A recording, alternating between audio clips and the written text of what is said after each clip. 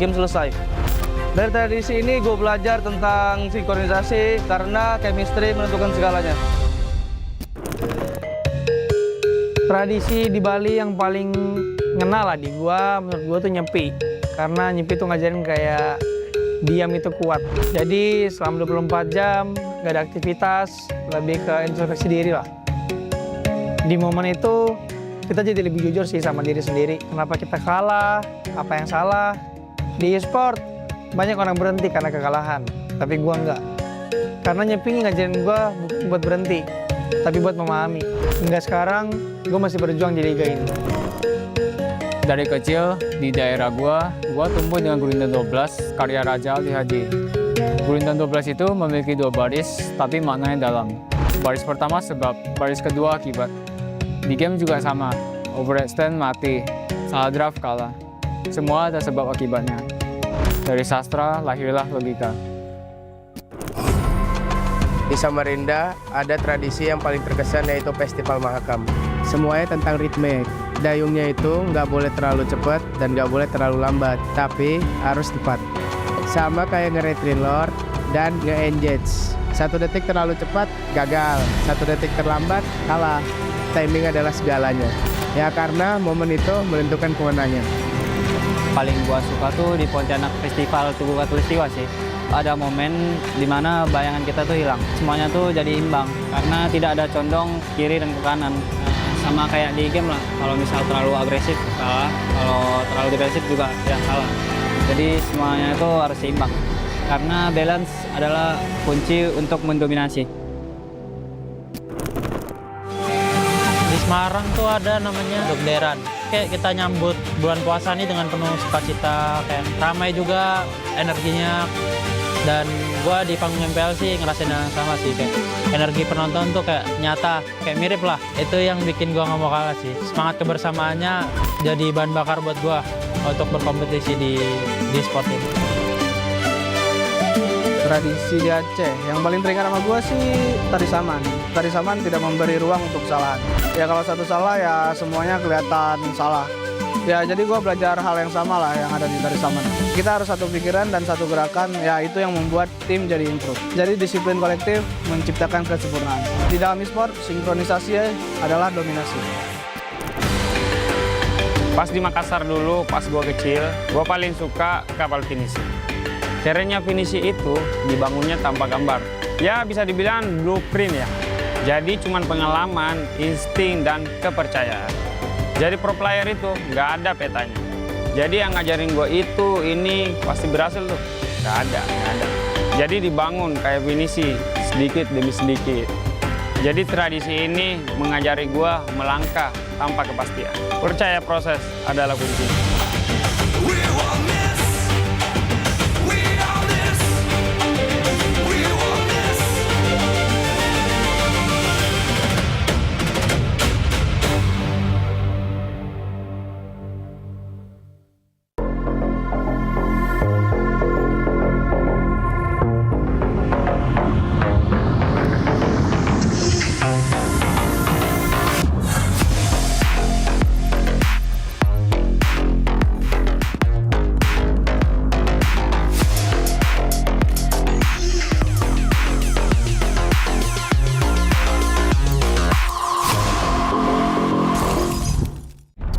Semua hal terus berubah.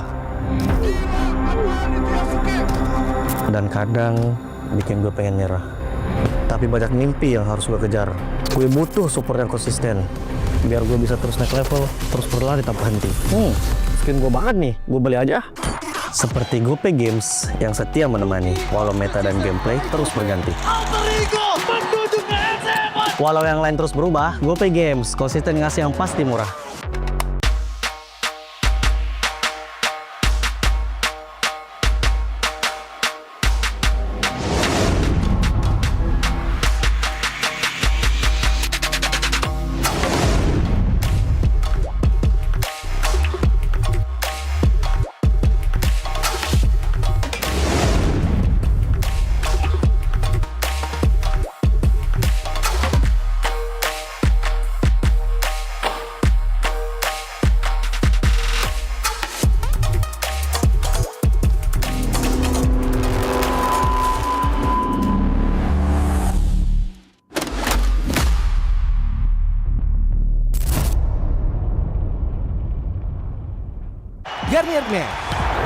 Keringat, minyak, dan kulit sensitif bikin jerawat susah dilawan. Lawan jerawat dengan nyaman bersama. Baru Garnier Men Acno 5 Gentle Gel Cleanser dengan salisilik dan sika. Lawan 99,9% bakteri penyebab jerawat. Teruji pada kulit sensitif. Nyaman di kulit. Optimal lawan jerawat.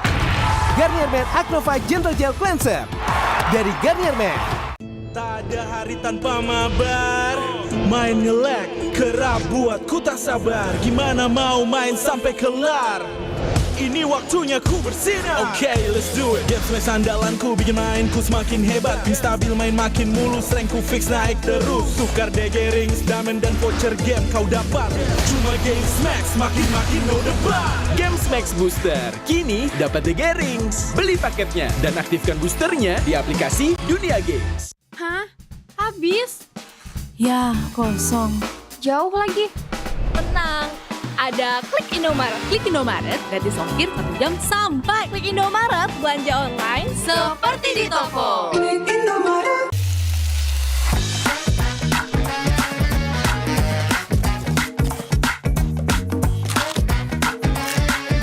Gimana? Enak?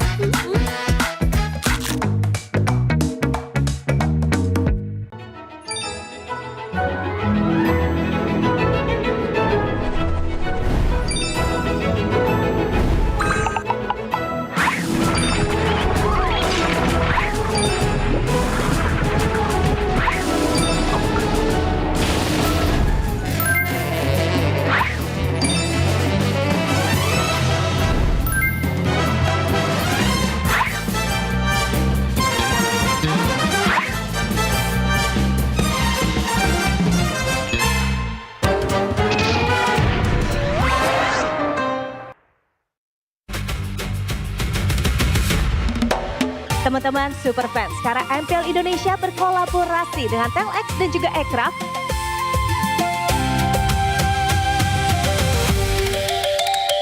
Kira kita ngelihat aset maniak kita. Warna dikemas. Lucu pisan. Ini adalah collab terbarunya kita nih bersama dengan Aircraft dan juga Telx. Ini adalah sebuah pergerakan di mana kita bersatu padu. Kalau sekarang sih seru ya, soalnya ada budaya-budaya Indonesia juga ya, kita mengangkat semua budaya-budaya. Terus kayak kemarin player-playernya juga pas entrance-nya jadi ada permainan zaman-zaman kita kecil, jadi flashback aja seru sih. Jujur seru banget, soalnya kan activity-nya banyak kan, jadinya kayak yang bisa dilakuin gitu, kayak bisa main gasing, bisa main congklak, bisa main yoyo dan lain-lain lah. Kalau main terus dapat stem, jadi kita dapat kayak hadiah, banyak lah istilahnya. Jadinya seru banget from my opinion. MPL sekarang sih udah mulai care sih sama budaya-budaya Indonesia. Gua rasa ini bisa jadi buat edukasi di generasi gua sih. Soalnya ini bisa buat tahu budaya dan tradisinya lah di Indonesia ini. Terima kasih MPL udah menghadirkan permainan-permainan masa kecil kita. Terima kasih MPL karena sudah membantu kita semua jadi ingat masa lalu kita. Semoga kedepannya MPL makin ada aktivitas yang lebih seru lagi.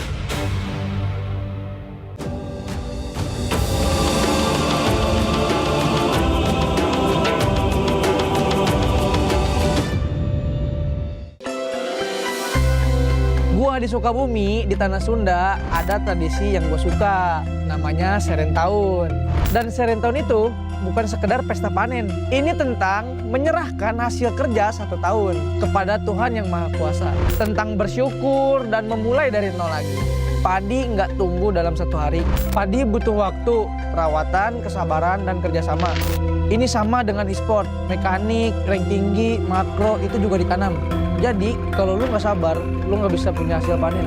Di Seren Tahun itu, di diri gua terbentuklah mental proses. Jadi konsistensi lebih penting dibanding hasil instan. Di gua, Sungai Musi itu bukan cuma sungai, tapi itu kehidupan. Di festival itu, semua perahu maju kencang, tapi bukan yang paling kuat yang menang. Tapi yang menang yang paling kompak. 1 orang salah tempo, perahu oleng. 1 orang salah posisi, game selesai. Dari tradisi ini gue belajar tentang sinkronisasi karena chemistry menentukan segalanya. Tradisi di Bali yang paling ngena lah di gua, menurut gua tuh nyepi. Karena nyepi tuh ngajarin kayak diam itu kuat. Jadi selama 24 jam gak ada aktivitas, lebih ke introspeksi diri lah. Di momen itu kita jadi lebih jujur sih sama diri sendiri. Kenapa kita kalah, apa yang salah. Di e-sport banyak orang berhenti karena kekalahan, tapi gua enggak. Karena nyepi ngajarin gua bukan buat berhenti, tapi buat memahami. Hingga sekarang gua masih berjuang di liga ini. Dari kecil di daerah gua tumbuh dengan Gurindam 12 karya Raja Ali Haji. Gurindam 12 itu memiliki 2 baris, tapi maknanya dalam. Baris pertama sebab, baris kedua akibat. Di game juga sama, overextend mati, salah draft kalah. Semua ada sebab akibatnya. Dari sastra lahirlah logika. Di Samarinda ada tradisi yang paling terkesan yaitu Festival Mahakam. Semuanya tentang ritme. Dayungnya itu nggak boleh terlalu cepat dan nggak boleh terlalu lambat, tapi harus tepat. Sama kayak nge-retrin Lord dan nge-engage. 1 detik terlalu cepat, gagal. 1 detik terlambat, kalah. Timing adalah segalanya. Ya karena momen itu menentukan kemenangan. Paling gua suka tuh di Pontianak Festival Tugu Katulistiwa sih. Ada momen dimana bayangan kita tuh hilang. Semuanya tuh jadi imbang karena tidak ada condong kiri dan ke kanan. Sama kayak di game lah, kalau misal terlalu agresif kalah, kalau terlalu defensif juga ya kalah. Jadi semuanya itu harus seimbang. Karena balance adalah kunci untuk mendominasi. Di Semarang tuh ada namanya Dekderan. Kayak kita nyambut bulan puasa nih dengan penuh sukacita, kayak ramai juga energinya. Dan gua di panggung MPL sih ngerasain yang sama sih, kayak energi penonton tuh kayak nyata, kayak mirip lah. Itu yang bikin gua nggak mau kalah sih. Semangat kebersamaannya jadi bahan bakar buat gua untuk berkompetisi di sport ini. Tradisi di Aceh yang paling teringat sama gue sih tari saman. Tari saman tidak memberi ruang untuk kesalahan. Ya kalau satu salah ya semuanya kelihatan salah. Ya jadi gue belajar hal yang sama lah yang ada di tari saman. Kita harus satu pikiran dan satu gerakan, ya itu yang membuat tim jadi improve. Jadi disiplin kolektif menciptakan kesempurnaan. Di dalam e-sport, sinkronisasi adalah dominasi. Pas di Makassar dulu, pas gue kecil, gue paling suka kapal finisi. Caranya finisi itu dibangunnya tanpa gambar. Ya bisa dibilang blueprint ya. Jadi cuman pengalaman, insting, dan kepercayaan. Jadi pro player itu nggak ada petanya. Jadi yang ngajarin gue itu, ini pasti berhasil tuh. Nggak ada. Jadi dibangun kayak finisi, sedikit demi sedikit. Jadi tradisi ini mengajari gue melangkah tanpa kepastian. Percaya proses adalah kunci.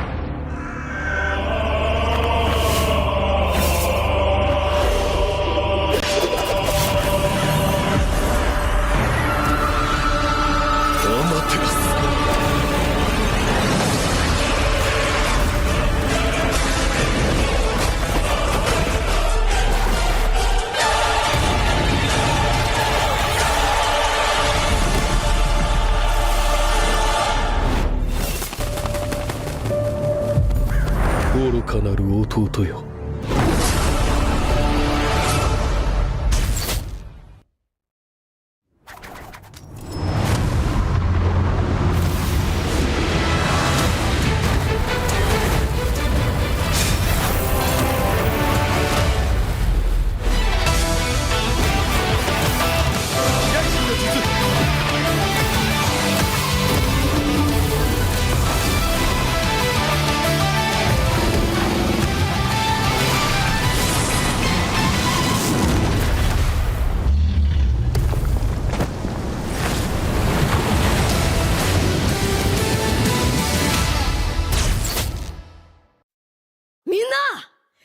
渦巻きナルトが帰ってきたぞ。飛来神の術。俺ってば父ちゃんを越す火影になる。愚かな弟。子供騙しか。アマテラス。行くぜ。これが俺たちの力だってばよ。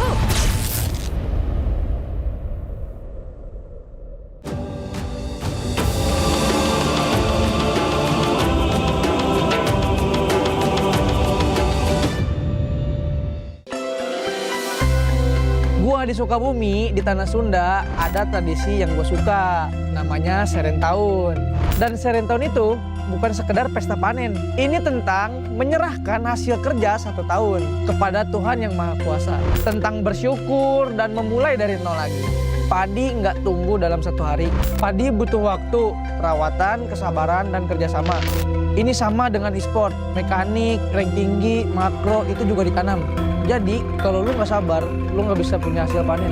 Di Serentahun itu, di diri gua terbentuklah mental proses. Jadi konsistensi lebih penting dibanding hasil instan. Di gua, Sungai Musi itu bukan cuma sungai, tapi itu kehidupan. Di festival itu, semua perahu maju kencang, tapi bukan yang paling kuat yang menang. Tapi yang menang yang paling kompak.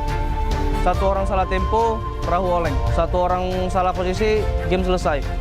Dari tradisi ini gue belajar tentang sinkronisasi karena chemistry menentukan segalanya. Tradisi di Bali yang paling ngena lah di gua, menurut gua tuh nyepi. Karena nyepi tuh ngajarin kayak diam itu kuat. Jadi selama 24 jam gak ada aktivitas, lebih ke introspeksi diri lah. Di momen itu kita jadi lebih jujur sih sama diri sendiri. Kenapa kita kalah, apa yang salah. Di e-sport banyak orang berhenti karena kekalahan, tapi gua enggak. Karena nyepi ngajarin gua bukan buat berhenti, tapi buat memahami. Hingga sekarang, gua masih berjuang di liga ini. Dari kecil, di daerah gua tumbuh dengan Gurindam 12, karya Raja Ali Haji. Gurindam 12 itu memiliki 2 baris, tapi maknanya dalam. Baris pertama sebab, baris kedua akibat. Di game juga sama, overextend mati, salah draft kalah. Semua ada sebab akibatnya. Dari sastra lahirlah logika. Di Samarinda ada tradisi yang paling terkesan yaitu Festival Mahakam. Semuanya tentang ritme. Dayungnya itu nggak boleh terlalu cepat dan nggak boleh terlalu lambat, tapi harus tepat. Sama kayak nge-retry lord dan nge-engage. 1 detik terlalu cepat, gagal. 1 detik terlambat, kalah. Timing adalah segalanya. Ya karena momen itu menentukan kemenangan. Paling gua suka tuh di Pontianak Festival Tugu Katulistiwa sih. Ada momen dimana bayangan kita tuh hilang. Semuanya tuh jadi imbang karena tidak ada condong kiri dan ke kanan. Sama kayak di game lah. Kalau misal terlalu agresif salah, kalau terlalu defensif juga ya salah. Jadi semuanya itu harus seimbang. Karena balance adalah kunci untuk mendominasi. Di Semarang tuh ada namanya Dekderan. Kayak kita nyambut bulan puasa nih dengan penuh sukacita, kayak ramai juga energinya.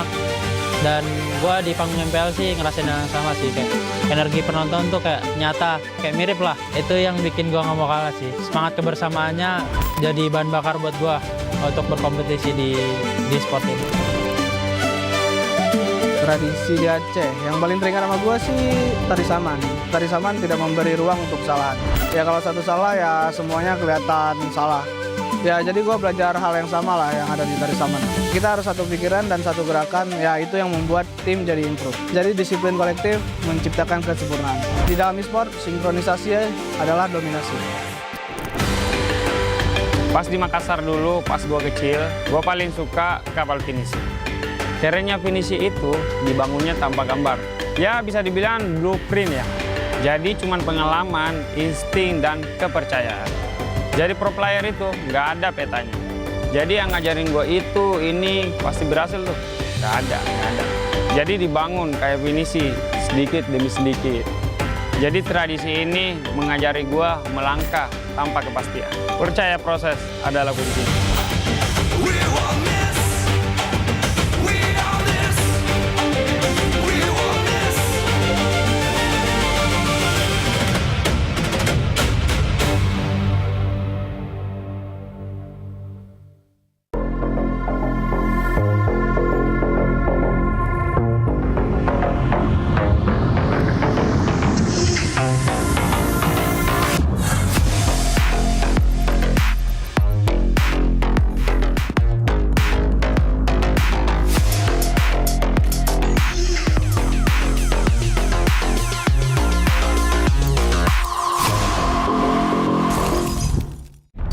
Semua hal terus berubah. Dan kadang bikin gue pengen nyerah. Tapi banyak mimpi yang harus gue kejar. Gue butuh support yang konsisten. Biar gue bisa terus naik level, terus berlari tanpa henti. Skin gue banget nih, gue beli aja. Seperti GoPay Games yang setia menemani, walau meta dan gameplay terus berganti. Walau yang lain terus berubah, GoPay Games konsisten ngasih yang pasti murah.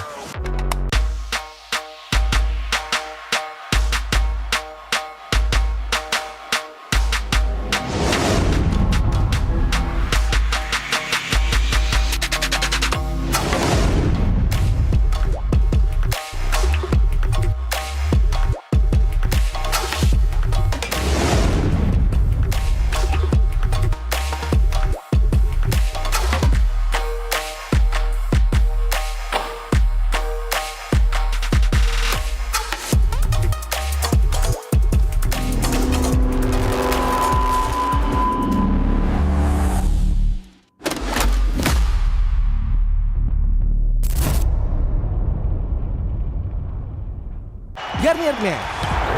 Keringat, minyak, dan kulit sensitif bikin jerawat susah dilawan. Lawan jerawat dengan nyaman bersama. Baru Garnier Men Acnova Gentle Gel Cleanser dengan salisilik dan sika. Lawan 99,9% bakteri penyebab jerawat. Teruji pada kulit sensitif. Nyaman di kulit. Optimal lawan jerawat. Garnier Men Acnova Gentle Gel Cleanser dari Garnier Men. Tak ada hari tanpa mabar. Main nge-lag, kerap buatku tak sabar. Gimana mau main sampai kelar?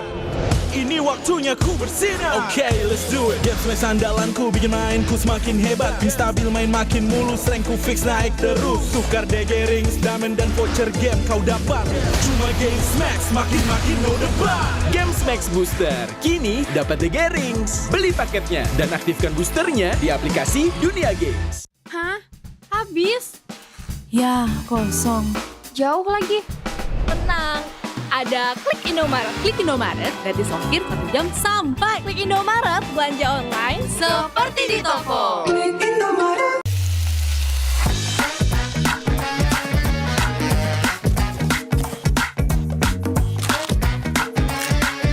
Gimana?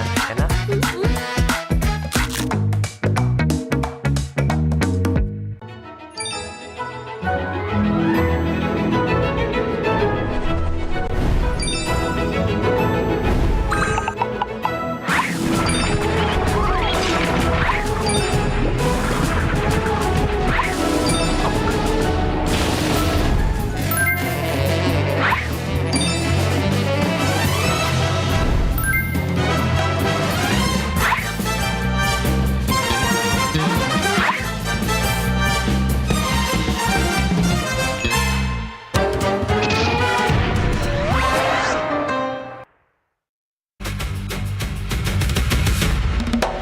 Teman-teman super fans, sekarang MPL Indonesia berkolaborasi dengan Telx dan juga Aircraft.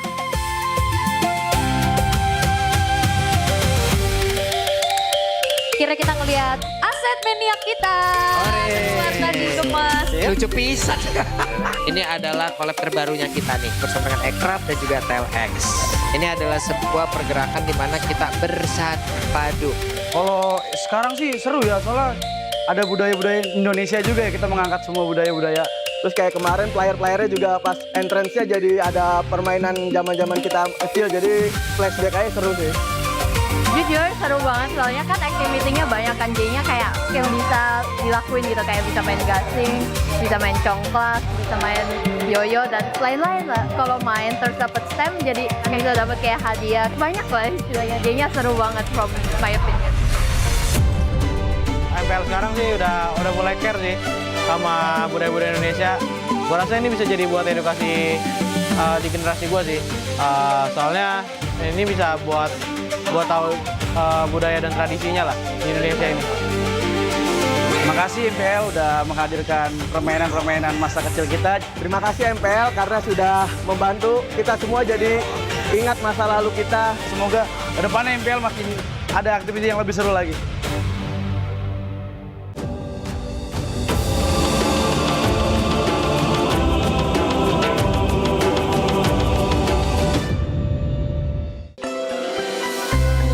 Gua di Sukabumi, di Tanah Sunda, ada tradisi yang gue suka, namanya Serentahun. Dan Serentahun itu bukan sekedar pesta panen. Ini tentang menyerahkan hasil kerja 1 tahun kepada Tuhan Yang Maha Kuasa. Tentang bersyukur dan memulai dari nol lagi. Padi nggak tumbuh dalam 1 hari. Padi butuh waktu, perawatan, kesabaran, dan kerjasama.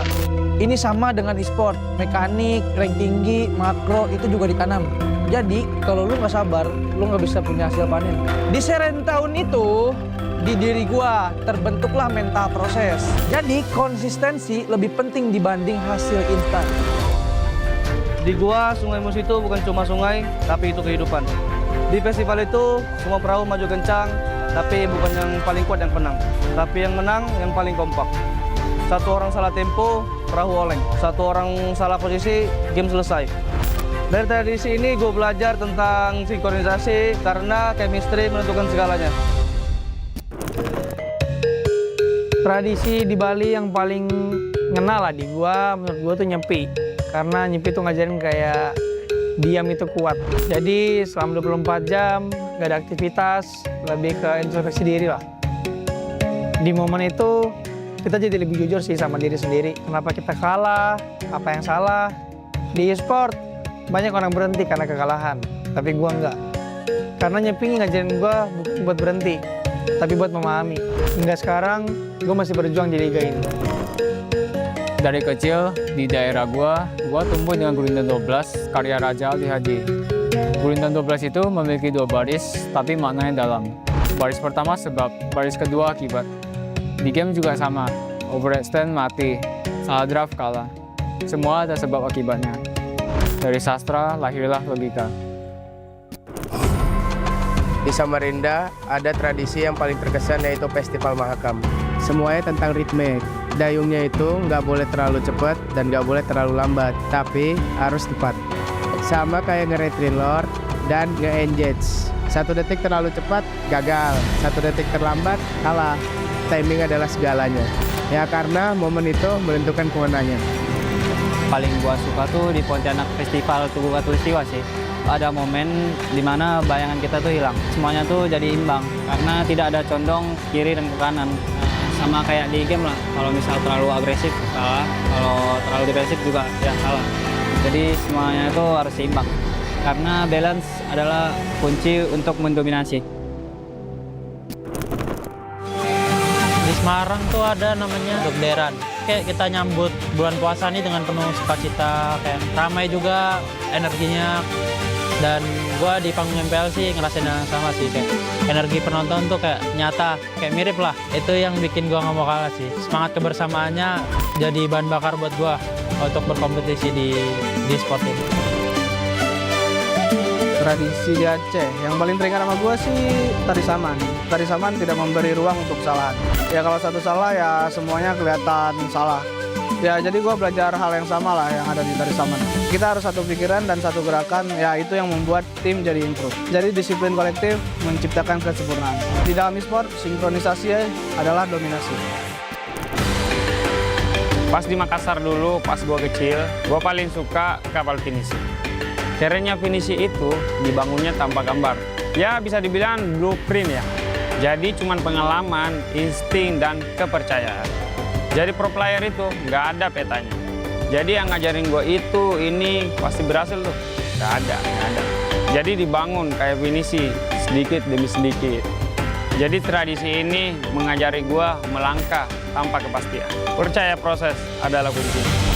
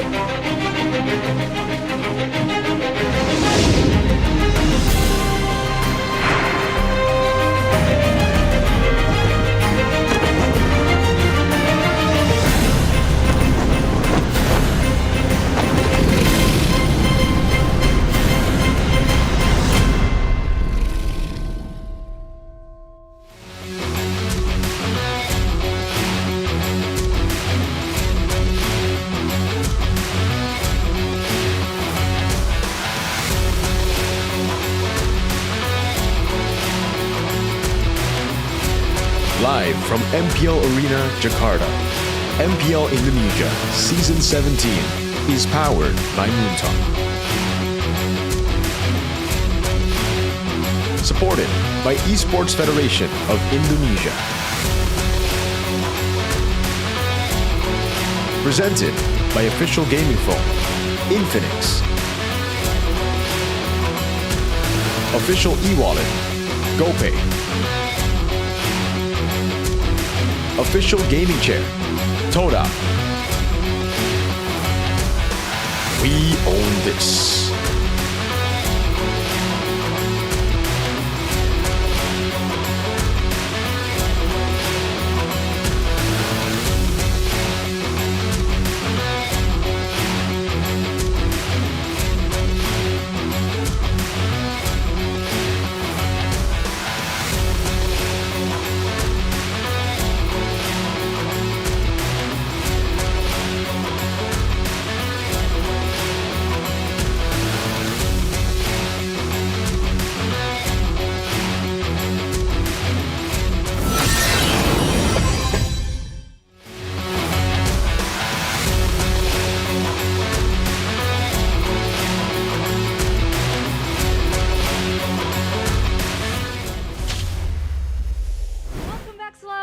Semuanya ke MPL Indonesia. Welcome to season yang MPL ID Season Hari ini 17. untuk opening match di sini. For the kali opening ini match ada Eterna, today, dan hari ini Eterna nggak sendiri it's karena Eterna bersama para super fans, with bersama the Navi super Nation dan fans, juga Navi the Nation, Cavalry. and the Welcome Cavalry. semuanya. Welcome, welcome. Halo guys, gimana semangat dong untuk match pertama? Soalnya You guys are high in spirit hari for terakhir today. untuk week ke-6 dan Gonna be kita the last akan day melihat of week kalau 6. misalkan results nanti itu akan And melihat the standingnya results akan later berubah atau on enggak ya. will change Jadi, the di sini standings. udah ada beberapa omongan dari para casters, khususnya And, KB dan Mirko yang sudah casters, berpendapat mengenai I've been TL saying a few dan things, juga Navi. Jadi especially coba kita lihat KB untuk and Navi Mirko. dulu kali ya. Let's take a look at their Alright, opinion. Ini dia poster untuk Navi. This is the poster for Dan kita Navi. melihat, ini dia, bisa lihat dari situ.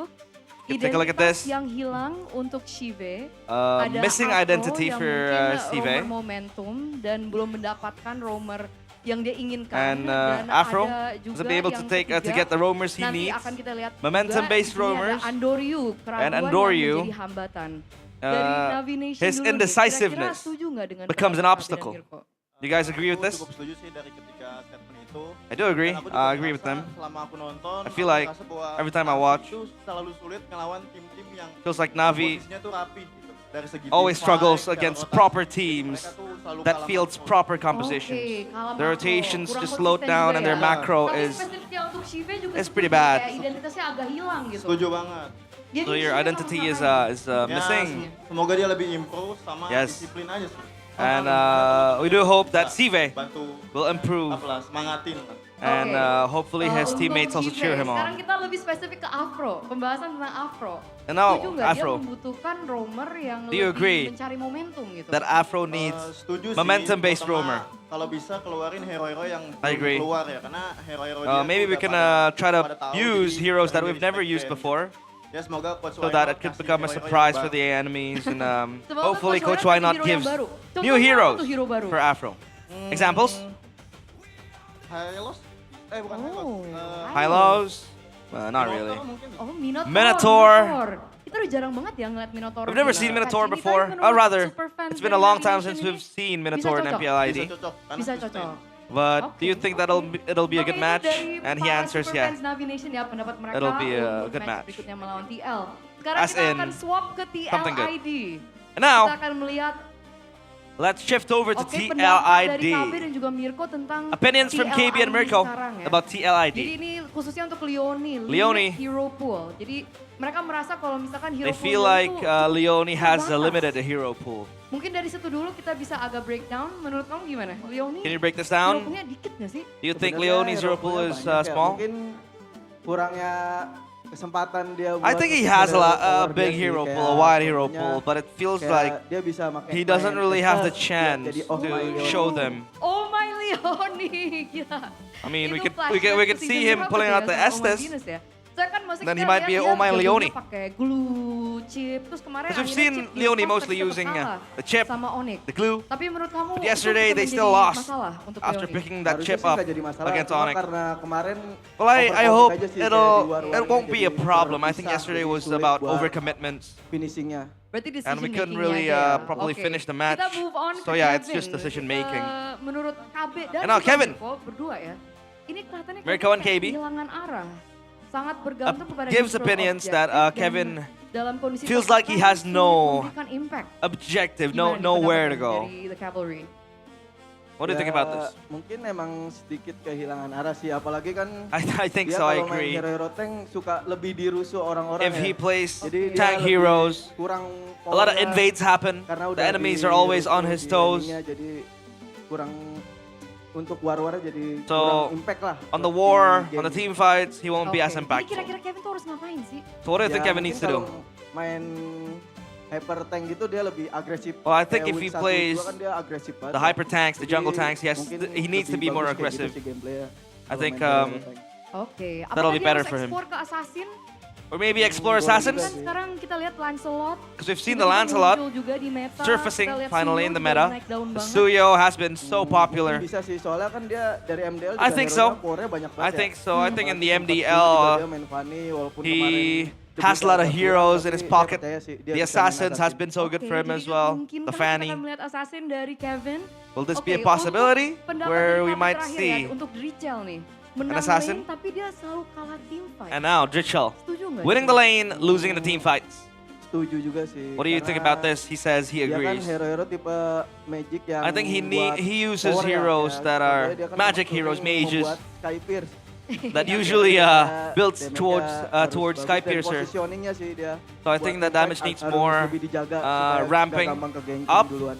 and he Oke, needs to berarti be in untuk a better Drichel position positioning. in the team betul. fight. It's all Kalau about the secara positioning. keseluruhan, ada nggak sih Want to mungkin summarize? semangat, pendapat apalagi yang ingin disampaikan In untuk the bigger TLID picture, untuk match do you have berikut anything to say to Ya, TLID? semoga di game ini Hopefully in this game, warnya nggak sembarangan kayak the harus war won't be diatur lah scrambled. gameplaynya kayak war jangan asal war. And hopefully you guys lebih play properly, komunikasinya lebih play diatur cleaner. lagi supaya bisa Communications menang needs to dalam be laning fixed dan warnya bisa menang so that we can win dalam eksekusi laning nanti. and we can win the team Amin, fights. Amin.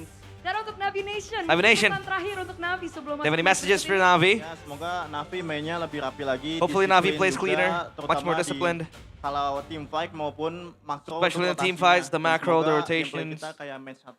Hopefully Amin our juga, gameplays amin. will be Mungkin mau like we played semangatin in match 1. Cavalrys dulu sebelum masuk. Boleh. Do you want to cheer the cavalry on? They have a chance? go liquid.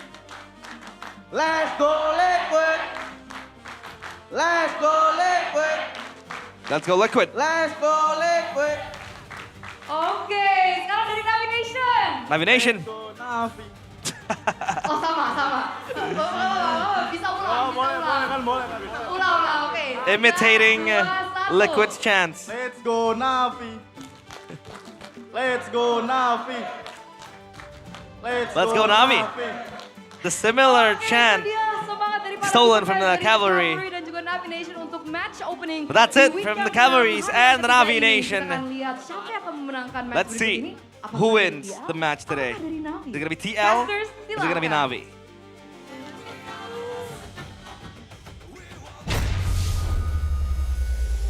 Welcome to MPL ID Season 17, Week 6, Day 3, the last day before we bounce on to Week 7. It's gonna be a quick set of matches, it seems like, because time flies very fast. We're closing in on playoffs.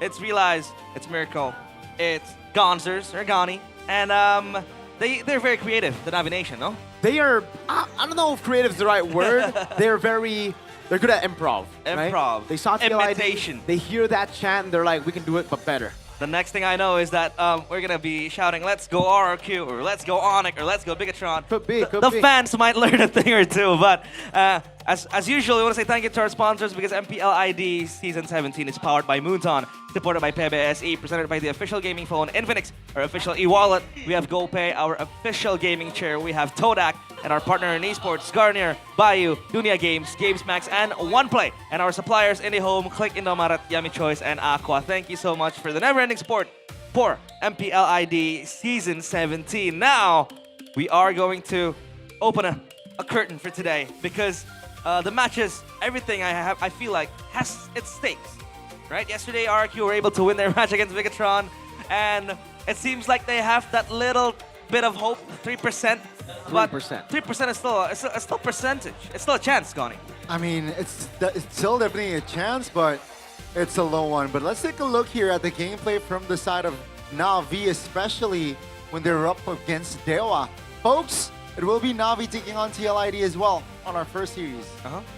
This is a rough one. I don't really like the fact that we get to see this play. Unfortunately, it does show how they've been taking random fights all throughout, right? Even against Ultra Ego, taking these random 50-50s to turn around things. But I think what we really need to see is this, the overcommitment from Na'Vi when they get a lead, the overcommitment for them when they already have what they wanted. In that particular situation against Onyx, they already got the Lord. There was no reason for them to push it forward. And here, Apro not doing a good job to cover for Endoryu. He got hooked, or rather skill 2'd by Keyboy, caught in the Tsunami Slam, and then Onyx just went in, got the play. And also, at this point, it wasn't really too much of Navi's fault. It was just them getting outplayed. We have to look at it in the early game for the most part here. And for TLID, it's kind of similar. TLID love building the early leads with neutral objective takes, but what they lack in the late game a lot of times is the wave control, the housekeeping. Before you go for the neutral objective takes, you need to deal with the wave up top, and if you can't do it, then the enemy team will be able to just go back and forth. The enemy team will be able to put you in a tough spot, and it's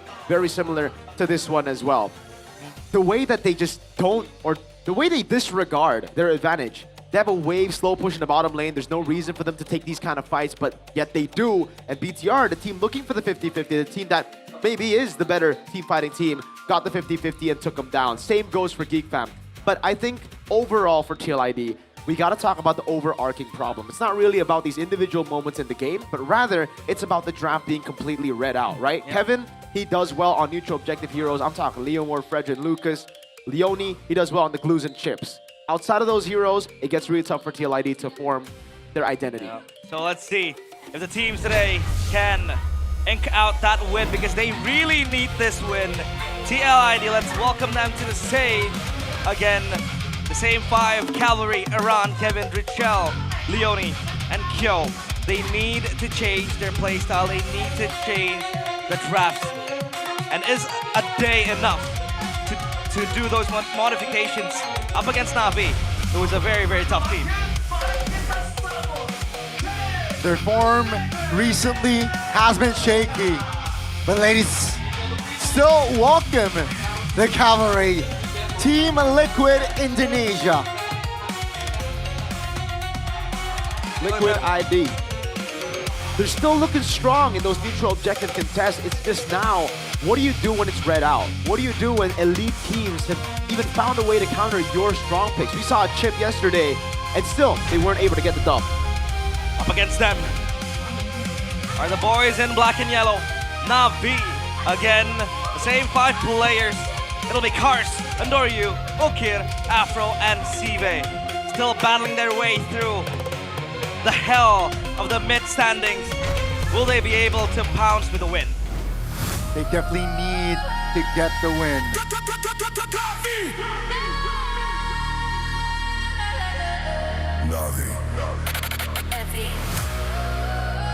A win is so expensive because they're still not in the green zone. They're still fighting from the red zone. But let's welcome here as Cars will lead this team potentially to victory. Ladies and gentlemen, prepare yourselves as we welcome you. A team that is born to win. This is Na'Vi. They're born to win, but unfortunately they haven't been able to get much of that. Not a lot of wins under their belt this season, despite coming into the season as one of the favorites to make it to playoffs. Everybody expected improvement after their playoff run last season. They were able to finally make it to playoffs as Na'Vi, but then this season it's a big drop in form. And it's crazy because if you look at the roster, if you look at who's at the helms of the drafting, of the in-game analysis, it's a world champ there. Yep. Coach Why Not, Jack Lee, Han Zhao, and Facehugger. Coach Why Not, Coach Tony, as we call him dearly, shares a bit of a banter there with King Kevin. And let's see if he's able to, again, dictate the drafts for Na'Vi, because I felt like for Na'Vi, the draft has never really been a problem. A major problem, at least. It's always been the execution. It's always been, you know, the gatekeeping.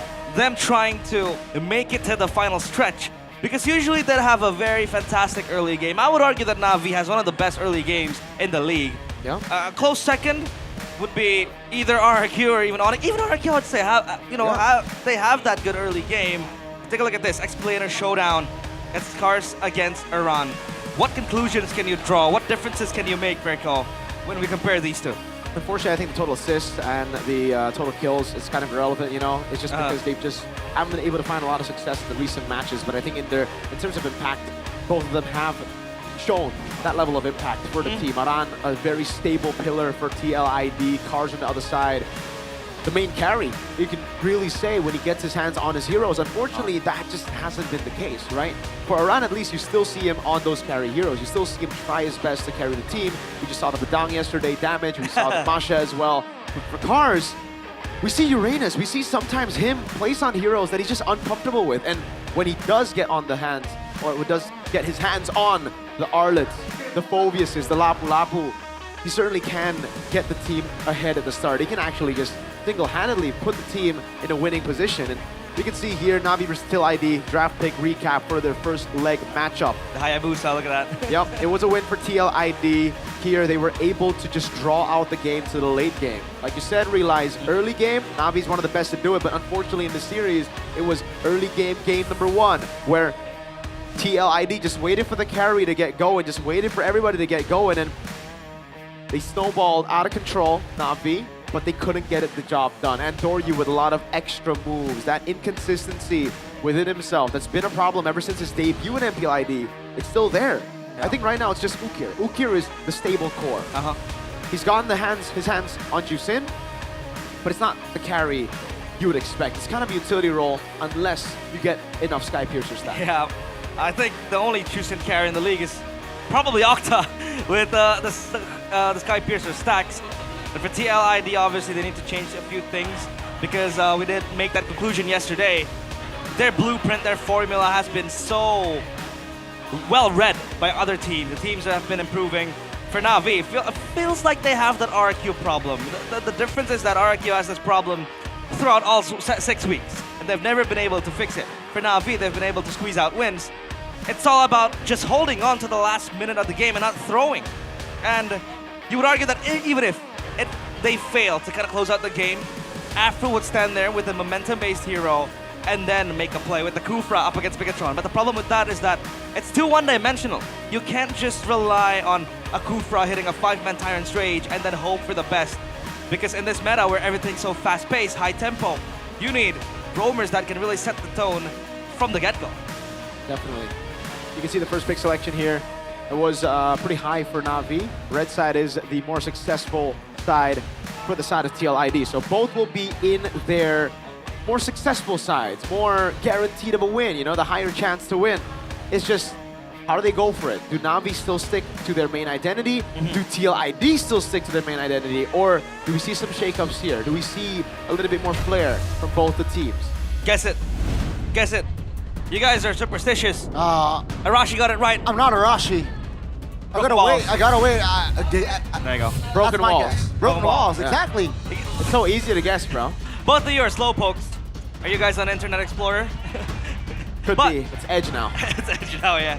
Presented by the official gaming phone Infinix GT50 Pro. Yeah. And it's gonna be the chip ban, the glue ban. So these are much more targeted bans towards Leone. Yeah.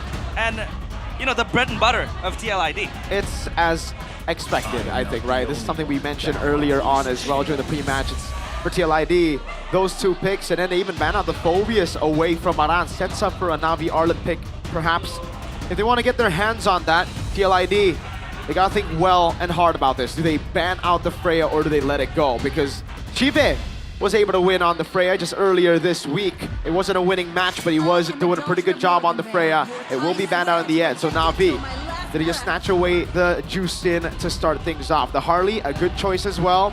But I think against TLID, there's no reason to prioritize the Harley. It should just be the Jusin. Yeah, has to be the Jusin.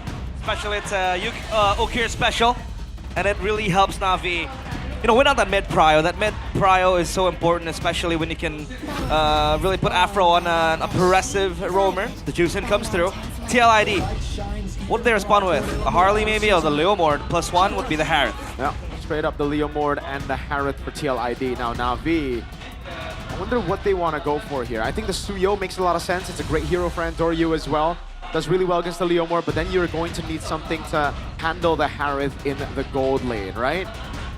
Maybe Na'Vi just pull a Harley instead if they really just want to have that burst to hit the Harith in the gold lane. Then they go for, I'd say, the XP lane, but they'll go for the Suyo instead. That means the Khalid is a pretty good option as well. If they want to guarantee the signature, why not trio mid? But instead they go for the Granger against the Harith. Yeah, the Granger has been so popular to play out against the Harith. TLID, what do they go for here? A Yve maybe? Stops the Suyo, lanes well against the Juicin. Yeah. That could be a solution for TLID, Goni. It's good. It's good. I like the 3 picks come from inside of Na'Vi. It adds more dynamic, definitely mobility as well. And with that Granger, it adds stability, right? It has range, and you mentioned the Eve being picked up, and another good response, right? Yep. It somehow deals well against the Suyo and against the Zushin, as we all know. It's a counter. So entering the second phase, we might see, Peel heroes getting eliminated because both teams have yet to have Peel in their composition. Yeah. So TLID, looking at the bans here, they're gonna have to get rid of the Roamer and the XP. So I think for TLID, they should be okay going up against the Arlet. It really depends, again. If they think the Eve and the Harith with the Leomord gets disrupted by the Arlet, they ban it out here because of the Phobius ban already by Na'Vi. But they will just ban out the Khalid. Something that I expected would be in blue 3 for Na'Vi. It's banned out now. So TLID not really going to set their sights on the XP. Instead, taking away those prio roamers from Apro. Something that we have seen from him. If it's not Khalid, it's Cho, Alea.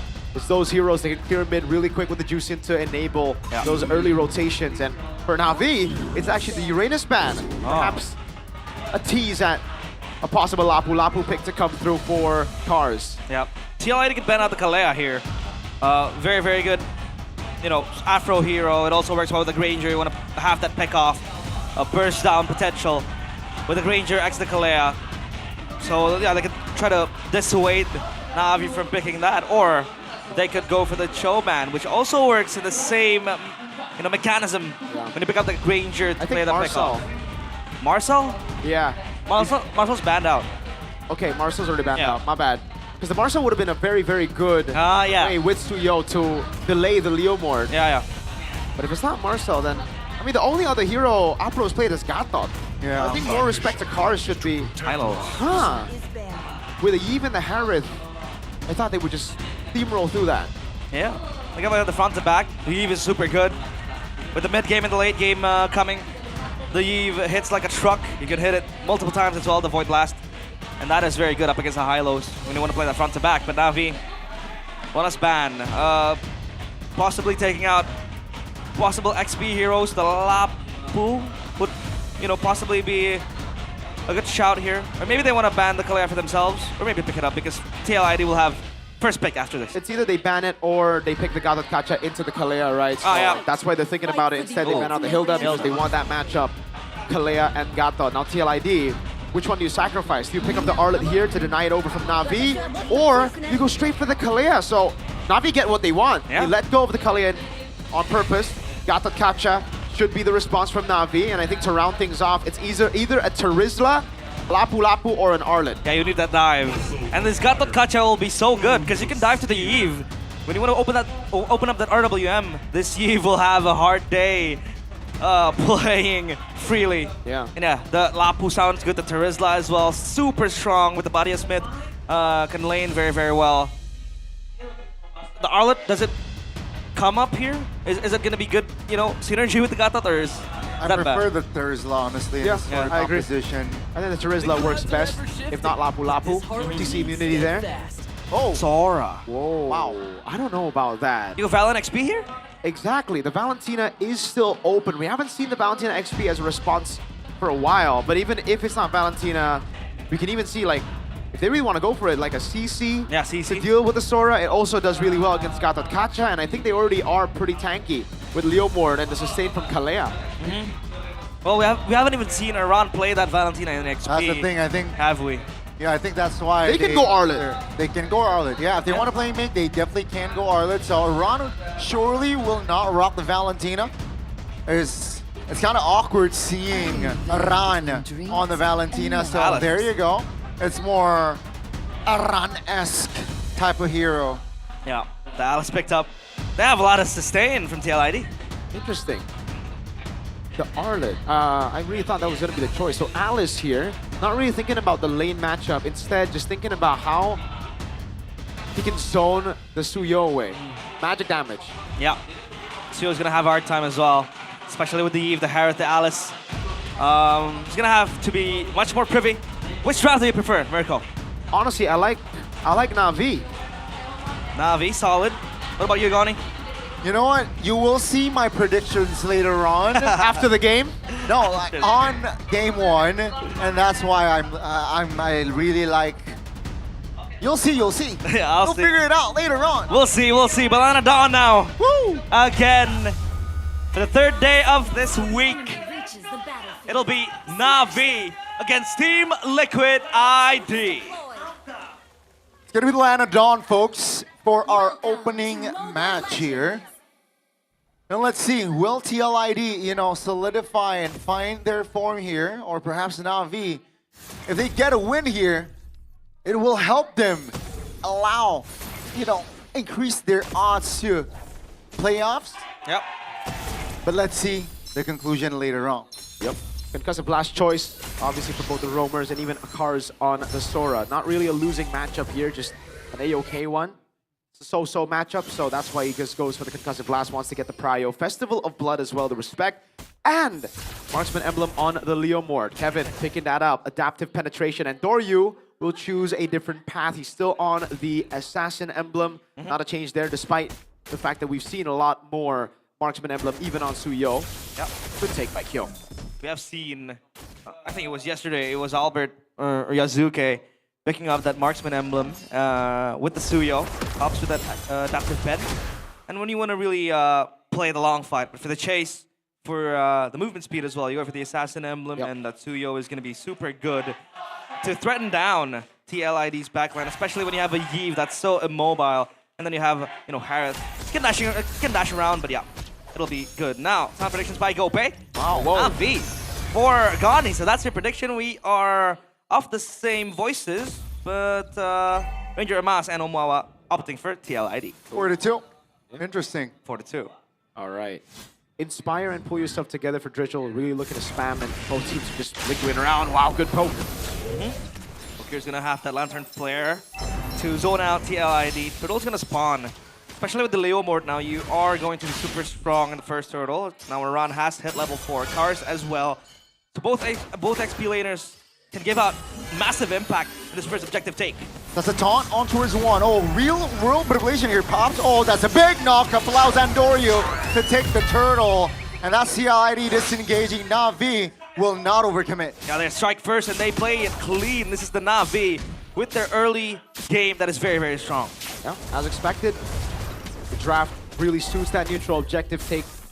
Didn't really like the Alice because you aren't able to fully take control unless you get Prio in lane. That's how you usually do it. Same goes for the Uranus, right? You just get Prio through cuts, and then you zone the Suyo before the turtle while your jungler starts the turtle first and holds it. But TLID just unable to walk in. Very, very good zoning by Apro in that fight. Yep. Good maneuver from the Gatot Kacha. Hasn't even hit level 4 just yet. Now he has, so it's gonna help clear that wave. Then they might look for rotations aside from that mid lane. This purple buff is gonna get threatened down. Oh. Kevin is gonna be close by. They don't want to contest this. That's a taunt onto his Roamer. Andoryu picks the purple clean, so Kevin is just behind here. EXP-wise, he's level 7 for Andoryu. Yeah. Kevin's still level 5. I love it. It's so good by Na'Vi.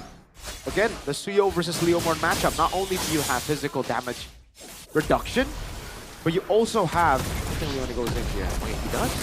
Oh, right. breakable defensively. Intelligent. Yeah. Continuing the point, you also have faster clear and that mobility that gets you the path around so quickly. So if you're caught lacking, your purple buff will be gone. That is true. Now we do see Mirko CV building towards the Sky Piercer. Once the Sky Piercer completes, do we see Na'Vi sending him into a 5v5 or a 5v4 to fight and possibly farm those Sky Piercer stacks? For sure. I thought he would just go straight for it, you know? I thought he would disregard the tough boots.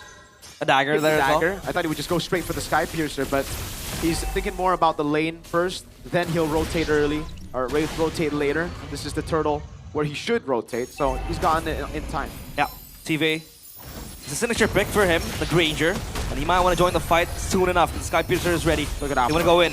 There's a taunt. That's also this Phantom Steed. Take a look at the back line, though. That's a big Tsunami Slam! 3-man cloud shift, and that's just one by one of members of TLID taken down, and Na'Vi, 5 minutes in, it's already 3K. Yep, no Sky Piercer stacks, but look at them munching on the plating, getting the objective, and then getting multiple kills across the board. Absolutely well played by Apro. Apro zoning again, getting the unbreakable on Kevin, and that's really all you need, right? You need something to retaliate against that, and the answer from TLID is, sure, a big ult from Aran that lands on the Suyo, but Kevin's not there to follow it up, right? You need an opener. That's why I was very confused by the Kalea choice when the Gatot was still open. It's exactly what Na'Vi were looking for. That's why they banned the Hilda. They were like, all right, you go Kalea, we'll go for this. Another 2v1 situation, man. Oh man, Kevin struggling to farm, struggling to rotate, and Na'Vi, he's reading Kevin's rotation like a book. Yeah, beautiful dive right there. And then even the mid lane. RWM to deny that knockup, but take a look at the range from Shive.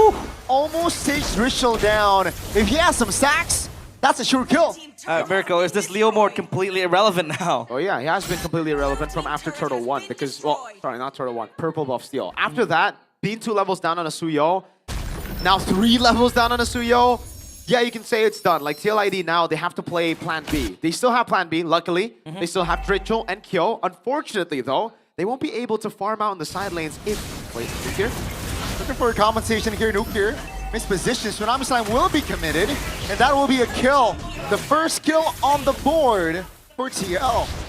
Oh yeah, unless Na'Vi make a mistake or TLID scale with the Eve and the Harith. And hold on, he only wants to go for more of a fight. Na'Vi, they have to realize that this is a 4v5. Yes, they are in the lead, but they gotta try to wait for Ook here. Yep, they'll try to test this. Kevin is close by. Especially now, Doryu is zoned out. Aran doing God's work here, trying to give Na'Vi the chance. Again, Afro sustaining with the Revitalize as well. That's going to be a big AOG landing on top of Leone as Hero finds that kill. Kevin bursted down in front of the face of Shive. And now Aran repositions, barely survives there. It's a 2-for-1, 2-for-2 rather. Oh, it's who won equal. that trade? That's a winning trade for TLID. As the winning team, you should never get an even trade around the board, right? Na'Vi came into that 4v5, yet they still wanted to commit. Signature Na'Vi problem. Like, they gotta fix that problem, dude. There's no reason for them to fight like that. They could just wait, play the bait. They have so many ways to disengage as well. Wait for Ukir to come in. Ukir got in the end, but he didn't have the Crimson Beacon up. Yep. So now for Na'Vi, trying to iron out these mistakes, these small mistakes. It becomes surmountable when the mid game comes, the late game comes, especially now that TLID got those kills. Both of them to Drichel. You really want to be the hyper carry. At least now they're able to get the turtle. So that's going to stem a bit of the bleeding for TLID now. Yep. How are you going to, use this Leo Mord? Especially that now that he's so far behind. Now it's that. They gotta just look for 50-50s, gambles around the board because, yes, you're 1-4, but you're still a fighter. You're still very tanky. You can still deal damage over the course of a longer team fight with your Barbiel, with the Phantom Steed. You also have a Yve and a Harith, so just play around that. It's not completely lost for TLID, especially considering Na'Vi obliged in the fight earlier. The gold lead would have been around 5 to 6K by now if the fight didn't happen. TLID doing a pretty good job with damage control, and that's exactly what they did in the first leg. Unbreakable taunt and a knockup from Ukir. Leone is able to get out. Take a look at Endoryu though. Looking for an angle kill. That's a lot of damage taken. Whoa. Shiva is still on a 10-stack Sky Piercer, folks. Yeah, but he has the Malefic Roar completed with the Hunter Strike as well, so He's gonna hit like a truck. I mean, Kyo also has the Feather of Heaven in the Starlium site. So maybe TLID needs to get this turret in a favorable position to kind of fight around and then exert that damage. But so far, Na'Vi playing it beautifully. They don't really want to commit, but yeah, those little slip-ups needs to stop from Na'Vi. Yeah, at this point, we're just waiting for the Holy Crystal for the Harith. That's what Kyo is waiting for, definitely. Haran already has the Oracle, so he's already very, very tanky. Has that sustain as well. Has components with the Dreadnought and the Ares belt. And Kevin is going to take the safe route. War Axe straight into the Queen's Wings as well. Wants to get more damage reduction to hold so that the Eve Harith can deal more damage in the long fights. 15 seconds to the Lord. Will they force the fight before Kyo has the Holy Crystal? I feel like on paper, Tive is going to deal better damage from afar as well with the Granger. So that's going to be a problem then for TLID. They need to look for a fight or possibly force Navi's hand to make a blunder, make a mistake, open up a space. You can take a look at the wave up top. It's going to be bouncing back for Na'Vi. As Andoryu was working on that. Down bottom, they're going to clear it back as well. So they're going to take their sweet time. The mid tier 1 turret hasn't fallen as well, so at least TLID has that defense. Enters Leone.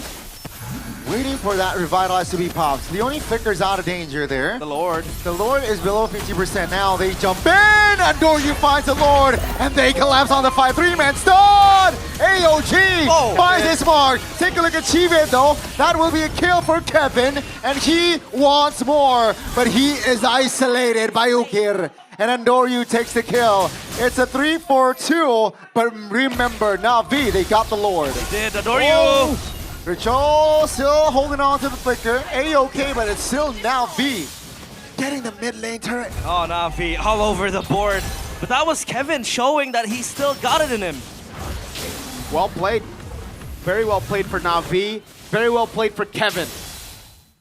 They just did what they needed to. Again, what we've said before, pre-game, they don't handle the advantage well. They have a slow push up top. They got to play with the advantage, and there they did really, really well. April took Leone very, very low. He just held everybody back. TLID were using the resources on the Gatakacha, who's very ahead at this point, has Revitalized, has the Chastised Pauldron. We saw that proc as well. That's why he was so tanky compared to Leone, who was so low by the time the fight actually started. Then there was a mistake by Shive. Pretty bad positioning against the Leomord. He walked in melee range for some reason. Something that he definitely needs to fix. He buys the Rose Gold Meteor to deal with that problem, I guess. Luckily though, Andoryu is also very fed. Ukir is always there, stable as ever. So Na'Vi, they're just gonna play chill now, building upon the lead. They must learn from their leg 1 mistake of rushing the end. Yeah, Queen's Wings for Andoryu, and the Lord will come down bottom. Up top's gonna be a wave, but the Lord instantly gets deleted. So now it's gonna be reset after reset again. For both teams, for Na'Vi and for TLID, Na'Vi cannot concede another loss, another blunder. They're gonna try to siege this mid turret. Oh, wow. Evan? What? It's an opening with Tsunami Slam. The box will not deal enough damage as Na'Vi's damage power output is more than enough to take 2 members, potentially 3 here, as Atan on towards Iran, repositions, but Iran survives there. 2 members off the board. Na'Vi, what a recovery. Nice recovery. Oh! What? What? Andoryu.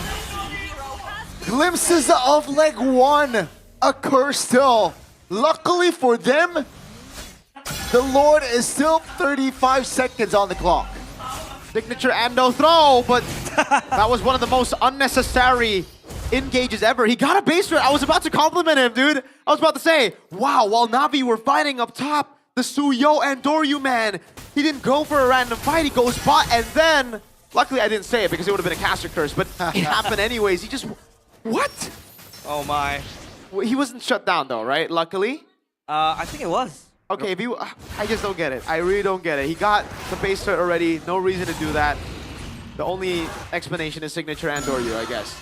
Maybe he applies the an eye for an eye type of law, where he gets a turret, he needs to get taken down as well. But you know, it's in a different route. Andoryu will be able to get the Lord very, very freely. TLID, will they force the fight here? A little bit too late. That's a taunt isolating Leone. Oh, take a look at the knockup. Take a look at the positioning of Shive this time around. Andoryu's off the board, but here comes Kyo! will not be able to deal damage as Shive is just re-hitting right now. That's a quick double, looking for the triple. He has enough Sky Piercer stacks as Iran has nowhere to go. That's getting Drishel now, still has a flicker, so I think that should be enough. Na'Vi, they still have the lore to play around with. Vintage Sive with the Granger farming up those bodies and the Sky Piercer stacks.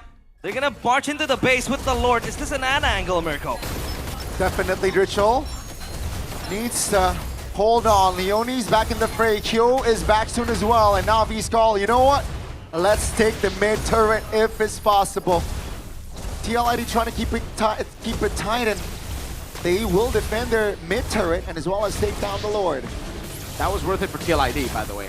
No, this Lord is a net negative. This is a Lord disadvantage. They got nothing with the Lord. The fight as well, yes, they won, but again, if it's an even trade and if TLID can continue to scale, they'll just build up. And Doryu got picked off again in that skirmish. Stayed a bit too long after being low instead of backing away. And now the game looks a lot more open. We've been waiting for Kyo to hit his item power spikes. We've been waiting for Drichel as well, and I think they've gotten those item power spikes. Not just that, but the front is fronting. The front is tanky. Radiant Armor, Anti-Cuirass built for Aran. He's now on the Molten Essence, so a bit more damage to play with. Kevin earlier was only just on the War Axe and the Queen's Wings. Now he's got the Endless Battle and the Brute Force Breastplate, so a lot harder to lock him down. If Apro gets a taunt on him, he gets away from it quick with the Tough Boots and the Brute Force. You could see that TLID, they have the damage to cut down Na'Vi, and you could see Afro very confidently just, unbreakabling his way, if that is a word, into the front line of TLID. For a few moments back in the mid-game to quite the, first starts of the game, he was still able to tank the damage, but now TLID able to cut him down. Item check, Mirko.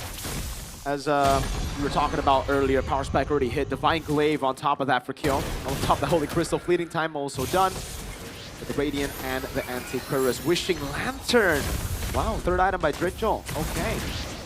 Crazy amounts of damage there. Yeah, to cut down Sora and the Kacha as well. Really helping them a lot. So the timers will be on the Lord, 20 seconds to it. I feel like this time around Na'Vi, rather TLID, will be much more confident in just dueling and forcing their way into the Lord, contesting it alongside Na'Vi. Now they have to focus on the, wider scheme of things. They can try to push out the lanes again. Looking at that macro. Yeah. Seems like Na'Vi will try to get into the Lord pit book here. Won't get caught off. I don't know about that wave up top. I don't know if TLID actually managed it. They rotated all the way up top, but then they stopped. Yeah. Down bottom though, look at that. Yeah, this is a Na'Vi win again. TLID, I thought with the rotation up top they would build a slow push, but instead they're too afraid to make that move. And now it's a slow push for Na'Vi, so Na'Vi, they can just play the long game. Yeah, they'll play it long and slow. Leone? That's a lot of heat that Leone's taking. Shive has range. Huh? Force use the flicker. Kyo, not enough range yet, and now with that Shaman Force gone, Purify popped early. This is the time for Na'Vi to pull that trigger on that Lord. Leomord's bot side as well, he showed. So TLID, they're losing on tempo, real world, but Ablation Ultras and Doryu calm, compose on that Retribution take, and they will disengage. Is that another TLID indecisiveness, Mirko? I don't know what that was earlier up top, right? Like, okay, now looking at it, they did build a slow push. They held the wave. They only did enough damage to build a massive one. But it comes down to the timing now. If you build that kind of wave, you're gonna get it. You're gonna only see the benefits of that if the Lord Dance goes up to 2 minutes. You have to take into account that the bottom lane you're gonna have to clear as well. You have to just build a slow push the normal way up top by clearing it, because you're not the one who can wait. You're the one who needs to get the fight, to get the Lord in your hands. Yeah. And now Na'Vi get a free Lord. Beautifully done, by the way. They don't fall into the same mistake, but they're not managing the waves properly now. They're letting the wave in the mid crash first. Yeah, look at that wave clear from TLID though. It's so quick and so powerful. Na'Vi, man. This Lord, is it going to be another net negative? This is so sloppy by Na'Vi. They get the Lord, but they have no idea how to manage the waves. Oh my. That's another Lord lost. Oh, and Doryu almost got caught there. If they get a mid turret at least, then they'll be okay. Okay, we'll try it. AOG. That's going to be tier. Oh my man, taunt there, isolating one. Take a look at the back door. Iran trying to target Shive. Wow, the positioning of Shive is tremendous. He has immortality, and the damage from the Sky Piercer will deal damage. That's a quick double. A lot of Sky Piercer stacks added, and 2 members off the board for TL. They lose the top as well. So again, with the Lord spawning in the quarter top, that's a far lane control already. I'm inclined to think that this Granger is keeping Na'Vi in the game. Yeah, definitely, right? Yep.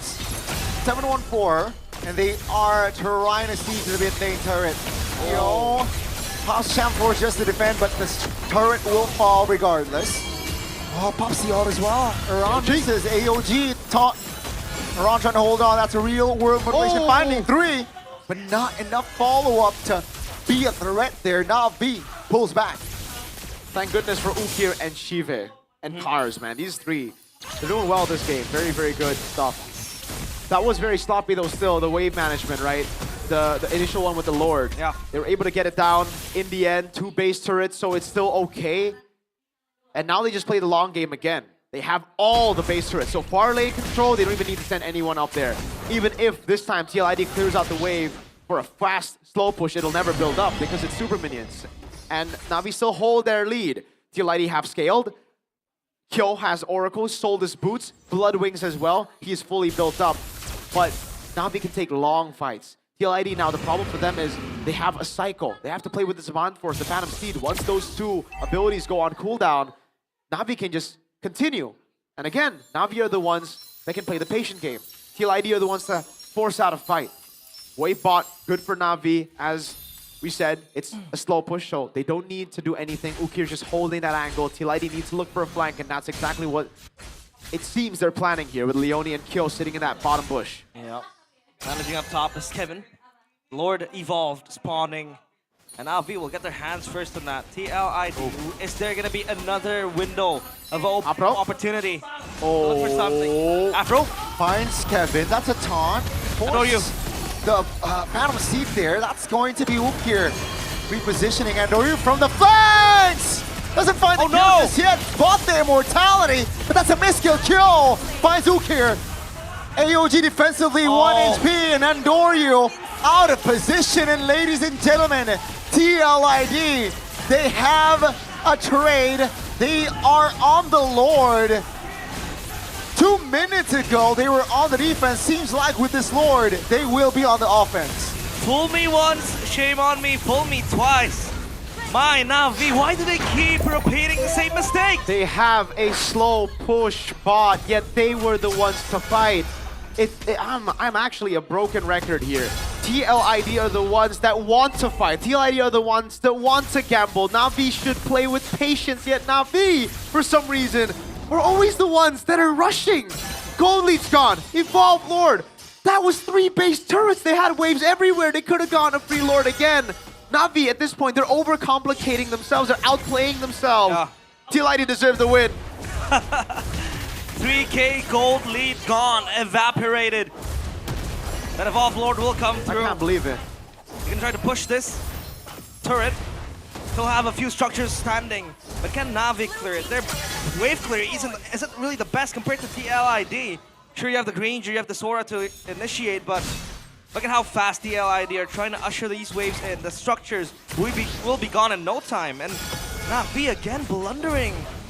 A very, very huge opportunity to close the game there and then, but they're trying to, like you said, complicate things for themselves. I don't know if it's them overcomplicating things or them disrespecting TL. It's like they're up against RG boys, like Na'Vi. That's why they don't respect TL. Dude, you're up against TLID. You're up against an actual professional team in MPL who's known to come back. Yeah. And you still make these moves. It's crazy. And now TLID are knocking on Navi's doors. Oh no, Gani, is this a straight push?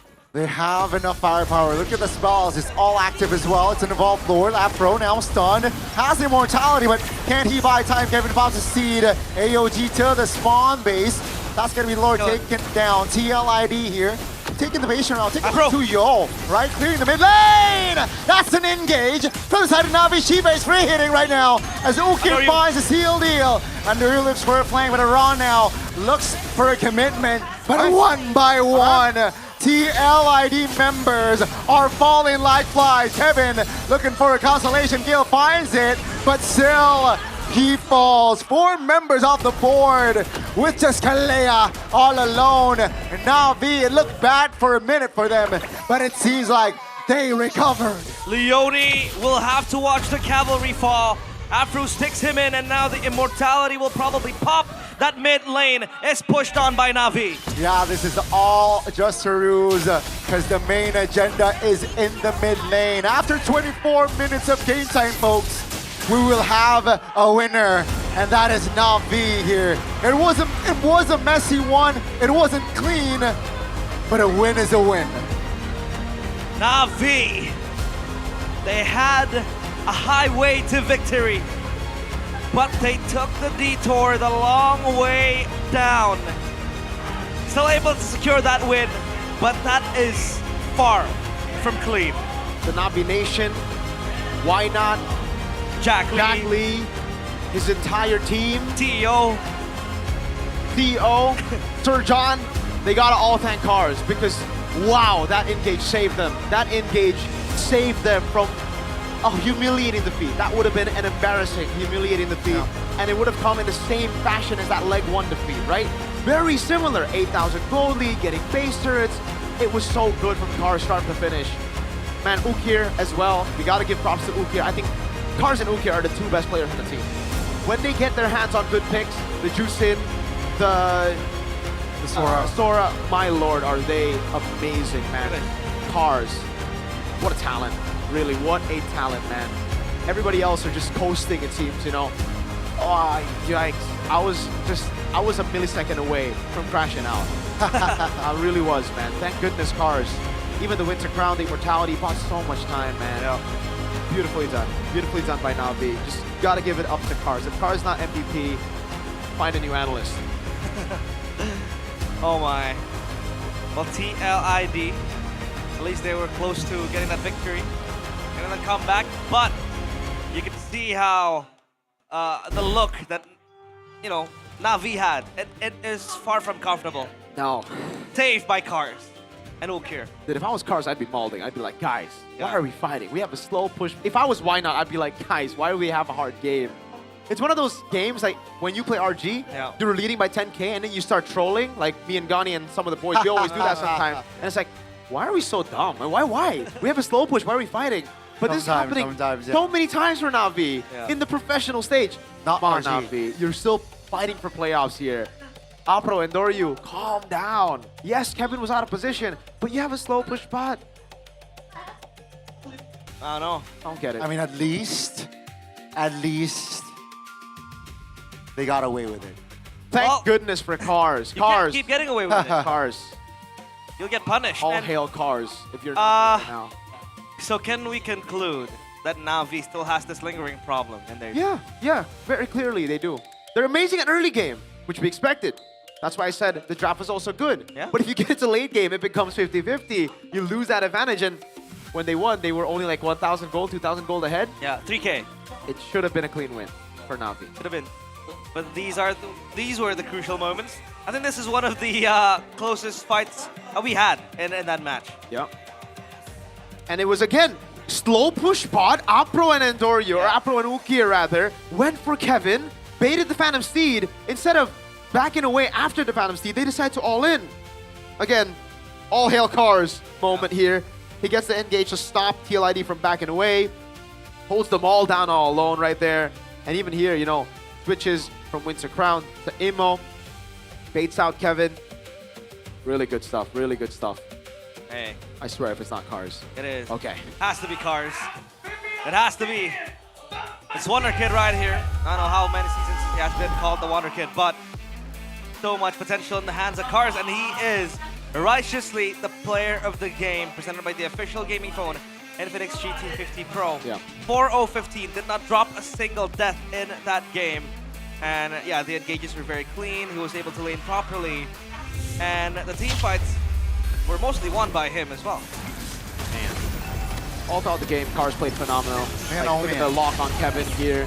The RWM by Dritchel was great. TLID tried to contest.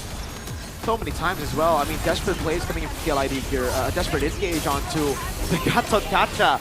And I thought we learned from last week, Geek Fan vs Onic, that you just have to respect Gatot when you want to pick Kalea, and you also just gotta respect that, man. The matchup in the lane against the Sora, when Sora can do whatever he wants, he is a problem. And someone like TLID kind of let that happen. That's why I was confused, right? I keep on saying in the draft, Alice. Why did they go Alice? They didn't try to shut down the Sora at all. They didn't have a way to deal with the Sora. Instead, they're ignoring the Sora. They're trying to have their own plan. And yes, Aran gets very good engages. But when you have no follow-up, what's the point? When Cars can hold 4 of your members back, there's no point. At the end of the day, it was Cars. I can't believe he stayed deathless towards, and this is the moment here. Far lane slow push. Phantom Steed already baited. RWM already baited. And then they go in, and Endoryu misses, whiffs the skill 2 by a mile, man. It's like, dang, dude. The thing is, it wasn't just this mistake. Why did he even dive the Harith in the bottom lane when he got the base throw at the start? It's so many little mistakes by Endoryu, and it's getting frustrating because we know he's good. He is a talent. He's a very, very good player. Why is he making these extra moves that makes him look bad, you know? Endoryu, chill. You're good. People know you're good. Just play your game, man. Don't rush. Yeah, that missed play, I would say, down bottom when he was trying to get the structure and then went down for the crystal. But hey, Endoryu doing Endoryu things. You know, that's why we have the term Endorthro. I don't want to call him Endorthro. I want to call him Endoryu, the Hayabusa god, man. Hayabusa god. He's a great Hayabusa. Yeah, with the Hayabusa as well, he nearly threw that game. Like one TLID. He did. He did through that game. Yeah, items, I think all are as expected. That Wishing Lantern pickup though, third item for Drichel. Yeah, he went Wishing Lantern quick. He wanted a little bit more of that poking presence. He got the Lightning Truncheon and the Holy Crystal even. So he knew at that point, right, yo, I gotta build some more magic damage, magic penetration as well, because this is the problem with this composition. That's why I also expected the Arlen, right? If you have a Leomord, if the Leomord falls behind, you're pure magic, right? You're just backing on Eve and Harith. Alice, magic as well. So at the end of the day, even after getting those base turrets, the team fights are still very, very difficult. Why? Because Na'Vi can just build, stack on on magical defense. That's why you see the Oracle plus the Radiant Armor on Apro. That's why you see the Radiant Armor there from Cars as well. I believe it would have been a bit more magic defense this game, but hey, you need more of that. And for Team Liquid, it almost seems like they kind of gave up on Turtle 1 after seeing the Sora, after seeing that comp, and that's why they went Alice. They were okay, we'll give away Turtle 1, we won't fight it, or if we lose Turtle 1, we'll just look for random fights later on. And it still just doesn't work, because when you have a Harith is not online until you get an actual item, not unlike the Granger. That's why for Na'Vi, it was a comp that suits each other really, really well. For Na'Vi, for Liquid, it was a comp that was kind of everywhere, right? Like the Kalea, it was just for pure prio, I'm guessing, because you don't have an insta-kill button. That's the thing, yeah. The Harith pick, you're playing for later on. The Eve pick is good against Juicin. That one I commend. Leomord was great too. But just the supporting picks on the Leomord and the Eve, it didn't really make too much sense for me. The Alice, the Kalea, especially the Kalea, because it was so clear. It was black and white, dude. Why not did in second phase? What did he ban? He banned out the Hilda last. Yeah, Hilda. Like, okay, there's a reason they don't ban Kalea.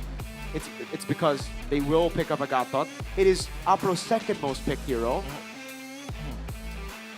So it was somehow a form of a deny, but it made them messy. You know, their composition messy, and you know, I was skeptical on that Sora pick, but for a second I forgot that was Cars. Yeah. So, yeah. I was skeptical too because I'm like, oh, there's a Valen, there's a Cecil, there's an Arlen. I was like, you know what? A Sora? Yeah. But then, my God, my fault, my bad, G. Yeah. That's Cars. 0 deaths on an XP. It's crazy. Yeah. And a 24-minute game, his impact is, again, tremendous. Look at Richel. Still the highest damage dealt. Well played, dude. Dritchel played a very good game. I even go as far as to say Dritchel, Kevin, and Aran played an amazing game. Yeah. Kill was just coasting, unfortunate. He didn't get to participate in the fights. Leone, though, I don't know if it's because of the counter pick, but it was a disaster class for him, you know? Yeah. A lot of times going for random initiations, a lot of times just going for desperate initiations. I really think it's just because of the counter matchup. But yeah, skeptical about the Sora pick until we saw the Alice. Then I'm like, okay, I'm more skeptical about the Alice over the Sora because it just doesn't really connect with the rest of the team. I agree with Donnie. We were talking about, we were talking about Terizla on the left, Arla on the right. Yeah. Sora became really good because Team Liquid disregarded that matchup. Lesser of two evils, I'd say. Sora wins that out. But considering how Kevin started the game, right? He was what? 0-4? 0-2? 0-2, 0-3, 0-4. He was 2 levels behind. Still able to end up as the richest guy in TLID. And he was able to, get those 7 kills. Yeah. He played a very good game, very good. Especially after what happened to him in the early game. That was also, by the way, something caught my eye, the Granger Marksman emblem pickup by Sive. They wanted that extra penetration, which is, usually now Grangers would go for the fighter emblems. But yeah, that is it for game number 1. Hopefully for game 2, TLID can reset, just like we do, because we need a reset. I'm gonna reset my phone. I got a new one. Whoa, is that the GT50 Pro? Yeah, and this is a wallpaper of a zoomed-in Arashi. Is this Arashi? This is Arashi. That's Arashi. Look at it. Look at the pores. Look at his pores. I mean, bit weird, but yeah. Eterna took a picture of Arashi yesterday and made it the wallpaper. Okay. Thank you, Eterna. And Thank you, Eterna. Now we get to see Arashi. Arashi and his pores and his skin. You got to see him earlier Today? Yeah. It wasn't on this. It wasn't disclosed though. Okay. Let's be Not clear. as this close. So you were a lost caster then. You lost your way. According to him, apparently. You were lost. You were lost. According to him. I feel fine. I feel safe. Okay, you're safe. But you're also safer with the Infinix GT50 Pro. Yes, sir. Official gaming phone Whoa, whoa, whoa. of MPL Season 17. Got some tips. It is mine now. It's mine. It's available at the Infinix official store across all e-commerce platforms. And also, you can check it out on the nearest offline stores. And don't forget as well, you can get MVPs like your favorite teams, like cars. Like cars. Yo, scan the QR code right there for the first sale deals. You can get a lot of good deals, and it's because it's officially unleashed. This is a new release. You can see that 25th of April. So it's only been like a week. Yep. This is as well. Wow. This Mirko and Goni is Luke's favorite phone. Luke? Yeah, Luke. Yes, he just... The EVOS player? Yeah. EVOS player. My GOAT, XBTR, by the way. Did you watch the interview? I did watch. Yep, this is his favorite phone. He said, yo, Mr. Willie, give me an Infinix phone. An Infinix phone. Infinix. Infinix. The best phone ever. The best. The best. And Building. I have my phone. I'm Have gonna your use phone? the fantastic camera to scan the QR codes and download the GoPay app, because with the GoPay app you can win prizes. Check it out. Like your friends over here. Whoa, we whoa, have whoa. our winner names. We have Hilya, Nico, Trianjar, Yoga, Herdi. Is that hair from Bigatron? No. Oh, Herdy. Or is it Herdi from is that Herdi your friend? Our friend? I don't know. Maybe. I mean, we'll find out. For those of you who want to be like them right here, go ahead and play MPL GG Party on the GoPay app. There's still 17 GoPay Gold Rings by Ferry, 15 Toadog Throne gaming chairs. That's you a see lot on your screen right now, and 19 smartphones up for grabs. 19. I'm waiting for my name to be announced. Albert Serafin Gani? Albert Serafin G. I don't think you can participate, Gani. That'll be nepotism. We don't do that here. Faiz. I think that one can, because With a Y? With a Y and an E. Double E? The E-E-Z. Wow. Say Faiz. What about a Frederick? A Frederick. The Frederick needs to be in the jungle, I think. The Frederick needs to be in the jungle. Yeah, because it's a tank jungler, Like Frederick. Frederick. Oh, Frederick. Yeah. Do you enjoy those boomer jokes? I'm not even a boomer. You're Gani like, is. you're young, I'm man. young. Gani's boomer, apparently. 30. You know how much of a boomer he is? What? He has a technology in his Infinix phone called GPS. But he's still lost. Gani. According to Arashi. Ditch the GPS and just get GoPay, man. Get your free WDP from Mobile Legends. Okay. One, check out GoPay. You can secure diamonds easy and secure using the GoPay app. Two, sometimes it's so hard to find the Maps app. Maps app? Yeah. So... What is that? Yeah, just the... Oh, the app. Yeah. The app. It's hard to find. Well, with the Infinix phone, you can just swipe down and type search. Exactly. You go maps right here, and the map's open. Silly me. Silly you, Gani. Silly me, man. Gani, the age is catching up to you, man. Yeah, Just like it is. Arashi, Eterna, Ranger Amas, and KB. They're all Omawa. relics. Omawa. Omawa ain't a relic, I think. He's a fossil. Damn. Well, Hey, Omawa, I love you. You okay? We do. We all love him. We love Omawa. Yeah, We love Omawa. Omawa's like our uncle. Yeah. He's our Our He's actually my father. Oh. Yeah. The father figure to me too. There you go. W Omawa. W Omawa. Don't forget as well. Do you like to collect things? I do like to collect things. What do you like to collect? Stones. Stones. My man's trying to be Thanos here, but if you want to be Thanos, you can try to collect the OnePlay X MPL official Check it out. virtual card because it's about What's to drop that? soon. It is the virtual cards that you can collect. It contains, the cards of MPL players. Who's your favorite MPL player? I gotta say, Keyboy. Keyboy. Wow. Try to get that Keyboy card soon and then collect it, frame it on a wall. I have like I said, I'm also a collector. I have a Kyrie jersey that I framed in my wall. That's not from Kyrie, by the way. I just made it, ordered it from What the Onic, heck, and then dude? I asked for the name set, and then You can ask for his jersey. I don't want But to be honest, I have not gotten a Kyrie jersey. But you have a Kelra jersey. Match worn. Finals MVP match worn Kelra jersey. What else? Finals MVP match worn Super Marco jersey. Super Marco. Match worn Finals MVP Stanford MSC 2025. Oh my God. Is that with the signature as well? No, I don't need the signature. Okay. W. I got it from them. W Sanford, W Kelra, W Marco. Thank you for the jerseys, man. Yeah. I actually have never gotten any of the BTR players' jersey. I just got my own. Ah. Well, look at this, though. Key's jersey? I believe you got Key's jersey. No. Key. KYY. No. KYY. Oh, okay. Don't have KYY. Must be jersey. dreaming. Must be dreaming. But Cars, he's also collecting jerseys. He has that blue and the black and yellow. He was in Rebellion. And he was also always the one to watch, right? I remember, obviously, that backdoor against Onic with the Paquito when it was still in Rebellion. And then after their rebrand, he went and become Navi's frontman in that XP lane. Yep. Is he, for you, Mirko, across the seasons, consistent? Or is he plateauing? Or is he still reaching that, high skill ceiling and potential he has? I think he's always grown. I think he's always improved, actually. He's been improving all the way from the start. Season 11, obviously, his rookie season, not too good. Then he can constantly improve. Season 12, season 13. I'd see just a steady improvement, unfortunately, with unfortunate rosters. This roster has always been all over the place. I was about to say, always a change of rosters, right? You got to play with new set of teammates, sometimes a couple or two, a couple or three. And with that change, right, there's always that transition. So he managed to stay consistent at least throughout the seasons. I've always thought of, good players in, mid teams. What if they had better teammates? What if they had a better team? Like, for example, maybe Darren to Onic, or what else? Eman to Onic before Kelra got heated maybe could be a good option. These hypotheses that we have. Shogun, the best XP of all time. Shogun to Onic? No.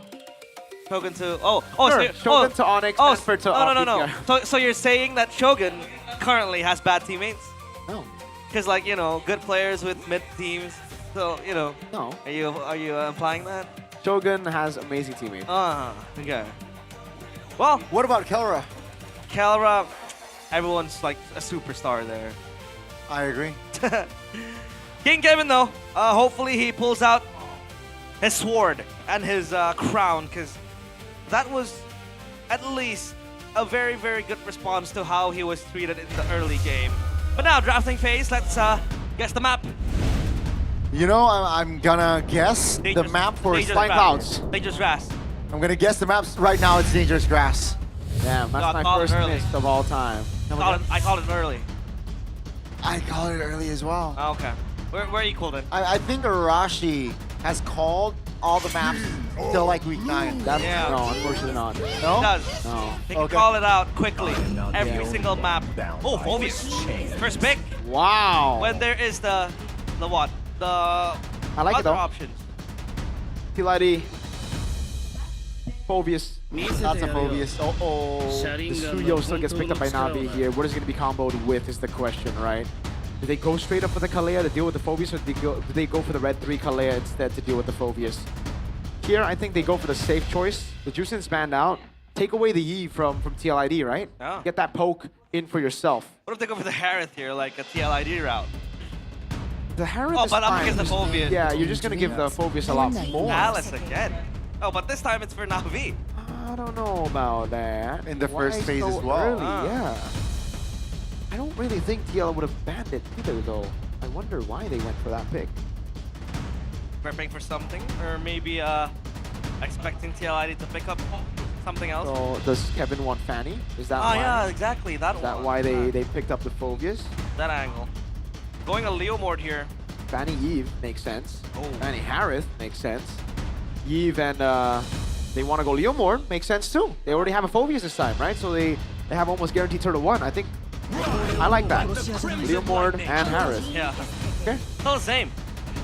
3 solid picks, right? Still the same, different size for the cavalry. Na'Vi, what will they go for here? Red 3, right? A lot of approach. If they want to secure a mid lane, they can. It's probably another Granger though. Going up against this sort of composition. I like the Kalea though. If I were You like the Kalea? Kalea. Yeah. So what? Combined with what?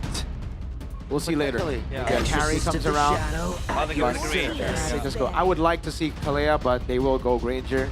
Then that means here, TLID will not need to expand Gatot Kacha ban then. Or rather, Na'Vi, sorry. They'll pick up Red 3 Kalea. They can still pick up last pick Kalea. They just don't pick it up here, right? Ah, okay. But then, you know, the GK still let loose. Yeah. That's gonna be a problem. They need to address that. They're gonna ban out the Eve. So for both teams, there is still not, you know, mid laner options up on the table. Do they want the Lunox? Do they want the Lilia? Lunox, Lilia, Farsa? Tien.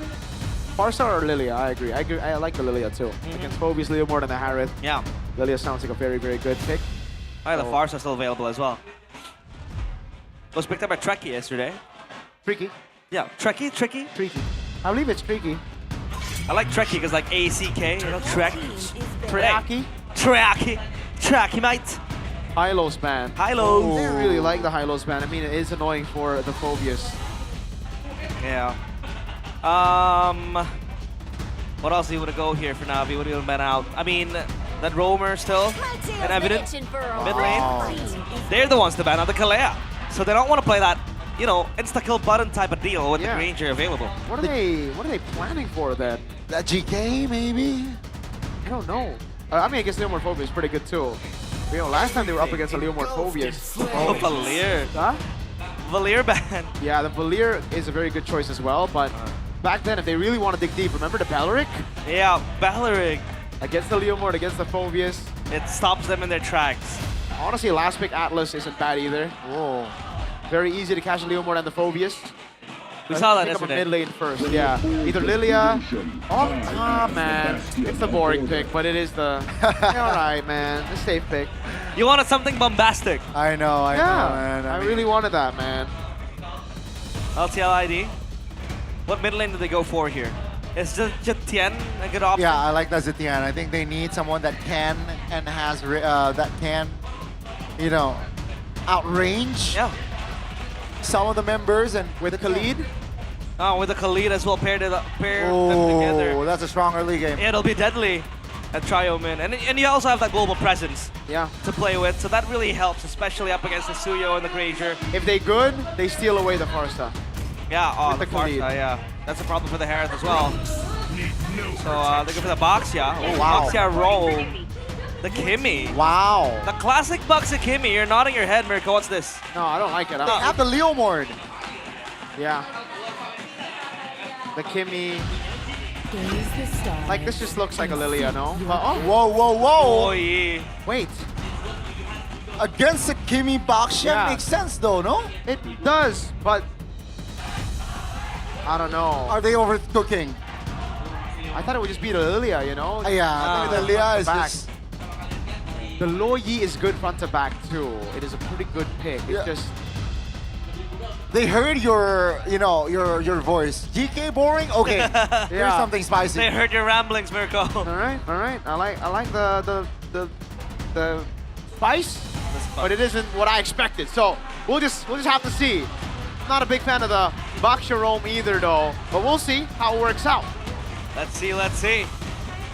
If the players, both Na'Vi and TLID, can spice things up, will TLID be able to force a game number 3, or will Na'Vi sneak out that win, that 2-0 in their eyes? Welcome to Lanadon, Game 2, Navi against TLID. Will Navi be able to close it out, or will TL equalize here? Lanadon again, folks. Yep. On our second game, it's dangerous. Grass. I love it. I love it for Aran. Brave Smite all the way. Have a little bit of ego, you XP laners. Don't go for concussive all the time. I love it already for Aran there. Have a spine. Yeah, weakness finder as well for the boy, Mr. Grateful Man. Ukir with the Brave Smite as well. Very, very good for this matchup. Yeah, everything else seems normal. I'm waiting for the emblems by Bayou. Yep, TLID. The Harith Granger matchup again. Oh, Afro. Oh, this might be a little too deep here from Afro. He got to calculate the Baksh's passive still, right? Yeah. It's early game. Good thing though, Revitalize wasn't popped, so he knows that, you know what, I'm just gonna die and let it be. Kevin got the seal. How to get there? That's so bad because you lose out on mid-prio. And now the camp gets stolen and Nori's not gonna get 4. This is bad. Oh my god. Kevin is 4 now. They can fight this if they want to. They have the seed. They will use it. Afro again should die here. Even oh, that's a great crowd control. They cannot underestimate damage from Luoi, but it's still just a roamer for a roamer. How bad is this for Navi, Mirko? It's pretty bad because with this composition, they were trying to battle out for the first neutral objective. They were trying to go ban for ban against TLID instead of giving away Turtle 1 to play around other stuff, right? Thing is, Andoryu won't... Okay, he still gets 4 because he got the assist earlier, right? There you go. All right. Because of the assist, he's still 4. So it's not as bad as I expected. Well, Navi trying to corral into this turtle pit. Meanwhile, they have 4 players down bottom, leaving CV to his own devices. They started up, and Navi, they might have an answer to this, especially now that TLID is close. Aran is level 4. He's going to get clean and close to the turtle. Afro? Seed pops, that's a stun on towards Afro. Oh, take a look at the Throne of Ruin from Cards again. Comes the damage and crowd control. Down goes Leone, and that will be the set for Navi. Cars again, the catalyst. He is him. That Alice is so good. And now I see the vision that Luoi passive just goes and comes through for Navi. The combo with the Throne of Ruin. Very different to TLID's no follow-up Alice. This is an Alice that gets all the backup. It could have been derailed at the start, a very, very bad start by Alpro. But hey, man, if it's Cars and XP, just give it over. TLID also corralled into that fight instead of controlling the neutral objective. And they stuck together, which gave Cars the opportunity to get that AoE set. Beautiful by Cars. The machine. Good chow. Vroom, vroom. He speeds past TLID quickly. I thought that was going to be a losing team fight for Navi. Until Cars. Yeah, Cars happens. Again and again. Always the clutch factor for Navi. So now they have stabilized, you know, that loss. They have stemmed the bleeding. TLID with the pressure mounting towards them again. But Timmy will need to get the Sky Piercer stacks. He has 2 adaptive gloves. Will complete that Sky Piercer soon enough. So now, Drichelle with the Sky Piercer. Does TLID look and force a fight, or are they going to wait again for the next objective? They just got to wait for the next objective. There's no way they randomly fight across the board here, because Navi have ways to gank. TLID, if they just, you know, randomly rotate into a lane, the diversion could be a way for them to react in time and to punish TLID even more. So play a safe game. It's not over just yet. It was only the first neutral objective, and they're still 2-2. Cool. LG? That's a good combination right there. Navi, man, their coordination and resources spent on point. Don't get ahead. Of course, it's just as I say, don't fight. They look for a fight, and then they get punished because of the fast rotation. Yeah. TLID need to chill, man. This is why I didn't really like the Kimmy as well. But you know, like you don't randomly fight like that. That's what it is. But this is still Navi, right? We saw what happened last game. It was clean and very, very sleek from them early on. But late game, they do whatever they want. And sometimes it's a problem, sometimes it's good. But let's see now the objective take from both teams. Navi pushed back. Chill Unity used by Leone. On towards Afro. Kiro finds an angle. Force that door you back. The steep pop. Cars jumps in alone. That's going to be immunity coming through. Thrown through and finds 2. Aran now isolated. The front flickers out. Afro will be the first one to fall as Aran is still sustaining. But Cars now still able to frontline It's a 2 for all, because TLID, they got the turtle. That's a winning fight for them. Yeah, and I like, diversion. Okay, just to get to the mid lane. Yeah, that's what TLID want to do around Turtle 1. They don't want to group up together completely. They want to split up a bit, but hold on the turtle. That's something that they failed to do in Turtle 1, and they were able to do in Turtle 2. So very good, quick adaptations. Aran as well, staying as far as possible from the rest of the team so he doesn't get cooked by the Throne of Ruin with the rest of the team. If he gets hit alone. That was a very, very good adaptation by TL. And great execution after what looked to be a bad move by Dritchel in mid. Especially now that Phoveus has the Brave Smite. Really helps him sustain for longer in that team fight. He didn't really die and fall. That was a winning team fight for TLID. They were also able to get the turtle, so that's going to help them a lot. Sky Piercer for both the Kimmy and the Granger. The Granger's going to have that Hunter Strike soon enough. But the Suyo, because of the Fury Hammer, he's going to have to slow down that War Axe. Kevin has it. Diversion all throughout, just making sure there are no ganks up top against Shive.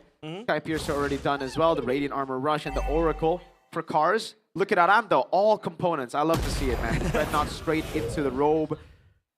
And yeah, that's it. I like those kind of builds, man. It's also for Leone, the case for him. Dreadnought and the robe.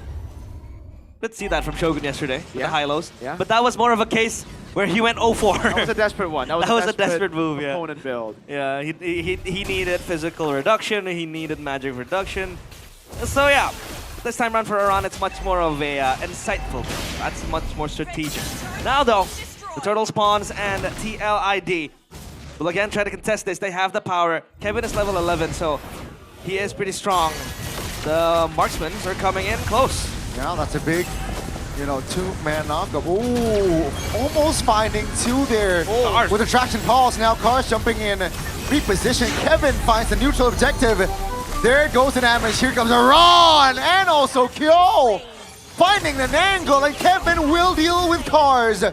2 members of Na'Vi off the board, and TLID, they stomp Na'Vi back here mid-game. Aran just doesn't die. What is happening with Na'Vi? They're losing all the fights, Mirko. It's because in Turtle 1, Cars was able to get a big set, and Ukir was in prime position to follow up. In all the other fights, it hasn't been the case. Ukir hasn't been free enough to just randomly hit, and it's because of Aran. Aran's so annoying on the Phoveus. That's why we see it first pick here for TLID, and then they pick up the Leomord signature. Oh man, it's really all about messing this front to back. LJ! LJ! What? He disappeared. Hello? He's gone. LJ! He's gone. Where'd you go, LJ? Run away. Oh, The ninja. Oh, there he goes.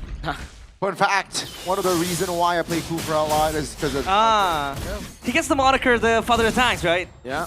And we also have the Mother of Tanks, Vivian. So yeah, we have a... Josh. Next we need to find the Father of Assassins and the Mother of Assassins. Maybe that could be a good title, but... Maybe that can be you, realize. It is me already, yeah. You're the dog of Assassin. What is this guy yapping about? Oh, Phantom Steed already. It's level 13. Looks for a potential play. He's confident. He is level 13. If you compare to Andor, he's level 11. So that's why he's so confident. 25 seconds on the clock here for that next objective, and that's going to be an inner turret bottom lane taken easily. Yep. Another problem is also Kyo. This guy is able to exert a lot of damage. Kevin is all in prime position. After being heavily bullied in game 1, game 2, is back for revenge. So now, Na'Vi, all they can do is just play the waves up top. Same, man. I think the 2 last picks for Na'Vi, if they just went for like Lilia and then they went Atlas, I think that would have been a crazy one. Look at the composition. Look at how much they would have gone value, right? Leomord, Phoveus, and Baksha all lifted by the Fatal Links. That could have been really crazy. And then they would have had Cryo with Lilia anyways.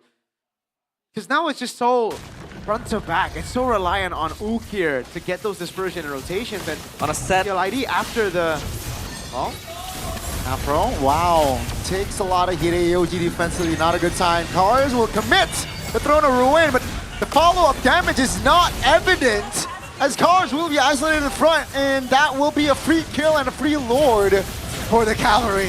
I think we're seeing a game 3, folks. Na'Vi's clear isn't that good with a Loyi and a Granger. Well, the Granger's not bad, but the Loyi really just needs to hit on TLID's members. You know, it's not a pick that can clear out waves that well. So, dang, TLID is just playing it so well, right? Again, you see the adaptation by TL. That's what I was going to say. The front to back for Na'Vi doesn't work. Why? Because when Cars goes in, he doesn't always get a 4-man set. And it's not because Cars is bad. It's mainly because TLID are splitting up. They have found a way to deal with it.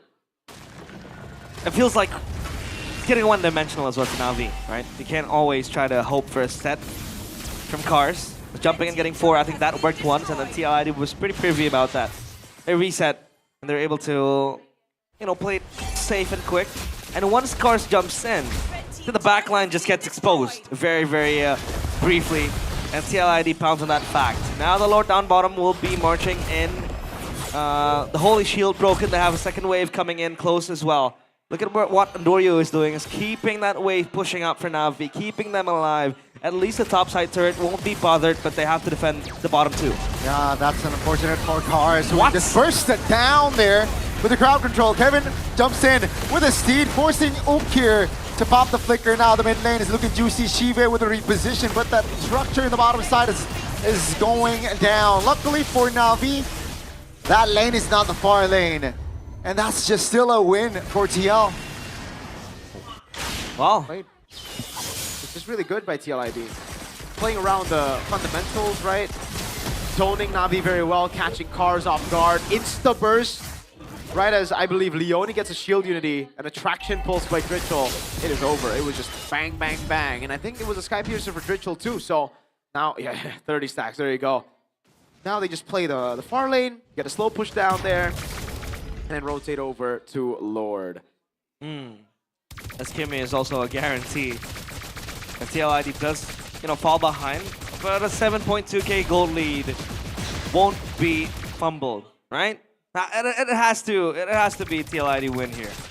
And you know, with all the things they've done, how clean they have been going on up against Na'Vi, feels like this game is gonna end very, very soon. But Na'Vi, they might want to hope for a miracle set from Cars, getting another 4-man stun, a 5-man stun, and then Ukir coming close by, get those yin yang reactions, the combos, and all that. I think maybe see they just try. TLID have already outscaled Na'Vi, like the tankiness, I mean. Yeah. 8,000 gold lead means they have a heck of a lot more resources to build those physical, magical defense items, right? And so even if he gets a set, I really don't think Na'Vi at this point have enough damage to deal with it. They're 2 behind. No. Fair point. Well, now then, Na'Vi, all they can do is just try to, you know, stabilize the waves. This Lord is just gonna get contested by TLID. Na'Vi's gonna let it go. But Andoryu has been doing the same thing up top, at least trying to keep that structure alive. Fake this diversion. Will not be committed by Na'Vi. This Lord falls to the hands of TLID. For free. Na'Vi can't walk up, obviously, because their backliners are just going to be very vulnerable to everybody on TLID, right? Both Loyi and Granger. So this is all they can do. They can just wait in the base. They're caged in. And TLID will come knocking with the Lord. And I really don't think TLID will botch the wave. They will deal with the waves properly. They have enough time. They got plenty of time. I love the Winter Crown by Aran there. The rush 3rd item. He's going to be zoning in the back. And a lot of times in the Phobius, you jump way too far. So you need the Winter Crown to help things out. When you're snowballing like this, deny any sort of trade. Great choice of item there. I love it from Leone as well, man. Immortality 3rd item. Oh, hello? Andoryu? Oh, still able to keep his distance at least, right? Yeah. With the Lord now already marching the bottom side of the map. This might be an N angle. An equalizer for TL. Let's see though the execution. Na'Vi holding on. Kyo focus out on the turret. That's gonna be clear though still for Na'Vi, and they have defended for now. Nice hold. Yeah, that ended up being great for Andoryu. I thought it was sus because teleported straight into Aran. He was trying to clear the wave. But hey, Na'Vi, they're gonna go in again. Let's see if they find the angle. Mid-turret will fall. That's a 2-man crowd control. Afro trying to hold on AOG towards the back, but here comes another wave. Cars frontlining, and Na'Vi still stand with 5. Yeah, still diversion. Andoryu takes it. No, it's not gonna take it. steps away at the last second. That's the only thing that they can really do. Again and again, just trying to break that wave. At least they want this base threat though. They are hungry for it. Far lane control. Yeah. Give them a cushion to hold when there's no base crashing in. Uh-oh. Yo jumps into the Harith. Shaman Force pops as well, but the turret will fall here surely. Theo destroyed it. Na'Vi will recover and reset. They will lose all turret. But at least they didn't lose a single member. They tried defending it, but you know, the damage profile from side of TLID was enough, too overwhelming. Yeah, TLID, they're very calculated and very meticulous because I feel like this comp from TLID isn't really the best at sieging. Maybe you have the Harith, so it really helps. So they really want to take it slow, right? They do. The thing is, right, Na'Vi don't scale well in the late game. They're a snowball comp. The low you will hurt, sure, but not as much like a Kimi and a Harith, right? And it's very conditional the way you deal damage. You gotta land dispersion rotations, you gotta get the AoE set. And it just doesn't look like it's gonna happen. Shive as well, he scales well if he gets the Sky Piercer stack. That's the thing. He's 0-0-0. He's like Florian Wirtz the first 15 games. You know, he hasn't done anything. He's a quiet game. It was a very, very quiet game for a Granger. Has still been quiet until now, right? Just like the Granger, so... Wirtz? Yeah. Oh no, he's the best player in the world. I want to have what he's having. When Gyökeres is around, okay, let's Oh, see here. wow. 8,000 gold lead here. You should get banned for that, man. He should. That's a war crime. Hey, Cars is close by. What is he gonna do here? I don't think he can reach the pit. Cars? He's gathering some information, you know. Maybe looking at potential angles, but yeah, gathering info denied. Yeah, can't really do much, especially how, you know, Mirko said that TLID skilled very well. They're gonna hit Cars easily. The machine's gonna get broken in like 2 seconds. This is Shiva is like, this is Vinland Saga Season 2 Torpid, dude. He's just farming, like 0-0-0. To keep farming. He has no enemies. He has no enemies. Realize subbed in for Shiva right now. He would have more impact on the game because Realize would be 0-9. Ah. 0-0-9, you mean? No, 0-9-0. 9-0-0. At least he wouldn't be 112. Yeah, at least I won't be 112 like a certain coach. Dang! Coach turned analyst. Oh, coach of Na'Vi, Coach Na'Vi, by the way. Well, Suyo is still clearing bot side, so it's a 5v4 plus. They have the Lord. Kevin looks for a kill. They want the front lines first. The Lord is actually very healthy. They can't reach the base just yet now. Kevin under the base, and ladies and gentlemen, I believe you are going to the 3, not just yet. No waves to play around with. Yo! No waves! What? Oh, there's one more. There's one more. I think they get it done. Can they hold this? I think so too. They have enough firepower, and boys, the cavalry will send the opening match of day 3 to a game 3. 3 games will be on our menu today. TLID valiantly recover from a very, very shaky early game. And Na'Vi, they spent almost the entirety of that late game staying in their base. 1-1. 1-1. It's as close as ever in MPL ID. Every team is equal in skill. Even RRQ, they just beat BTR, the best team in the world. 1-1. Aran. Really good Phobius game there, man. That first turtle looked really bad, but then after that, the improv, the adaptation done by TL was just fantastic. Fantastic lah. They played around, they split up, they don't let the combo hit, and they weren't behind after Turtle 1 because they got this, right? They were able to get the first 2 kills on Apro. There was a mistake here and there by Trichel, unfortunately, but it is A-OK still. At TLI's worst, they were only like 600 gold behind against Na'Vi. Yeah, I still don't like the safe Gatot. I don't like the bombastic Loyi. I said it in the early of the draft. It ended up being pretty surprising in the first fight, but that's it, right? You know, it's funny. The last pick from Red side has been interesting picks. Game 1 was Alice. Game 2 now the Luo Yi. But my oh my, it's 1-1. Oh my. Where's the Lilia? Where's the Atlas? Come on, man. Lilia Atlas, man. Come on, man. Latless. Hey, to be fair, it's hard to pull an Atlas game higher tier if you're not Keyboy. If you're not Keyboy, yeah. I don't know, man. I think against a Baksha, Phobius, and Leomord, it should be pretty okay. Because Apro is a... Wait, yeah, Apro is... Okay, with the he Lilia... played the Kufra. With the Lilia... He lost on that Kufra. He won on that Kufra. Oh, wait, The you're Bigatron right. comeback. You're right. The Tyrant's Rage. The Tyrant's Rage at the bottom. Yeah, okay. But that was against Bigatron, though, right? That was against against Bigatron. Does that right? really count now? The best team in the world. Against the team that Bigatron. lost against RQ. but you guys lost against RQ. Again, right? We're Robin Hood.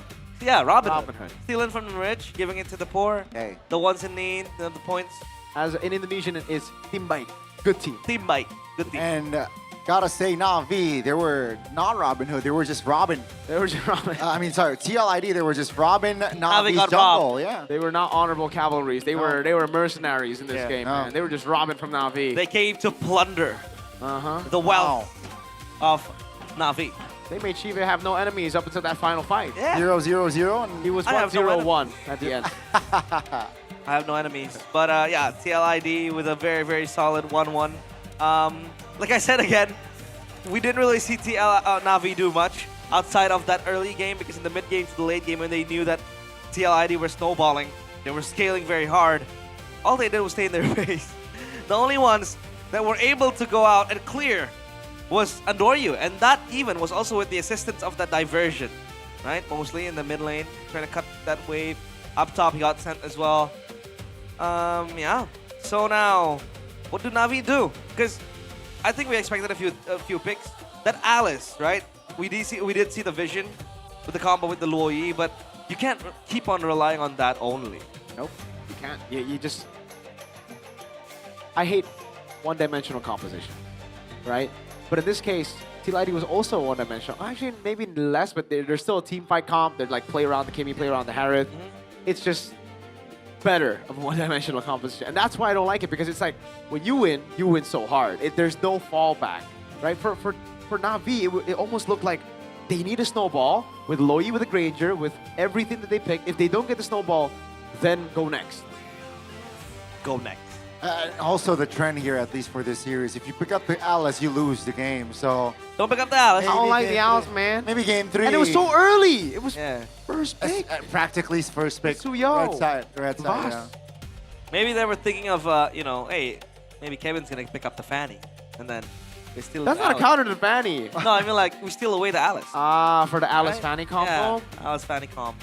Yeah, maybe. Okay. But why not pick it up themselves? Yeah. A bit confusing there, but let's see the crucial moments here from the match. Again, Cars trying to go for that initiation, but it went to Nile. Nothing happened. Yeah.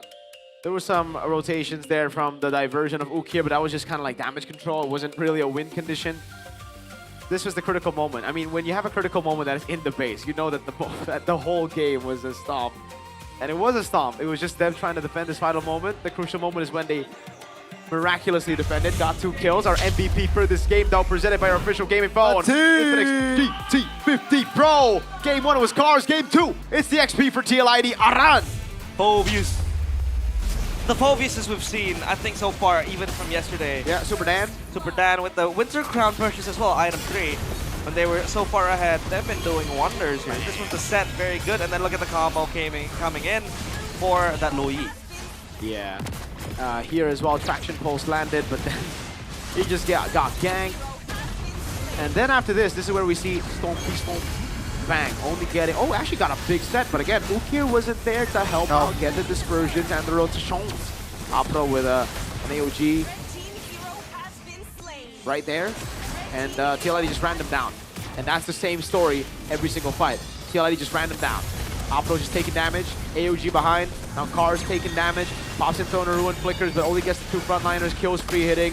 Kevin jumps in, they isolate Cars, they get it, Lord down, and then here they isolate Cars, they get it, Lord down below as well. Same cycle. It's literally just the same cycle every single time. And why is it the same cycle? Because Na'Vi had no way to deal with it aside from facing them in the front to back. And the sides as well. pushing out the side lane, and this was the push that got them the turret. Like they couldn't flank either, right? Like if Cars flanked, maybe he would have gone the 5-man set, but then everybody else would be too far. Oh, that was a very good obvious set from Iran, forcing them to go back, and this was closely the defense from Na'Vi. So they would be able to hold, but you know, another set of waves coming into the mid lane with that crystal so low. It was bound to be doomed for them, right? Well, it was over. Practically was, right? Not enough firepower to defend. 10-5. What surprises me the most, we almost get to see an evolved Lord in this game. Yeah. So, is it, I don't want to say impressive, but you know, commendable for Na'Vi to hold for so long? Or was it just the LID not having a good siege comp? No, I think it was just they just didn't want to fight. That's why it took so long, right? Like the games that take, that are quick to end are the games where both teams just keep on fighting. This game, Na'Vi just played safe after Turtle 3, and they never contested any Lords, so they just stayed in the base. They have a front to back comp, they have turrets, so when they have that, they just play around the turrets, and it just takes a bit longer for TLID to break them down. Yeah. No, I don't think it was because TLID played bad or Na'Vi played good. It was just Na'Vi played safe. Cautious. Yeah. Full caution they played with. TV still going for that marksman emblem. What else? I think nothing out of the ordinary. The Brave Smite for Iran. Sustainability is key. And yeah, that's about it for both teams. Na'Vi, they need to reset again after what happened because that was not really expected. I mean, the early game, sure, right? They were robbed early on, but they were able to stabilize things, and then they got it back. Even a few kills, like a kill towards Richel in the mid lane. But after that, it just went downhill. Nothing else happened for Na'Vi. It really did. And just based on their execution here at least, they gotta keep tabs on Leone's heroes now. Yeah. With that box epic, right? It definitely can come up again in the near future. And at least for now, it worked. You know, the Leon, the box roam, if you combine it with if you paired it with a Kimmy, it can still work, you know? I mean, that was also discussed early on with the Eterna and a few fans, and you know, Mirko and KB's opinion. You know, Leone with the limited hero pool, and then he's finally able to show up the Boxia. I mean, the Boxia, ever since yesterday, was pretty clutch, right? You saw that key flank that won them the game when he was able to get Hijume, so maybe the Boxia is also a good option for the roam. I think that was just in that situation. Just in that situation. Because like usually, I think if he got the Lo Yi becomes kind of all right. We'll see it later because now we gotta call Eterna for an interview. Hello, Eterna. Eternal. Untuk break game sekarang karena udah 1-1, tadi kita udah ngobrol sama Superfans, sekarang kita akan ngobrol sama Superfans lagi. Ada Na'Vi Nation dan juga ada Team Liquid, The Cavalry ya. Jadi tadi ngelihat 1-1 ada comeback juga yang terjadi di game yang kedua sama TL, akhirnya mereka memenangkan game yang kedua. Gimana tadi ngerasanya? Kita agak sempat deg-degan sih karena kemarin kita kalah, masa kalah-kalah terus jadi agak sedikit kita jantungan. Jantungan dikit, tapi masih ngerasa pede? Masih pede. Masih pede. Kalau dari Na'Vi Nation gimana? Tadi satu game bagus banget, tiba-tiba yang kedua kalah. Gimana nih Na'Vi Nation? Game kedua kayaknya ada kesalahan dari di early-nya sih, terutama dari bagian Afro. Oke, ada kesalahan di early game karena Afro. Ya, dia kan langsung pick off di awal.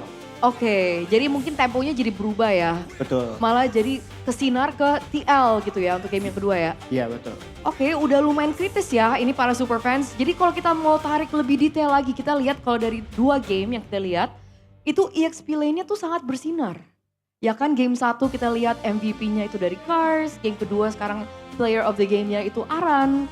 Menurut kamu gimana sosok XP laner di meta ini penting gak sih? Menurut saya untuk XP lane emang tugasnya agak berat ya. Apalagi kalau misalkan ya emang tugasnya kan buat badanin, terus juga memang buat bantu teman-temannya buat open map, terus kalian ngezoning backlane-nya. Jadi menurut saya emang pantas buat dapetin MVP. Pantas untuk dapetin MVP, tapi ya emang berat ya. Kalau misalkan kita lihat dari aset ini, kita akan lihat top 5 total kills untuk EXP laners. Dan kita lihat kedua EXP laner ada nih di top 5 ya kan. Ada Kars dan juga ada Aran. Kars di 55, sedangkan kalau misalkan Aran di 59, jadi tipis. Jadi menurut kamu setuju nggak kalau misalkan berat di EXP itu role-nya berat itu? Mungkin untuk statistik ini setuju. Oke. Tapi kan kalau misalkan tadi dari tim Cavalry kan mengatakan kalau misalkan lebih untuk membadankan, untuk lebih membuka map, kasih informasi. Tapi buktinya mereka juga masuk ke top 5 kills loh. Ya karena XP itu kayak jadi kayak roamer kedua ya. Dia harus menginisiasi lawan juga, harus ngezoning lawan juga. Jadi perannya itu emang sangat-sangat penting sih. Perannya sangat penting. Kalau dari kamu sendiri, Kars jago gak sih? Dibilang jago itu udah pasti jago banget. Karena dari awal dia join tim kita juga emang dia tuh stabil sih sampai saat ini. Setuju. Aku juga setuju. Menurut aku Kars paling stabil. Untuk season ini ngerasa Kars paling kuat pakai hero apa? Untuk gua mungkin Sora terlihat dari game 1 mungkin Soranya dia bagus ya. Keren ya? Iya keren banget. Dia gak mati ya? Di game pertama tuh tadi? Nggak mati sama sekali. Gila, tepuk tangan dulu dong untuk Kars. Keren. Kalau Aran gimana? Kalau Aran dia jago banget. Jago banget. Iya betul. Dan kita lihat kalau total kills dia tuh lebih tinggi dibanding si Kars nih kayaknya si Aran ya. Lebih apa nih? Lebih jago yang pastinya. Oh lebih jago. Soalnya kalau dibanding Kars, Aran punya 1, Kars masih 0. Oh bener juga sih. Iya. Bener juga ya. Ya betul. Insya Allah nambah lagi kita. Harus ya kita dukung Liquid semoga season ini kita bisa nambah 1 itu menjadi 2. Ya walaupun emang jalannya nggak semulus waktu kita season 14. Oke, amin. Tapi menurut kamu yang membedakan Aran dari EXP laner tuh apa sih? Mungkin dia kalau Karen mungkin dia bagus sebagai kaptennya. Jadi dia bisa ngarahin buat teman-temannya biar nggak ada yang mistake yang menyebabkan kita kalah gitu. Jadi ada leadernya lah, leadership. Berarti sosok leadershipnya ya membedakan betul. Aran dengan EXP laner lain di Ya, MPL ya? Betul. Oke, kalau gitu mau dong kata-kata untuk Captain Aran. Untuk Kapten Aran, semangat terus. Kita semua percaya, walau prosesnya agak berat, kita tetap percaya bahwa kita akan bisa sampai juara. Amin, tepuk tangan dulu. Kalau saran hero ada nggak untuk game yang ketiga? Saran hero kayaknya nggak ada sih. Lebih tepatnya harus fokus aja ke hero-hero yang emang udah dikuasain dan semoga konsisten. Ya udah gini deh, ganti pertanyaan deh. Paling pede kelihatannya Aran pakai apa? Mau keluarin hero-hero signature dia kah? Mungkin Badang kah? Benedetta kah? Kalau misalkan Aran ya paling oke. Pakai Pak Wito. Pak Kito disuruh keluarin di sini. Iya. Untuk game yang ketiga. Iya. Oke, boleh catat ya Coach Honjao ya sama Saint Lucas di request nih Pak Kitonya untuk keluar. Kalau misalkan untuk Kars gimana? Ini apa? Pesan-pesan? Pesan dulu, hero dulu juga boleh. Mungkin kalau buat Kars coba main santai, jangan main santai juga sih. Mungkin coba pakai hero-hero yang agresif. Karena itu kan identitas Kars itu kan dengan hero-hero yang agresif. Oke, maunya hero agresif untuk Kars. Betul. Karena dia playmaking ya anaknya ya. Iya. Oke, kelihatan juga dari gameplaynya. Hero-nya apa sih supaya dia bisa playmaking? Mungkin Lapu-Lapu atau Benedetta itu bagus sih. Oh, oke. Lapu-Lapu dan Benedetta. Menarik. Oke. Ada lagi yang mau disampaikan mungkin? Kayaknya udah cukup. Cukup juga? Cukup. Mau pesan satu sama lain mungkin? Kenapa? Untuk satu sama lain? Untuk satu sama lain, Navi Nation and Cavalry sahabatan. Oke, kita udah dengar dari para super fans sebelum dan sesudah game yang kedua. Sekarang kita mau mendengar dari para player dan juga para coach. Gimana nih, apakah TLID yang akan menang atau akankah Navi yang memenangkan pertandingan ini? So, kalau gitu kita akan langsung melempar para casters, silahkan. Best friends, Navi Nation and the Cavalry. Why are they best friends? I don't know. They declared it. Do you? Who's your best friend? Like bigger troopers? Who are their best friends? I guess the Kingdom, because yesterday we gave them, a very, very good win. A heartfelt win. Very heartfelt. And even the bigger troopers were celebrating it. They actually were, and I was pretty happy too because XBTR, Super Ken, KSQ, and NMM are there, so... Evo's got a lot of XBTR boys as well. What about you, Goni? Who are the Sonics best friends with? The international teams, right? Got to be the international International teams, yeah. We're best friends with the international teams, you know. Like the teams that beat Onic, right? Like SFG, TLPH. TLPH. Nah, not really, you know. The ones that smash Onic. We beat each other around. So. But don't beat yourself if you want to have good snacks. Yes. And you don't need to walk and run as far as Sudirman like Goni. Yeah. Because you can do that as simple as using Click Indomaret. Just click. A click away. Your order is a click away. Look at that. It's like Indomaret on a pocket. You know, you have the app, download the app. You can buy daily need. On here, right? Yeah, this one, yeah. Daily need. Oh, turns on. You can get your game vouchers as well. If you want a snack, if you want a drink, it's all available. So yeah, it's all on Click Indomaret. This is so uncomfortable to look at. What? It is very uncomfortable. Look at that. This. Nice. Just don't look at it, man. Arashi's pores. Oh my god. I mean, if you don't, okay, we should have had. You shouldn't have said that. Asked me to guess what that is. Oh, I was trying to guess what that is. I thought it was just we're trying to test out Infinix's camera. I'm downloading Click Indomart right now, bro. I'm ordering us some snacks. You guys should too. You know, we have. Again, we're en route to Game 3, and we still have 2 more matches after that. After this, so it's gonna be a long day. You guys want onigiris, man? I'm more of a sausage guy. Oh, you're a sausage guy. I'll get myself some onigiri. What do you want? I'm gonna do nasi rendang. Ah, all right. Nasi rendang. I got it. Do you know that Yummy Choice also has that nasi rendang? It's so good. It's a set of ready-to-eat meals. It's delicious, quick, and practical. You have rice cups. It has bento, sausages, onigiri, fried chicken, and more. You can find them through the Click Indomaret app. Look at that. There's choices right there. Yeah, I mean, guys, check it out. You know, check it out. Check it out. Oh, look at all these products that you can order here. We can even order fresh products like vegetables. Let's order a set of broccolis. A set of broccoli. All right, sure, man. And then we'll just, get them warmed up. And here's the thing. Are you sure with the nasi rendang option, Realize? Because I got also an idea for you. It's Yummy Choice. Yummy choice. I'm trying to eat clean. You can't eat clean. With It's ready-to-eat meals that are delicious, quick, clean, and practical. It's clean. Yeah. Okay.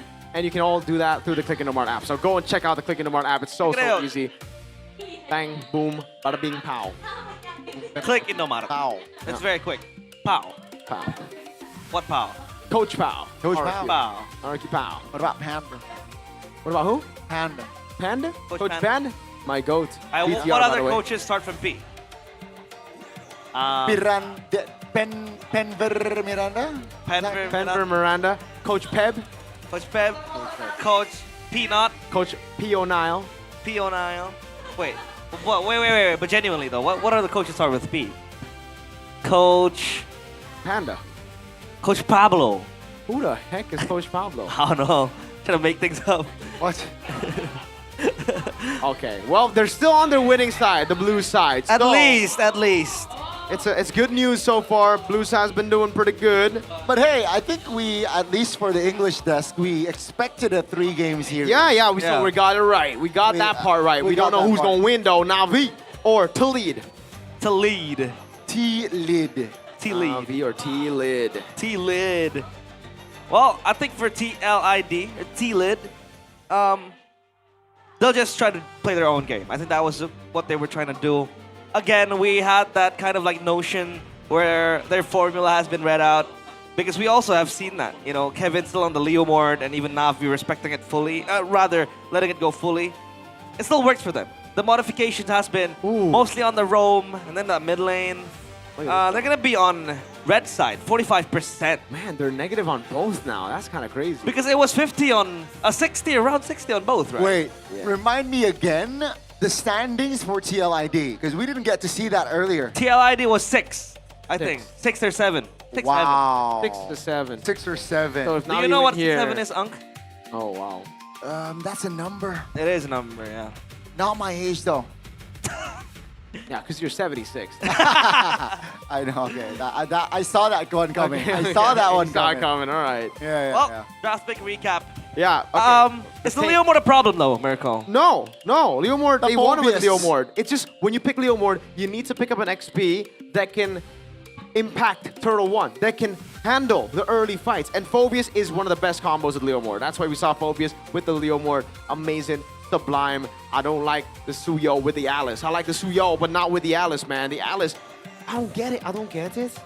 And then they go Luo Yi and Gatot. They go a bit too safe with the Roam pick. They go a bit too bombastic with the Mage pick, where they could have gone safe with the Mage pick, crazy with the Roam pick, you know?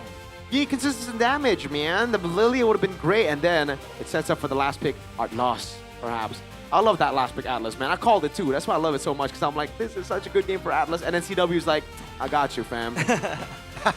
He was hearing calm. That was even the Valier, yeah, even the Valier from France. that Me and Valier. CW, man. Me and CW, we cool, we tight. Yeah. You know? CW. Calvin Wirko, you know? Because W flipped as an M. Wirko. Works. Expanding Rivers. Baby, ER. That's the Expanding Rivers. I think the match, this game is going to be Expanding Rivers. Wow. You're very slow. Are you Okay, my bad. just woke up? Okay. Okay, my bad. All right, Chip, Phobius, yeah, they respect the Phobius finally, the glue as Freya well. ban again. Same exact bans as game number 1. And then the Juice in. Now, do not pick up. Wait, Suyo Harith, right? It was? So Suyo Harith, I think Suyo Harith is fine actually. Suyo Harith is fine. Go Suyo Harith again, sure. What you need to change is. Oh, Leo Mord and Harith. Right, they were swapped. Yeah. In game 1. They go Leo Mord Harith TLID. I like that. Then what, they go Granger again? Suyo and Claude this time. I prefer Chive on a Granger than a Claude. Mind you, these are some fast responses here, right? For the first phase at least. Both teams are saying, you know what, I know you're going to, let's just go. You still want to go Yve, right? The Yve is great against the Suyo, against the Juicin. The Claude is a way to deal with the Yve. I still think it's good. So I think I would go for the Yve here. Still the Eve. Very good in the lane as well against Chusin. But the Claude will be a small problem that they do need to address, especially when you're a stationary target. The Blazing Duet will come in handy. And still, they go for the Eve. Super strong as well. Yep, very good. It was also very, very well played in the hands of Richel this Eve. Handled it very, very greatly. All right, so TL now, what do they ban out? Roam and XP. Is it the Khalid again? I think it will be probably the Khalid, right? The Khalid ban, and then do they ban Hylos again? That's just been the case every single time. It's a Khalid Hylos against Apro. I think banning out the Sora makes a lot of sense as well if they don't want to deal with cars. The Arlet. So I think Khalid ban and then the Sora ban. Just let go of the Hylos. It's all G, no? The Sora is so good as well against the Eve. You have that prio. Yeah, that dive. Yeah.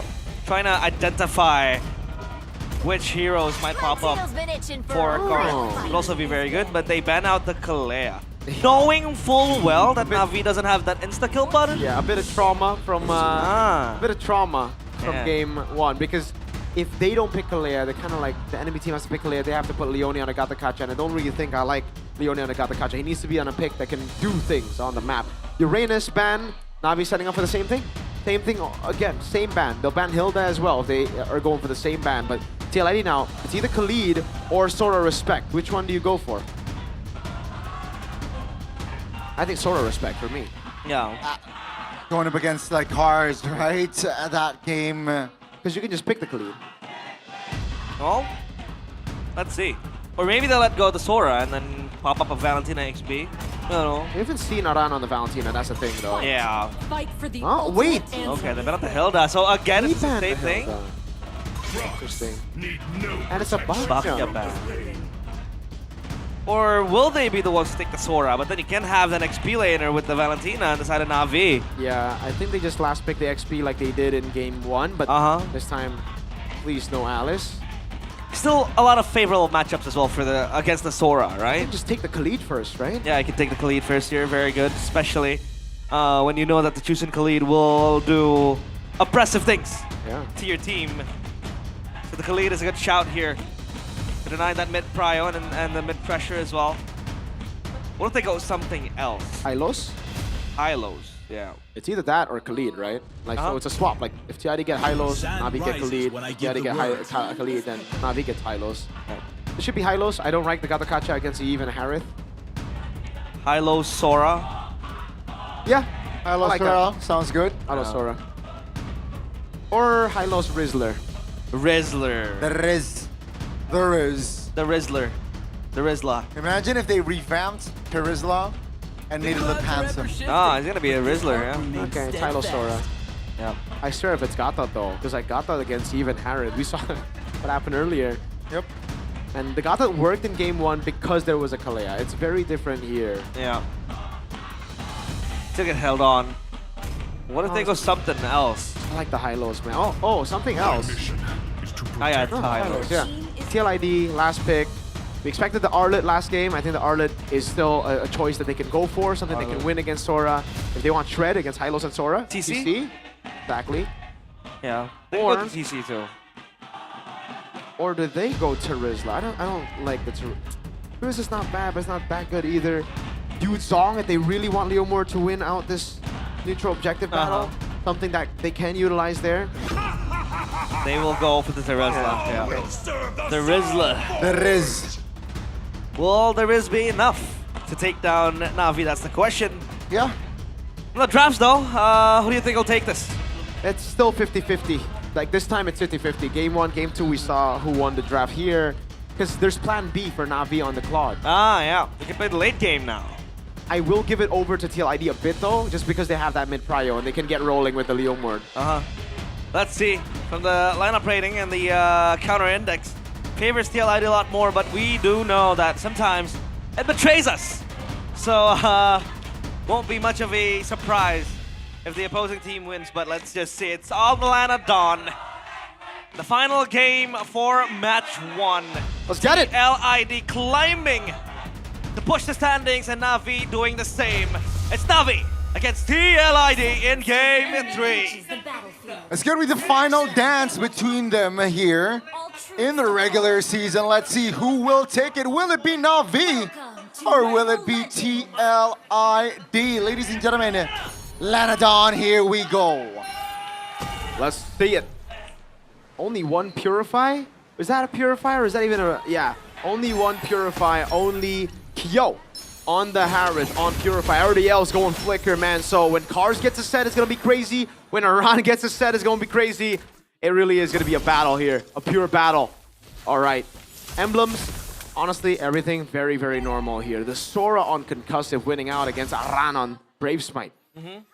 You're gonna have that rotation now then your cars, especially of how fast you can clear. Oh, good take by Endoryu. Yeah, gonna have that Blade Surge ready.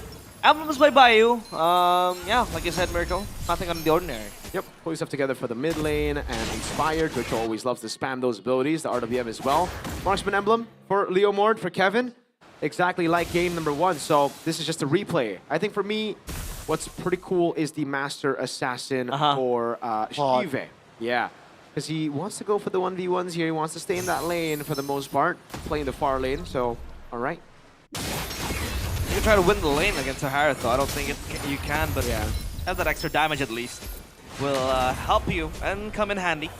Endorio's level 4, Turtle still 20 minutes away. 20 minutes. 20 seconds. 20 minutes. 20 minutes, then you're just gonna fight with the crab, right? My bad, guys, but yeah. Aran's still yet to hit level 3. Cars, well, will be close by. So the XP laners are ultimateless, if this is the case. For now. Yeah, we're getting level 4 though, very soon. Ukir's already helping to get the prio into XP. Dritchel rotating.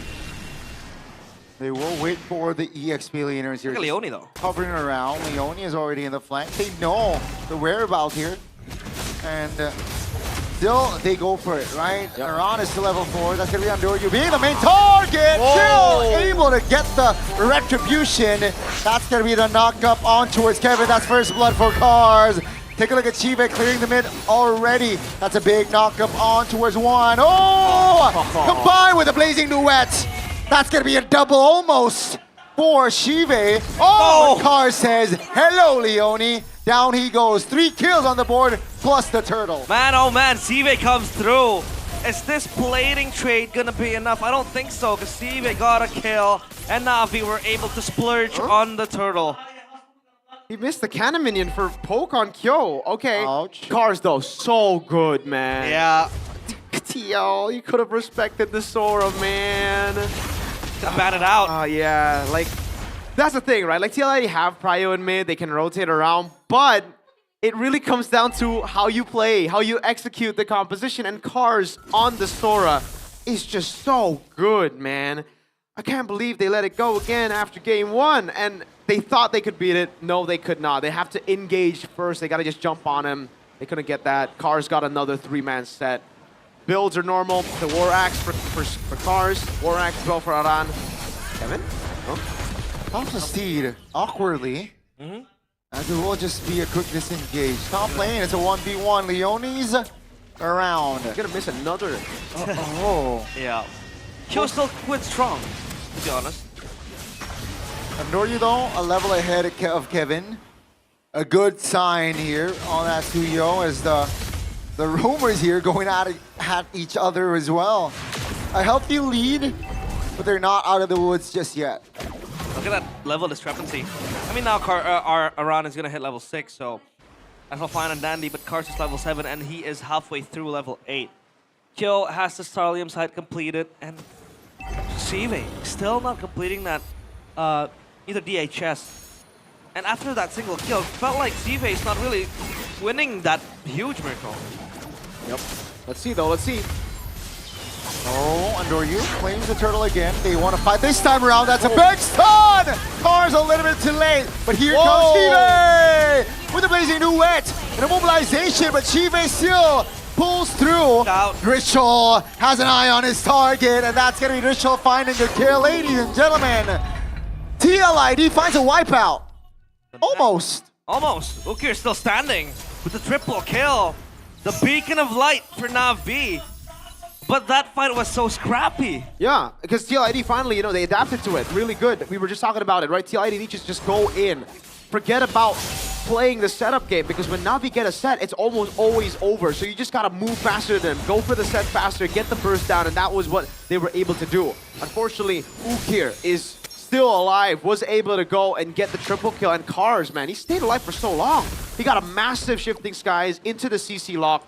He was so low, I also thought he was gonna die, but then he went to the air, went for CC immune, went for stun as well, survived quite a bit. Kevin's been very, very trigger happy on that horse, man. Very good retry though by Andoryu. He's keeping Na'Vi consistently ahead despite that 50-50 team fight. Kevin's at the stables, it seems like. But as of now, TLID. Oh, we haven't really seen the impact with the Terizla. Mostly just spaced out by Na'Vi, so that's good job on their side. Leone as well, with the pressure that Khalid brings. Still, that potential of a turnaround. And Na'Vi, they need to play much more carefully. As the turtle will spawn in 20 seconds. Leone's gonna look for a flank angle. Cars will be A-okay. So now the fight is close to the gold lane. At least Jive can farm a bit, make sure doesn't miss that cannon minion, and then participate in the team fight. Aran's gonna cut that wave, so the Terizla is gonna be pretty slow on rotating to the objective, but I think it gets it in time. Yep.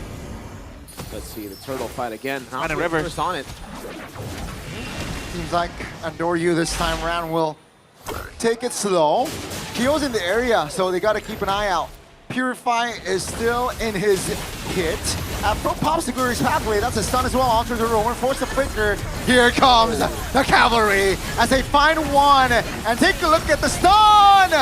Aran finds a turtle, and Shive finds a kill. So all in all, it's a 2-for-1, and TLID, they got the turtle. Just as I said, the impact was still conspicuous. Aran comes in. Oh, blazing the wet from Sive. Just to deal damage and ensure the clear. Chive, hold on. Will he get the solo? Almost. I thought it was a solo kill, but Eve did not respect it. Still impressive stuff from Kyo. Kyo stayed alive for so long. Are you? Okay. He got away. Yeah, Kyo. He was waiting for the Zaman Force. Cars thought the Zaman Force was still on cooldown for a while, so he went in there. And he miscalculated Kyo. Brilliantly done. Good rotation by Dricho. Could have been a solo kill, but Dricho wanted the assist. He got it in time as well. Man, that was kind of crazy. Wow. TLID, great fight. Again, they just need to pull the trigger faster than Na'Vi. They gotta go for the set before Na'Vi can go for the set, right? Yeah. And that's what they did. Aran already there, just jumped on him with Kevin. Na'Vi don't know what hit him. And for Cars and Andoryu, they gotta split up. In the previous games, we've seen the frontliners take the big set, and they were able to sustain. But in this case, it's very difficult because TLID's burst, you cannot ignore. The counter engage from Na'Vi is also pretty good, no? Cars, you just jump in, look for that 4-man, 5-man. I think now he cannot look for the set because it doesn't look like Na'Vi have enough damage. That's why I'm not a fan of the quad. I like the Granger a bit more, right? Said it earlier, because they don't have ready-to-fight heroes in the early game. They don't have the AoE. Early on, they had the base damage of Ukir, of Suyo.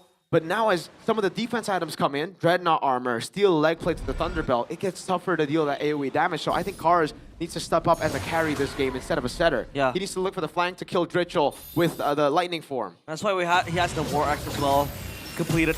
Looking for the Sora. Gonna look for that extra damage. The Lord spawns now. Sive is gonna be quite busy up top, clearing that wave, looking for that top side turret. But TLID up, looking for the set again. Leone, very, very agile. Those flank angles always open up. Down bottom, that's gonna push for TLID too. Shibe is still quite far from the corrosion side, man. So he's gotta play it so slow. Leone, that's off. That's a song. That's a chain crowd control that the combination of the Zushin and Hylos can provide. Folks, it's a 5v4. And now V, what's gonna be the call here? Yeah, TLID can just look to dance this Lord. Because, you know, Siva has to respond from the slow push down bottom. Na'Vi, they're doing a good job right now. They know the timing because yes, TLID can hold on the Lord, but Leone's down, so it's still 4v4. They won't commit onto the Lord. Very good move by Na'Vi, rotating Claw down below. It's a slow push now built up for Na'Vi, and whoa, Shibe wants to push even further. He wants to build a big push, a full shove on the turret. Yeah, and he needs that. I think he stayed too long though, because now TLID are 5. Uh-oh. Time. They're taking, Afro immobilized. Trying to hold on with the revitalize! Cars trying to make a play in front. Wow. No clear follow-up though, down he goes. That's gonna be the Lord taken away by Kevin. And here comes Andoryu taking a consolation kill, but Shive goes down still. TLID still able to restabilize. I thought Siva was gonna push that, get some gold, get the corrosion side ready, and then join the team fight, but man, that wasn't enough. And TLID turned things around. That was a massive counter engage, and TLID, they get the Lord, they get the kills. The initial push was already good by Shive. I don't know why he overcommitted and overextended in the bottom lane. He stayed way too long. TLID, the reason they reset it the first time was because they didn't have 5. Leone then respawned, and then they took control, but Shive rotated late. The reason they were able to get a big fight on Leone, or at least a pick-off on Leone, sorry, was because Shive was there to deal damage. He was shredding down the tanks. When he's in the bottom lane farming, TLID just gets so much free room because then they can just go for their cycle of skills without having been poked. Well, Lord now will push down bottom. That corrosion fight finally gets completed. 11 minutes though, quite slow. Yeah, very. He's gonna pop this ultimate and possibly get the structure. Gonna look for another engage, but the Lord only goes as far as that bottom side turret. And it's turrets all around for TLID, man. Yeah, they're munching on it. Well played, really, for TLID. Well now, Na'Vi. What's gonna be their really wide window, Mirko, to look for that win? Is it gonna be waiting, like sitting ducks for TLID to engage and then hope for them to burn their resources and then re-engage, waiting for this squad to scale? Because you said that there was the plan B, the squad. Yeah, but Shive is not playing the Claude like a Claude, it seems, you know? The reason you pick up the Claude, you were anticipating the Eve. The Eve gets picked up into the Claude, but we have not seen a single flank. Shive has just been playing front to back purely, right? Yeah. You gotta look for the flank together with Cars or with someone else. You gotta look for... Right now, he needs to get Winter Crown, I think, right? Winter Crown and the Blazing Duet, it can be a good way for them to deal damage, for them to flank, without having Kyo burst him down. But he's going Rose Gold, I think, or Melfic Gun. So he's really... Oh, he's going Melfic Gun. He thought the Fury Hammer.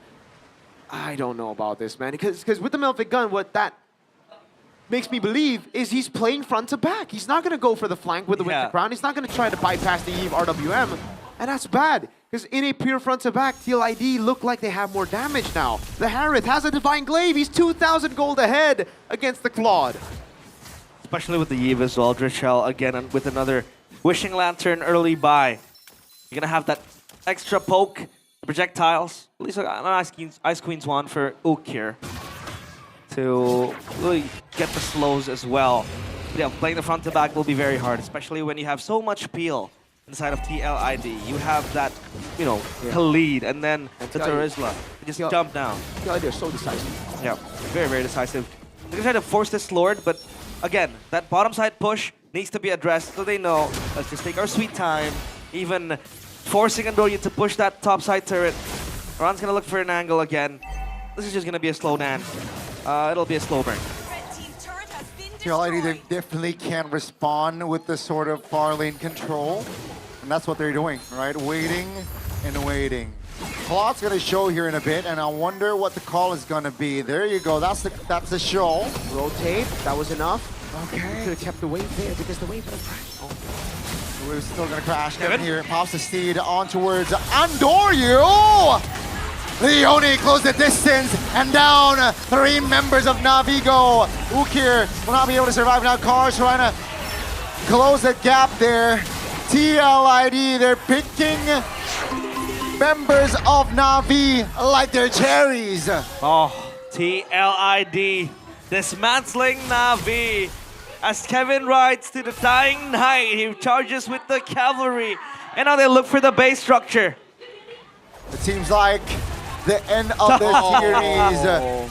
They find the recalls as waiting for the minions to spread up as well. And Shive with the blazing duet trying to hold on, gets the kill, but they got the clear! They had time! TLID will be forced back here for a moment, and Navi will have a chance to fight for another day. They still have a chance. Woo! They still have an option in this Lord. But they're going to force the 4v4 now without Steve and Leone. I think TLID will have to be able to get this. Yeah.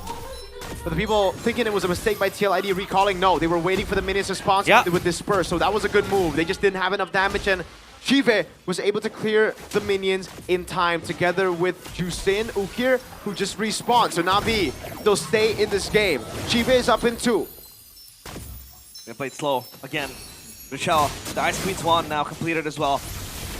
Almost same kill. That's a stun, Shaman Force popped. That's gonna be info. Glorious Pathway committed as well. Kevin, though, will displace 2 members of Navi and Grand Strichel, the double. That's gonna be TLID. Just jumping and diving. Shive with the blazing duet looking for Leone, and Andoryu gladly takes the kill, but it's still a 2-for-1 for the cavalry. Cars wasn't even able to pop his ultimate. He didn't even have the chance to engage, and he gets blown off. And TLID, they get the Lord. Why did they engage? TLID are a cycle team. RWM, Phantom Steed, Penalty Zone, Command Force. Once you see those abilities, you gotta back away, you gotta play back and forth, but Navi went in with a commitment, and they got punished for it, so now TLID are back. And again, those recalls in mid was not a mistake. They were waiting for the minions to spawn so it dispersed instead of corralling over on their own minions. Well. Maybe a lot of people would have thought that that was a mistake. It was not. It was calculated. TLID put on a show now. But the Lord will be completely destroyed. No management, right? Yeah, it also spawned instantly, right? So TLID didn't really have the time. But for Navi, I can't stress this enough. Play around the cycles. Do not just face them head on. You have what it takes to actually team fight. It's just they're not aware of what their composition needs to do. Oh! Flicker DPZ, Flicker PZ rather. Down goes Cars. That's gonna be Shaman Force committed by Kyo. Take a look at the damage. That's gonna be Kevin finding the angle to take Andoryu down. And ladies and gentlemen, the base exposed. TLID finds a reverse sweep in the series, denying another possibility win for Navi. A much needed win for the Cavalry to keep on riding to the playoffs. They'll try to climb the standings, and this gives faith to everybody that they're still fighting for a place on the playoffs. Navi down under. It's 2-1 for TLID. It is going to get tougher and tougher for them. GG.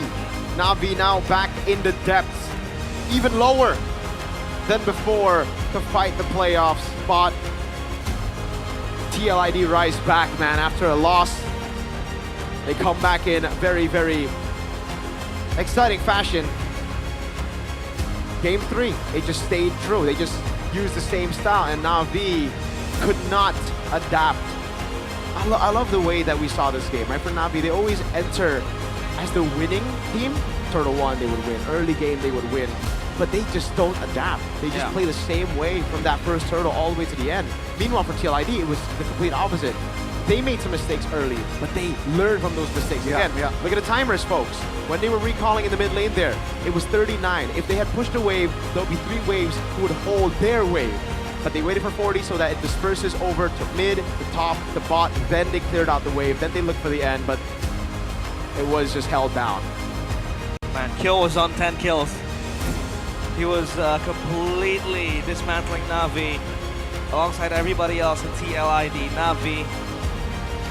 That was an okay early game. The mid game was even harder, but the late game completely controlled by TLID.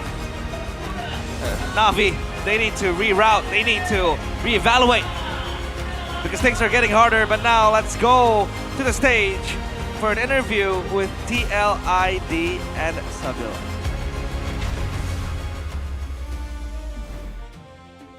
The Cavalries, marilah kita sambut. The Cavalries. Tim Liquid. Let's welcome TLID, Team Liquid ID. Ramai sekali dukungan yang luar biasa. It's very crowded in here. Dari The teman-teman support. di Cavalries, tapi The Cavalry. Team Liquid. Team Liquid Benar-benar ID. agak sedikit tegang ya, bahkan match-nya That was a very close match. Dari Leoni. Iya bang, maksudnya boleh. Leoni, Jadi bang nggak tahu, ini aku sengaja loh hari ini rambut aku panjang. so are you buat calling me Leoni brother? Or Tapi Leoni, gimana nih melihat game yang tadi Leoni. kamu berhadapan dengan Apro? Bagaimana cara kamu untuk bisa to see the menaklukkan game dan mengamankan match kali ini? against Afro, how did you win out that game? Caranya paling ingat-ingat basic-basic dulu aja lah. Well, I just remembered the basics. Apa tuh? It's all about the basics. Apa tuh? Ya ini ya kalah lah kemarin kan. Yeah, we Kita lost belajar dari yesterday. situ, terus ya kita We ikut learned aja from ya that. sekarang. And now we just focus. Musibah 2 kali kekalahan match ya. I think it's a Tapi two bisa disaster bangkit game, di yang sekarang. but now we're able to Kalau misalnya resurrect dari Leoni and sendiri, tadi come back. dibilang berarti cukup banyak perbaikan dari kekalahan Leoni, you 2 said match that there terakhir. were a lot of Bisa fixes di-share kah mungkin in the perbaikannya losses dari segi apa? yesterday. Mulai dari segi What komunikasi fixes kah? were made? Atau dari mentality? Was it communication? Was it mentality? Mungkin ada problem yang kita nggak bisa fix di minggu There was a kemarin. problem that was Bahkan unfixable minggu ini lah sampai. last week. Sekarang, ya mungkin kita udah bisa fixnya pelan-pelan. And today, this week, Udah bisa we're able to fix fix ya it. pelan-pelan dan terbukti ya kali ini udah aman ya. I was proven that. Now it's all good. Udah lebih Yeah, we'll pede, take it slow. udah lebih happy. Are you much more confident? Pastinya happy Are you karena happier? menang ya. Walaupun 2-1. tadi. Yeah, I am. Tapi Even if kenapa it's a sih kalau 2-1, misalnya kita yeah. bahas game 1, Oh, what happened in game 1? kenapa? Oh mau dikasih siapa? Mungkin tanya Kapten Aran kali. Oh, ya, baik, sama siap. I think we're gonna ask Siap, Captain siap. Aran. Siap Kapten. Belum. Oke, dikasih dulu boleh. Kapten udah siap untuk menjawab? Captain, are you ready to Kenapa answer the Kapten questions? di game 1? What happened in game 1, Captain? Game 1 tadi early game kita kurang lah. Our early game was Kurang just bagus, bad. jadi lumayan It wasn't as good, Early so game-nya susah. Yeah, it was Early hard. game-nya kurang bagus, jadi game-nya cukup berat. Dan dari Kapten Aran sendiri, setuju nggak sih kalau misalnya Oh, bermain Captain melawan Aran? Navi itu benar-benar harus dipegang dari awal banget dan do you harus agree bermain that agresif? going up against Navi, you Oh, need iya, to betul. hold them in Karena the early game to stop mereka them from being tipenya aggressive? agresif juga. Jadi kalau And misalnya Ran kita said, yeah, defensif, I think I jadi agree. mereka yang megang We can't be gamenya. defensive, we need to be aggressive. Sebisa mungkin kita lawan sih. We have to beat Sebisa them, we mungkin have to kita fight them. lawan. Tapi aku So, yeah. sudah menyiapkan satu video highlight yang luar biasa, nanti bisa I langsung prepared diklarifikasi. a ya. video, a Kapten highlight Aran video ready here. ya? Langsung If aja you kita could take lihat a look ini at dia this. videonya. Give Ini me dia. your thoughts after this. Nah, di momen ini TLID At this moment, hampir banget mendapatkan di game yang pertama. TLID, you Tapi were sayang close to sekali getting game 1. belum bisa. Nah di sini nih. But Nah ini kenapa unluckily, sih Aran Bisa dijelasin nggak sih? You didn't get it. And Aran, what was happening here? Kelewatan, offset, I missed my stop. Temboknya ketebelan itu. The wall was so thick. Bisa ditipisin aja nggak itu temboknya? We'll just make it thinner then next time. Nah gimana? Jadi itu emang purely karena temboknya ketebelan? Ya, ntar ganti temboknya aja sih. We'll swap out the walls. Ya? Tapi di sini Kevinnya juga jadi ikut ter-take down juga. And with this, Kevin followed you into the base. Emang udah komit aja sih, jadi. I think we just committed to this team fight. If we win, we win. If we lost, we lost. Kita YOLO aja gitu ya. Menang-menang, kalah-kalah. Nah itu tuh dari keputusan siapa? Dari keputusan Aran? Whose decision was that? Bareng-bareng. Oh itu bareng-bareng. It was a collective decision. Keputusan bersama lah. We took it together. Untuk keputusan yang luar biasa. Yeah. Nah, dari Aran sendiri melihat di game yang pertama, Aran. Cars dengan soranya, wah game luar one. biasa banget, bahkan mendapatkan MVP. Cars with the Sora. Gimana Aran? Able to get that MVP. What do you think about it? Lumayan nyebelin sih Sora dia. It's very annoying. Lumayan bisa megang kita lah. The Sora is so annoying. It was able to screen us. Kita juga sih. Banyak mistake kita. Mistake-nya apa? Salah satu tadi temboknya ketebelan atau?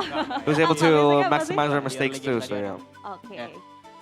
Banyak mistake itu salah satu menjadi alasannya, tapi But the mistakes is one of the reasons sini. why. But now Drichel. Gimana Drichel pada saat match yang tadi, kamu dari game yang pertama sampai dengan game yang ketiga, ada perbedaan gak sih kalau dibandingin leg 1? There are differences with leg 1 against Navi. Perbedaan game 1, 2, 3. Perbedaan leg 1 sama leg kali ini? Differences of leg 1 and leg 2. Sebenarnya sama aja sih. It's all the same. Dengan tipikal gameplay yang agresif. Navi with their typical aggressive gameplay. That's why we need to beat them early. Menarik. Di leg yang pertama kalian kan menangnya 2-1 juga. Something's interesting. Di leg kali ini 2-1 juga. Is that in leg 1 you guys sendiri tadi bilang lost them 2-1, and in leg 2 you guys won Navi. against them 2-1. Gimana Drichel? Kamu kan udah tahu nih permainannya gitu kan? You know masih 2-1 sih. their gameplay. Why is it still a 2-1 score? Sih tadi game 1. Tetap ya. I think we slipped up game 1. Jadi ada sedikit kepleset, tapi nggak masalah. Yang penting hasilnya. But it's not a big problem because it's all about the Dan results. sekarang aku pengen nanya, kalau misalnya kita lihat dari Juxinnya Take a look at Okir's Juxin. Menurut gua What do you think about it? Dari kelihatan dari leg 1 sih Juxinnya. Well, we've seen it from leg 1. Baik. So yeah, it's good. Tapi kita akan langsung bergeser saja. Sabar King Kevin, aku tahu kamu sudah mau ngomong, tapi aku mau nanya sama Kyo dulu, Kyo. Let's move to Kyo now. Ih, Goal laner. langsung ya. Kyo, gimana Kyo? Sudah memasuki di leg yang kedua. Kyo, what you think about di mana leg kedua leg kalian seperti tadi Leoni udah sedikit singgung gitu kan, sudah mendapatkan Leoni said kekalahan match, that tapi you guys sekarang lost kalian mulai twice bangkit kembali. and you were able to come back. Ada metode-metode baru Kyo, nggak sih bersama teman-teman lainnya? were there new methods Metode baru paling kita used lebih to the comeback? disiplin aja untuk early game kita. And Terus Kyo kalau said untuk leg 2 it's kan all kita about the pengen discipline, the early game. menang terus sih. And for leg 2, we're gonna look for wins because we need kalau those misalnya wins. dari Kyo sendiri, melihat dari match yang tadi nih, Take a look at udah the cukup match. puas kah dengan hasilnya? Are you satisfied with the result? Udah cukup puas dengan game kita yang 2-3. And Kyo said that yeah, we're satisfied with our games in game 2 and game 3. Tapi enggak kok Kyo tadi benar-benar luar biasa banget. Apa mungkin karena I think that game was very good. Yang hadir They have a hari support ini ya? system Pasti. that is langsung nambah present ini dia, in the building. support systemnya. Boleh dong disapa dong. This is your support system. Hello. Wanna say hi? Apipi. And that's Kyo's girlfriend. Wow, luar biasa pantas ya. Kayak dari tadi Very cute. mukanya berbinar-binar sekali. That's the reason why your face was very bright. Yang datang mendukung. Because you have your girlfriend here in the building. King Kevin Maharaja, aku mau bertanya izin, King ini Kevin. kudanya udah dikasih makan kali ini ya? We think Kali ini belum makan sih, soalnya makanannya tadi masih ada di belakang. this time I haven't eaten because my food was in the backstage. Ya, cuman minum doang tadi. Referring to Navi. Kudanya cuma dikasih minum doang. Minum aja udah segalak itu ya? All I did was just Jadi drink. emang galak sekali ya kuda dari King Kevin. I was given only a drink. Nextnya kalau But with a misalnya drink you were also wild and played very good. Kuda dari King Kevin berarti? Yang pasti ya, soalnya logo kita juga kuda kan. Jadi suka signature saya jadi kuda juga. Next time, Oke. I'll keep Iya, using the horse. Sepakat deh aku pokoknya sama King Kevin. Because Tapi, Team Liquid has a horse as the logo. So we'll kita keep using melihat it. adanya kemenangan pertama untuk tim RRQ. Well, dari King Kevin sendiri. you have sih seen that melihatnya RRQ King RRQ nih, dari RRQ sendiri sudah mulai has that bangkit. win. Gimana? What do you think about King RRQ finally getting a win? Sendiri sih lihatnya RRQ udah improve banget lah. Gimana dia udah bisa. I've seen and concluded that RRQ has a lot of tahu cara end game improvements. dengan benar, terus They dia know how to defensive end the juga, game jadinya properly. Dia bisa mendapatkan kemenangan kemarin lah. So that's why they're able to get the win Dan hari ini yesterday. kan nantinya tuh akan melawan tim Onyx kan. And today they'll face off against Onyx, RRQ. RRQ. Onyx. Gimana nih kalau misalnya menurut King Kevin sendiri? What do you think, King Kevin? Yang aku lihat sih kayaknya From what I've seen, pertarungannya ntar seru sih. Soalnya the match will be very RRQ fun. juga kuat sih. Because RRQ look very strong Kemarin. Nah, ini dia nih from harapan yesterday. kemenangan untuk But this is the poster. Royal Derby ini. Gimana nih tanggapan tentang Mission Impossible RRQ? RRQ's impossible mission. Nggak ada yang impossible sih. Nothing is Semuanya sama impossible. sih, saya rasa. Nothing Everything is is possible. impossible berarti untuk tim RRQ ya? Benar. Dari King Kevin. Emang tim Onyx juga kuat, emang kita lihat juga semua. Onyx is very dari strong semua tim emang as Onyx well. kadang-kadang paling kuat lah. Tapi Onyx saya rasa juga RRQ juga kuat sih. Ya. should be very strong, but Baiklah. RRQ is also Dari strong. performa kemarin juga.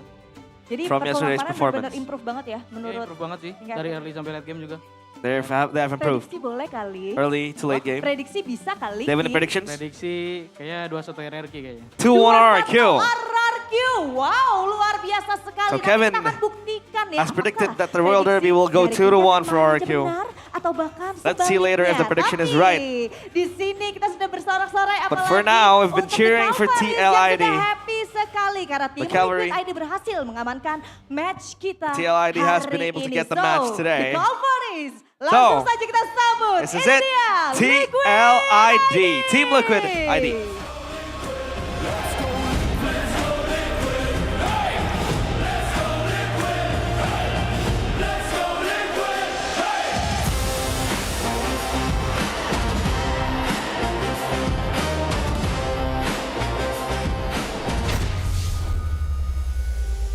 TLID with a convincing win up against Na'Vi. That first game was to forget, but Game 2 and Game 3, Killset was one of the best games we've played this season. And a little bit of a prediction there from King Kevin. King Kevin. He's also giving his voice to the Kings of Kings. He says that the Royal Derby will be 2-1 for RQ. Ooh. Interesting. Nothing is impossible, he says, you know? Possible, yeah. 3% chance, there's still a chance. The moment here from both teams. This last fight that was brought upon by TLID. Leone played a very good game with Khalid, by the way. He did. It was just a really, really good game overall by TLID, right? Aside from that first turtle was bad, but it was just like game 2, sorry. First turtle was bad too against the Lo Yi and Alice. But then they came back through adapting in the game. So TLID, again, as the game goes on, they get better and better. For Na'Vi, as the game goes on, they get worse and worse because they just have the same approach to every single fight. Rinse and repeat, reduce and recycle. But hey, this is it. Your POTM player of the match presented by the official gaming phone, Infinix GT50 Pro. It is Aran. Mr. Rizla. Man, oh man, very, very sweet. Well, it was such a good pick for him. It was a very, very good pick. They adjusted after Turtle 1. They were like, okay, we just need to act faster. And here as well, they got the burst down, and then we saw the set from Cars. But as long as they get the burst down first, they're A-okay. And for Navi's case, they're also a team that just goes all in these fights. And they don't have an all-in composition. They have a composition that is good at kiting. They have a composition that is good at going back and forth. So I just really don't understand why Navi, why Shive, why everybody on this team just keeps on going all in. Because here as well, you see it, right? Once they go in, it's done. They want to go all in. Like Shive, he doesn't go in earlier when Richo was planted in the RWM. He goes in here, and it's onto Leone, it's onto Kevin. He doesn't try to put himself in a position where he can actually damage the other boys on the Claude. Here, they just get forced to all in because Shive took too long in the bottom lane again. Na'Vi, it was a mistake by Shive, it was a mistake by the rest of Na'Vi as well. Why were they in that position where TLID could just burst them while they had the Claude in the bottom lane? It was just ridiculous miscommunication. And here, not a mistake.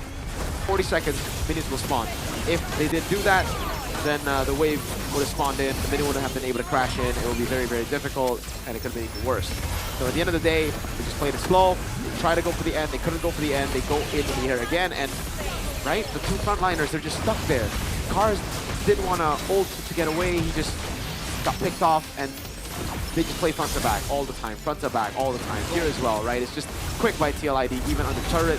They forced the all-in this case, so this is the only case where Na'Vi, it wasn't their mistake, it was more TLID outplaying them. But outside of the base, you gotta respect the cycle. Yeah. They're playing into the RWM, the penalty zone, the Raging Sandstorm, the Demand Force.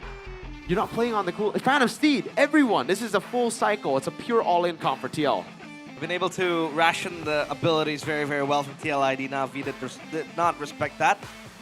But yeah, I think that justifies why we saw Leo Mord or Kevin, who's very, very trigger happy, because they needed to go for that engage quickly. And Aran was one of the forefronts of that. Emblems, nothing out of the ordinary. We saw Steve with the Master Assassin. We thought, okay, maybe he wanted to win the lane. Maybe he wanted to be more on the sides, look for the 1v1s, and then play it to perfection. But he went for that Blazing Duet without knowing that Kyo had the Zaman Force, and I think from there on, the Cloud just became irrelevant. And the way he played it as well, you said it, you know, he was supposed to look for flank angles when the Eve is so stationary. Going for the Winter Crown would be much of a greater option compared to the Malefic Gun, where you really want to hit from afar and then kite. And that didn't really work, because you needed to really go in and then go for the backline, which Sive didn't really do much. Interesting stuff indeed. 17 minutes of game time for that game, the final game of that series. And it happened again, right? Leg one, Na'Vi didn't get the win, so no revenge here for Na'Vi, at least for leg two, up against Team Liquid. Very, very good. But hey, are you excited for the next match? I'm excited. Very excited. Royal Derby. Whippy-Kaye. RQ against Onyx is calling, but we'll have to take a break first. We'll see you after the break in MPL ID Season 17.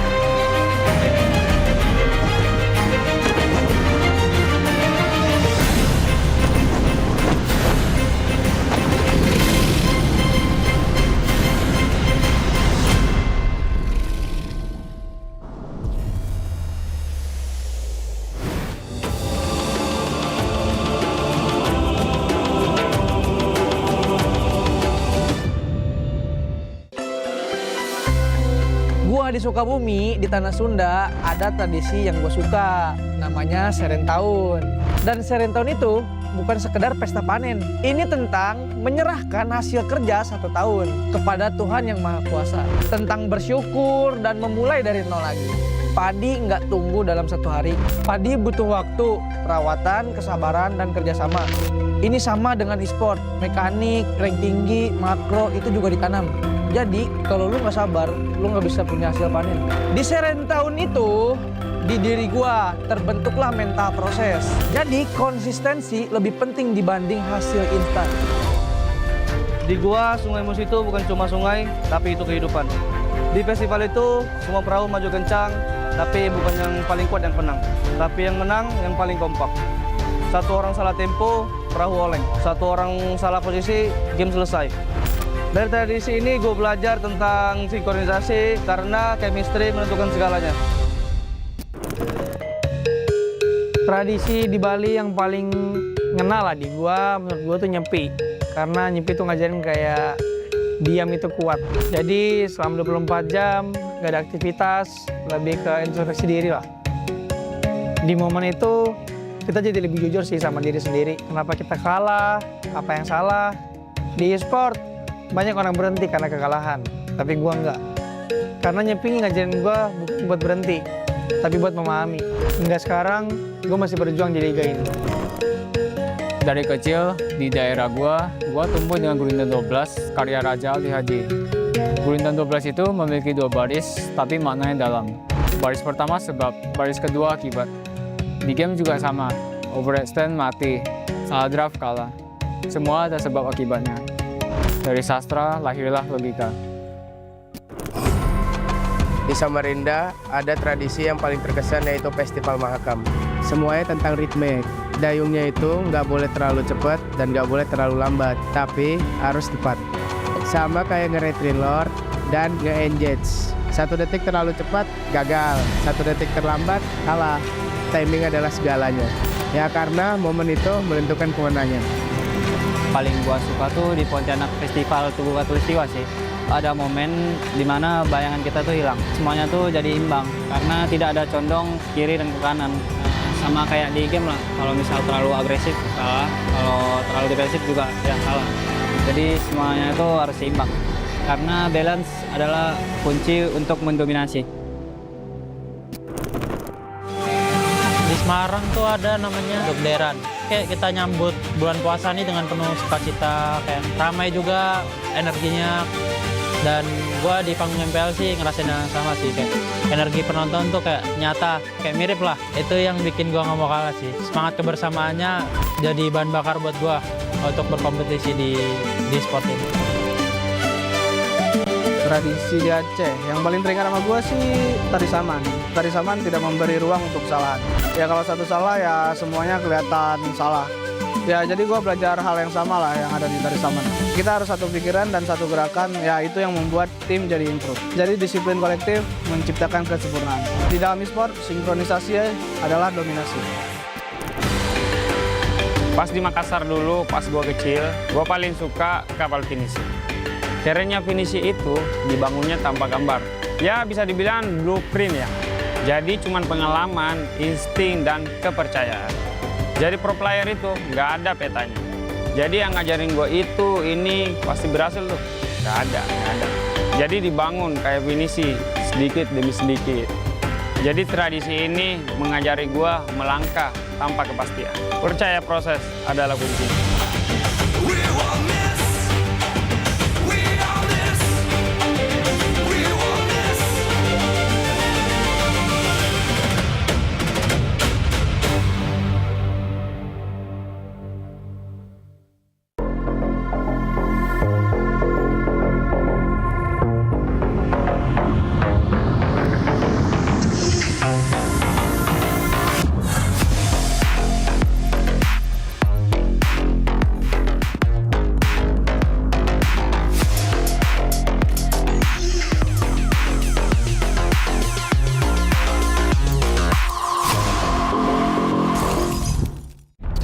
Semua hal terus berubah. Dan kadang bikin gue pengen nyerah. Tapi banyak mimpi yang harus gue kejar. Gue butuh support yang konsisten. Biar gue bisa terus naik level, terus berlari tanpa henti. Skin gue banget nih, gue beli aja. Seperti GoPay Games yang setia menemani, walau meta dan gameplay terus berganti. Walau yang lain terus berubah, GoPay Games konsisten ngasih yang pasti murah.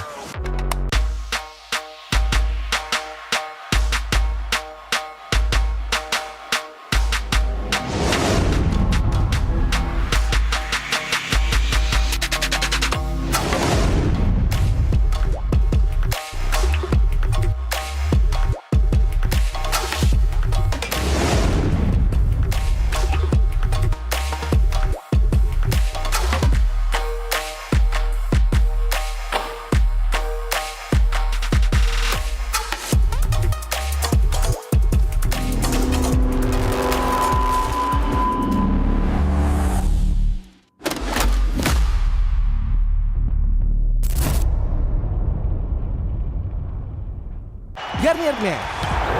Keringat, minyak, dan kulit sensitif bikin jerawat susah dilawan. Lawan jerawat dengan nyaman bersama. Baru Garnier Men Acnofight Gentle Gel Cleanser dengan salisilik dan sika.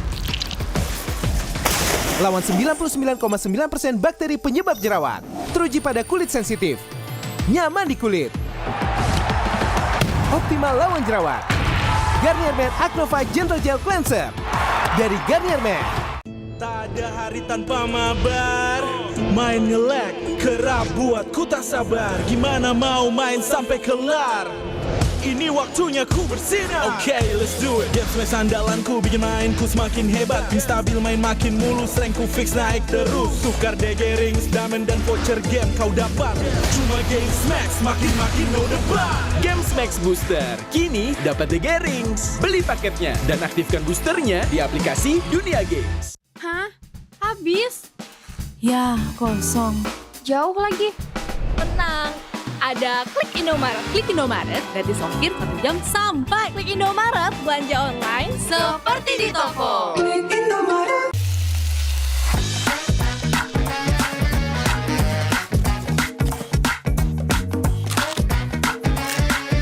Gimana? Enak?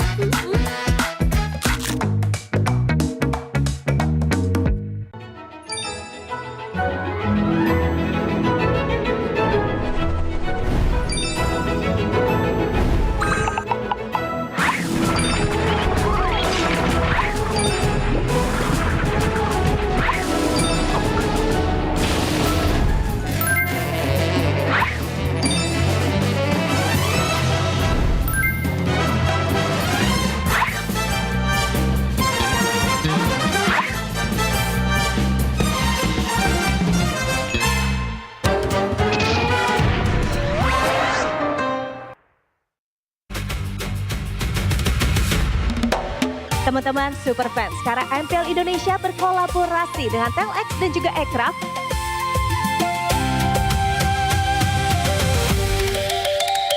Kira kita ngelihat aset maniak kita. Warna dikemas. Lucu pisan. Ini adalah collab terbarunya kita nih bersama dengan Aircraft dan juga Telx. Ini adalah sebuah pergerakan di mana kita bersatu padu. Kalau sekarang sih seru ya, soalnya ada budaya-budaya Indonesia juga ya, kita mengangkat semua budaya-budaya. Terus kayak kemarin player-playernya juga pas entrance-nya jadi ada permainan zaman-zaman kita kecil, jadi flashback aja seru sih. Jujur seru banget, soalnya kan activity-nya banyak kan, jadinya kayak yang bisa dilakuin gitu, kayak bisa main gasing, bisa main congklak, bisa main yoyo dan lain-lain lah. Kalau main terus dapat stem jadi bisa dapat kayak hadiah, banyak lah istilahnya, jadinya seru banget from my opinion. MPL sekarang sih udah mulai care sih sama budaya-budaya Indonesia. Gua rasa ini bisa jadi buat edukasi di generasi gua sih. Soalnya ini bisa buat tahu budaya dan tradisinya lah di Indonesia ini. Terima kasih MPL udah menghadirkan permainan-permainan masa kecil kita. Terima kasih MPL karena sudah membantu kita semua jadi ingat masa lalu kita. Semoga kedepannya MPL makin ada aktivitas yang lebih seru lagi.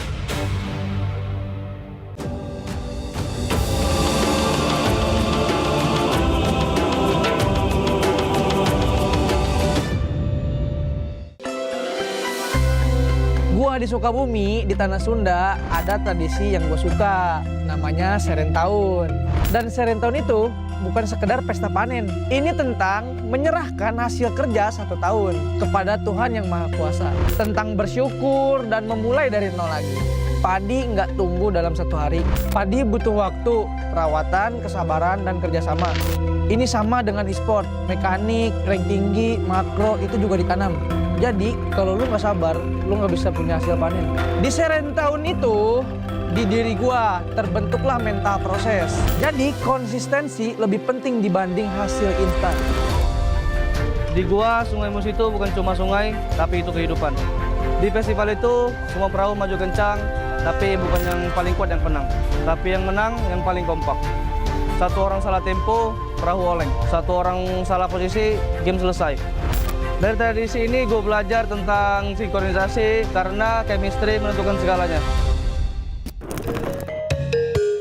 Tradisi di Bali yang paling ngena lah di gua, menurut gua tuh nyepi. Karena nyepi tuh ngajarin kayak diam itu kuat. Jadi selama 24 jam gak ada aktivitas, lebih ke introspeksi diri lah. Di momen itu kita jadi lebih jujur sih sama diri sendiri. Kenapa kita kalah, apa yang salah. Di e-sport banyak orang berhenti karena kekalahan, tapi gua enggak. Karena nyepi ngajarin gua bukan buat berhenti, tapi buat memahami. Hingga sekarang, gue masih berjuang di liga ini. Dari kecil, di daerah gua tumbuh dengan gurindam 12 karya Raja Ali Haji. Gurindam 12 itu memiliki 2 baris, tapi maknanya dalam. Baris pertama sebab, baris kedua akibat. Di game juga sama, overextend mati, salah draft kalah. Semua ada sebab akibatnya. Dari sastra, lahirlah logika. Di Samarinda ada tradisi yang paling terkesan yaitu Festival Mahakam. Semuanya tentang ritme. Dayungnya itu nggak boleh terlalu cepat dan nggak boleh terlalu lambat, tapi harus tepat. Sama kayak nge-retry lord dan nge-engage. 1 detik terlalu cepat, gagal. 1 detik terlambat, kalah. Timing adalah segalanya. Ya karena momen itu menentukan kemenangan. Paling gua suka tuh di Pontianak Festival Tugu Katulistiwa sih. Ada momen dimana bayangan kita tuh hilang. Semuanya tuh jadi imbang karena tidak ada condong kiri dan ke kanan. Sama kayak di game lah, kalau misal terlalu agresif kalah, kalau terlalu defensif juga ya kalah. Jadi semuanya itu harus seimbang. Karena balance adalah kunci untuk mendominasi. Di Semarang tuh ada namanya Dekderan. Kayak kita nyambut bulan puasa nih dengan penuh sukacita, kayak ramai juga energinya. Dan gua di panggung MPL sih ngerasain yang sama sih, kayak energi penonton tuh kayak nyata, kayak mirip lah. Itu yang bikin gua nggak mau kalah sih. Semangat kebersamaannya jadi bahan bakar buat gua untuk berkompetisi di sport ini. Tradisi di Aceh, yang paling teringat sama gue sih tari saman. Tari saman tidak memberi ruang untuk kesalahan. Ya kalau satu salah ya semuanya kelihatan salah. Ya jadi gue belajar hal yang sama lah yang ada di tari saman. Kita harus satu pikiran dan satu gerakan, ya itu yang membuat tim jadi improve. Jadi disiplin kolektif menciptakan kesempurnaan. Di dalam e-sport, sinkronisasi adalah dominasi. Pas di Makassar dulu, pas gue kecil, gue paling suka kapal finisi. Kerennya finisi itu dibangunnya tanpa gambar. Ya bisa dibilang blueprint ya. Jadi cuman pengalaman, insting, dan kepercayaan. Jadi pro player itu nggak ada petanya. Jadi yang ngajarin gue itu, ini pasti berhasil tuh. Nggak ada. Jadi dibangun kayak finisi, sedikit demi sedikit. Jadi tradisi ini mengajari gue melangkah tanpa kepastian. Percaya proses adalah kunci.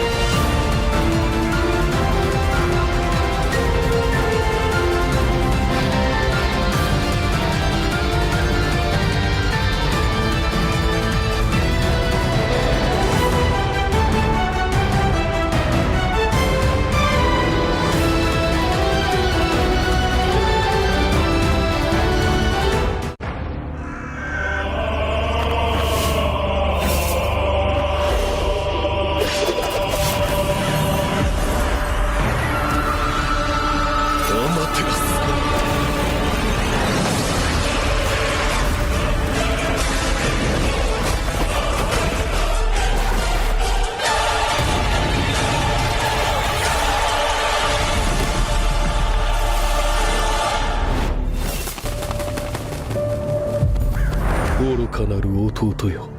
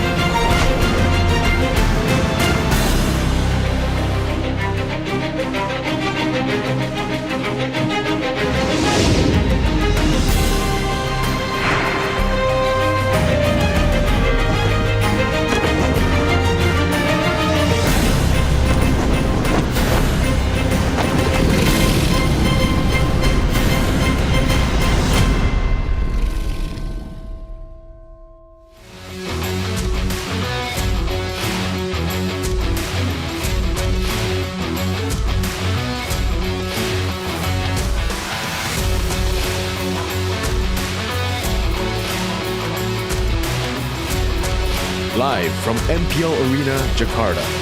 MPL Indonesia Season 17 is powered by Moonton.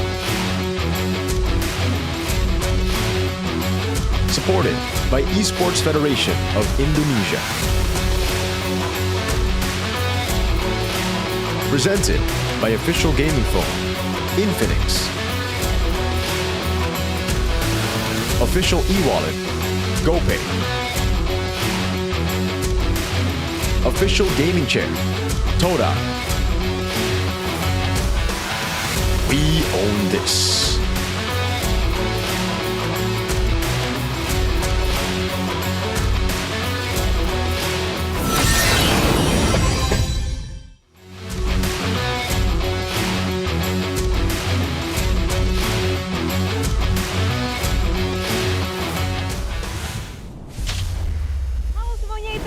Menantikan Royal Derby yang kedua. Hello guys, Eterna here, dan juga Onyx. waiting for the Royal Derby. Kita mau ngobrol-ngobrol dulu sama Super Dan. But before that, let's talk.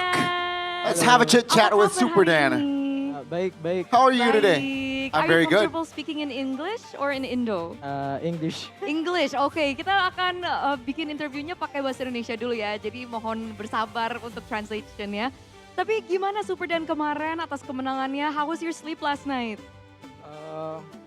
Baik karena kami udah dapat win pertama. Oke, baik karena udah dapat win pertama. Sekarang opportunity RRQ masuk playoff naik jadi 3% loh. Lumayan dari 0, berapa jadi 3%. Did you know that? Yeah, udah lihat. Udah. Yeah. How do you feel about that? I think still okay. Karena tim kita mindset nothing to lose mindset. Mereka mindsetnya tuh nothing to lose. Jadi satu tim itu baik-baik aja hari ini.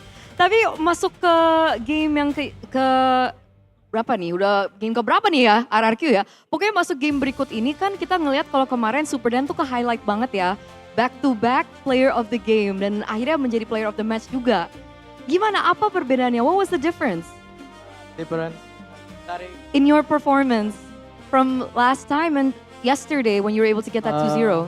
I think I achieved that because we play as a team, then we commit as a team also.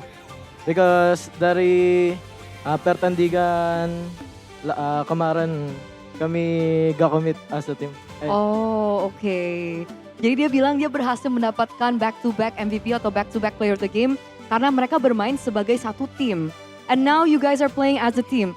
How did that change come about? Because of some meeting dan open forum of our team. Meeting dan open forum. Akhirnya mereka bisa bermain menjadi satu tim. Was that within the RRQ players and the coaching staff or was someone else involved? With RRQ coaching staff and players. Oh, oke. Jadi mereka meeting sebelumnya. Tapi kita cukup penasaran juga, kalau dari Super Dan itu suka baca komen gak sih? Mungkin baca komen, do you guys read comments? Do you personally read comments? No. No? Yeah. Okay, so we have comments for you today. Alright, so let's bring out the first comment. Kita ada satu komen dulu, yang pertama dari Coach Theo Nile. Pendapat Theo Nile tentang Super Dan. Jadi dia bilang kayaknya dia butuh hero kuat yang bisa sustain untuk long fight. Dia buktiin hari ini, Super Dan mainnya bagus banget. Theo now mentioned that you played really good. And you're really good when you get heroes that can sustain in long fights. Do you agree with that? I think so because kami menang dari kemarin ya. Okay, dia setuju guys, dia setuju karena mereka menang kemarin. What's your favorite hero by the way, Super Dan? For now or in general? In general, for now too, you can? For now is Phobius Glue. Phobius Glue. Ya, Phobius Glue. Oke, jadi hero favorit dia sekarang itu Phobius Glue ya. What about the Yuzong? I think a lot of people are talking about your Yuzong. Yuzong still my favorite, tapi gak prayo this meta. Yeah. Oke, dia suka main Yuzong tapi unfortunately kurang prayo di meta ini menurut Super Dan ya. Oke, we have another comment from you other than from Theo Nile. We have a comment from your number one fan. Okay, let's bring it out. Ayo kita lihat komen dari number one fansnya Super Dan nih. Mas Ade unggulkan RRQ karena mereka punya Super Dan. He thinks you're gonna win the Royal Derby because RRQ has you. I think that just me. We need to play as a team together. We cannot win kalau gua aja ya. Oke. Dia bilang as a team ya. Dia bilang kalau misalkan nggak ada timnya nggak mungkin menang. Jadi bukan karena aku. Do you have a message maybe for Mas Ade? Buat Mas Adi, gua bersyukur buat dukung buat gua ya. Dan semoga lu dukung gua selalu ya.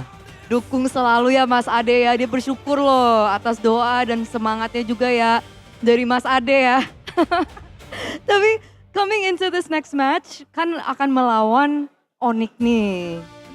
Kita ngelihat kalau misalkan Onyx tuh baru kalah 2 kali.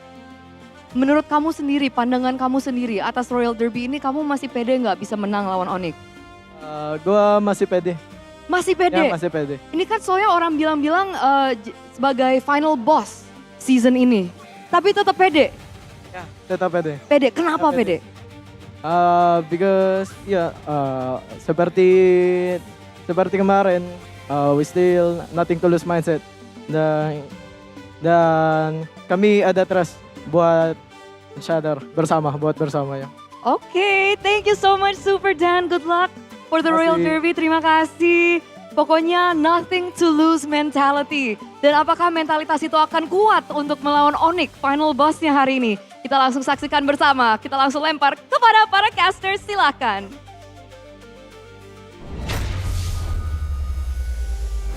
Thank you, Eterna. Thank you, Super Dan. Welcome back to MPL ID Season 17. It is still the last day of Week 6. We are going to witness the Royal Derby.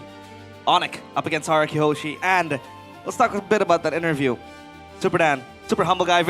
He seems very shy, and he's practicing his Indonesian language. Yeah, I mean, hey, he struggled very early on in the season. I honestly feel like the whole team struggled. It wasn't just a Dan issue. Yeah. Drafts were pretty bad. Everything was horrible. But then they steadily got better. Glimpses of brilliance here and there, and finally they were able to crack that lose streak, getting a win against the GOATs. My GOATs, Bigatron. Hopefully they continue because Bigatron might just give them the win. No, I'm kidding, I didn't say that. What? They fought for that win. But MPL ID Season 17 is powered by Mooton, supported by PBS, presented by the official gaming phone Infinix, our official e-wallet GoPay, our official gaming chair Todak, and our partner in esports we have Garnier, Bayu, Dunia Games, Max, and OnePlay, and our suppliers IndyHome, Click Innomaret, Yummy Choice, and Aqua. And let's talk about that Super Dan as well. Yesterday, he played such a wonderful game. Even Ade Setiawan, one of the streamers, talked about it. He's like, Super Dan is the best player in RRQ.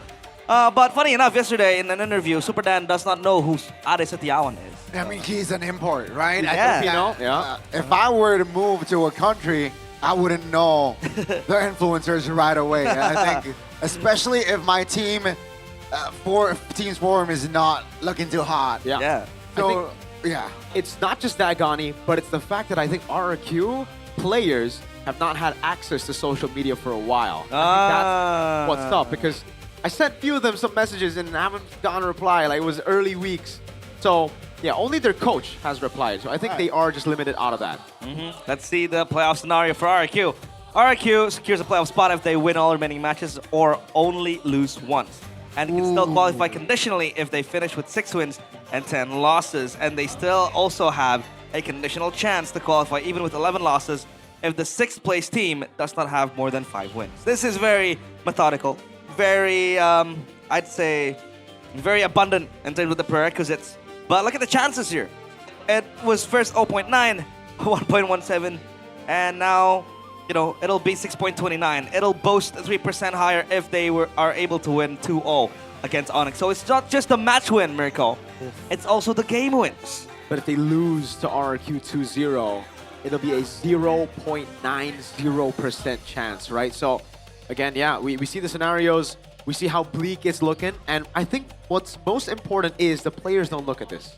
Yeah. Why were they able to perform so well yesterday? At least from Toy in the interview, we heard that they came into that match with a nothing to lose mentality, right? So I think that should be the same mentality coming into this match. They shouldn't really be thinking about if we can make it a playoffs, whether or not, losing a game here would decrease our chances. All they need to think about right now is play their game. If they play their game, I can guarantee you at least they'll win the early game because they are one of the best teams at securing early game. It's just they lack the composure, they lack the creativity, they lack a lot of things when it comes to late game execution. Yeah, they do. And for the Giants ahead of them is Onyx. And I feel like yesterday they were able to topple down Bigatron. Today it's going to be Onyx. If they win, I think they have been able to get past their biggest test, right? Going into, the remaining matches in week 7 later on, 8 and 9. They'll still have a few matches to play. But I just don't like it as a player or as like a coach if I need to be dependent on other teams' results. We've seen this case before where I think they needed to depend on Geek beating Rebellion. And we know what happened. They sent martabak manis to the Geek Fam Gaming House I remember as that. a gift from Paape or Mr. AP. Will they be dependent on other teams though? Because Onyx, this is the team to beat. Everyone wants to beat this team. They have proven that they are not immortal. They are still, Who beat them?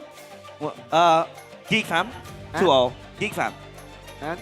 Geek Fam's the only one I remember. And it's 2-1 by the way, not 2-0. Oh. Geek Fam won. Okay, yeah, 2-1. The first one though is the Streak Breakers. Tell them, Mirko. The best team in the world might go as PPR. Well, do you think Onyx is able to match RRQ's early game? Because Onyx is also very good. I think they can. That's the thing about RRQ up against Onyx right now. That's why it's looking so bleak. You're up against number 1, right? Yesterday you were up against BTR. They've always showed signs of being weaker. Sometimes they're very inconsistent, BTR. But Onyx, on the other hand, they just suffered a loss against Geek Fam. I think if they didn't suffer the loss against Geek Fam, there's more of a chance here for RRQ. Yeah. But Onyx, every single time they take a loss, they learn from it so quickly. And we saw how creative CW was just yesterday after the loss against Geek Fam. Atlas. The Valir pick, the Atlas pick, and how well the whole team played as well. It was really, really good. Yeah, still loopholes to look for RRQ. They are not immortal for Onyx because it shows that teams like Geek Fam, even a struggling side, Geek Fam, that was able to come back quickly and they were able to topple down Onyx. This does not close the chance because RRQ themselves are very struggling, but they were able to acquire a win yesterday against Bigatron. That might be a huge mental boost. But look at this, the first leg, RRQ against Onyx, game 1. They opted for the Uranus, the Harley, the Shiptian, even a Bruno pick over there. I believe this was still Super Toy playing, no? Yes, this was Super Toy, and now Toy. it'll be Super Toy again, I believe. But this was with Rins, I believe, not with his skill. Rin. Okay. Yeah. Anyways, we just gotta forget about this game, right? Because it happened so early in the season. It was a completely different patch. It was, I believe, also a very different draft. Yeah. This was when I called RRQ the S word, subpar. They were subpar. They were very subpar because not only were they playing subpar, the drafts were subpar. Everything about them, nothing screamed pretty good. Yeah. Special. Nothing screams special at all. But then, in the next week, week 3, I believe, they completely restructured their drafting phase. It looked like the classic Cascade style, Season 14, Season 15, Season 16 even. But then the players started making mistakes. Going into week number 5, we see some improvements from Super Dan. Yeah. We see Super Ken fumble. We see Kuroki fumble. Week 6, Super Toy. Oh, sorry, week 5, then Super Toy comes in.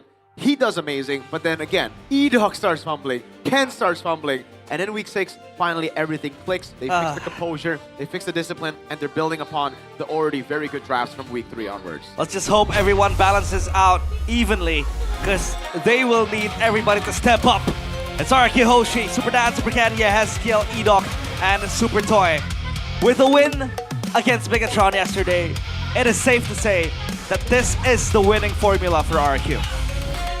It only took them 6 weeks to find their first match win. Will they be able to continue against the defending champions of MPL ID, the final boss of MPL ID? Let's welcome you, Rex, Regium, Kaon. It's their main 5. It is their main 5. Riding on the momentum of a win against the Red Robots, who looked so good, yet so bad this season. Now RRQ, can they keep that momentum going with a win streak to keep their playoff lives alive?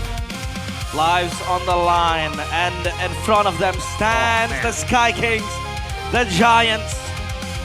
A team to beat. It's Lippy, Kyrie, Sans, Keyboy, Kelra, waving that yellow flag. And can they make RRQ wave the white flag? Because even if with the loss, they can still come back and make a playoffs run. But Onyx will stand in their way. Hingga di atas langit ku tiba, sangat dingin, tolong turunkan kami. Tiap era kita kasih keras, biar aja yang bawa kelas. Bila Onyx pegang Still sitting at the top of the table, folks. It is no stranger. You recognize his faces. You recognize his team as well. Dang. Do you love Kai? Because I do. As he walks onto the stage, and let's welcome you. This is Team Onyx! Everybody loves Kai. Yeah, the opposite of the title of that feature film that's coming out. Yep. Everybody loves Kai. I think it's almost impossible to be a hater of this guy. He's so humble, so nice, and god dang, is he so good at video games. And he has a nice hair too. I would love to have that hair. Warriors cut. I prefer the old hairstyle better, actually. I do. I prefer that M5 hairstyle. This I is think like that's the best. Season 10 M4 hairstyle when he first joined MPL. Yeah. M5 hairstyle is probably the best. Yep. But at the helm, as we welcome the coaches, it is Coach Keskute and Coach Paul alongside CW and Paddington. We talked about CW's brilliance, but I think we need to touch a bit about Paddington because yesterday, all the players said that Paddington brings a lot to the team. They even said it was P3, pertolongan pertama Paddington, which means Paddington is the first responder. Paddington is their first help. And he does bring a lot of insight as well to Onyx. For sure. Calvin Manada has had some very, very solid support with Paddington there right beside him, giving him great insights. But it's not just that. What's the sign of an elite team, right? It's not just the coaches handling everything. It's also the players voicing their own desires in the draft. That's what creates those moments where maybe the Atlas pick comes around, the Valyria pick comes around, and we actually have a prediction from Clay. From Clay. A legend. Deaden. I think RRQ can win tomorrow because Kyrie and Kelra won't be able to sleep after seeing Super Dance aggression. Their early game is already good. Just tone down the prime moments to around 10 minutes. Keep it up, boys. Yeah. So he is a kingdom believer. Hey, man. You missed Deaden from Bogor, though? I think the Kingdom missed Deaden from Bogor, right? The last time Bogor. RRQ won a trophy, a piece of silverware, it was with Deaden from Bogor. And Deaden was the finals MVP. What do you know about silverware, Miracle? I know a lot about silverware, man. I have 2 MDL trophies. Piala Presiden. How many MDL trophies you got, Onyx, man? Wow. But hey. Wow. RRQ, they need to play to their strengths. Does this then warrant a Phoveus ban straight away from Onyx, or are they going to respect that? I think Phoveus can be banned. That's the thing. Another thing. Wait. Before that, Stephen H. Mr. Umur. Mr. Umur. Or Age. Mirko Scapegoat. Prediction 2-1 for Onyx from the Onyx RRQ match earlier.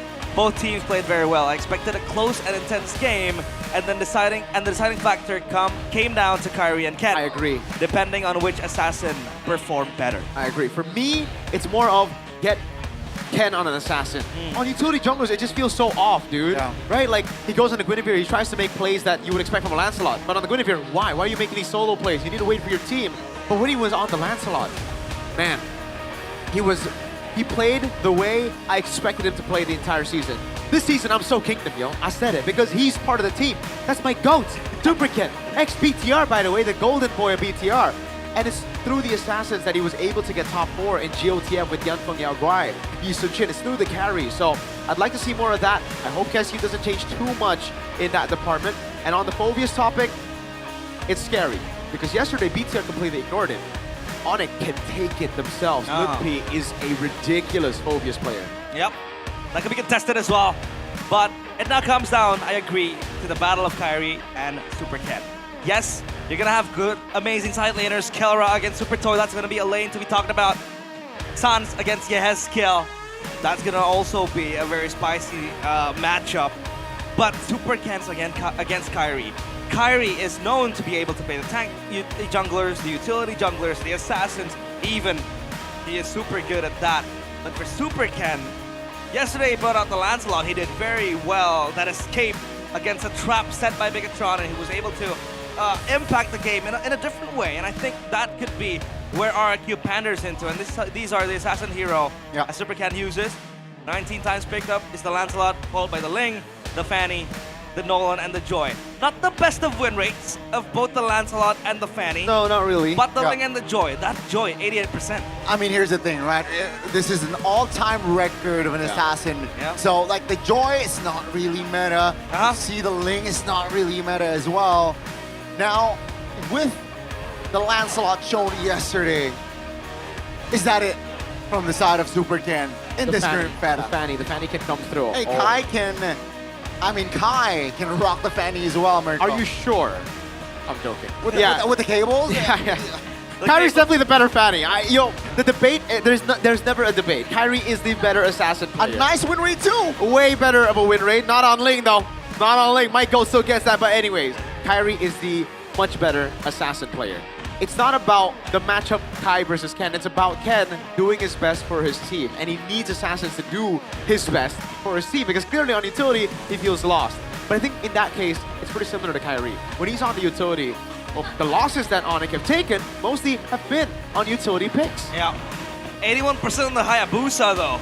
Oh my god, Kyrie Hayabusa. Oh my god. Kelra though, his debut was so good. An MPL ID deathless for like 2 matches. But now he faces competition again. The pressure is there. Yeah. The problem with Onyx is that everybody can be a star. So even if Kelra gets shut down, you still have Kyrie. Kyrie gets shut down, you still have Sans. Sans gets shut down, you still have Lutpi. And then, if everybody shuts down, CW will play. Keyboy gets a 5-man set. Keyboy, yeah. That. And then when everyone gets shut down, just call in Yep, baby. Yep, go along, Yep. That's always Yep. the trump card. That's when they start losing, when they can't find a solution, just call Mr. VP, the GOAT. So when you're number 9 on the standings and you want to make it to playoffs, playing Nile in the XP lane isn't the answer. No. You should call Yep then. You should call Yep. I'd hate to see Nile in the XP lane in BTR. I hope I never see it. Nile Badang. I hope I don't see it. But what I hope... I mean, I have been hoping this for a long time. Oh, wait. Hollow Kingdom Lampung. I believe there's a watch party going on there in Lampung. So shout out to the people in Lampung. Hello, Lampung. It's the RQ program, the RKK, which is the Keliling Kota, which basically means going all over the cities in Indonesia, which is nice. But now, Onyx will have first pick selection. They'll be on blue side, 68%. Still unbeatable on red side, though. That is nasty. I mean, that's just the Yeb style. He's passed it down to Mr. C-Dubs. C-Dubs is doing pretty good. A lot of people say draft issue. I agree in some parts, but it's also kind of like an Onyx thing, you know, where they, oh my god. 16%. It's still shocking to see. It's still shocking to see. Yeah. Keskute, is it crazy to say that I still trust him? It's not. Am I crazy? Are you delusional? I mean, if it's just based on this season, I'm gonna say you're crazy. But if you see like the overview of like his, I'm seeing when he was in BTR. My exactly, gosh. BTR and then RQ. It just goes to show sometimes you're, you know, the circle of life, and it. Just I like that. Very philosophical. Anyways, Guinevere gets banned out with a chip. Edoc's main hero in the Rome in this season so far, and the Phobius code. The Phobius respect comes through for Onyx, so they don't want to contest this, which means that heroes like the Chusin gets away. The Sora as well, which by the way hasn't seen much of daylight in the first phase. Usually comes in the second phase. So yeah, Onyx, do they go for the Chusin? I think so. I think it's a standard route. Oh, Harley! Yeah, the Harley first. So RQ. Oh. Ghani's happy. We have yet to see it in a Harley game, right? Because yeah, at least for today. Yeah. Uranus early. Uranus early. This is exactly the route they went for in week 2 when they went up against Onyx. So, oh man, Onyx, what did they go for now? That is a very early Uranus, and you know what? Onyx are the type of team to lean into newer picks. Atlas was buffed. They go into Atlas. We've seen Dairoth in MPL Philippines. It is a counter to the Uranus. Yes, yes, yes. I don't think we're going to see it here, but I think maybe in the second phase. Yeah. Hey, Lut P is the predecessor of Boots. Uh-huh. So? And Boots can play a mean Dairoth. Hey, not just that. Well, the Harley's already picked up, but Kyrie used to play Dairoth jungle himself. They go for the Sora and the Claude instead, so that takes away the Dairoth possibility. They go for normal picks here in RQ. Where are they going to go? Uranus and the Juicin. I think picking up a jungler would be wise here. Or, the thing is, Leomord ain't bad. It's just, if you go Leomord, you're back to the RQ that lost in the first leg. You're back to that style.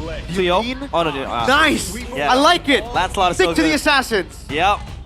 And it also goes pretty well against the Harley, right? Yes. You have a way to dodge the deadly magic. Nice Kalea ban, very good. Thorn Rose. I think next up might be like a Badang ban. Or, you know what? Onyx might actually go for something like Cho, no? Whoa. Good Cho. clear. Is able to go for the pick on Lancelot really quick with the way the dragon. Yeah. So maybe RQ ban Kalea and Cho. But Onyx will definitely get rid of some of the gold laners here. Do they get rid of the Granger? I don't think so, right? Because they already have a Harley and a Claude. That's all right. Maybe the Moskov and the Harith.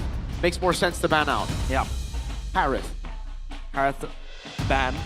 That sounds sensible. Yep. But so far, the first phase, super strong picks from both sides. We do know that Kyrie plays a mean Harley. He was wreaking havoc when he had that Harley. The glue gets past first phase and it gets banned out now for Bionic. That's a good ban. Again, the glue. Actually, I don't know why. Right. Pass. You can tank up all the cards from Harley. So, what's Sandy doing there? That's your friend, right? Gonzers? Yeah, I know Sandy. Yeah, we know each other. 2-0, 2-0. He says 2-0, 2-0, please. 2-0. He wants the a Kingdom 2-0. will certainly be hoping for the opposite. Yeah. They're hoping for 0-2. They banned the Yi. Oh yeah, the Yi was available. I mean, Sans has a lot of heroes in his arsenal, man. Yeah. It's a lot of options to go for. Yeah, the Farsight, if they pick up the Harith. So, you know, if you want to let go of the Harith, that could be a possibility. But yeah, it's better to ban it out because Super Toy is pretty good at that as well. Sonic, one last ban. I think it should just be the Harith, no? Yeah. Are they that confident? Are they just going to leave the two gold laners open? Go for another roll? Yeah. Okay. I was about to say, hey! Hey, Red! X-Onyx, by the way. X-Onyx, X-RQ, by the way. Yeah. Red in the building here today. Wait, still RQ. MPL. Still RQ. Yeah, MPL. but not Hoshi, you know. Not the Hoshi ones. Yeah. Picked up. Onyx can go for the Cho if they want to match that mid prio in the mid lane. Yeah. I think honestly it'll be the Valentina. I like the Valentina idea. Valentina. Cho Valentina. Yeah. Classic Sans, classic Keyboy. Yeah. Good against the Lancelot. You can keep the mid prio against the Juice and the Khalid. It makes it competitive.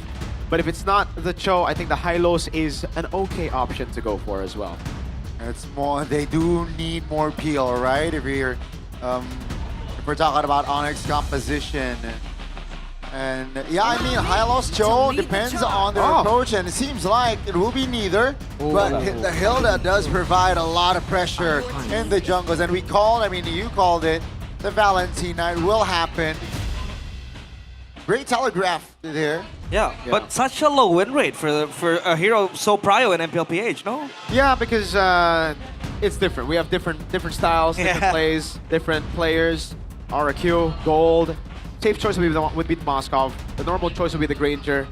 The Granger struggles though against this much mobility, so I'd say just go for the Moskov. Moskov, yeah. That's the raising. Oh, the carry. Looking for Shred? It's not bad. I think there's too many back and forths for the carry. I don't know. The good lane against the Claude. Not a lot of crowd control though. That can catch the carry. Well, let's see here, right? For our opening game of the Royal Derby, leg number 2, folks. Leg 1, it was a sweep for the side of Onyx. Will that repeat for leg 2? Yeah, history repeats itself, but RQ, they look to break history and possibly mount that miracle comeback, miracle run to the playoffs. Yesterday was a walk in the park against Bigatron by Vitality, but Onyx are no strangers to domination. So let us see the Lanadon. If RQ Hoshi can pull the impossible, it is going to be game number 1 RRQ Hoshi against Onyx. Lanadon, here we go as we get to see the first look of the best of 3. Take a look at the spell, right? Only 2 spells that we are going to see in this game. It's a Flicker and a Retribution. Yeah. Both playing with ego for sure, no Purify. To be fair, there's not much CC from RRQ, right? There's only that Raging Sandstorm with the Flicker and you can just dodge away from it. Onyx though, it's just Lutpi as well, right? So not too crazy. Again, in the lane, this is a winning lane for the carry. Super Toy already doing a good job against Kelra. The Hilda pick though, very strong towards the Keyboy. Oh, helps wow. alleviate the pressure from the Lancelot as well. Supercan had a very good game yesterday with the Lancelot, so we'll see if he's able to replicate that success. But the Juicin Khalid mid lane, super hard to play against. Very prio as well, a lot of pressure put. Kelra is gonna have to play the weak side here. Yep. Warrior boots first for Super. Wow. Super 10. Master Assassin on the Uranus. An interesting choice. Good steal there by Lutpi as he goes for the Inspire. Also an aggressive choice with a Concussive Blast. Other than that, everything seems pretty normal. I like this though. Festival of Blood for both the gold laners instead of the Master Assassin. Super Dan really wants to try to win this lane out. Possibly have extra damage given to Lutpi. He's gonna have to play this lane quite longer. Oh, Deadly Magic. Yeah, not enough damage to kill him. Just a bit of poke. Dan will regen up top. This battle continues. Kelra versus Super Toy. Oh. And Super Toy will have prio on the Gold Crab as well, because, you know, as the carry, it's very easy to take it. With the true damage going on. Claude early game, not the best damage. Has the Warrior Boots completed too. With a knife ready as well. Super Dan, close by with the turtle. With a high heart rate as well now, trying to initiate. Flickers out, but he will fall. That first blood for Onyx, and it seems like they want more bodies. As Kyrie picks up the turtle and another kill. And ladies and gentlemen, if you blink it, you miss. 3 kills on the board for Onyx, and they got the turtle. Comes tumbling down for RRQ Hoshi, and that's just minute 2. That's the thing about the risky Master Assassin choice though, Keyboy. That's a terrified. That's Keyboy with the flanks Oh! as well. Deals enough damage. And down goes Yehaskill. He has a Fury Hammer ready. Wow. Quick Fury Hammer and the Rapid Boost. So quick, Kelra up top. The 1v1. Kelra versus Super Toy. Classic Keyboy Hilda, no? Yeah, again, the Master Assassin. That's the risk you take. You do well in lane, but outside of it, when you go up, you just get shredded. You don't have the usual sustain. Yeah. I'm trying to remember though, right? Is this the first encounter, Mirko? Oh. Toy versus Kelra? No. They met in the first leg. First leg, it was Toy right. who played. So Toy and Kelra have met before. In M6. They met in M6. Yep. They did not, I think. Skylar was M6. Yeah, they met in Skylar. SPS. They met in SPS. Finals as well with Kelra was already. Kelra won with Onyx Philippines. But Ranger Emas with the only RRQ Hoshi prediction. He goes 2-0. Yep. Interesting. That's a statement. Man, the fact that they won out the red tree, the fact that they bursted Super Dan down, and they got the kill in the Ezreal, it's just everything's going right for Onyx. Nothing's going right for RRQ right now. Even that lane that you would expect it to win, it's even. It's very even down the line, and that's what the Claude wants. That's all he needs. Kai, again, Genius won first. Oh, Super Dan. And the 2v1 situation, Deadly Magic already delivered as well. With the help of Lutpi, the damage will be enough to take the Yura down. 0-2-0 for Super Dan. Yeah. I don't like the Uranus early like that, right? I'm telling y'all, that was just the same thing that they pulled off leg 1. I don't like it. I mean, it can just build up tank if it is going to be very, very behind the early game. But you can see how the Master Assassin completely becomes irrelevant because now Onyx are just going to move in units. Ganking that wave, that lane up top. So Super Dan can only be content on playing from behind. 0-2 has the robe completed. Another bot. He's gonna have to opt for the Radiant Armor soon. Keyboy, look at him. I won't be surprised if he goes for a Heptasis down the line because we've seen that being done before. Sans has the Crimson Beacon. Will he make a play here? Lutpi. They don't even need to make a play. All they need is just Kai. Oh, and no. the Deadly Magic to seal the deal on the roamer of RRQ. Mirko, I have a bad feeling it'll be a one-sided game. Toy. That's gonna be Kalra alongside Taz and Keyboy to take Toy down. Take a look at the mid lane. Kyrie teasing with Ken. And look at Kelroy, he's taking the turret slow. He's trying to deny as many minions as possible. Before he takes the turret, he lets the whole wave die first. So even when they're winning like this, they're still finding all the little wins to make Toy even more behind, to put Toy in a worse spot.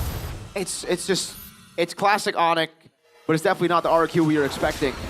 Unbearable, it seems like. They're gonna fight even more. Super Dan repositions Kendo with the Lancelot here, will be caught. Kyrie picks up the killing spree and they want more. Super Dan flickers out of danger. That's a stun. Keyboy flickering out, but Super Toy finds a shuriken to take Keyboy down now. Crimson Beacon on towards Kai. Take a look at the teleportation there. Edok doesn't find the execution. RRQ, they restabilize. Oh, Kalra just diving to the back like that. Super Toy closely gets taken down, but he is going to be A-okay. Has to burn the flicker. Same goes for Kalra. Kyrie also was going to die, but he is fine. Yeah, he got away. Yehezkiel, very, very good move there with the Crimson Beacon and the flicker. He's tried his best to get in. Unfortunately, not enough damage. He did lift Kyrie up. And now Keyboy. Oh, he just baited the ult of Toy and he runs away. That's gonna be pivotal for the turtle fight. Yeah, rapid boots, man. Dreadnought armor, and then he goes. Oh my God! Whoa! Like ice shield? Yeah, but look, he's just running them down. It's crazy. 5,000 goal lead, folks, for 7 minutes. The Hilda passes, rather the Hilda presence. Nance of Keyboy, so good. Wow. He just needs to stand there menacingly. Look at him. Yeah. They knocked the Holy Shield minute 7. That is very quick from Onyx. But yeah, back to the point. Black Eye Shield, Dreadnought armor. It's all components. Good P. Gets away with the Raging Sandstorm there. And they can only just react. I like what Superken's doing. At least he's getting something on the board, but there's always something back that Onyx taking. And in this case, it's the purple buff. I mean, yeah, I think we're talking about the turret top. Personally speaking, Onyx can afford to lose that turret. Especially the compensation is just that much. Yeah. Look at that. Second item already done for Kelra, farming like a beast this game. Only second to Kyrie in the gold standings right now. Number 1 gold is obviously on Kyrie, who's been active all around the map. 3 kills and 2 assists. Yeah. And with the Genius one as well, it'll help Sans burst down the players of RRQ even more. So, Onyx. It's just all about them going in. Edok, oh no! This is just damage testing, right? And almost take Keyboy. Edok down. That's gonna be Super Dan below 50% HP. Wow. The turret is gonna be the focus for Onyx. RRQ cannot defend. Man, Onyx just dismantling RRQ 8 minutes in. Oh, fight. That's gonna be the stun Edok position. That's a terrified connection. Kyrie with the deadly magic landing on towards Super Dan, but he is able to survive this time. Yeah, they just can't get anything here. Sans standing there. Aura farming. He is aura farming, but I feel like it's going to be one of those slow burn games. This is set in stone for Onyx. But RRQ, they still have that backup plan. It's to play for the carry. You need to peel the carry off. Super Dan's going to do that job heavily as the Uranus. He has the Radiant Armor completed, and then you have Edok with the Khalid. But the burst damage from the Harley is just unbearable. And Kelra is scaling too. He's going to have the Golden Staff next. Look at where Santa's playing. He's playing alone, and he can do that because he has all the mobility in the world. If RQ decides to go on him, they don't have enough CC. Yeah. They don't have any CC. Yeah. Any lockdown CC. What they have is conditional CC. Yes, he can lift people up if he gets the full stack. Edok can land the Raging Sandstorm, but look at the amount of mobility that Sans has, right? That's why none of them went Purified. They don't need to go Purify. They have enough mobility as it stands right now. And even with the stolen Crimson Beacon, that is a free get out of jail card for Sans. Okay. RQ, I don't know, it's looking very bleak for them. Things are definitely not looking very good here for the side of RRQ. 7,500 goal lead on the way to 8. And the Holy Shields, yeah, it will pop. Kingdom has been very, very quiet here because there has been no action being shown. the Kings of Kings. Will the miracles be denied by the Sky Kings? Onyx. They're facing the base. They have broken down the Holy Shield. This Lord can march in easily. Up top, it's going to munch on that top side turret with the wave being pressed. So they're going to push one lane at a time. They want the bottom lane first. Oh, that's a lot of damage already, forcing Super Dana. Flicker out, that's a stun out towards Lumpy. Oh, take a look, Super Toy, you cannot underestimate the damage, but that's down goes Ken. RRQ now needs to regather as the mid lane turret is looking juicy and on it. They're taking it. Keyboy still holding on. And Super Dan, oh boy, no flicker this time. Kelra is looking for an angle. Has the BMI in play. What? There you go. And that's just two base turret taken down. He's playing very, very far front. Playing with fire. And even if he got caught, he wouldn't have been shut down. He only has 1 kill, so he's happy playing with fire. He'll just do it again. Yeah. And he's building towards Melvic Gun because he knows there's no reason for him to dive even in this skirmish. I think we've only seen 2 blazing duets. One was in lane, the other one was earlier in the jungle. And yeah, it makes sense. Right now, there's no reason for him to go blazing duet. What he needs to do is just play front to back with the team, right? Like, plenty of damage already. RQ don't really have too much back, like too many targets to go. Up top. Kelra. What? That's a blazing duet. Hold on. Treading. They can lead down and comes the Ludpi and San. Ludpi! Take the Ludpi under the turret, a little bit too ambitious there.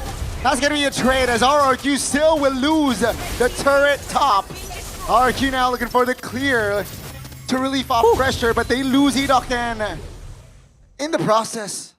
Man, this Uranus feels irrelevant. Look at how Kelra's hitting. I mean, the Uranus like a truck.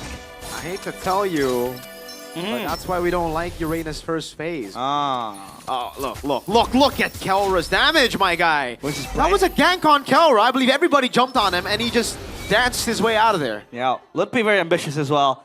A sacrificial move being made. At least they got the top side turret, and now they have leeway to secure the Lord easily. I don't think Super Cat can contest it. I don't think RQ can contest this. With the waves being pushed down as well for Kyrie, this is going to be another free Lord. Yeah, that's why Valentina is also a good choice against the Lancelot, by the way, right? Like, you just dodge away from the Thorn Rose, the Phantom Execution. A lot of mobility. Free Lord again to Onyx. 10,000 gold lead, 3 kills to RQ. Whew. But those 3 kills are all on the front. Look, it's Keyboy and Ludwig. None of the real carries have been taken down this game. Man, as much as you want Cinderella stories, sometimes Onyx just gives you a slap in the face. I mean, RQ's Miracle Run, if they are able to complete it, it will be the best Miracle Run of all time. Oh, take a look at the damage from Kyrie. Now the base, at least the Lord is touching the base of RQ. And Onyx, they still stand with 5. They look to take the bodies down first before they touch the base, but never mind Onyx. They will still be effortless there. They just play this game so effortlessly as they take game 1 of the series. One of the rather faster games we've seen so far. In MPL ID Season 17, we expected drama. We expected constant clashes, wars, and fights. But Onyx, it's just another day in the office for them. For RQ, it's life and death. It is looking bleak. And for now, it stands that RQ can only get a 2-1 win if they do end up getting the last 2 wins. Oh my god. Some people in the chat are saying, you know, Uranus was first phased by TLPH. That's TLPH! Don't make comparisons with TLPH! Hey, if you see something good, just copy it, and the outcome should be good. No? There you go. Isn't that the case? If you have a Stand and the gold on your team, sure, man. Sure. But you got a toy in the dam, though. Oh my god. Well, the carry showed some signs of life, but again, it's not the hill that you want to take down. It's not Ludpi. It's the back line. And look at this. Ooh. I don't even know who to vote as MVP. Everybody played their... To be honest, it's a tough one for Onyx. Everybody played their game. I'll just vote for Paddington. How about that? For Mr. Patty. Patty Pimblett? Oh my lord. I mean, I just don't get it. I don't know. It's so tough to beat Onyx already. There's only 2 teams that have done it like DCR. Oh, okay. So, hey, in your perspective, it's tough to beat RRQ2, no? No. I mean, leg 1, you guys were, you know. Rizza played. Okay. Oh. Rizza played. Rizza played. So, is it time for us to play Samuel then? No. Remember, it's time for you to get on a win streak and to let the streak breakers break your streak. When will we meet the second leg? Like what? Week 9. You'll be on a win streak. You'll be on a win streak. And you know it's Onyx time by then. No. It'll be Bigatron's time. by then. Bigatron's Like it's always been. But so the far, regular season. so far, all the matches, I don't, you know, I come here to work, but sometimes I come here to watch. All the matches I've watched in the arena are Onyx against Bigatron matches. And every time I come and watch, Onyx loses. Oh, you should come and watch again for week 9. What? Come and watch again. What is this fact? What is this fact? You know, there's this curse going on. He also always watches the Indonesian national team football. And Oh my! Indonesian I national team come to always the stadium, loses they when you always watch. lose. And there's something about you, realize. People has been trying to, you know, draw some dots. I took a picture. I took a picture with Kyrie. Oh my God! In the and grand N5. final of N5. Oh, you're a and they lost. You're actually kind of crazy, man. I might be, but this execution from Onyx, seamless, effortless, and very, very clean. Yeah. This gang, this one. Yeah, Kelra just plays into it. He's way too ahead. He flickers out, pops the BMI defensively, and then the whole team comes around. Man, I want to glaze Ludpi here. Ludpi, amazing. If someone could Paddington, our official MVP. Nope, of course. It's the man, the myth, the legend. Everybody loves Kai. Everybody loves Kai. I mean, who doesn't? Like, I love Kai. You know, as a player, as an Onyx legend, 305. Mr. 305, he's not Pitbull, but he's Mr. P05. 305. Yeah. Very, very clean game from Kyrie. We all know every time he is on the Harley. Very, very deadly. Especially, he farms very fast, knows who to assassinate. And the Harley threat itself, this is why we rarely see the Harley, because it's never let go. Yep. And then you let it go against one of the best Harley players in the league, Kyrie. Yep. Well, I don't know. I mean, like, we don't usually see Harley first pick. It's like only Geek Fam who are comfortable doing that, and then who just beat Geek Fam? Yeah, Dewa? Was it Dewa? No. No, Dewa no. There was a team that Evos. I don't know. There was the team that beat Geek Fam this week picked up Harley first pick as well from Nazara. And yeah, so other than that, the Harley doesn't really get prioritized this much. So it's just kind of like an Onyx thing, right? And for RQ, they didn't expect it themselves. They thought the Juicin was going to be the first pick. They picked up Juicin themselves. And then they just flexed Stans all the way to the end. That's how big of a hero pool he has. And throughout these fights, it's just them playing perfectly. It's the execution that works so well, right, for Onyx. Beautiful execution. They play really well. Oh, this was the... Kelra almost had a Kumar moment, but Kelra then realized, wait, I'm the god of the gold lane, bro. What the heck? But Kelra then realized that he's realized? Wow. No, if he's realized, he would have died 9 times. Wow. He popped the Blazing Duet to get that lifesteal as well, so... Is that a defensive Blazing Duet, or is that a Blazing Duet whiff? What? What? Kelra, what? That's a defensive Blazing Duet, by the way. Yeah, that's a defensive Blazing Duet. DVD. What? Dude, I mean, it's defensive Blazing Duet. DVD. This is crazy, man. The Harley is at 100% win rate. Suyo is at 100% win rate. Fanny's at 100% win rate for Kyrie. And the Guinevere is at 100% win rate Only for the Boxstar, Kyrie. right? And the Fredrin's 100% win rate. The Baksha is not 100%. Yisun Shin, Baksha, and Leo Morn. Those are the only picks he's lost on. Everything else he's won 100%, man. It's crazy. Yisun Shin, Baxia, and a Leo Mord. Yeah. And all 3 picks are, you know, they have transportation. You know what I mean? As a Baxia, you roll. As a Yisun Shin, you ride a ship. But hey. As a Leo Mord, you ride a horse. Do you love Kai, I'm trying to do you love Kai, though? I do. Okay. All right. Fair enough. Realize. You know, that's a fun fact right there. You know what I don't like? What? Uranus. First phase or first phase for me. No, again. Or was it the Master Assassin? Was it more than that? Yeah, for me, it just doesn't like. I don't know. I don't like the Master Assassin. That's one. I don't like the Uranus first phase. I just don't like both. The Master Assassin because like you're trying to utilize tempo. You're trying to go on the wave, and then you participate in the team fight. You saw how squishy he was earlier. He walked up to Onyx and he just got clapped. I agree with you. I like the Uranus first phase? On the second phase. Yeah, okay. Yeah, as a pick to complete your draft, I like it, you know? But in this meta, gotta clarify for the people who don't know time, because maybe in 5 seasons from now, they'll be like, oh my god, there's this one time you didn't like Uranus. Why is it Prio now? It was 5 seasons ago. Anyways, this is just a bad game for RQ. Unfortunately, they weren't able to get their win cons down. They also lacked a lot of CC. Another reason as to why I don't like the Uranus is because the whole composition is not CC. There's no CC at all, right? All very conditional. And you're up against the Harley, you're up against the Valentina, you're up against the Claude, you're up against so many people with crazy mobility. So if you don't have the lock, who you gonna hit? Who you gonna hit? There's nobody. The Lancelot can't even land the skills on Valentina. Sounds just like juking him. On Claude, juking him. On Harley, juking him. Only time he gets a hit is on Keyboy, and Keyboy's like, I like pain, yo. He's likes pain. Masochist. Yeah. Massive. Hilda in general. Look, 93,000 damage taken. He erases the S in Spain. Yeah, he is. He's Lamine Yamal. He que fue. The owner of Real Madrid. Ooh, Oh, yeah.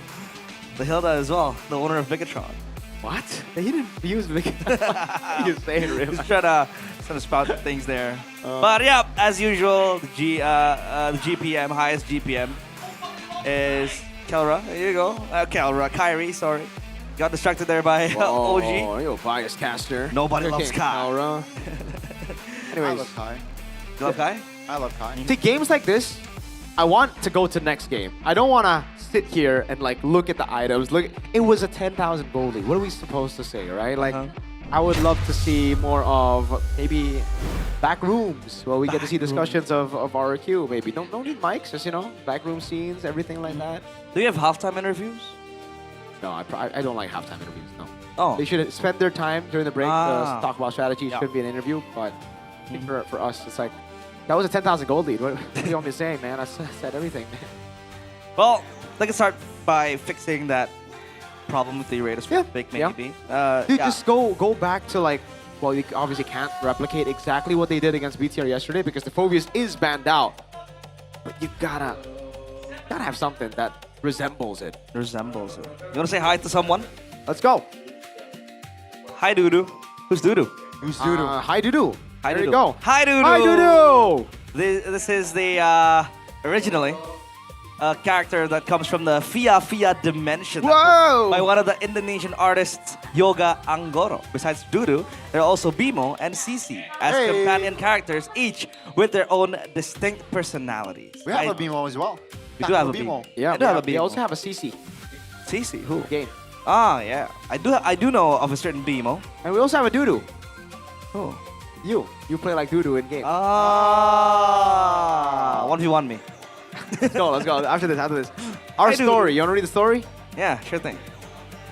Dudu, Bimo, and Sisi are 3 best friends from Fia. A dimension far from Earth, who came here and decided to stay. Whoa. Still better than PHM. What makes them special is not where they came from, but how human they feel. Dudu finds joy in small things. Bimo moves through life with lovable cluelessness, and Sisi balances them both with sharp wit and genuine care. Now living among us, they turn everyday moments into something lighter, warmer, and a little more fun. Now realize, Miracle, back at home, I find this very cute. I find this very cute. They should just make a movie out of this. They should. What movie? They should name it Dudu on Mars. Dudu on Mars, yeah. Shout out to Yoga Anggoro, though, the creator, the license. Wait. He's the creator, right? Yeah. Okay, Yoga Anggoro. Well, the tagline is, life feels lighter together. This is why when we cast, we come in pairs or in threes. Because it feels better together. I mean, it's definitely better if you cast solo. Yeah, solo cast not fun. Solo cast is not. Have you ever cast a solo? I have, yes. There's been times where, my partner would have to go to the toilet, so I wouldn't have to cast alone. But there was a time where I solo casted an entire match as well. You do know we have a solo caster too, right? Yeah, Chefin. He is a solo caster, caster solo, Caster solo rank player as well. Tahil Bimo, is this Bimo? Whoa, you're right. Is this Bimo? So it's Dudu Bimo. Yeah. So you are Dudu. I'm Dudu. Bimo is Shevin. Shevin. And CC. CC. We gotta find a CC. We have a CC. Do we have a CC player? I mean, Arashi is What do you mean? technically... Arasi, you know? You're right. Holy moly. No, wait. That's true. Shishi, Arashi. Oh Arasi. my. This is the truth. If you ever cast together, you call yourself the Hi Dudu trio, please. Realize Shevin and Arashi. If you cast together, this is the Hi Dudu. Yeah, hi Dudu. We also have the official merch. Whoa, I want to get this. The tee looks good. Look at the Huggy doll. Oh, so Huggy cute. doll. That is cute. Well, that's gonna be a great gift. The Happiness Club. Great souvenir for your friends or family.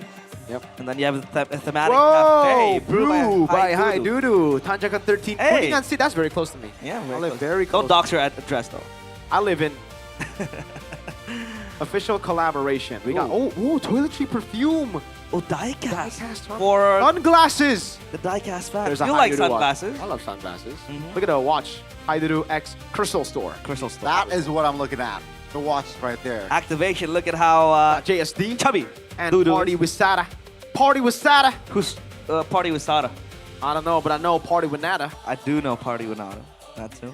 But I don't get people that like sunglasses. Why not? What? Like you're gonna use a glass, like you're gonna use a pair of glasses just to darken out your vision. Like outside. Because you don't. What? You know? The sun, bro. Yeah, but like you can bear it. You can bear it, can you? Right? It's bearable. The sun gives you vitamin D. You can also walk home. You don't need a car. Realize you Well- can do it. You know, it's bearable. It is, but like, you know, it's efficiency to get to a place faster. The sunglasses. Not in this traffic. Not in the Jakarta traffic. You might as well walk there, man. That's true. I'll do that after this. I'm gonna go home with my own 2 feet, walking home. I'm yeah. taking your word for it. I'll do it. It's close.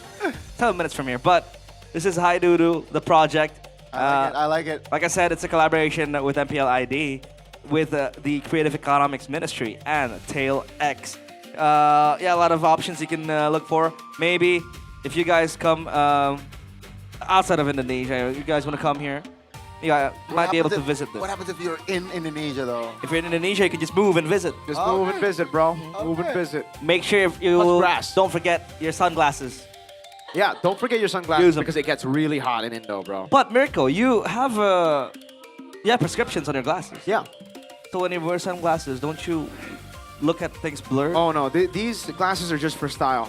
Ah. No, I'm joking. No, I actually have it's prescribed, but they're very low. My prescription is still bearable. So I'm -6, so you know. you can also get prescribed sunglasses. -6. I'm -6. You're -6. Oh, you're blind without those glasses. Yeah, so I that's am. why you can't relate. Because That's why. you darken your vision and you just can't see. If you wear sunglasses. It's like having, you know, Hellcurt Ultimate all around. Crazy. Yeah, this is what it is. By the way, you can get prescribed sunglasses. To help me look better in a dark setting. Yeah, but also, no, not in dark setting. Bright setting, you know. It's called the sunglasses, not the night glasses. So what happens? Your negatives, does it get better throughout the years after multiple years of wearing? Usually it gets worse. Wait, But hey, someone that's said it. MPL ID's comment section is on fire. I wonder what the comment section's about. What are they talking about? Oh, everybody's hating Arky. Okay. Whoa! Yeah. That was just, quick. I just checked it and I'm like, okay, I see.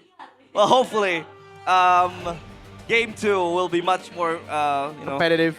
As Kylian Mbappe once said, Ah. sometimes in the life I'm too competitive. I'm too competitive. I'm too competitive. You do know why we're yapping a lot about this. 'Cause it was an 11-minute game. It was an 11-minute game. We're so sorry, chat. All right, Yeah. all right. We want to go into game 2 ASAP as well. The players they're already on stage, so we are ready. Whoa, they're ready. Let's get it. Base. No, I'm kidding. Not yet. No. Well, now let's touch base and I talk love you about too, Onyx. viewer. The formula they had Touch was base. very, very good. Yeah, touch base. Touch base. Touch base. Do RQ need to ban out the Harley? No. I think RQ just needs to put Dan on a pick that can actually enable the rest of the team instead of a pick that just. Yeah, just. This is Uranus, right? Just coast. Like there are some Uranuses like that Wait, why weird do- guy at an XP in Philippines yeah. who's really good. I think his name is Alabu, I love you. right? Yeah, he likes to rage as well. Who? He likes to rage. He likes to rage? Raging Yeah, Alabu, yeah. Raging Alabu. Raging Alabu. Yeah, he likes to rage a lot. Shout out to Raging Alabu, man. Infinix Cam Zone, if you guys have an Infinix phone, just like me, you can come and visit the cam zone. It's first-class seats for viewers of MPL ID. Look at how good that picture is. And that's Woo! no? Dang, that is an HD picture, brother. Yep. It's a CW here. Very smart, very talented as well. Man, CW, he's also been working out. Look at those guns, Oh man. my, yeah. Dang, CW. I guess it just runs in the coaching business for Onyx. If you're It does. if you're a coach, you know, Yeb was very fit as well. When he We was talked coaching. about this when you were in M6. Oh yeah. And it was, I think, the night before their grand finals or something. Dude, every And they were in the gym. Every day, I would go to the gym at night, and every day I would meet King Kong, Kaura, Rusko. That's cool. And they just be working out, dude. And I'm like, yo, don't you have scrims? He's like, nah. And then we play other games. They come over to my room, and then we play games. And I'm like, don't you guys have, practice? Like, nah. Nah. And then they just steamrolled everybody. Yeah. They're just better. They don't want to. That was crazy, by the way. Like, they played basketball and went to the gym more than they practiced MLBB. And they won. It runs in the veins. So. Here's the thing. Confidence is key, realize. I mean, pure just confidence? I don't think mean, so. That story right there. Oh, that story, yeah. Well, that wasn't confidence. just confidence. They were just crazy. Well, confidence makes me win out my lanes in RG. That's So you're saying if I'm confident enough right now, yeah, I could beat Islam Makhachev. You can. Yeah, you can. All right. You might be able to. There you go. 70% win rate. Steal. But yeah, 70% win rate. It has increased after that win. I think previously it was around 60 something. 70% sitting down at that RRQ. Let's see what they have crafted for the second game, because what they brought up on, yes, it was comfortable for Supercan sticking on that Lancelot pick. It's like him. We spoke about it. Put him on an assassin, but the Lancelot was completely stopped. But the problem, I think, for Super Dan now is that he said it himself. He needs to be put on a playmaking role. The Phobius was one of them, banned out by Onyx. You want to put him on a Yuzong? The Yuzong fallen out of the meta. Yeah. So like, what other picks is there available? Sora, Arlet, Lapu is definitely one of the. It is a Filipino hero. Oh, it is. He is. And he is Filipino. Where's Badang from then? Badang is Malaysian, bro. Okay. We don't have any. Oh, we do have Kadida. We have And Gatot two. Kacha. We have Gatot Gatot Kacha and Kadida, bro. And also Lancelot. What? It's the national identity of Indonesia. Lancelot? Oh You no. know what? No. Sure, Lancelot is from. Harith is Indonesian. What? How is Harith Indonesian, Because bro? that's the symbol of Indonesia when they won M1. The I don't skin. think that's how it works, dude. Because Well- then Lancelot is Filipino technically because M2. Ah. And then Cho is Filipino because And of Beatrix is and Beatrix Filipino. Filipino. Joy is Filipino as well. I don't think that works, man. Sans doing absolute doing absolute work. The Valentina, he was so good. Let's see if that is going to be another pick, or we'll be able to see funky picks from Onyx, which might just come up.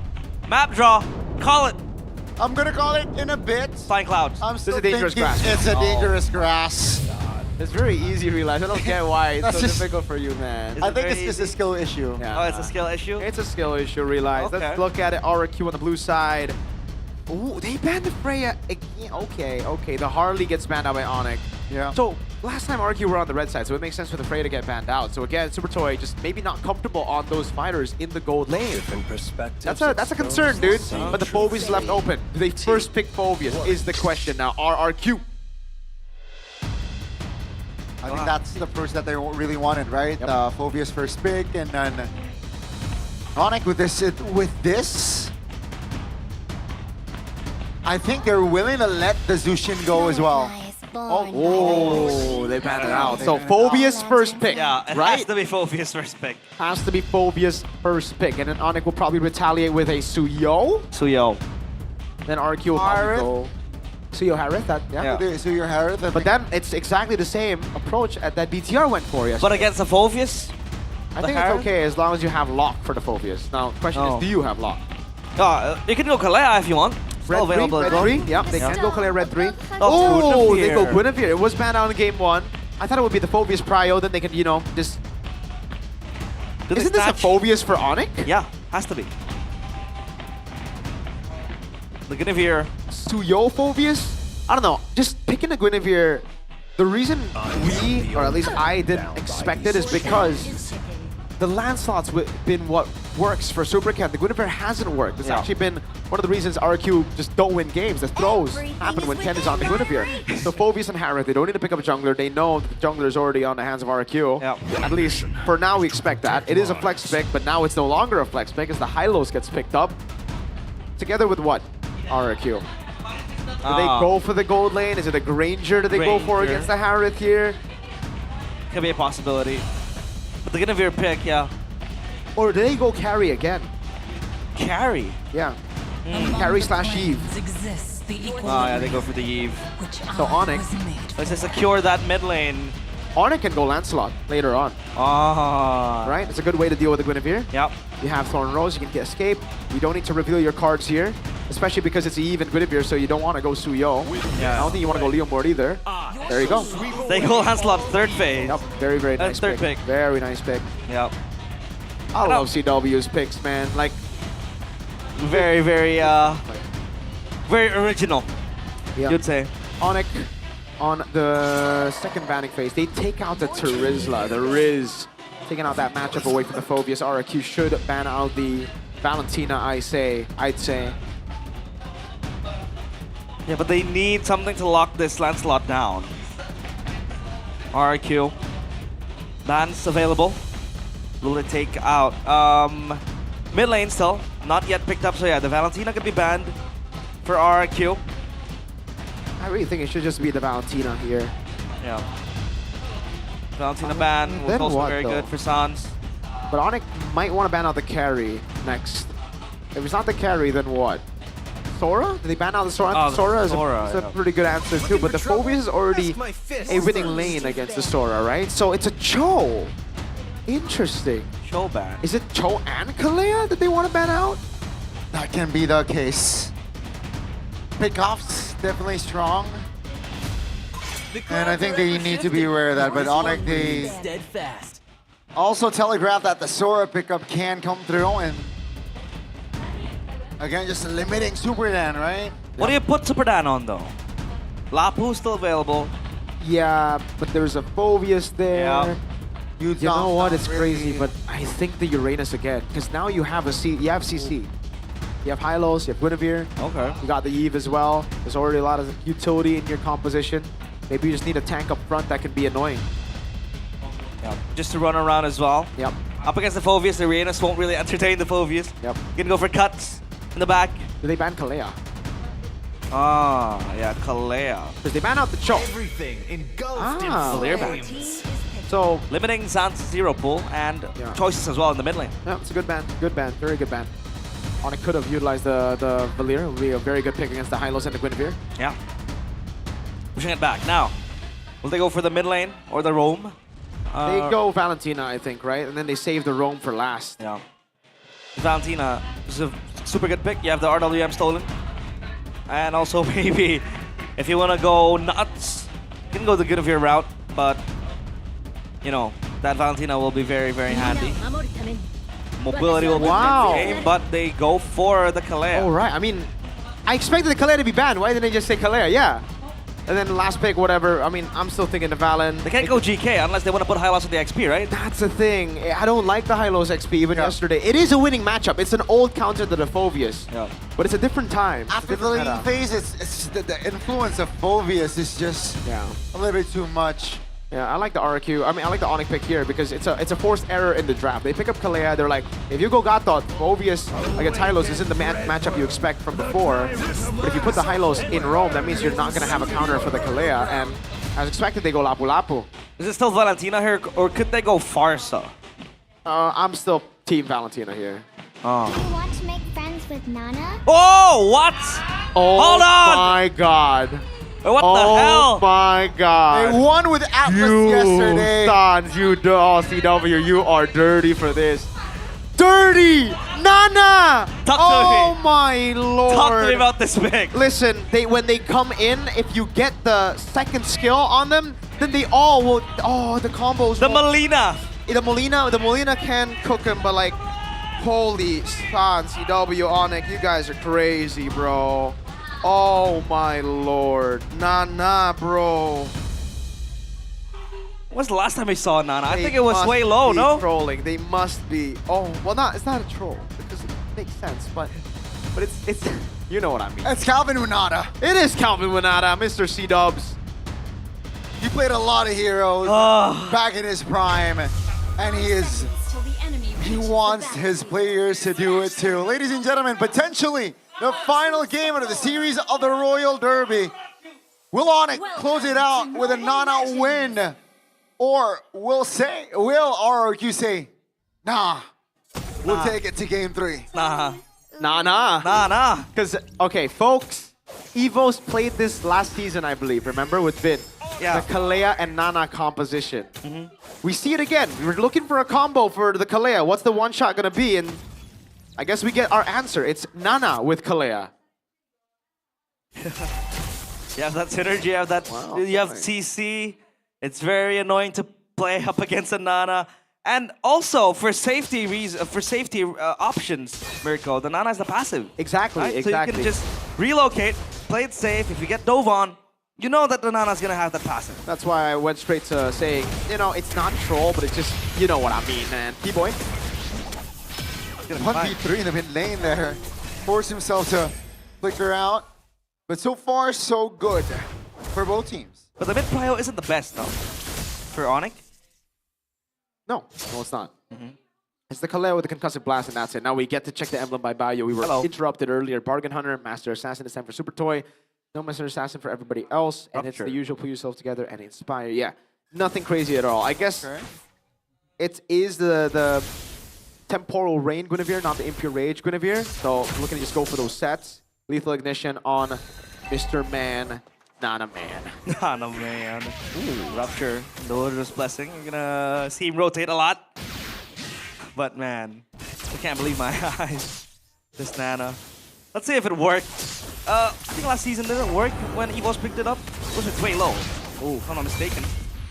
Kyrie with the Lancelot as well. Very good presence being made. Turtle will be the next menu for both teams as Ludwig comes close by the XP. We'll try to battle it out. Edoc is level 3. Real world manipulation pops immobilized there on towards Keyboy. Man, the damage definitely delivered on towards Keyboy. That's first blood and the turtle for the Kings of Kings. Was that a disconnect? No, it's just mid-prio for RQ, right? When you pick up the Nana like this, you are not going to win out against the Yve. The Yve and the Hylos will have prio in mid. Lapu got level 4, Super Dan, rotated quickly, and great move by Edoc. He zoned Ludwig away from the fight, and that's what I think BTR were expecting to do as well against the Phobias yesterday. They try to hold Ludwig down, but in this case, it was Edoc doing very, very well. Well, let's see. Super Ken, level 5. Kyrie's able to form up a storm and now hits level 6. Up top, it's going to be, you know, that exploring lane where both goal laners will try to farm. Super Toy has the Master Assassin if Kara does come too close, but Toy is level 5 already, so that is actually some good news for Moskov. Edoc's gonna come close. So, one thing we know is the last time Onyx lost, it was up against Geek Fam, and it was with a Kalea, right? Yep. That was when Keyboy underperformed as well. Looked for very, very messy Tsunami Slams. But this time, at least they have a combo. They do have a combo with the Nana. I mean, they had a combo too, actually. It was a Beatrix, right? With the Kalea. It just didn't work out. Yeah. Back So- then, yeah.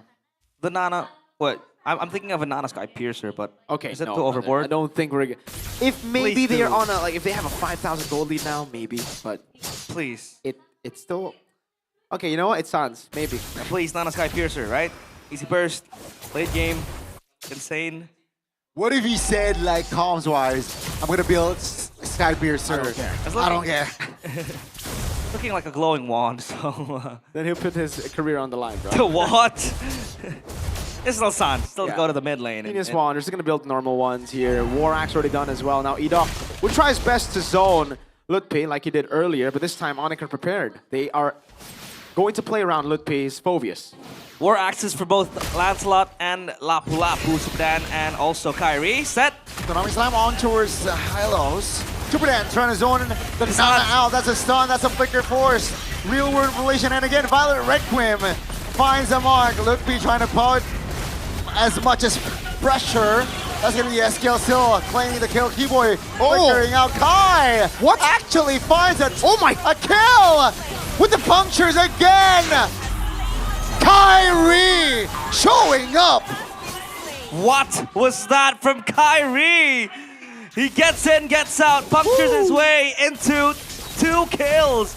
And even on the way, Kelra picks one up.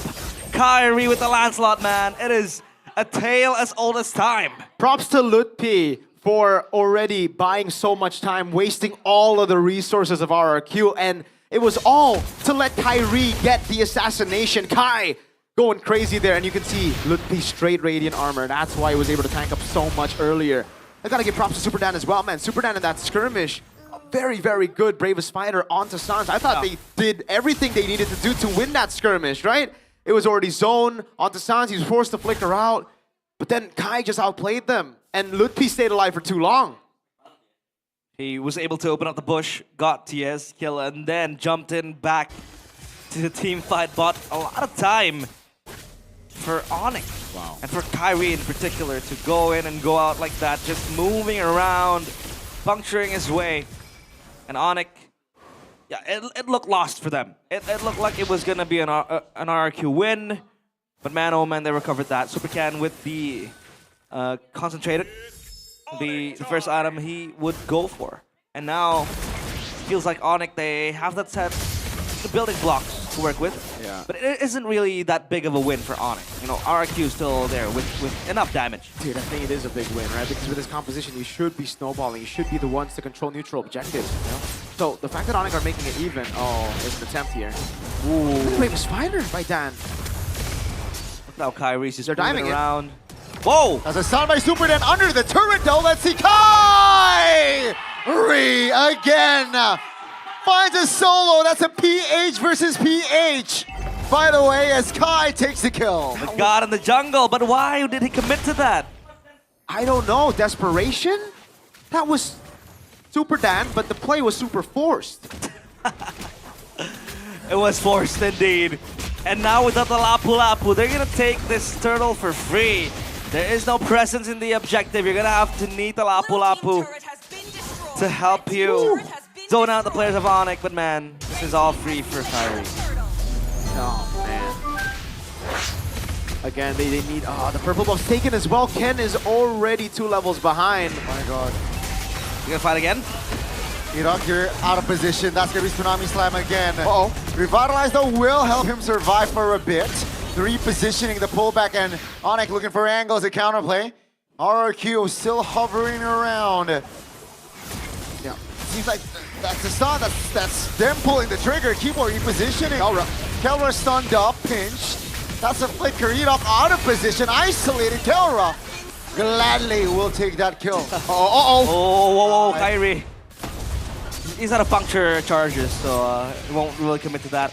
But again, something else caught my attention. I still can't believe a Leonin with a boomerang is running around with a hoodie on the land of Dawn, where it is all monsters and men. But this marks Nana's debut in MPL ID Season 17 after last being used 210 days ago by Roundel. It was Roundel during the MPL ID Season 16 regular season when Evos lost the game to TLI. I thought it was Suelo.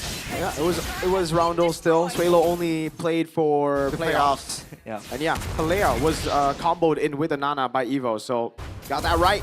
Onyx, they're not that far ahead, like you mentioned. But the thing is, they don't need to be far ahead in the early game. That's the thing with this kind of composition, right? They're just looking for pickoffs later on. And yes, they have Lutpi, who should be able to even things out in the early game, which has been the case. But RQ needed a bit more of a lead here. Now they're going to already have to play plan B, which is Super Tor and the Moskov. Go. Hey, a legend. R7. That's R7. R7. Bahasa Indonesia. And that's going to be the real world mobilization pops by Haskill. Mobilizing Tsunami Slam onto his run. SOD lands. Super Dando will fall. 2 members knocked up via the Violet Requiem, and down goes Ewok as well. So it's a 2-for-2 after that fight. Yeah, mega kill for Kyrie. He's going in for more, it seems like, but he will distance himself from that fight. Very well played for Onyx, and now they have their sights on the Lord. Yeah, it was actually a good trade for RQ. They're getting the waves pushed in. They have both even trades on the board. But the thing is, their carries, or their trio, cannot face Onyx in this trio. So Onyx just take the free Lord out of nowhere, and RQ can only just shove in the waves.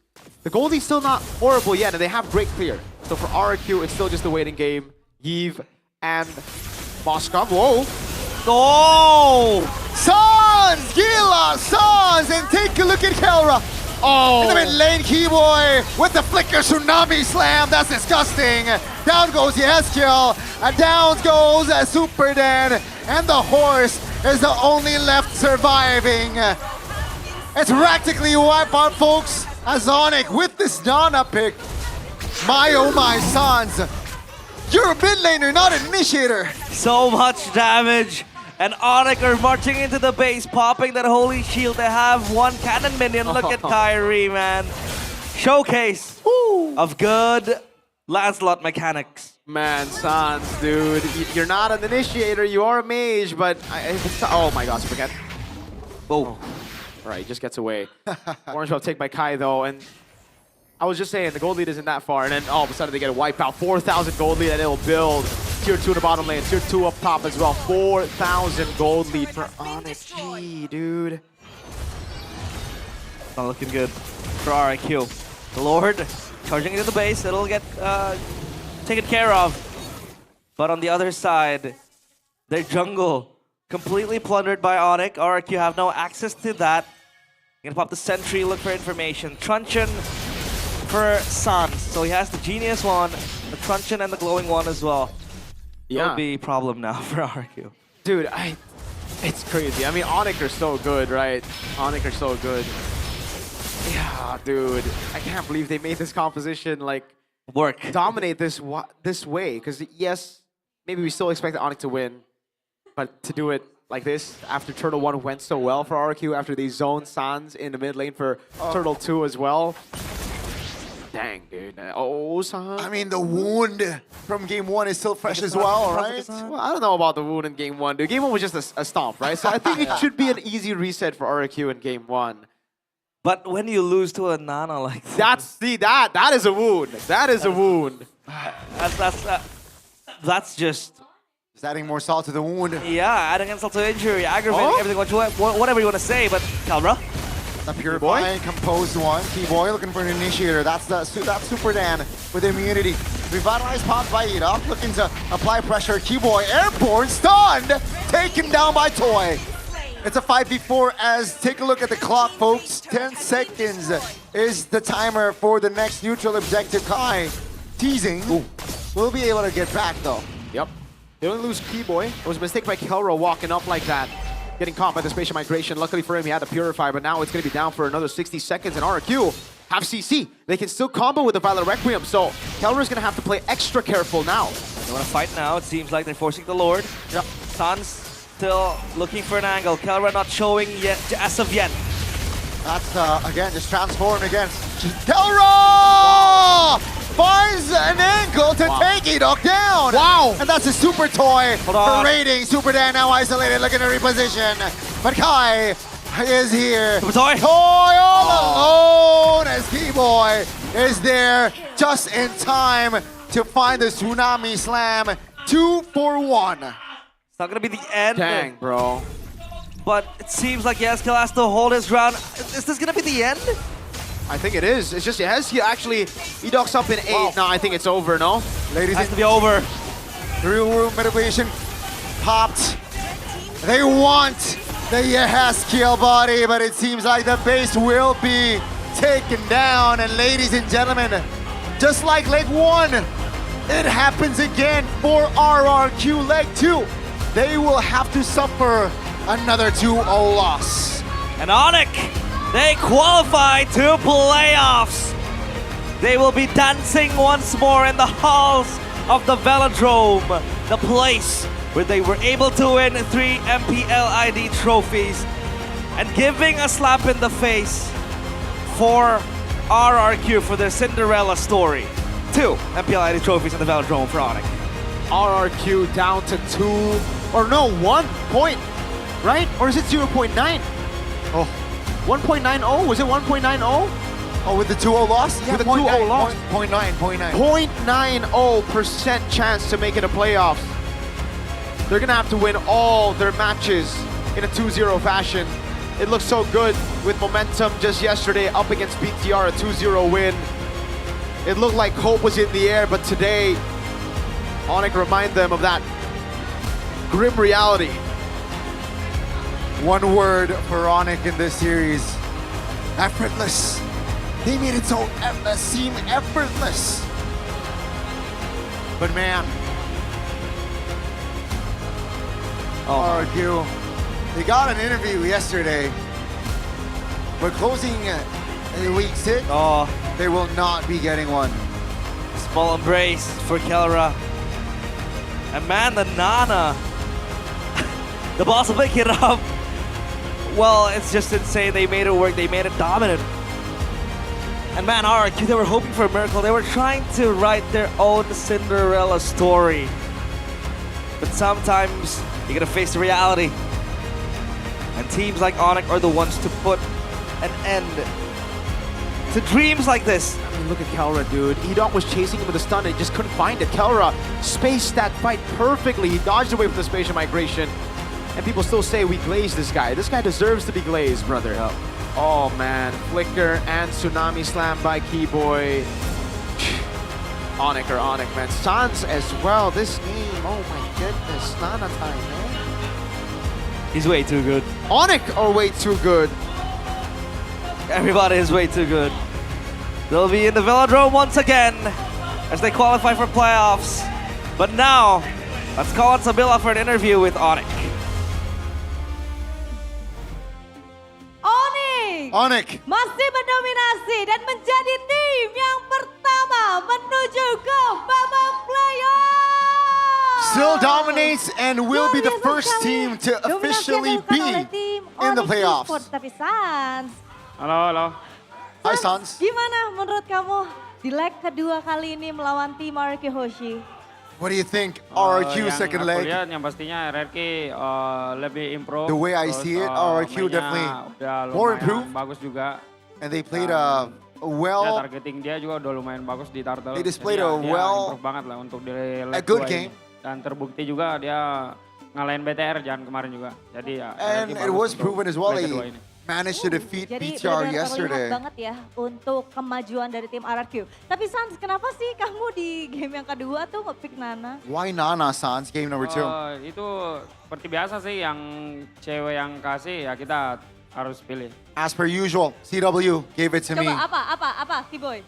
Drafted. P3, gara-gara P3 juga. Oh, tetap masih ya? Masih. Masih. Akan selalu dipegang sampai ke playoff, sampai grand final? Betul sekali. Kunci kemenangannya itu? P3, betul. P3, P3. masih dengan P3-nya. Realize earlier you mentioned about P3, Paddington. Paddington, itulah yang dipakai sama Sans ya. Nah, tadi Sans sempat bilang bahwa adanya kemajuan dari tim You mentioned about the development of RRQ Hoshi in the second leg. RRQ nih, di leg kedua ini possibility dia untuk menuju ke playoff itu kan kurang dari 1%. Best ability for RRQ to advance to playoffs is below 1%. Dari kurang 1% itu? Sebenarnya yang aku lihat sebenarnya udah susah banget sih. Any increase of like chances there? Ngejarnya. And Sans said, the way I see it is, that's very hard. Because I think the gap is too wide now. Jadi nothing to lose aja, main lepas aja. Just play nothing to lose and hope for the best. Sendiri agak susah ya berarti untuk RRQ. So Sans from yourself, it's quite hard. Yeah, it's very hard. Dan sekarang kita akan langsung move saja ke Upi. Lutfi. Halo. Upi, gimana nih Upi? Tadi kamu berhadapan sama Super Dan, dimana tadi kan Sans juga sempat mention gitu ya, kalau misalnya Super Dan tuh permainannya berbeda sekali khususnya untuk di minggu ini. Karena kemarin How does it juga feel baru like menang going up 2-0 against lawan Super BPR, Dan? dan sekarang Especially harus after ketemu San atau said berhasil that menumbangkan Super dengan Dan 2-0 really juga. Gimana, improved his gameplay. Yang aku lihat Second leg. lebih improve dari sebelum-sebelumnya. Yeah, I sih dia. mean, yeah, he has improved Terus a lot yang from aku the lihat past ya, weeks. Yang Bove-nya sih bagus lah mainnya. Makanya Obvious. tadi aku pakai kan Bove-nya. Obvious is very, Makanya tadi dipakai Povenya. very threatening. Jadi That's kamu why sudah melihat ya I permainan dari used Povenya, Phobius Dan tuh benar-benar cukup after. mengganggu kah kalau misalnya tadi ada mungkin? Cukup mengganggu banget. Will it be an sengaja issue if di-respect. the Phobius comes about? Kalau He said, misalnya yeah, it's gonna be dari it's gonna be Upi an sendiri nih, issue. Melihat tadi kan permainan dari Super Dan, ada nggak sih mungkin saran-sarannya Any gitu? advices Gak ada sih, for udah Super cukup Dan? bagus tadi ya buat Super Dan. Not ya, really. semangat terus. For Super Dan, just keep the spirit. Ada lagi? It's Ada already tulisannya good. lagi? Nggak ada buat tim RRQ lah. Semangat ya. For RQ. Main nothing tulus. Just Tapi yeah, just ini keep the ada spirit. satu yang cukup Just unik, play di mana di nothing to game yang lose. Pertama pada saat Super Dan itu kan pakai Uranus ya. First game, Nah Super itu Dan tuh ada yang buat aku picked agak up a Uranus. bingung karena dia itu menggunakan talent Master Assassin.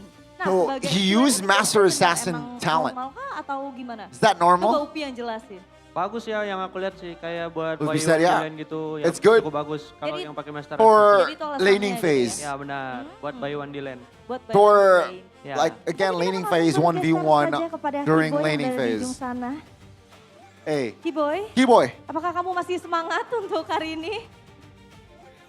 Walaupun Masih udah dong. 2-0? Masih. Masih.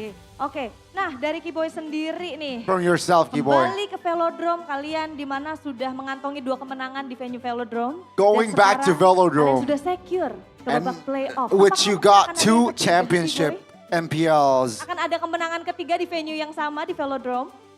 Do you think Ya, that? kalau itu kita pasti bakal berusaha lah. Do you think that you'll get the mungkin. third? Tapi Yeah, I mean seberapa for yakin that kalau dari we'll Kiboy? definitely give our best. Pasti 100 lah. Masih 100. It's still 100. Masih 100. Dari Kiboy sendiri ada nggak sih makna From venue yourself, Velodrome Keyboy. kalau dari Kiboy? Any- Mungkin kayak membekas maybe kah special venue-nya? Like special Ya, paling yang kemarin. message or Ya, not lagi sakit special cacar. message. Cacar. Cacar, lagi sakit cacar kemarin, lagi kurang enak Any badan memories, kemarin, right? Any gitu memories ya. in general? Oke. From Velodrome, yeah, Sekali, dan kalau I was misalnya dari Kiboy ill. nih, kira-kira ini prediksi santai aja. Siapa Back satu then, tim yang in the akan past. menemani kamu nih setelah Onyx menuju ke playoff? Dewa kayaknya, Dewa. Kenapa Dewa? Karena ada coach Who's the second team Karena ada coach Raj that jadi will nggak accompany masalah, you jadi to pasti playoffs? masuk gitu. And Onyx said Dewa. Emang dia jago aja. Sabil said why? Sama timnya sih. Because they have Coach Right. I Ada mean, lagi they're mungkin good dari Muezanya because gitu? of the team. Ya, Moeza? kalau Moesa salah satu romer yang improve banget lah season ini. Moeza Jago is banget one of the dia. roamers that really Oke, improved jago banget lah this dia. Dan season. sekarang kita akan langsung tanya saja kepada Kairi. Di mana bersinar sekali untuk Kairi sendiri di Kairi. match kali ini. Gimana Kairi, kamu bermain dengan amat sangat luar biasa banget. Kairi, kamu enjoy Just banget played main again a hari high ini. level quality of MLBB today. Iya, lagi mau cepat-cepat soalnya lagi sakit. Oh, And Kyrie said, baik. Lagi yeah, kurang enak I just badan. wanna, Lagi kurang enak badan aja galak gini. I emang just beda ya, wanna kalau misalnya seasonal end things ambassador quickly dari because season I'm not 1 feeling MLBB too itu hot. I'm not feeling too well. Sakit gak sakit tetap aja jago banget gitu ya Kairi ya. Ill or well or unwell, you guys are Bener-bener still luar good. biasa banget You loh. Walaupun are still yang good. aku ngeh ya tadi pada saat nonton matchnya, itu kamu mengarah ke arah Super Dan. Seberpengaruh itukah Super Dan untuk di match kali ini Kairi? Super Dan influenced a lot in this match. Sans yang bisa jawab. Oke, tapi sebelum itu Sans kita akan can melihat answer that dulu question. nih. Ada highlight yang akan kita saksikan bersama-sama. Okay, before Ini we dia, get into langsung saja deep, seperti biasa Kairi. Let's take a look at the highlight here. Nah, Kai, kita menanti untuk apa yang ingin disampaikan oleh Kairi terkait momen ini. Apa yang pengen kamu What do you sampaikan want- buat momen what ini? do you have to Kamu say lihat about di- this moment? Ini kan kamu meng-outplay the Super Dan. you outplayed Super Dan. Ya ada sih mungkin dia salah kalkulasi aja di sini. Nothing Soalnya much aku, really. Nggak bakal mati kalau I think sama dia doang. he miscalculated because Gak akan I mati won't kalau misalnya die sama Super Dan doang. if it's Jadi menurut Kairi just itu adalah salah satu going up against miscalculation Super Dan, dari Super aka the Dan. Lapu Lapu. Mungkin. Mungkin, ada mungkinnya? Ya, soalnya kan bisa di-backup juga sama Super Toy. Mungkin ada miscom aja mereka. Maybe there was a slight Itu miscom. mungkin, masih ada mungkinnya lagi. Ya. Iya. Ya. Tapi Kak Iri boleh dong kasih Kai. satu kata buat match kali ini. One word for this match. Seru. Exciting. Itu aja? Mau 2 kata mungkin? Seru. Maybe 2 words.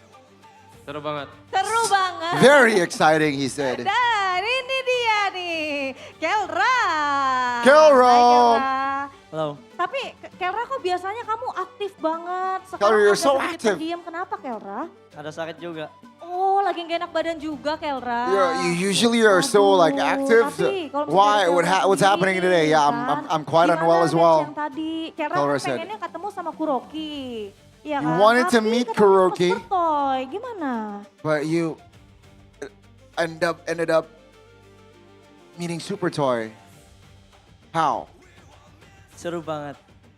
Seru banget. Very Jadi, exciting. Ada perbedaannya nggak sih? Mungkin nggak kalau misalnya Kuroki yang Any main differences? lebih seru atau gimana?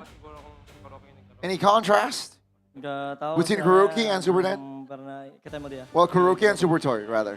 Jadi itu yang membuat penasaran gitu ya, Kelra. Well, sebenarnya pengen technically ketemu I sama haven't Kuroki really, itu alasannya gitu I haven't really ya, karena faced penasaran Kuroki. gimana sih kalau misalnya satu lane melawan Kuroki gitu ya. Ya. Iya. That's why I'm still Tapi curious. ini adalah playoff stage pertama This untuk is the Kelra playoff di MPL stage. Indonesia. This is the Gimana, first Kelra? playoff stage for Kelra in MPL ID. Gua happy. How do you tapi feel? Masih ada ini.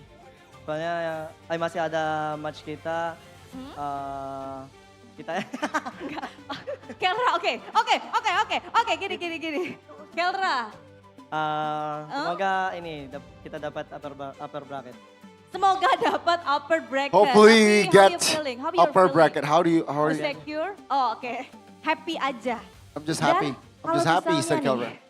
Dari Kelra sendiri, From Kelra. melihat perjalanan Kelra dan juga teman-teman Onyx sudah mulus banget di babak regular season Seeing kali you ini, guys, ya. seeing this team Udah Onyx cukup puas belum sih journey, sama hasilnya? season 17 is very smooth. Are you satisfied? Kenapa? Not yet, he said.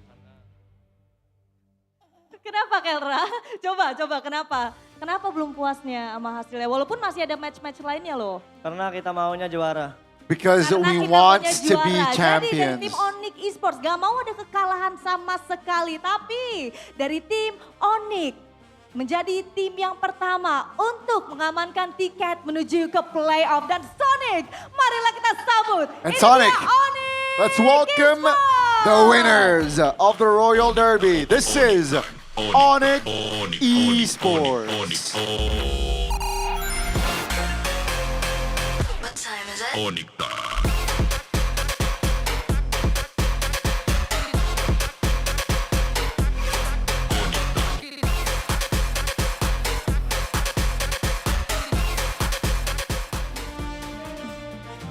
Dua match sudah kita lalui untuk di hari ini. Dan karena tadi kita sudah melihat match yang amat sangat intens. Sekarang Sabila akan bagi-bagi hadiah karena kita akan langsung saja masuk ke GoPay hadiah GG. Nah, buat para super fans yang udah hadir di MPL Arena, langsung saja ya. Kalian caranya ini gampang banget. Sebentar lagi akan Sabila kasih tahu caranya. Kalian langsung standby smartphone kalian dan juga kalian bisa buka untuk aplikasi GoPay-nya atau kalau misalnya belum download tapi Sabila yakin semua udah pasti download ya. Bisa di-download dulu. Kalau misalnya nanti kalian udah buka nih ya aplikasinya, nantinya akan ada QR code yang ada di samping sini. Kalian scan langsung masuk deh saldonya ke account kalian. Baiklah, standby dulu semuanya. Udah siap semuanya? Kurang semangat. Udah siap semuanya? Oke, kalau gitu langsung aja kita spill dalam 3, 2, 1. Ingat ya, yang udah dapat langsung ditunjukin semuanya ke kamera. Ya, langsung dikasih tunjuk. Oh, udah ada yang dapat di belakang 1. Mana lagi? Ayo langsung aja dikasih tunjuk. Banyak banget karena yang dapat hadiahnya. Nah, ini udah semakin banyak yang mendapatkan hadiah dari GoPay hadiah GG. Tapi nggak cuman itu aja karena GoPay itu baik banget. GoPay akan memberikan kalian tambahan. Gimana caranya? Caranya kalau misalnya kalian nonton match tiba-tiba ada tulisan perfect turtle ataupun 10K gold difference. Kalian langsung aja ke sosial media dari MPL Indonesia karena bakal ada hadiah dari GoPay. Jadi tunggu apa lagi? Kalau misalnya lagi seru-seru nih nonton matchnya tiba-tiba ada perfect turtle ataupun ada 10K gold difference, langsung aja ke sosial media dari MPL Indonesia untuk mendapatkan hadiah tambahan spesial dari GoPay. Dan melihat match yang tadi itu benar-benar luar biasa banget, benar-benar intens, apalagi dari Onyx, benar-benar galak banget. Tapi sepertinya dari teman-teman casters itu masih banyak yang ingin disampaikan. So langsung aja Sabila akan berikan kepada teman-teman casters, silakan.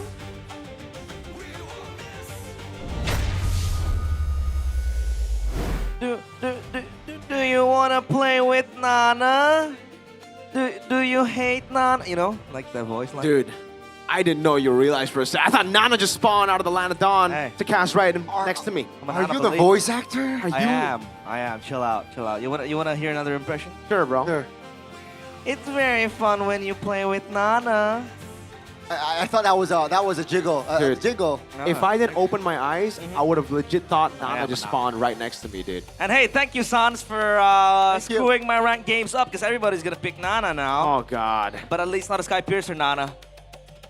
You know what? In ranked, they'd probably build Sky Piercers. They So do. yeah, Tons, RW, it's your fault. I know I just praised y'all, but now I hate y'all, all right? Like, why have you done this to everybody in solo rank? I mean, even Sheffin. Sheffin's definitely going to have some trouble there. He's a solo player. He's a solo player. Plays in solo. Plays in solo. RG He's a solo players. player in solo. Hey, check yourself, all right? Check yourself in the mirror. If you're in Sans, don't pick up a Nana. Look out for yourself. If your name ain't Sans or Sanji or Stormy Or Realize. Super Friends. What about Storm? Storm. All good mid laners start with an S, just like this man right here. Sans with the Nana 4-0-8. 41k damage. And the build stipulated below, but yeah. What made this Nana work? What made it special? What was the key to, like, was this just experiment from Onyx, or does this Nana fit in like a piece of puzzle? It's the combo with Kalea. You get the knock-up and it's instant, right? It's a survivability that you mentioned as well. When you get taken down, you don't die. You have a passive. Well, you don't die when you have the passive. Gotta clarify there. And the burst is there. The zoning is there as well. When everybody on RQ wants to dive you, all you need to do is pop that Molina. Then they're gonna have to split.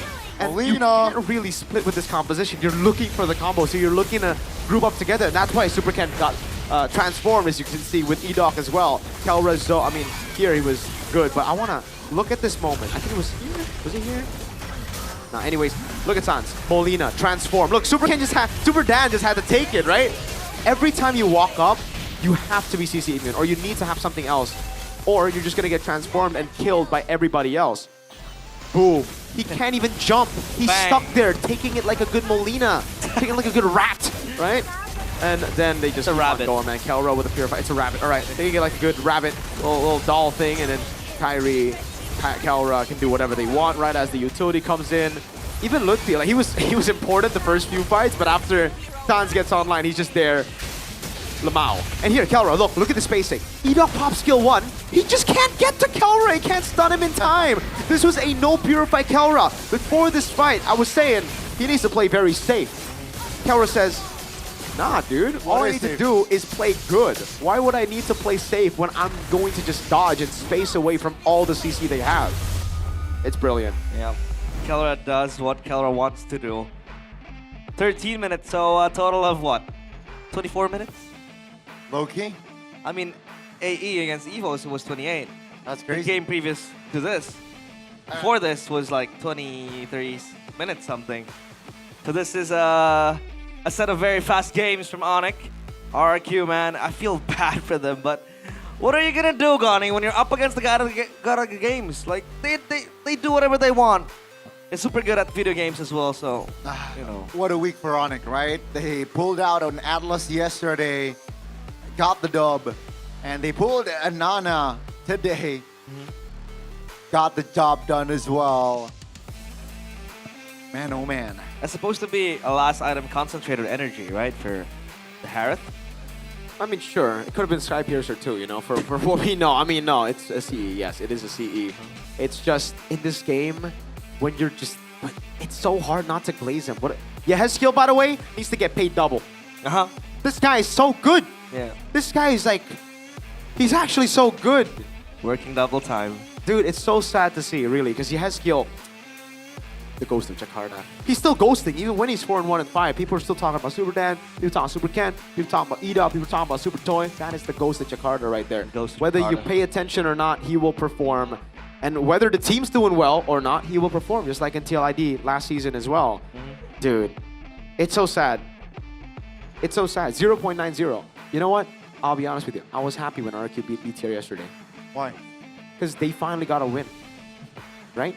RQ, Super Ken X BTR. I was so Kingdom this season. You're very Kingdom now even. I don't think I'll be very Kingdom next season because I think they're going to kick all the X BTR boys.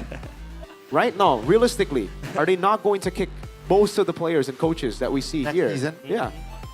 Yeah. I think that's Two-time not playoff for Kescute. I might be crazy, but I still trust in the guy. But I don't know if the results are enough to make the management trust in him again. Are you saying you want him back? I take him back in a heartbeat, dude. If I was any team, I'd take him back. I'd take him anywhere, not back. Makes you try to keep him, yeah? I mean, I wanted to keep him, you know. I'm not management, dude. Oh, well. Yeah, this is such a tough pill to swallow for RQ. Man, they were paving the way for that Cinderella story. Everybody was up on their feet today, yesterday. It felt like a playoffs atmosphere. Honestly, if you were there, it felt like a win in the playoffs. Yeah. But then, I'm sure. you know, the Kingdom, they were trying their best. But then today, again, Onyx gave him a reality. So Wake up. What's their record now? 1-9. 9? Yeah. 1-9. Or 1-8? 1-9. 1-9. They were 0-8, then 1-8, then today they're 1-9. Ouch. And guess what?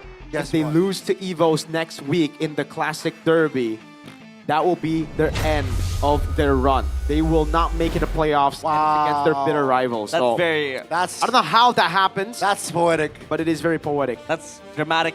That's cinema. That's poetic, right? Absolute cinema. Absolute. Reminds you of the M1 days. M1 days. Who won M1? EVOS. No. So are you... What? M1. M1 winner was Onyx. NXL, right? M1, not MPL Season 1. Really? I think it's because I'm lagging. You're lagging for sure, dude. I'm You gonna need a unique provider that I actually do. is real and you can feel it when gaming and casting, all right? Bayou, stronger. The strong telecom cell signal, no lag, no drama, and get this, full 24-hour internet data, push rank anytime with a number that stays active forever. So you don't need to care about it expiring. You don't need to care about lagging in any one of your MOBA games. Or Mala games, or Masajija games. Gaming together gets smoother as well, so be like Harvey, you can get multiple Savages almost every match if you switch to Bayou. Switch to Bayou, bro. Now. Got a Savage yesterday because of Bayou. Thank Are you a Bayou? Yeah, I got a Savage yesterday because of Bayou. That's cap. It was a 1v5. Open your Infinix phone and show me. Okay, I'll That's show cap. you. That's cap. Hold up. That's cap. There's While I way. open that, we also have a different game. Yeah, this is the game you'll do well. No. Because it's an idle game. All you need the to game do... you'll do well. You. You know. Mobile Legends Adventure. That's a relaxing idle crazy, RPG. that's crazy. Gani, you'll do well here too because I know you like running and you can just idly run while you play this game. He's an unk. You know what that He is an unk. No wonder he doesn't play MLBB anymore and he plays MCGG and MLA. The age is catching up, unk. It is. I gotta be honest. I play MSCGG, but I have yet to try MLA. Well, dang, dude, you're missing out. This Play. is one of the best auto battles. Explore endless game modes and fight players worldwide in global PvP. Download Mobile Legends Adventure and start your idle adventure today. Start it now. Start it right this instant, bro. Woo! Right now, like right now. This was Someone the said, match. yeah, well, we'll continue with Acecraft then. Acecraft. Are you scared of plane? Are you scared of planes? Yeah. No, I'm not. Are you able to fly at a high altitude? Not me, but technically, yes. Pilot, no. Okay. Well, check out Acecraft. It's the SDG game for you. You don't want to miss this. Random skills, bullet, deflection, and a retro cartoon art style again. I can't stress this enough. I love the art style. It brings back childhood memories of when before I go to school. 50 years ago? No. A year ago. Ah. I age very fast. That's kind of crazy. Do you have a childhood, Unk? Do I have childhood? No, apparently. When I just spawned. Do you remember your childhood? Do you remember your childhood? Oh yeah. Back in my days. Back in your days. But don't forget, if you want to join in the fun and feel the atmosphere, you can come over to the MPL Arena and watch our games live. Buy your ticket at id-mpl.com/ticket and you'll be able to enjoy the fun. Don't forget that the regular season is ending in 3 weeks from now. So, yeah, 2 weeks, effectively. Oh, Bigatron against TL. Are you going to give away another point to the poor? They are not poor. They are currently same, I think, in the standings. So, I think BTR will finally lock back in. That's the case for BTR, you know? They're always kind of... The simple term is they're chokers. Choker. The very, like, PR trained term is they're inconsistent. They are not stable. Okay. You are PR trained, aren't you? Not really, no. That's why I said they're chokers first before I gave you the PR. I mean, BTR versus TLID, also another match. You mentioned it. They're on the par. And They're not on par. TLID are much better than them. Oh. Trying to glaze them. Trying to jinx them. Does it work, Unk? The jinxing? Maybe. Maybe it does. I think you need to start the mirror curse strat again, bro. Yeah. You know what? You're going to start it again. I think I have to. I'm starting to miss that mirror curse energy. Yeah.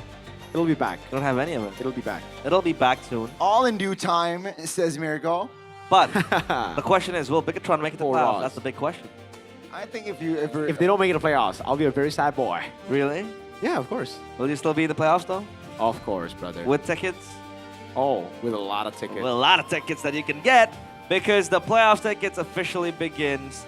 The sale of it begins on the 2nd of May, 2026, which is yesterday. It also coincides with this week's MPL ID regular season, and it is available at different affordable price ranges, starting from 90K, 110K, that's 90K for Legends, 110K for Mythic, and then you can go and upgrade even into Mythic VIP, where you can get yourself, you know, a moment to listen to Unk Albert Gani tell his old-time stories. Right? He'll read you a lullaby. You got a lullaby, Gani? Yeah. A bedtime story, good bedtime story. Good bedtime story, man. Is it when Onyx beat RQ both legs. Oh, okay. Well, after this, we have Evos up on stage against Geek Fam, but before that, we'll take a break. Stay tuned in MPL ID Season 17.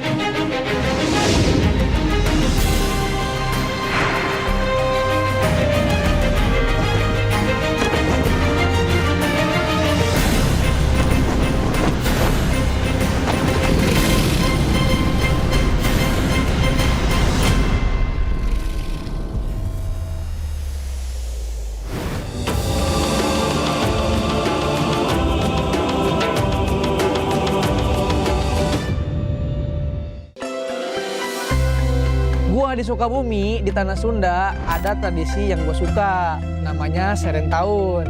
Dan Serentahun itu bukan sekedar pesta panen. Ini tentang menyerahkan hasil kerja 1 tahun kepada Tuhan Yang Maha Kuasa. Tentang bersyukur dan memulai dari nol lagi. Padi nggak tumbuh dalam 1 hari. Padi butuh waktu, perawatan, kesabaran, dan kerjasama.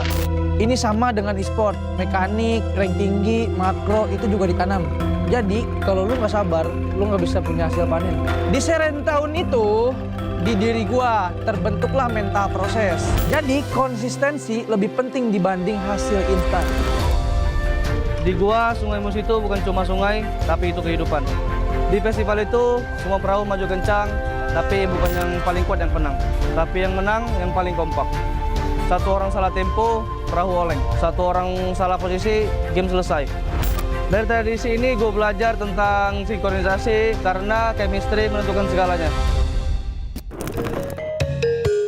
Tradisi di Bali yang paling ngena lah di gua, menurut gua tuh nyepi. Karena nyepi tuh ngajarin kayak diam itu kuat. Jadi selama 24 jam gak ada aktivitas, lebih ke introspeksi diri lah. Di momen itu kita jadi lebih jujur sih sama diri sendiri. Kenapa kita kalah, apa yang salah. Di e-sport banyak orang berhenti karena kekalahan, tapi gua enggak. Karena nyepi ngajarin gua bukan buat berhenti, tapi buat memahami. Hingga sekarang gue masih berjuang di liga ini.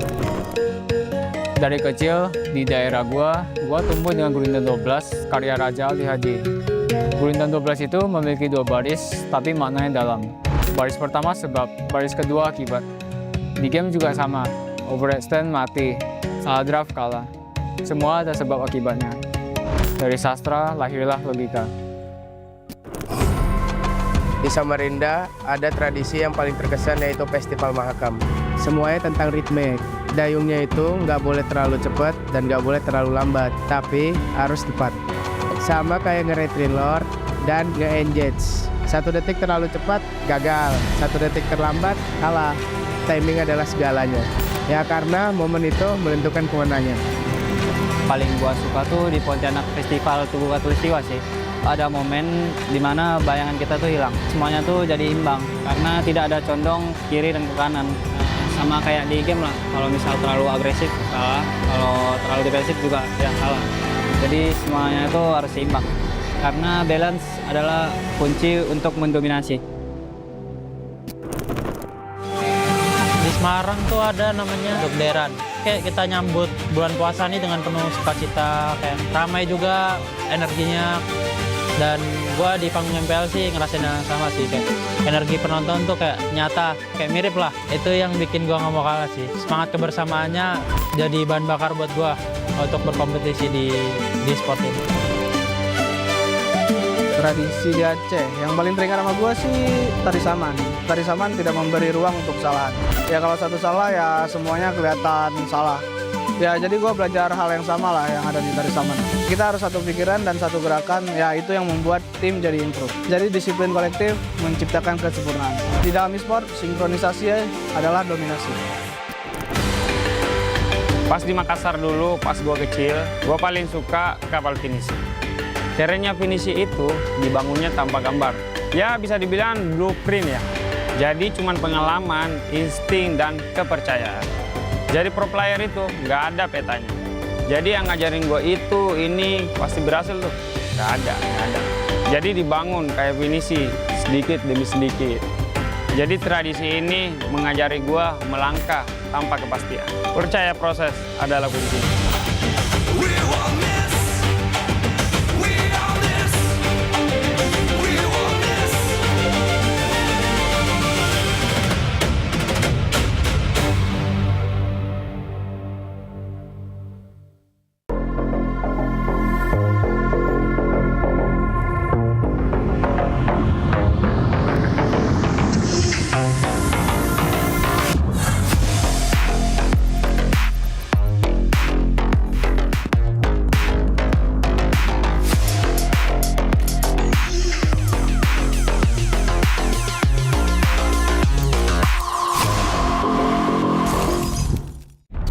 Semua hal terus berubah. Dan kadang bikin gue pengen nyerah. Tapi banyak mimpi yang harus gue kejar. Gue butuh support yang konsisten. Biar gue bisa terus naik level, terus berlari tanpa henti. Skin gue banget nih, gue beli aja. Seperti GoPay Games yang setia menemani, walau meta dan gameplay terus berganti. Walau yang lain terus berubah, GoPay Games konsisten ngasih yang pasti murah.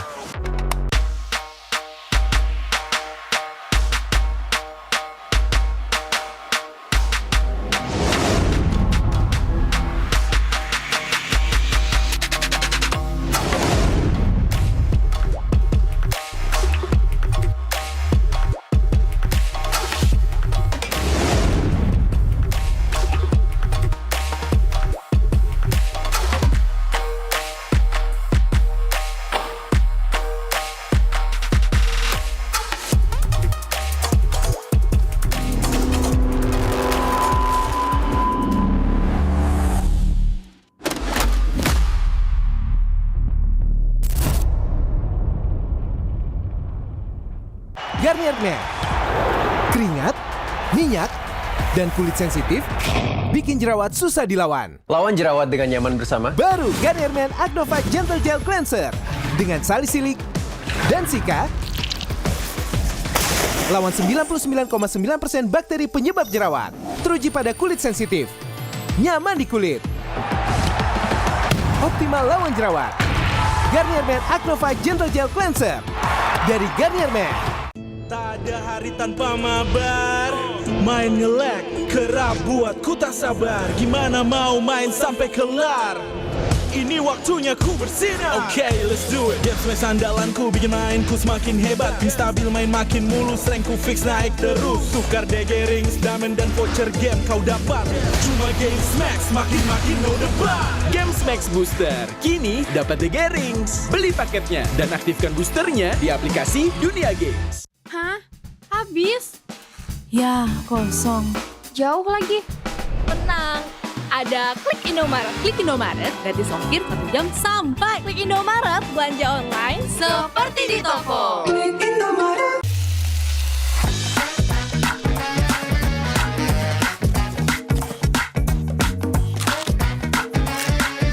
Gimana? Enak?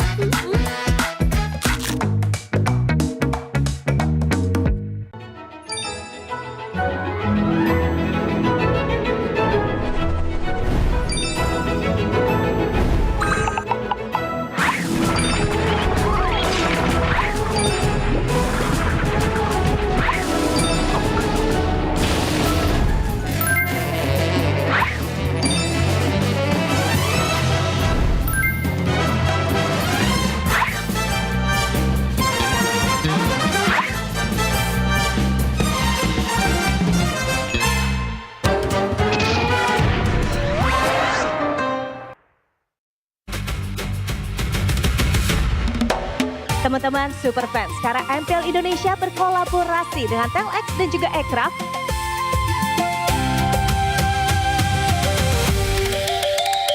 Kira kita ngelihat aset maniak kita. Tadi gemas. Lucu pisan. Ini adalah collab terbarunya kita nih bersama dengan Aircraft dan juga Telx. Ini adalah sebuah pergerakan di mana kita bersatu padu.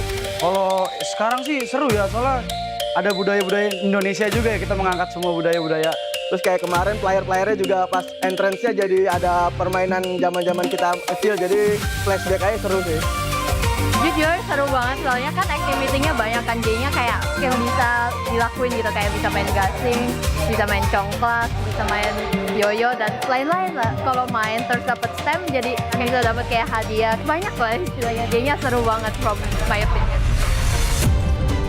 MPL sekarang sih udah mulai care sih sama budaya-budaya Indonesia. Gua rasa ini bisa jadi buat edukasi di generasi gua sih. Soalnya ini bisa buat tahu budaya dan tradisinya lah di Indonesia ini. Makasih MPL udah menghadirkan permainan-permainan masa kecil kita. Terima kasih MPL karena sudah membantu kita semua jadi ingat masa lalu kita. Semoga kedepannya MPL makin ada aktivitas yang lebih seru lagi.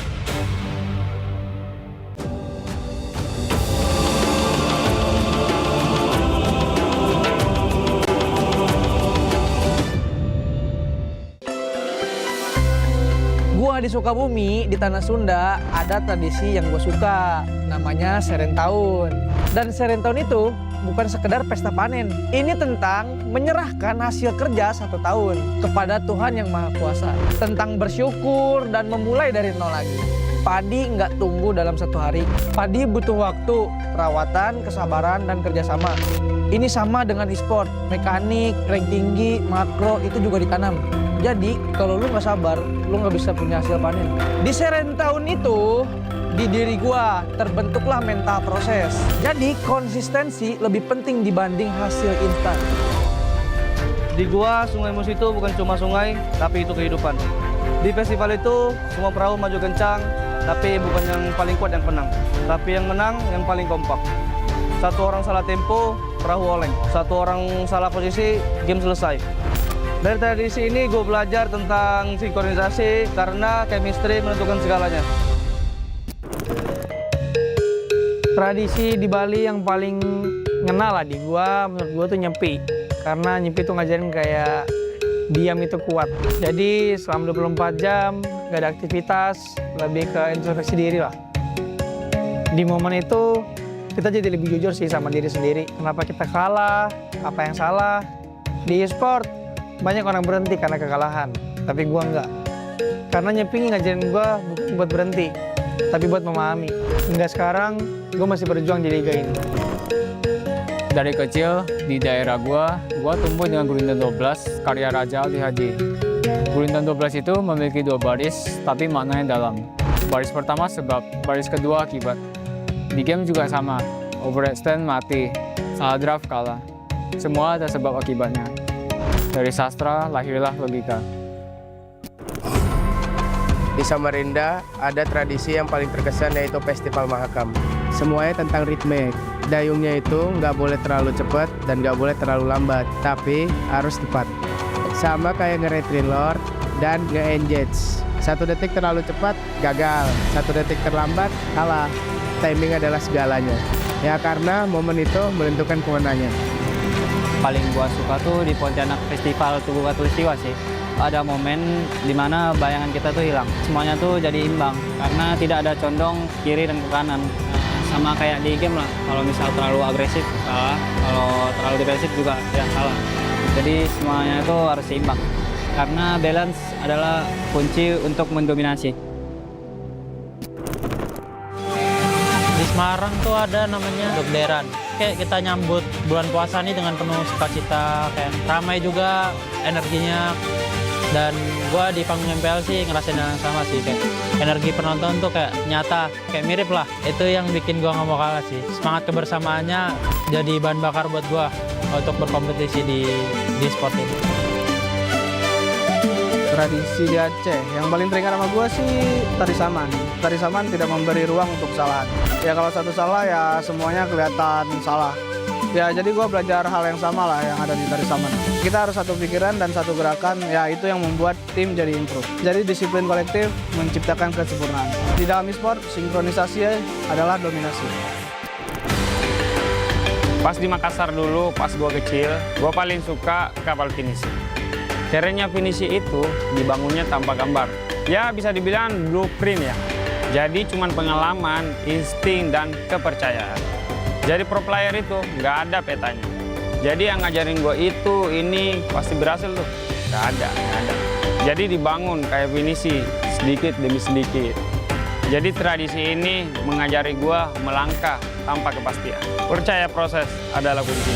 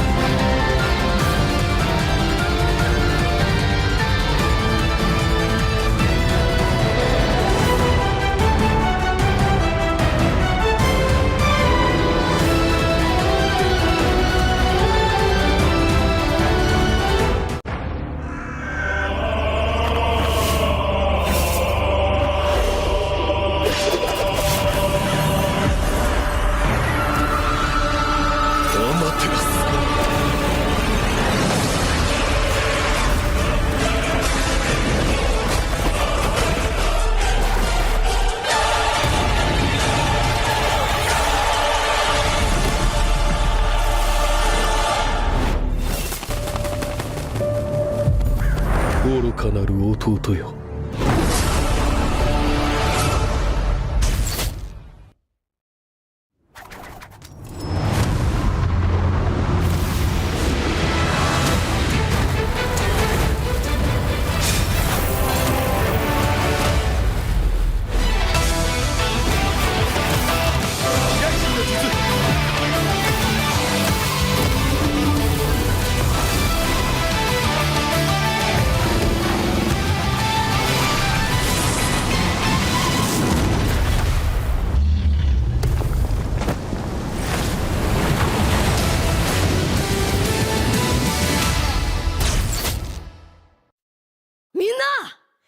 渦巻きナルトが帰ってきたぞ。飛来神の術。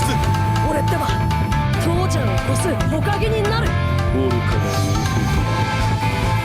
子供騙しか。ふっ行くぜ。これが俺たちの力だってばよ。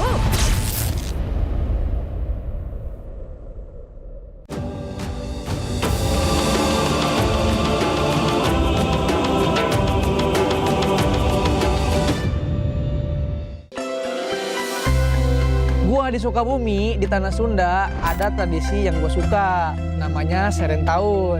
Dan Seren Tahun itu bukan sekedar pesta panen. Ini tentang menyerahkan hasil kerja 1 tahun kepada Tuhan Yang Maha Kuasa. Tentang bersyukur dan memulai dari nol lagi. Padi nggak tumbuh dalam 1 hari. Padi butuh waktu, perawatan, kesabaran, dan kerjasama. Ini sama dengan e-sport, mekanik, rank tinggi, makro, itu juga ditanam. Jadi kalau lu nggak sabar, lu nggak bisa punya hasil panen. Di Seren Tahun itu, di diri gua terbentuklah mental proses. Jadi konsistensi lebih penting dibanding hasil instan. Di gua, Sungai Musi itu bukan cuma sungai, tapi itu kehidupan. Di festival itu, semua perahu maju kencang, tapi bukan yang paling kuat yang menang. Tapi yang menang yang paling kompak. 1 orang salah tempo, perahu oleng. 1 orang salah posisi, game selesai. Dari tradisi ini gue belajar tentang sinkronisasi karena chemistry menentukan segalanya. Tradisi di Bali yang paling ngena lah di gua, menurut gua tuh nyepi. Karena nyepi tuh ngajarin kayak diam itu kuat. Jadi selama 24 jam gak ada aktivitas, lebih ke introspeksi diri lah. Di momen itu kita jadi lebih jujur sih sama diri sendiri. Kenapa kita kalah, apa yang salah. Di e-sport banyak orang berhenti karena kekalahan, tapi gua enggak. Karena nyepi ngajarin gua bukan buat berhenti, tapi buat memahami. Hingga sekarang, gua masih berjuang di liga ini. Dari kecil, di daerah gua tumbuh dengan Gurindam 12, karya Raja Aldi Hadi. Gurindam 12 itu memiliki 2 baris, tapi maknanya dalam. Baris pertama sebab, baris kedua akibat. Di game juga sama, overextend mati, salah draft kalah. Semua ada sebab akibatnya. Dari sastra lahirlah logika. Di Samarinda ada tradisi yang paling terkesan yaitu Festival Mahakam. Semuanya tentang ritme. Dayungnya itu nggak boleh terlalu cepat dan nggak boleh terlalu lambat, tapi harus tepat. Sama kayak nge-retreat lord dan nge-engage. 1 detik terlalu cepat, gagal. 1 detik terlambat, kalah. Timing adalah segalanya. Ya karena momen itu menentukan kemenangan. Paling gua suka tuh di Pontianak Festival Tugu Katulistiwa sih. Ada momen dimana bayangan kita tuh hilang. Semuanya tuh jadi imbang karena tidak ada condong kiri dan ke kanan. Sama kayak di game lah. Kalau misal terlalu agresif kalah, kalau terlalu defensif juga ya kalah. Jadi semuanya itu harus seimbang. Karena balance adalah kunci untuk mendominasi. Di Semarang tuh ada namanya dekderan. Kayak kita nyambut bulan puasa nih dengan penuh sukacita, kayak ramai juga energinya. Dan gua di panggung MPL sih ngerasain yang sama sih, kayak energi penonton tuh kayak nyata, kayak mirip lah. Itu yang bikin gua nggak mau kalah sih. Semangat kebersamaannya jadi bahan bakar buat gua untuk berkompetisi di sport ini. Tradisi di Aceh yang paling teringat sama gue sih tari saman. Tadi Saman tidak memberi ruang untuk kesalahan. Ya kalau satu salah ya semuanya kelihatan salah. Ya jadi gue belajar hal yang sama lah yang ada di Tadi Saman. Kita harus satu pikiran dan satu gerakan, ya itu yang membuat tim jadi improve. Jadi disiplin kolektif menciptakan kesempurnaan. Di dalam e-sport, sinkronisasi adalah dominasi. Pas di Makassar dulu, pas gue kecil, gue paling suka kapal finisi. Caranya finisi itu dibangunnya tanpa gambar. Ya bisa dibilang blueprint ya. Jadi cuman pengalaman, insting, dan kepercayaan. Jadi pro player itu nggak ada petanya. Jadi yang ngajarin gue itu, ini pasti berhasil tuh. Nggak ada. Jadi dibangun kayak finisi, sedikit demi sedikit. Jadi tradisi ini mengajari gue melangkah tanpa kepastian. Percaya proses adalah kuncinya.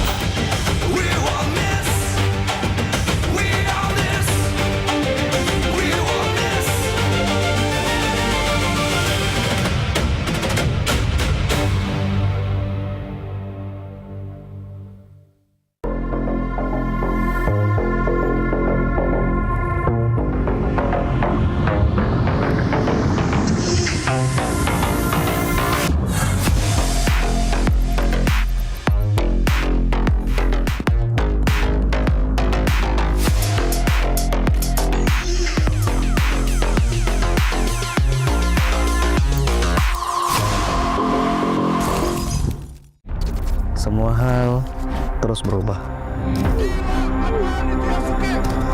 Dan kadang bikin gue pengen nyerah. Tapi banyak mimpi yang harus gue kejar. Gue butuh support yang konsisten. Biar gue bisa terus naik level, terus berlari tanpa henti. Skin gue banget nih, gue beli aja. Seperti GoPay Games yang setia menemani, walau meta dan gameplay terus berganti. Walau yang lain terus berubah, GoPay Games konsisten ngasih yang pasti murah.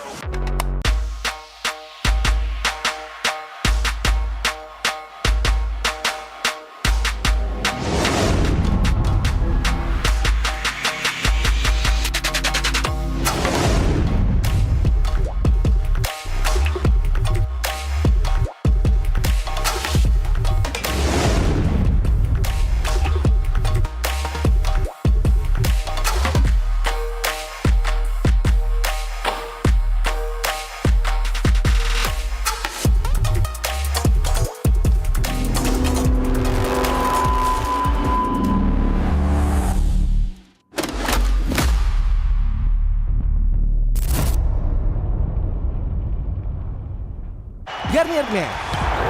Keringat, minyak, dan kulit sensitif bikin jerawat susah dilawan. Lawan jerawat dengan nyaman bersama. Baru Garnier Men Acno Fight Gentle Gel Cleanser dengan salisilik dan sika. Lawan 99,9% bakteri penyebab jerawat. Teruji pada kulit sensitif. Nyaman di kulit. Optimal lawan jerawat.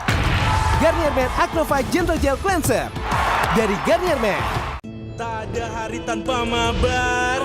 Main nge-lag, kerap buat ku tak sabar. Gimana mau main sampai kelar? Ini waktunya ku bersinar. Okay, let's do it. Game smash andalanku bikin mainku semakin hebat. Pin stabil main makin mulus, rankku fix naik terus. Tukar DG rings, diamond dan voucher game kau dapat. Cuma game smash makin no debat. Game Max Booster, kini dapat DG Rings. Beli paketnya dan aktifkan boosternya di aplikasi Dunia Games. Hah? Habis? Ya, kosong. Jauh lagi. Tenang, ada Klik Indomaret. Klik Indomaret, gratis ongkir 1 jam sampai. Klik Indomaret, belanja online seperti di toko. Klik Indomaret.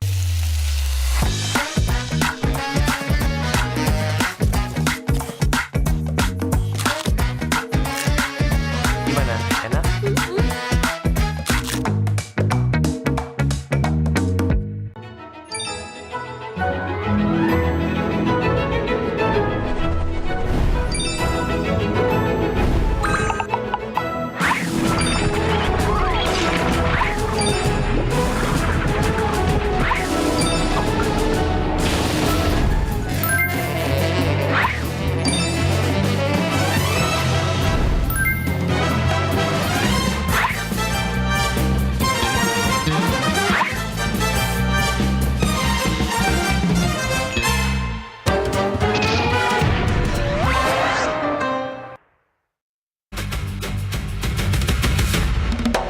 Teman-teman super fans, sekarang MPL Indonesia berkolaborasi dengan Telex dan juga Aircraft.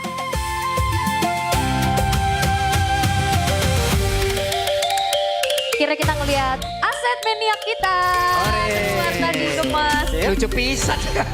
Ini adalah collab terbarunya kita nih bersama dengan Aircraft dan juga Telex. Ini adalah sebuah pergerakan di mana kita bersatu padu. Kalau sekarang sih seru ya, soalnya ada budaya-budaya Indonesia juga ya, kita mengangkat semua budaya-budaya. Terus kayak kemarin player-playernya juga pas entrance-nya jadi ada permainan zaman-zaman kita kecil, jadi flashback aja seru sih. Jujur seru banget soalnya kan activity-nya banyak kan, jadinya kayak yang bisa dilakuin gitu, kayak bisa main gasing, bisa main congklak, bisa main yoyo dan lain-lain lah. Kalau main terus dapat stem jadi kita dapat kayak hadiah, banyak lah istilahnya. Jadinya seru banget from my opinion. MPL sekarang sih udah mulai care sih sama budaya-budaya Indonesia. Gua rasa ini bisa jadi buat edukasi di generasi gua sih. Soalnya ini bisa buat tahu budaya dan tradisinya lah di Indonesia ini. Makasih MPL udah menghadirkan permainan-permainan masa kecil kita. Terima kasih MPL karena sudah membantu kita semua jadi ingat masa lalu kita. Semoga kedepannya MPL makin ada aktivitas yang lebih seru lagi.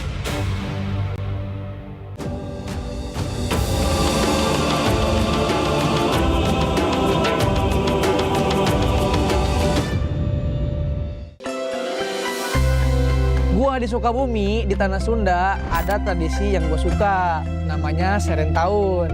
Dan Seren Tahun itu bukan sekedar pesta panen. Ini tentang menyerahkan hasil kerja 1 tahun kepada Tuhan Yang Maha Kuasa. Tentang bersyukur dan memulai dari nol lagi. Padi nggak tumbuh dalam 1 hari. Padi butuh waktu, perawatan, kesabaran, dan kerjasama. Ini sama dengan e-sport, mekanik, rank tinggi, makro, itu juga ditanam. Jadi kalau lu nggak sabar, lu nggak bisa punya hasil panen. Di Seren Tahun itu, di diri gua terbentuklah mental proses.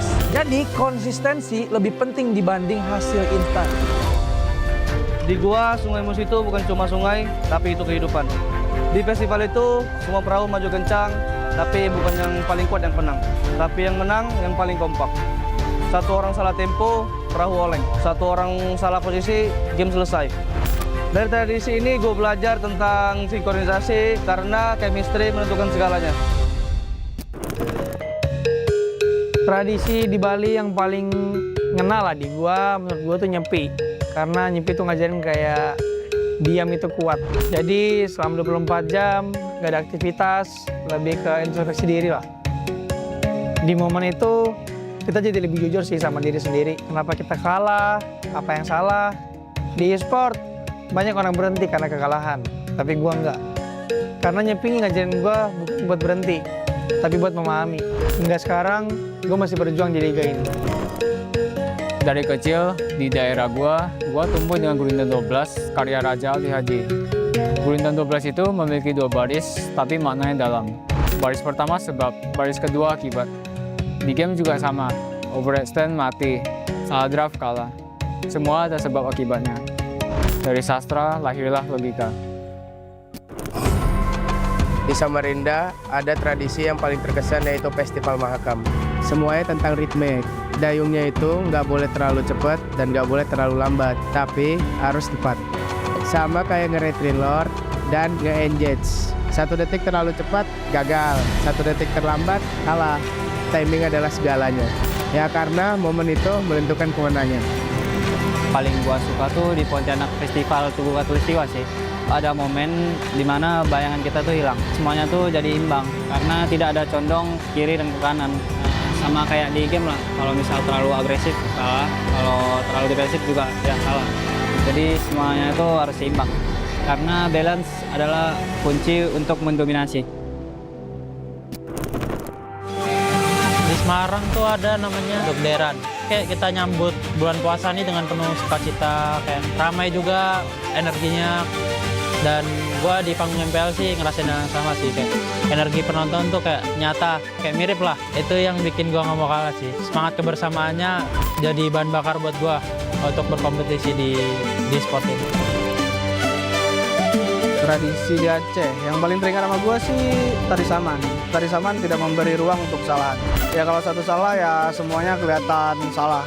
Ya jadi gue belajar hal yang sama lah yang ada di tari saman. Kita harus satu pikiran dan satu gerakan, ya itu yang membuat tim jadi improve. Jadi disiplin kolektif menciptakan kesempurnaan. Di dalam e-sport, sinkronisasi adalah dominasi. Pas di Makassar dulu, pas gue kecil, gue paling suka kapal finisi. Caranya finisi itu dibangunnya tanpa gambar. Ya bisa dibilang blueprint ya. Jadi cuman pengalaman, insting, dan kepercayaan. Jadi pro player itu nggak ada petanya. Jadi yang ngajarin gue itu, ini pasti berhasil tuh. Nggak ada. Jadi dibangun kayak finisi, sedikit demi sedikit. Jadi tradisi ini mengajari gue melangkah tanpa kepastian. Percaya proses adalah kuncinya.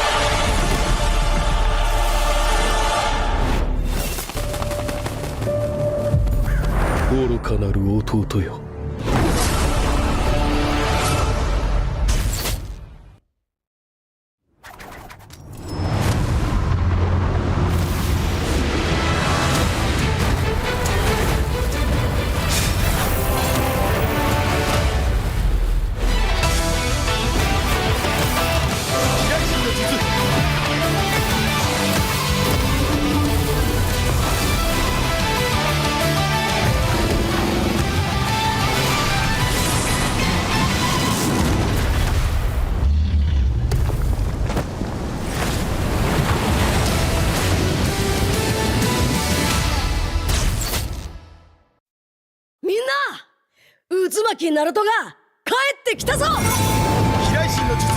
俺ってばすほかげになる愚かな妖精と子供騙しかお待て行くぜこれが俺たちの力だってばよ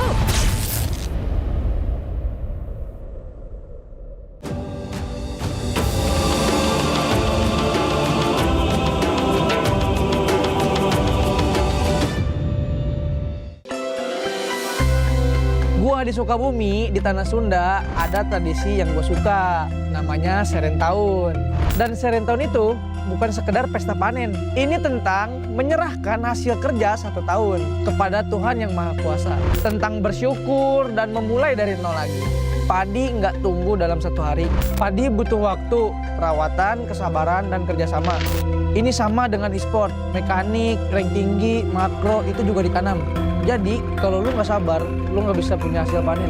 Di Serentahun itu, di diri gua terbentuklah mental proses. Jadi konsistensi lebih penting dibanding hasil instan. Di gua, Sungai Musi itu bukan cuma sungai, tapi itu kehidupan. Di festival itu, semua perahu maju kencang, tapi bukan yang paling kuat yang menang. Tapi yang menang, yang paling kompak. 1 orang salah tempo, perahu oleng. 1 orang salah posisi, game selesai. Dari tradisi ini gue belajar tentang sinkronisasi karena chemistry menentukan segalanya. Tradisi di Bali yang paling ngena lah di gua, menurut gua tuh nyepi. Karena nyepi tuh ngajarin kayak diam itu kuat. Jadi selama 24 jam gak ada aktivitas, lebih ke introspeksi diri lah. Di momen itu kita jadi lebih jujur sih sama diri sendiri. Kenapa kita kalah, apa yang salah. Di e-sport banyak orang berhenti karena kekalahan, tapi gua enggak. Karena nyepi ngajarin gua bukan buat berhenti, tapi buat memahami. Hingga sekarang gua masih berjuang di liga ini. Dari kecil di daerah gua tumbuh dengan Gurindam 12 karya Raja Ali Haji.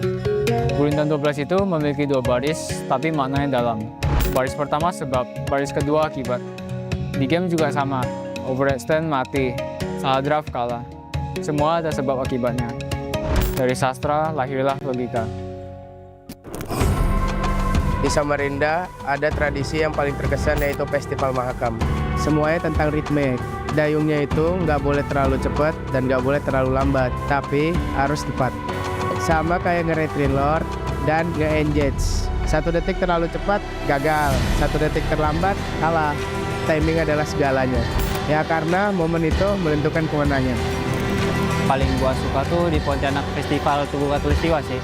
Ada momen dimana bayangan kita tuh hilang. Semuanya tuh jadi imbang karena tidak ada condong kiri dan ke kanan.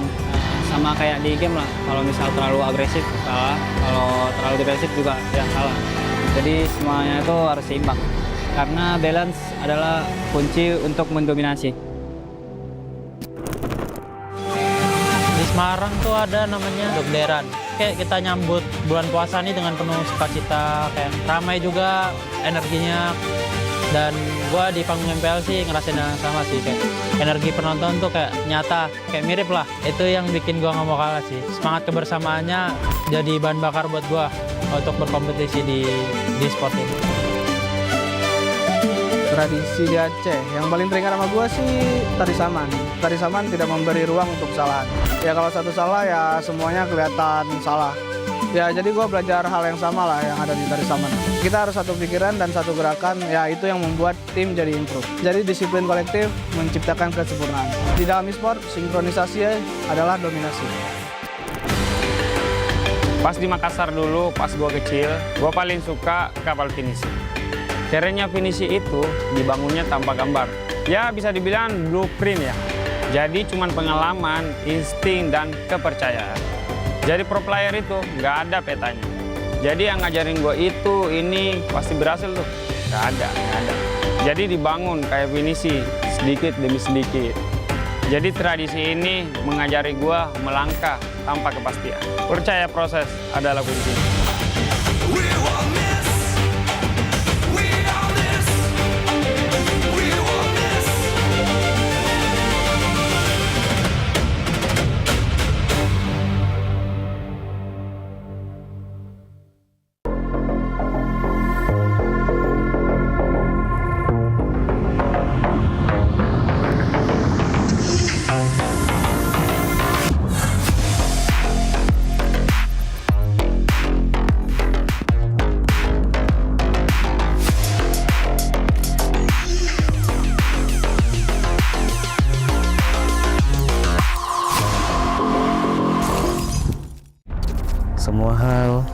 terus berubah.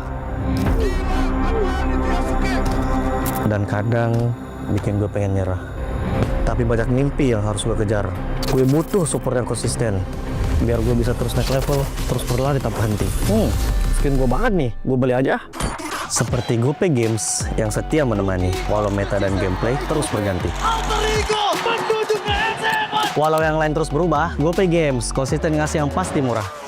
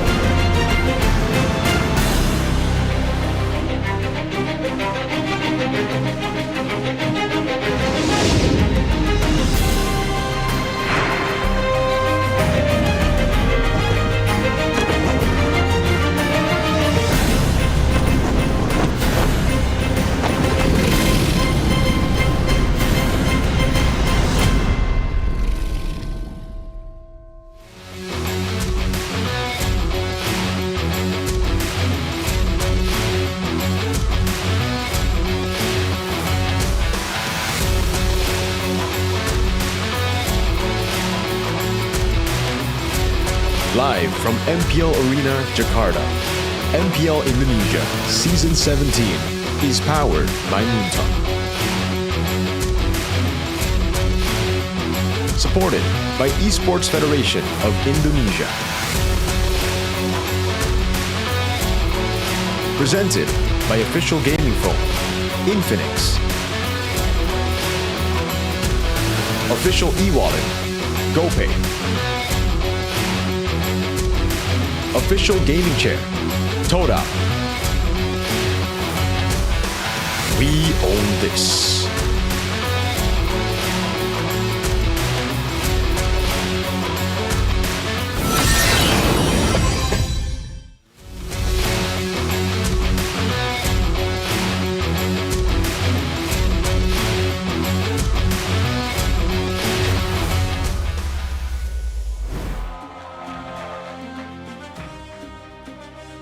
Dua match sudah kita saksikan di hari yang terakhir minggu yang ke-6. Tapi masih ada satu match lagi di mana match ini pastinya akan berjalan amat sangat panas. Karena seperti yang kita tahu Geek Fam yang nantinya akan bertemu dengan EVOS Esports. Mereka memiliki sejarah yang cukup berbeda based on match terakhir mereka di mana EVOS mendapatkan kemenangan tetapi Geek Fam yang harus menelan kekalahannya. Dan membuat kita semakin penasaran pastinya bagaimana berjalannya match terakhir kita hari ini di hari yang terakhir minggu yang ke-6. Tapi di sini di MPL Arena sudah ramai. MPL Arena, mana suaranya? Sorak-sorai semangat yang diberikan kepada Superfans untuk kedua tim yang akan bertanding pada match terakhir kita hari ini. Dan pastinya Sabila Jo ingin memberitahu kalian semua bahwa MPL Indonesia Season 17 tidak dapat berjalan lancar tanpa adanya dukungan dari para sponsor dan juga partner. Karena MPL Indonesia powered by Moonton, supported by PBSI, presented by official gaming phone Infinix, official e-wallet GoPay, official gaming chair ada Todak. Tidak lupa untuk partner ini sports kita ada Garnier, Bayu, Dunia Games, Games Max dan juga OnePlay. Dan untuk supplier kita ada IndiHome, Klik Indomaret, Yummy Choice dan juga Aqua. Baiklah, di sini kita sudah melihat semua tidak sabar bagaimana match penutup kita hari ini berjalan. Akankah Geek Fam yang dapat kemenangan atau bahkan sebaliknya dari tim EVOS yang masih mempertahankan kemenangannya? Kalau begitu langsung saja kita saksikan karena caster sudah ready di sana. So caster silakan. Welcome back to MPL ID Season 17, Week 6, Day 3, the last day. For some, Judgment Day, but we still have a few weeks to go. We are on the last match of today. It'll be EVOS up against Geek Fam. After us watching that super quick series where Onyx was able to trample RRQ and make it to the playoffs. Hey, unfortunate for RRQ suffering a 2-0 loss, now down to a 0.90% chance to make it to the playoffs. But for all the other teams, there's still a lot of chances to make it to the playoffs. And it starts here. Geek Fam, they gotta get a win here, especially after losing just earlier this week on Friday. EVOS are on the same boat though, so it's always gonna be ride or die. It's ride or die, especially in the first leg, their first encounter this season. EVOS were able to win 2-0. Yep. But the thing about EVOS is that they are also sometimes the embodiment of inconsistency. They can get a string of good results and then they just dip down. Yesterday, they were able to get Tricky. Well, Tricky did play and and place a few, and they were able to reverse sweep Alter Ego in what was one of the longest games they've had so far in this season. That was a very, very high adrenaline game, Goni. Yeah, we will get to see maybe that sort of intensity again today, right? You mentioned already what's at stake. Geek Fam desperately needing a win to at least increase their odds to the playoff spot. And as well, EVOS, there are no pushovers. You know, even though they're already in, but they still want more points. Yeah, well, obviously, more points means more safety. More safety, like Onyx. That's what you want. Yeah, like Onyx, making it to playoffs. When it's big Not that hard. hitchhiker ride to Velodrome. Hey man, I hope they don't need a hitchhike. I hope they can just ride there in with a sport car, right? With a sports car. Vroom vroom. Vroom vroom indeed, yo.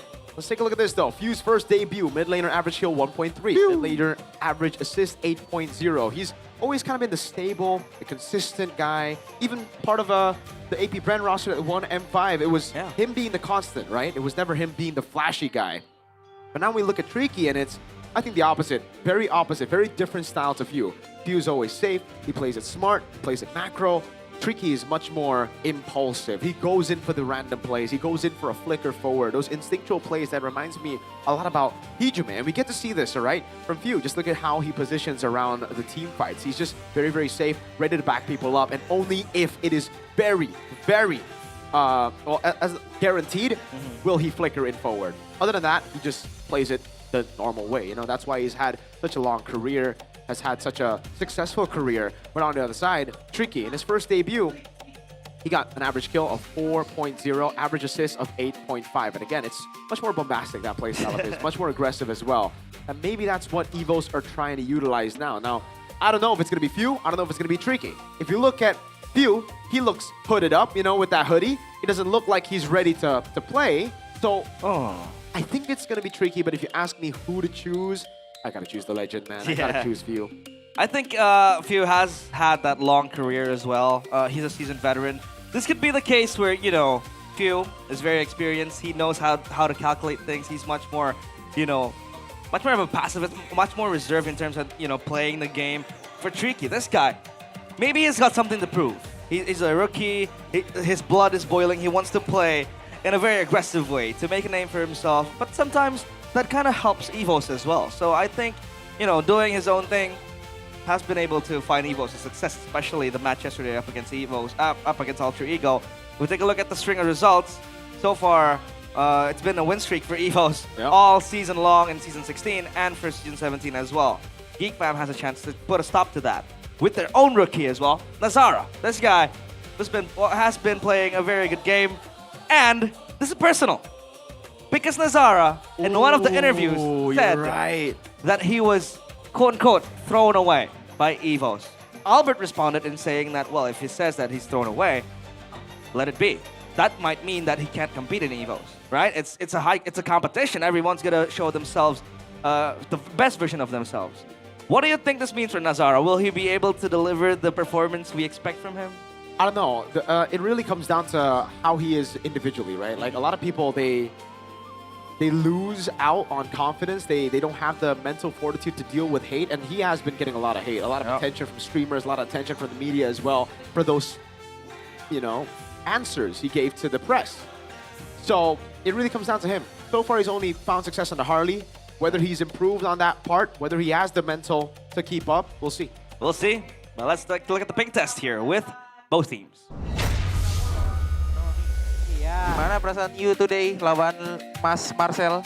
Marcel ya? Yes. Gue lihat-lihat 11-12 tuh sama gue tuh. Iya, soalnya dia kan ngidolain lu banget. Oh, dia ngidolain gue? Mas Erlan. Iya, kenapa Mas Luke? Itu Onyx udah lolos playoff loh, kamu tahu gak? Oh, udah tahu dong. Tadi kebetulan baru nonton. Oh, oke. Kira-kira. Menurut kamu, chance lolos playoff kita berapa gede tuh Mas Erlan? Kalau menurut aku sih 2% ya. 2%?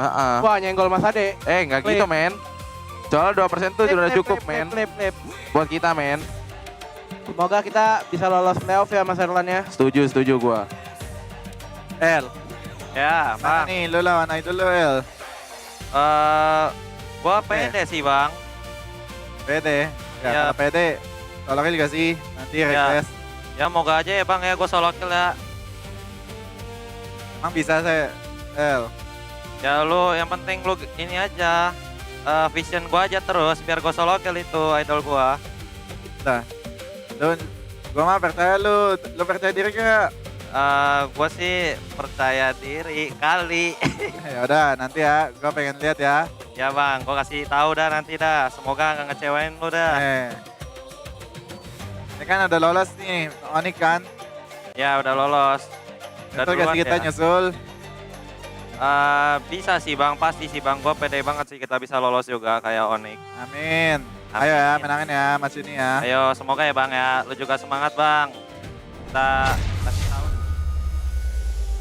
They were talking about their chances to make it to the playoffs. Yep. But hey, Erlan, What is that? What is that inferiority complex? He said that EVOS has a 2% chance of making it to the playoffs, which I know he's kidding.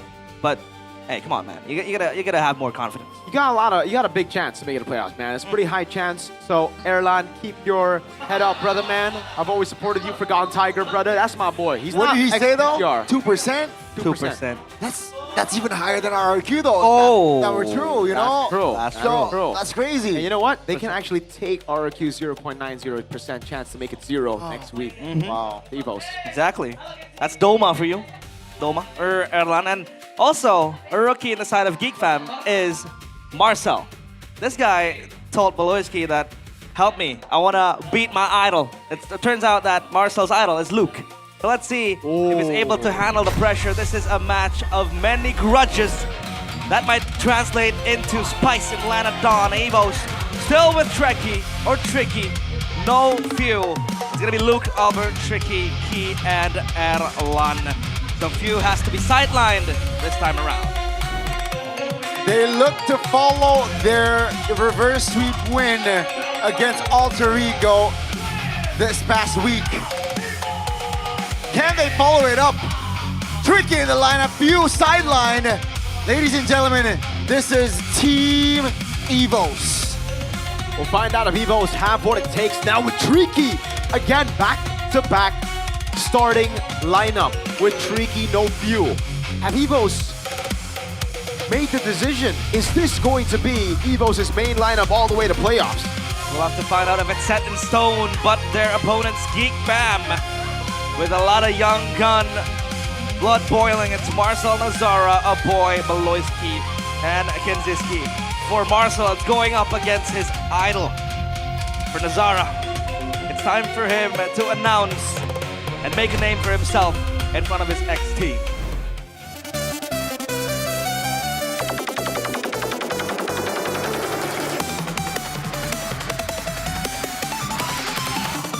You mentioned it, Realize. And also on top of that, they are still seeking some stability in the standings. They desperately need the win. Marcel leads the pack. And let's welcome, this is Team Geek Bam! Yeah, Geek Bam coming in as that coveted family, looking to play closely behind Big Brain Baloy. He is known to be the monster maker. He was there making Nile. He was there. Luke as well. Nurturing Make It too.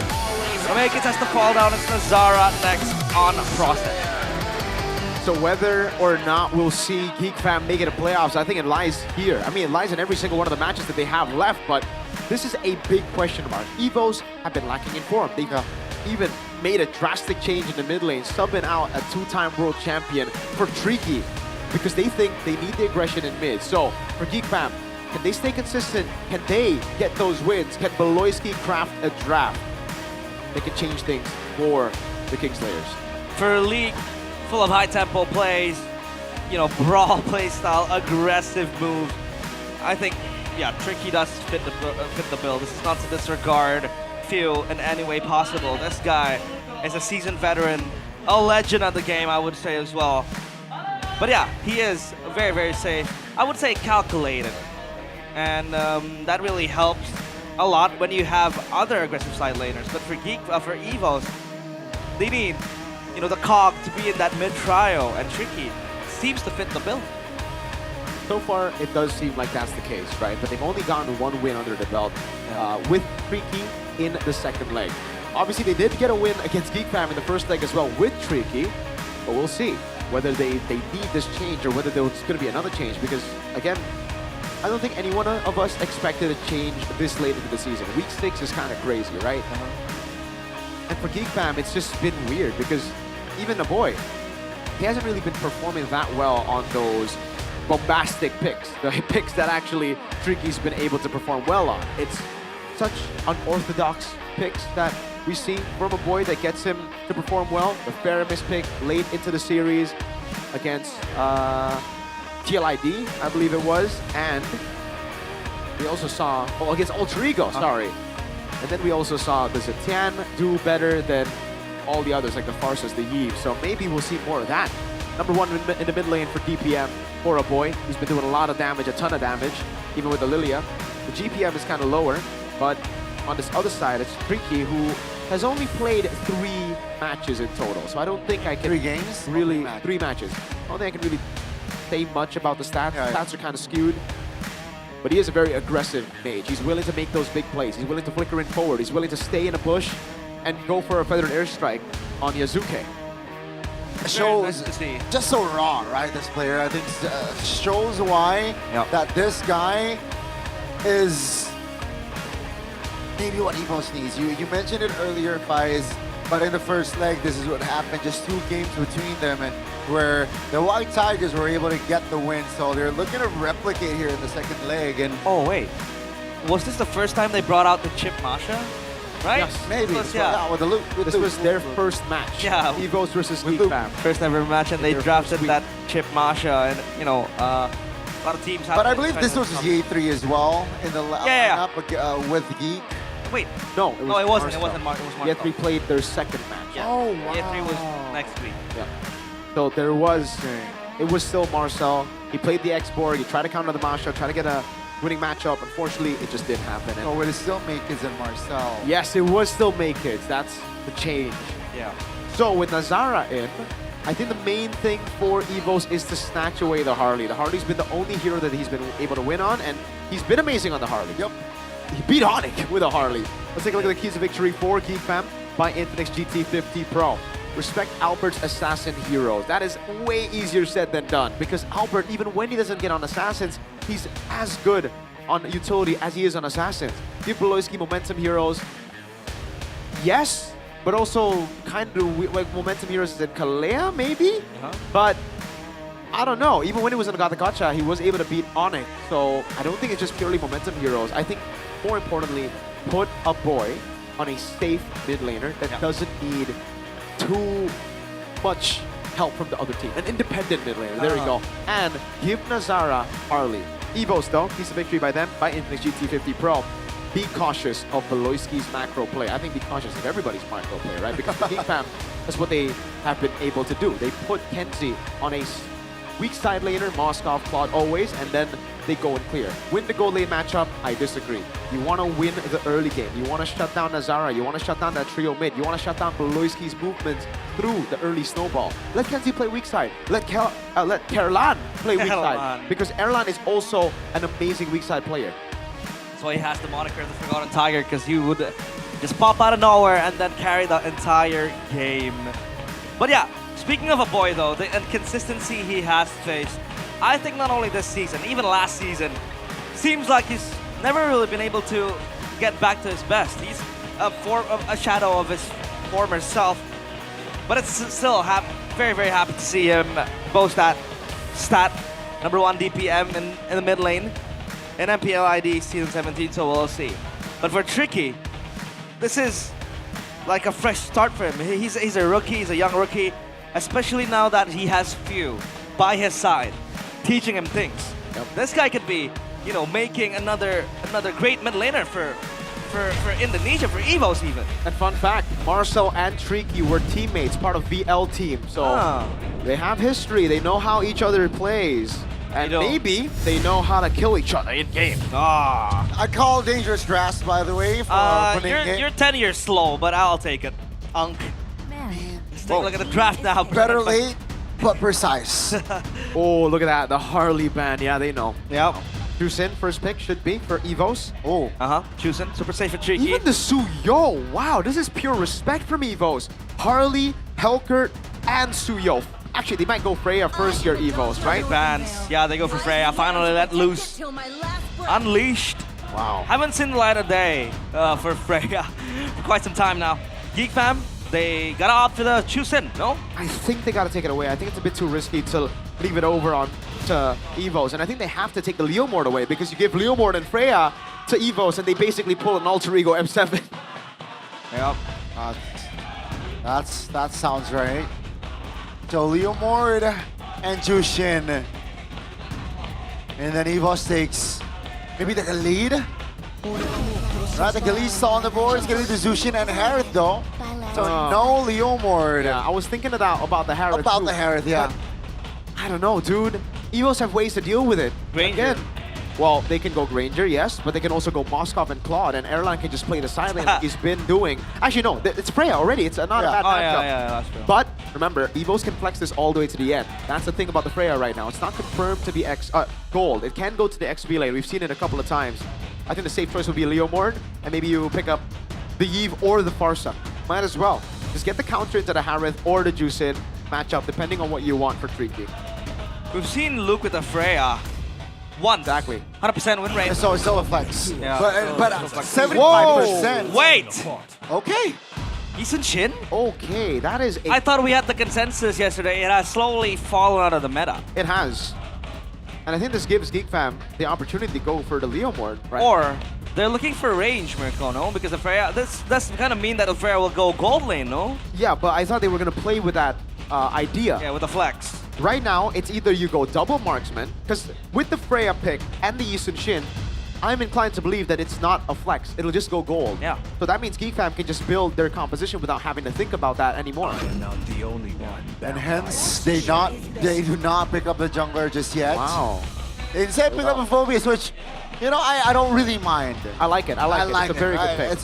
It's again just supplements the early game as well and laning phase. So now, you know, they have a very strong EXP, very mobile mid laner, and a very reliable gold laner. Yeah. From the side of Geek Fam. They banned the Eve. I think the Farsa is going to come out next for the ban. And Evos.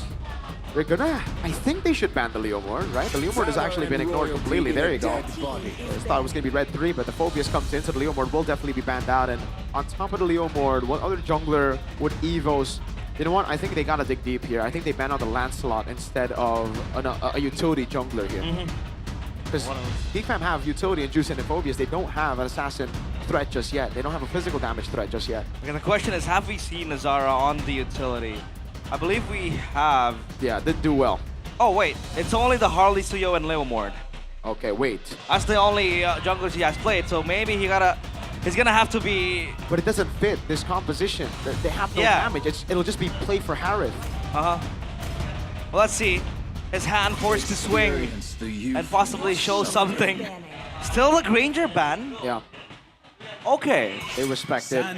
They still respect the flex though, right? Yeah, and it's a Khalid ban here. Alright, so Geek Fam, they're gonna pick up the Kalea. The Kacha is available, but Evos have already picked up the Hylo, so good pick by Geek Fam there in the end.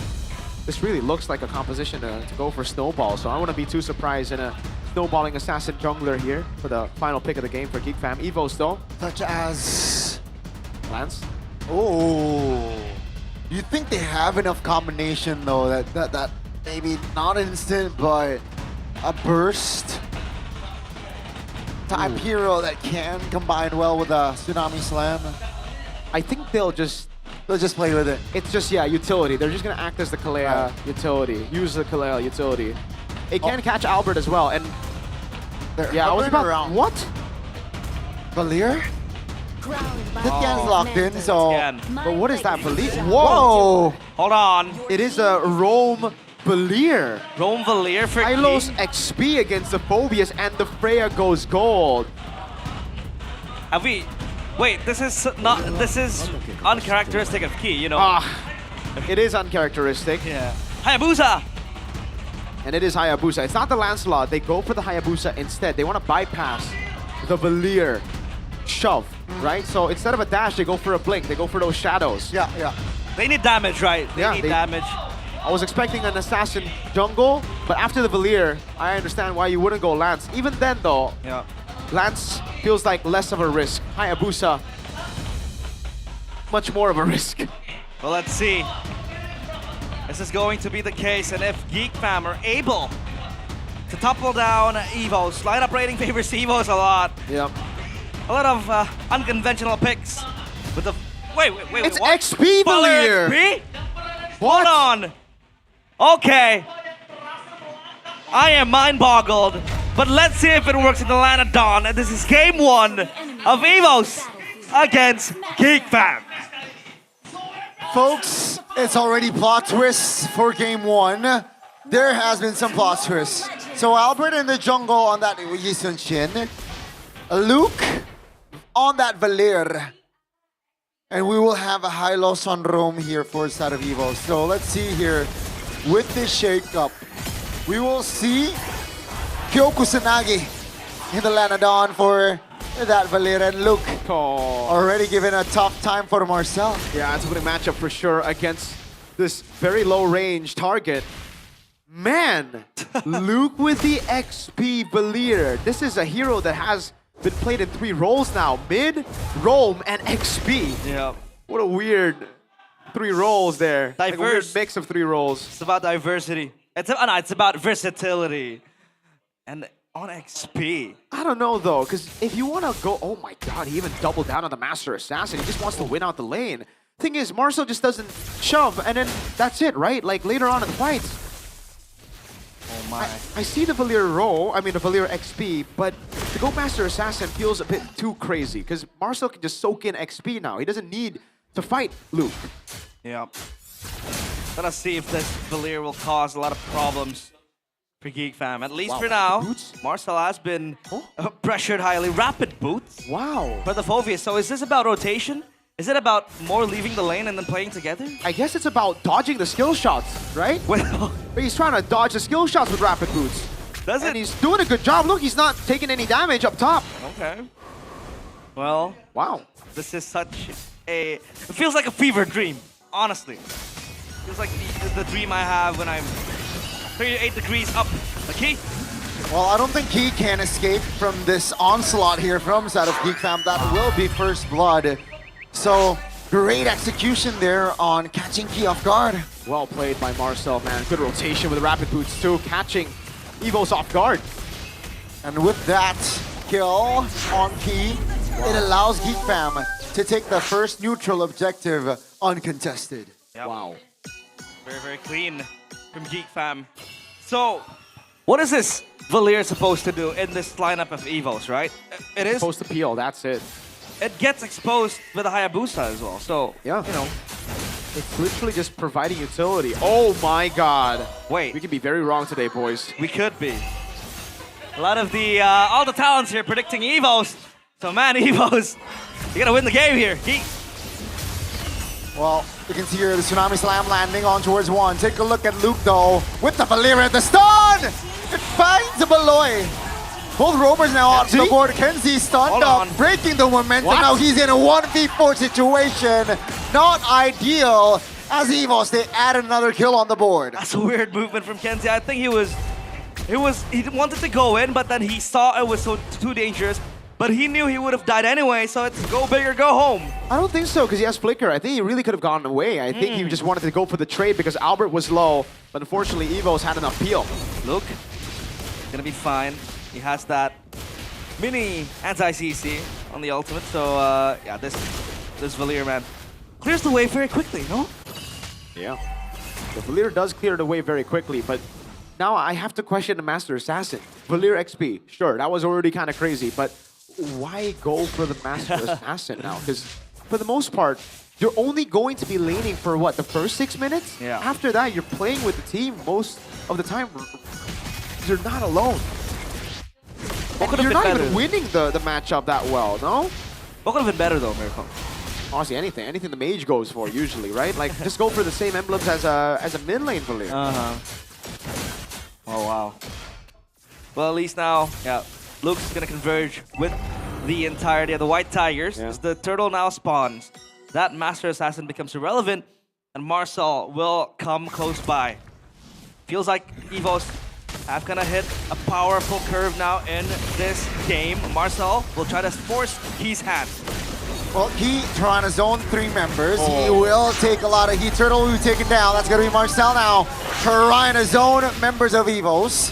But that's just a trade, a turtle for Key. That's worth it for Geek Fam. Or is it?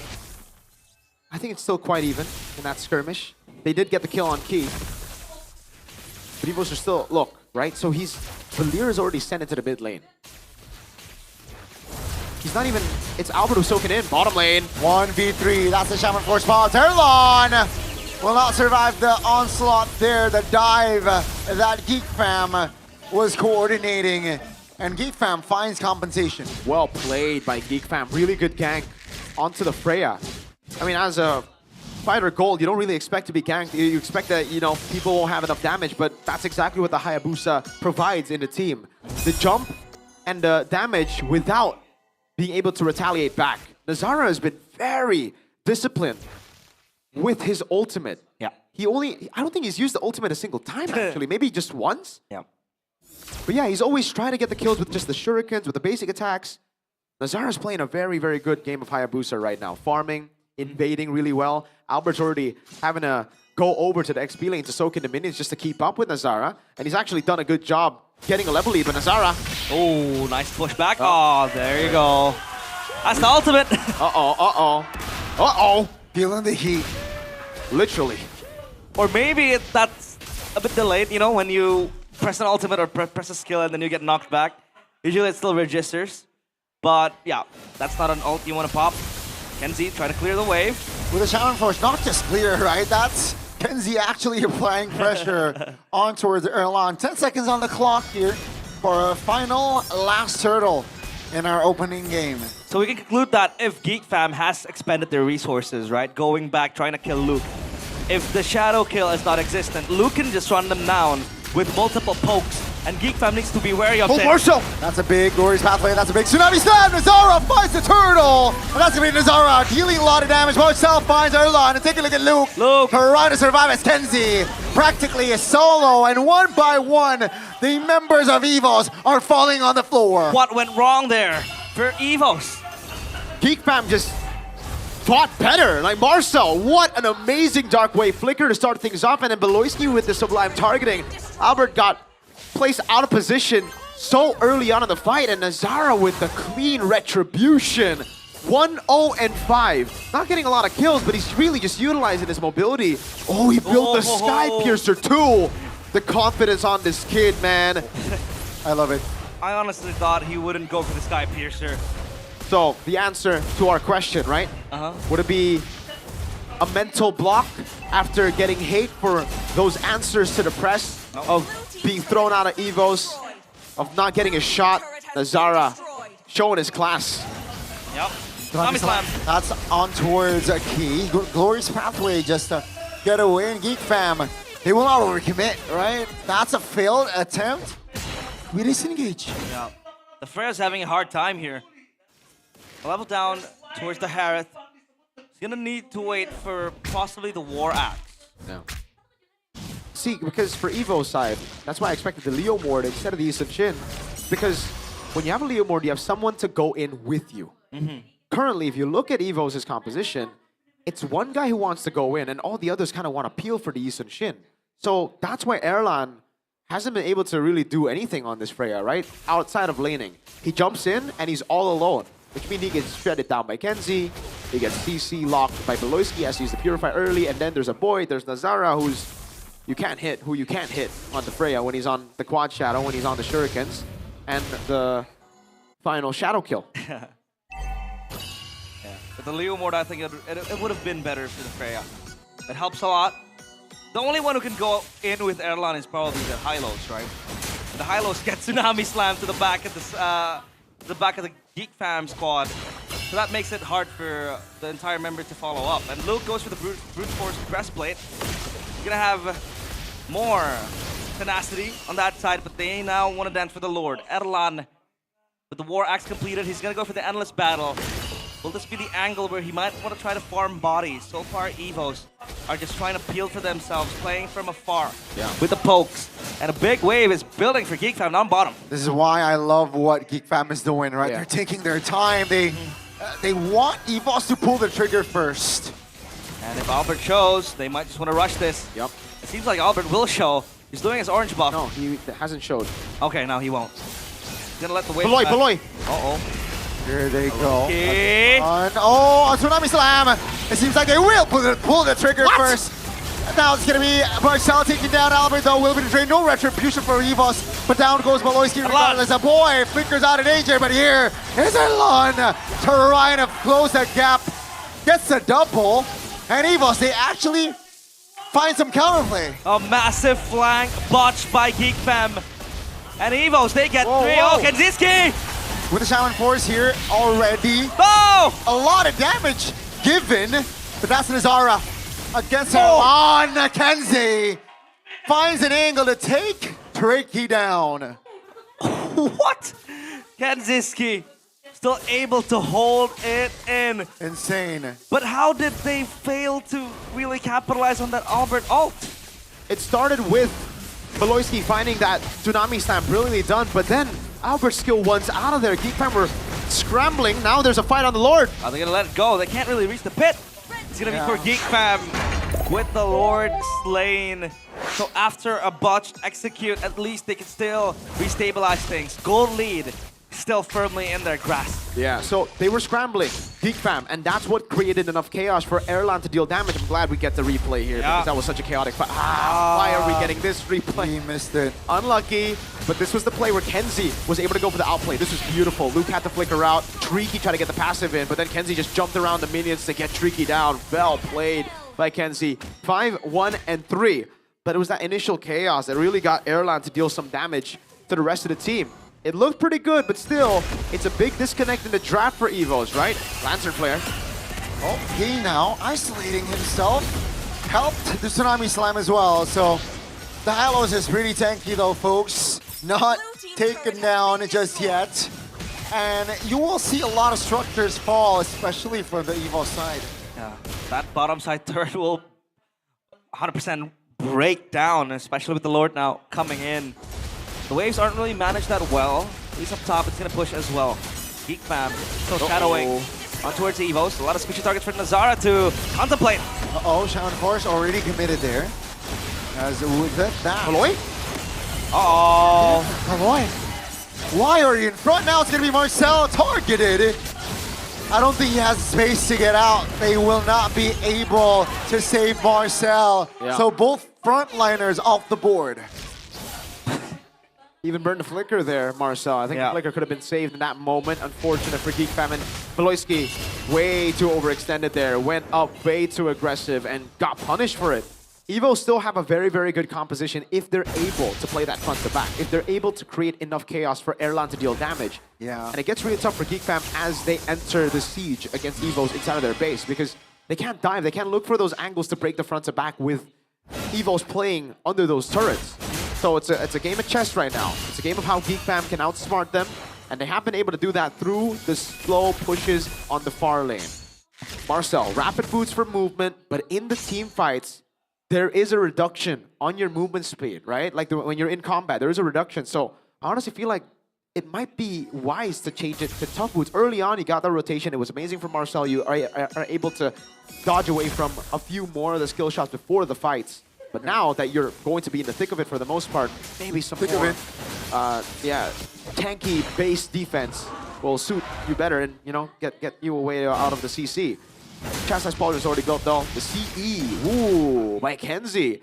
He knows that there's not a lot of tanky boys on Evo, so he'd rather go for sustain instead of the normal Divine Glaive. Yep.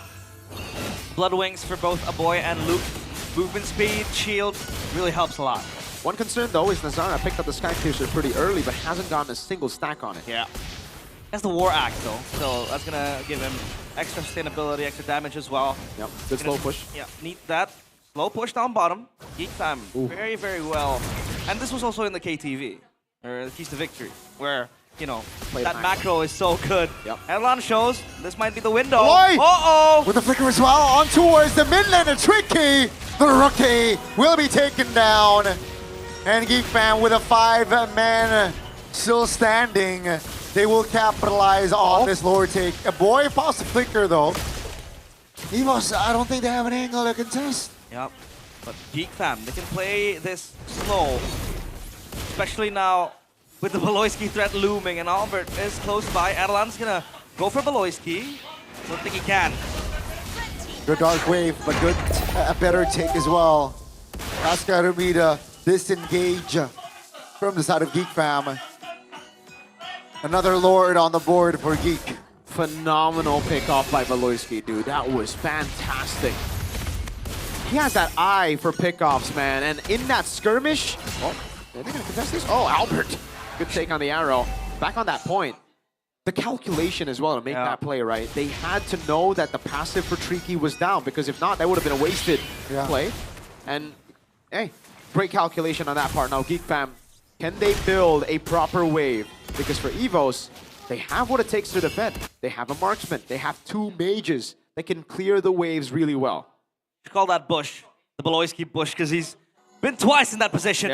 And he got both executes or initiations. The Lord will march down bottom. Evo needs to defend this. Beloyski again, looming threat for Evos. Doesn't find the angle just yet, though, and it seems like their call is, let's not force it, right? Taking the far lane turret is already more beneficial for us, and that's why Geek Fam, you can see, you know, not getting over Salas. Yeah, signature Geek Fam, signature Beloyski. When they're ahead, the discipline is ridiculous. And we can already see it here. Divine Glaive now built up. Kenzie, again, prioritize the concentrated energy, knows that there's not a lot of tanky dudes on the side of Evos. He can burst them down, so he went for sustain instead. But now, he has the best of both worlds. He's got the CE, he's got the Divine Glaive. Azara, as well with the BOD fully built up, and the robe for Marcel. Means that he can take more damage from Luke and Tricky. And Evos don't really have the best late game either, right? So if that really goes to the late game, then you know, Evos, it's going to be very hard for them. The Houston Shin doesn't really scale well to the late game. Yes, it does very fantastic at the mid game. The Freya, it hasn't really found success in terms of the dives at the back line. And even if you do, who do you go for? Harith is super safe. The Houston has that ultimate. And do you want to go for the Hayabusa? Quad Shadow out. But we know this by GoPay. Valir XP lane was last used 2,700 days ago by Arsene from Team Capcorn and MPL ID Season 2. Wait, this is... He's now an Arsenal coach. No, I'm kidding. No, but maybe Capcorn was one of the teams that Zin, XRRQ, was in. MPL, you weren't there Season 2, were you, Mirko? No. I was 3 years old, man, when Season 2 was You around. were 60 years old. I don't think I was born yet. Me too. Likewise. Oh my god, Beloyski, bro. You're there watching Dangerous Grass is just his map. Conceal! Luke! Luke, you cannot fall for the tricks of geeks, man. That's going to be the stun with the Law and Order. Just to keep Beloyski honest. That attempt was almost caught Luke off guard. Yep. But with the Lord already spawning here, their main agenda now for side of Geek, that's going to be the Lord. So now what do you do as Evos? Dude, you just have to you just gotta be decisive. Either fight or play it safe, because Evolve Lord's coming up and Geek Fam have an auto slow push in the bottom lane. It doesn't matter how much Evos deal with the wave in the bottom lane, it'll always build to a slow push for Geek Fam. Geek Fam have the advantage, and they got a big brain boy in their roam position. Beloyski knows how to maximize this. Alan getting poked out. Glorious pathway used. Beautiful. That is a resource amazing Lord Dance. And again, look at the wave being built down bottom. It has always been the main theme for at least this match in game number 1. Geek Fam taking it slow, but that Lord's getting crushed slowly but surely. Evos didn't answer key. Be careful. Evos just gotta make a play, dude. Like, either they fight or they defend. That's through the Crimson Beacon pops. If they reset this Lord, there you go. This will be an Evolved Lord. Oh no. Evos does not allow it. That's gonna be Evos trying to find. Marcel! The rookie finds a Lord. Tricky goes down. Luke goes down. Take a look at Erlan. Looking, hunting for a boy in the back. But that the knock-up from a boy is just sure.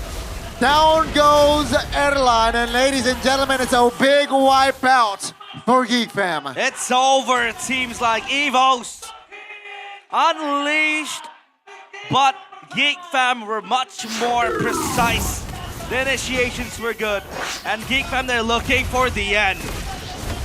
It's over. It is over. They're gonna get it for game 1. Almost a 20-minute game time. But my lord, the sheer determination, sheer, I guess, discipline as well shown from side of Geek Fam. The macro was clean. When you give Beloyski a lead like that, a far lane, base turret, you see how clean the Lord Dance was. Evos was forced to make that error, was forced to make that call. They've already baited out the revitalized Geek Fam. They've already baited out the glorious pathway from Evos as well from Key. and Evo just couldn't react. They were lost. They were outplayed in the macro game. Something that we did see from the keys to victory, and that's why I say it's from everybody, from Geek Fam. They need that macro to win, and they use their strength. Oh wow.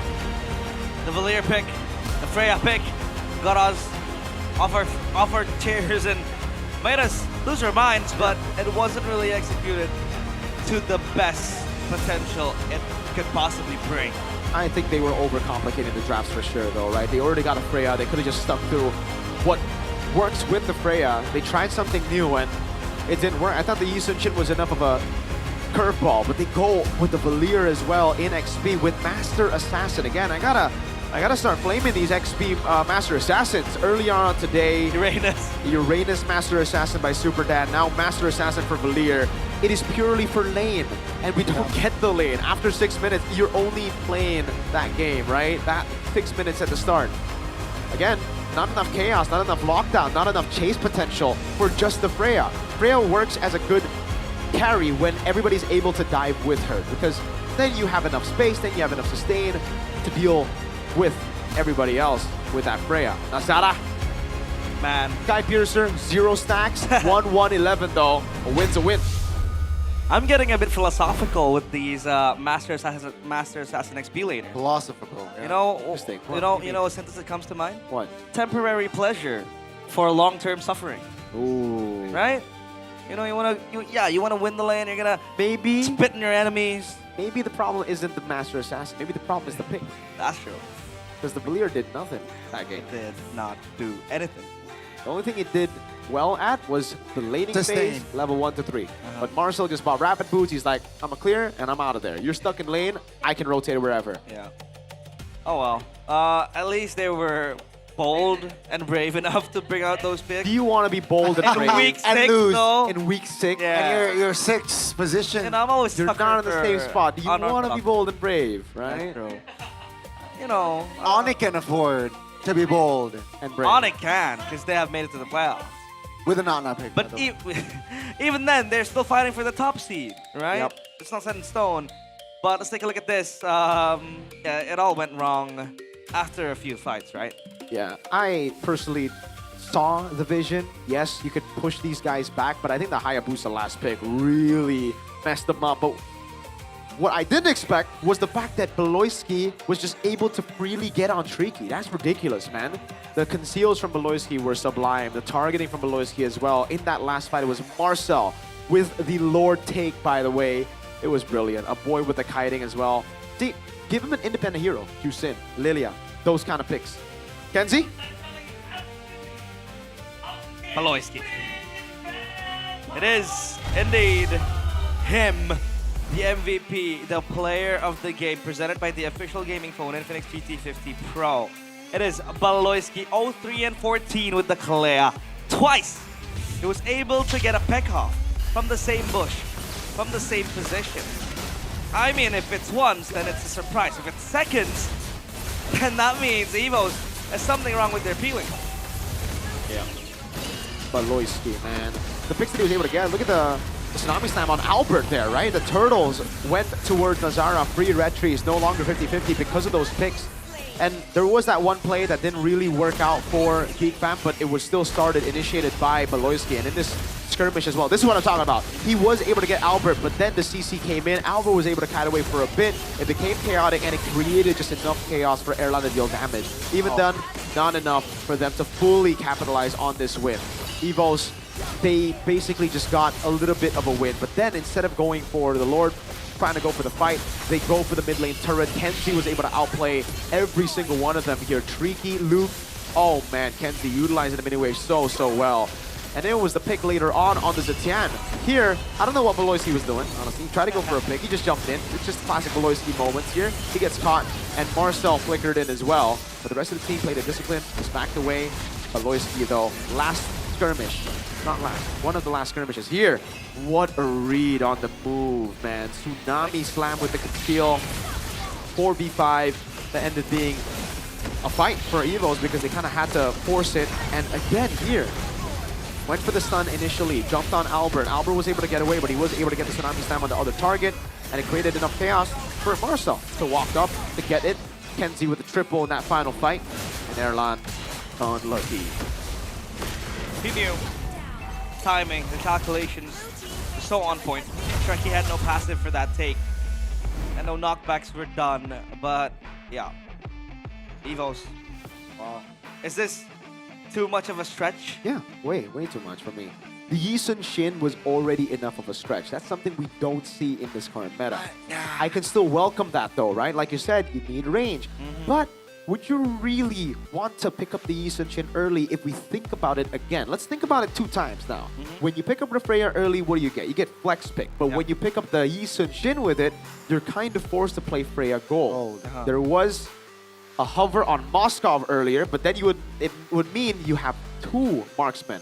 And then the last pick, Assassin, could get even more value, right? So if you already get the pleasure of a first pick Freya, not a lot of teams get that. Most teams on the red side will ban the Freya away. Just play for the Freya. Just play for that brawl kind of gameplay. Evos overthought this draft by a long shot. They saw the Phobias. They thought they could counter it in the XP lane. They even went Master Assassin. That in itself, they're just going always the extra step. Sometimes 1 step is all right, man. Sometimes you don't need to jump over, because when you jump over, you fall off the cliff, right? Yeah. So Sometimes. I think that's exactly what happened for Evos. Which begs the question, is banning the Harley and the Suyo in that first phase was too much as well? I think Harley would be okay, but the Suyo... Yeah, I mean, they banned both. Exactly. I don't know why. Maybe, see, it makes sense if you were to ban Harley and Suyo, you pick up the Freya, and then there's a Leomord. Yeah. Right? Then, because, okay, no Harley, no Suyo, but they leave the Leomord. That's why I was like, oh, huh? They deny their own flex pick with the Yisun Shin pick as the Freya goes gold, and they deny themselves of that combo, Freya Leomord, Alter Ego M7. Well. Oh yeah, that was the Alter Ego. Yeah. That was the recipe for success. Yeah. Broke the meta game for quite some time. But yeah, the Valir Master Assassin, again, it was able to deal damage, yes. I would have even even the highest. accepted, I would have accepted a Freya into Leomord Phobias even. And then the Hylos pick later to get them the movement speed, right? Oh wow, Evos. That was quite shady when the draft started. But Geek Fam, again, still the same guys here. Nazara with the highest QPM. Kenzie on the Harith is very clean. A few mistakes here and there, yes. But when he gets going, can't be stopped. Kept him going. The Hylos then. Does this Kalea really hinders the Hylos to kind of peel for the teammate? Like, you know, multiple times he was knocked back, not able to do anything, and even Trekkie was left to his own devices. Getting Tsunami Slam multiple times. Wow. I love it for Geek Fam. It's like the complete opposite. Evos are trying difficult things. They're trying to think outside of the box. Geek Fam are just using the box. Using the box. They got a box. They know exactly what to do with the box. The box. Wait, sounds like an old... Nah, it's not. Nah, it's not. It's a real world manipulation. Ah, yeah. I call it the chessboard. Chessboard. So, like, when I call my rank games, I would say, udah catur. Which means, like, the chessboard is out. I usually just say, I'm sitting on Todak. I got the Todak. The Todak? The Todak is very comfortable. This is the Todak throne. But aside from the Todak throne, they also have a wide range of collections in their catalog that you can browse at www.todak.id. You can also take a look at the promotions. It's not about performance only. It's about style coming together as one identity. Cultured by Todak. Are you cultured by Todak? I'm always cultured by Todak. Todak culture me. Langar. Culture me. Langar. My culture is Todak. I am cultured by Todak. Website is down below. QR code's down below. www.todak.id to browse the catalog and see the latest promotion. Because here, it's not just about performance. It's about style coming together as one identity. Yeah, that's awesome. Level up your game, folks. You know, Level you up. need to level up your in-game and also your out-game as well. Exactly. What's the point Outfit. of the game? Our game is kind of cooked, you know? You're gonna get dripped. Especially if you're old, like realize. Like you, sleeping on a sofa, getting preyed on. Hey, I'm resting. That's. You gotta understand, sleep is good. Sleep is good, It is good. It's anti-aging. What's better than sleep, though? Talking, yapping. What? Talking, yapping. Talking? You like yapping more than you like sleeping? No, I like sleeping more. Talking's pretty good. Talking's pretty good. Especially, What's worse than sleeping though is the Valir. no, what's worse than Valir is I the concur. Master Assassin. You concur. You concur? Well, maybe you have a few opinions you want to spill out, Mirko. You can maybe gather your thoughts with MPL Talk Indonesia. I love watching them, man. I respect all of them, you know, especially Mr. Age and KB. Age, KB. KB has taught me a lot in life, so, you know. Age has taught me a lot in life. What about Nafari? Nafari has taught me a lot. He's told a lot of jokes, made me laugh a lot. What about Abang Ho? Abang Lord? Honestly, I don't follow Abang Lord too much outside of MPL Talk, but in MPL Talk, he's a great host. So he's taught me that he's a great host. And don't forget to tune in every Tuesday at 10 p.m. Heated discussions, deep insights, and exciting stories straight from people behind the scenes of MPL ID. Like we mentioned, Like we've mentioned, Nafari, Age, KB, and Abang Lord, and possibly Goni as one of the guest stars later on. Ooh, G-Man. To speak about the importance of sleep. Wow, G-Man. Sleep doctor. Are you a Sleep is important, guys. He is. You gotta treat your sleep like you're training. Oh. Well, 7 to 8 hours. And you gotta treat your internet. Come again? You gotta treat your connection, your Treat internet yourself. well. Exactly, especially if you want to win like Geek Fam did. That stable connection. IndyHome is the answer. That's given by IndyHome. I think the most important part of getting an internet obviously is the high speed, but also the upload to download ratio. It has to be symmetrical. IndyHome gives that. How do I say it? 1 double dot 1. 1 to 1. 1 to 1. 1 to 1. 1 double dot 1. What are we? I'm reading things literally. 1 divided by 1. 1 divided by 1. Then 1 double dot 1. Well, starting from just 385,000 rupiah, you can get internet up to 150 Mbps, including various in-game benefits, and you get a bonus. Look at that, 150. Scratch that. 200 Mbps, baby. 200. 200. And the upload download, Mirko? 1 double dot 1. They're 1 to 1. 1 to 1. That's 200 here in Bahasa Indonesia. What is that, 200. 200. I don't speak 200. 200. 200. 200. I'm teaching you a lesson then. 200 here in Bahasa Indonesia. What is this in Indonesian? The exclusive Radiant kit. Say that in Indonesian. Do it. Which one? Do it. Exclusive Radiant kits. The whole thing in Indonesian. Exclusive rating kids is hard. Alat. I gotta say it's hard. Alat Cahaya exclusive. What about the first batch of Legend Skin exclusive Radiant kits in MLBB? Freya, Galactic Vanquisher, Radiant kits, Galactic Vanquisher, Johnson, Sovereign of Realms, Radiant kits, Sovereign of Realms, Alpha Revenant of Roses, Radiant kit, Revenant of Roses, and Saver Codename Storm. Storm! Radiant kits Codename Storm are now available. Say that in Indo. Batch pertama dari Oh my lord. kulit-kulit legendaris. Kulit skin. Nah. Okay, that is a literal. I'm not that is gonna a very say that. literal translation. That is a I like that. literal Respect. You tried, realize. W. But is that the saber? Is that Arashi's skin? Yes, Is that inspired by Arashi? That was inspired by Arashi. Codename Storm. Codename Storm. Codename Storm. Arashi. But aside from Codename Storm, we also have the Leslie dynamic portrait and exclusive action button for Leslie Angelic Agent. It is available in the shop. Enjoy a 20% discount during the first month from 22nd of April to 23rd of May. And the dynamic portrait is only 640 diamonds. Wow. The exclusive action button is only 200 diamonds. So log in and check it out now. I don't really see many players play Leslie. Mo Saong. Me up against Nathan. Wow. Only 640 diamonds. If you action button is only 200 diamonds. If the opponent in the goal lane picks up a Leslie, what do you pick? Atlas. Melissa. Okay. Melissa.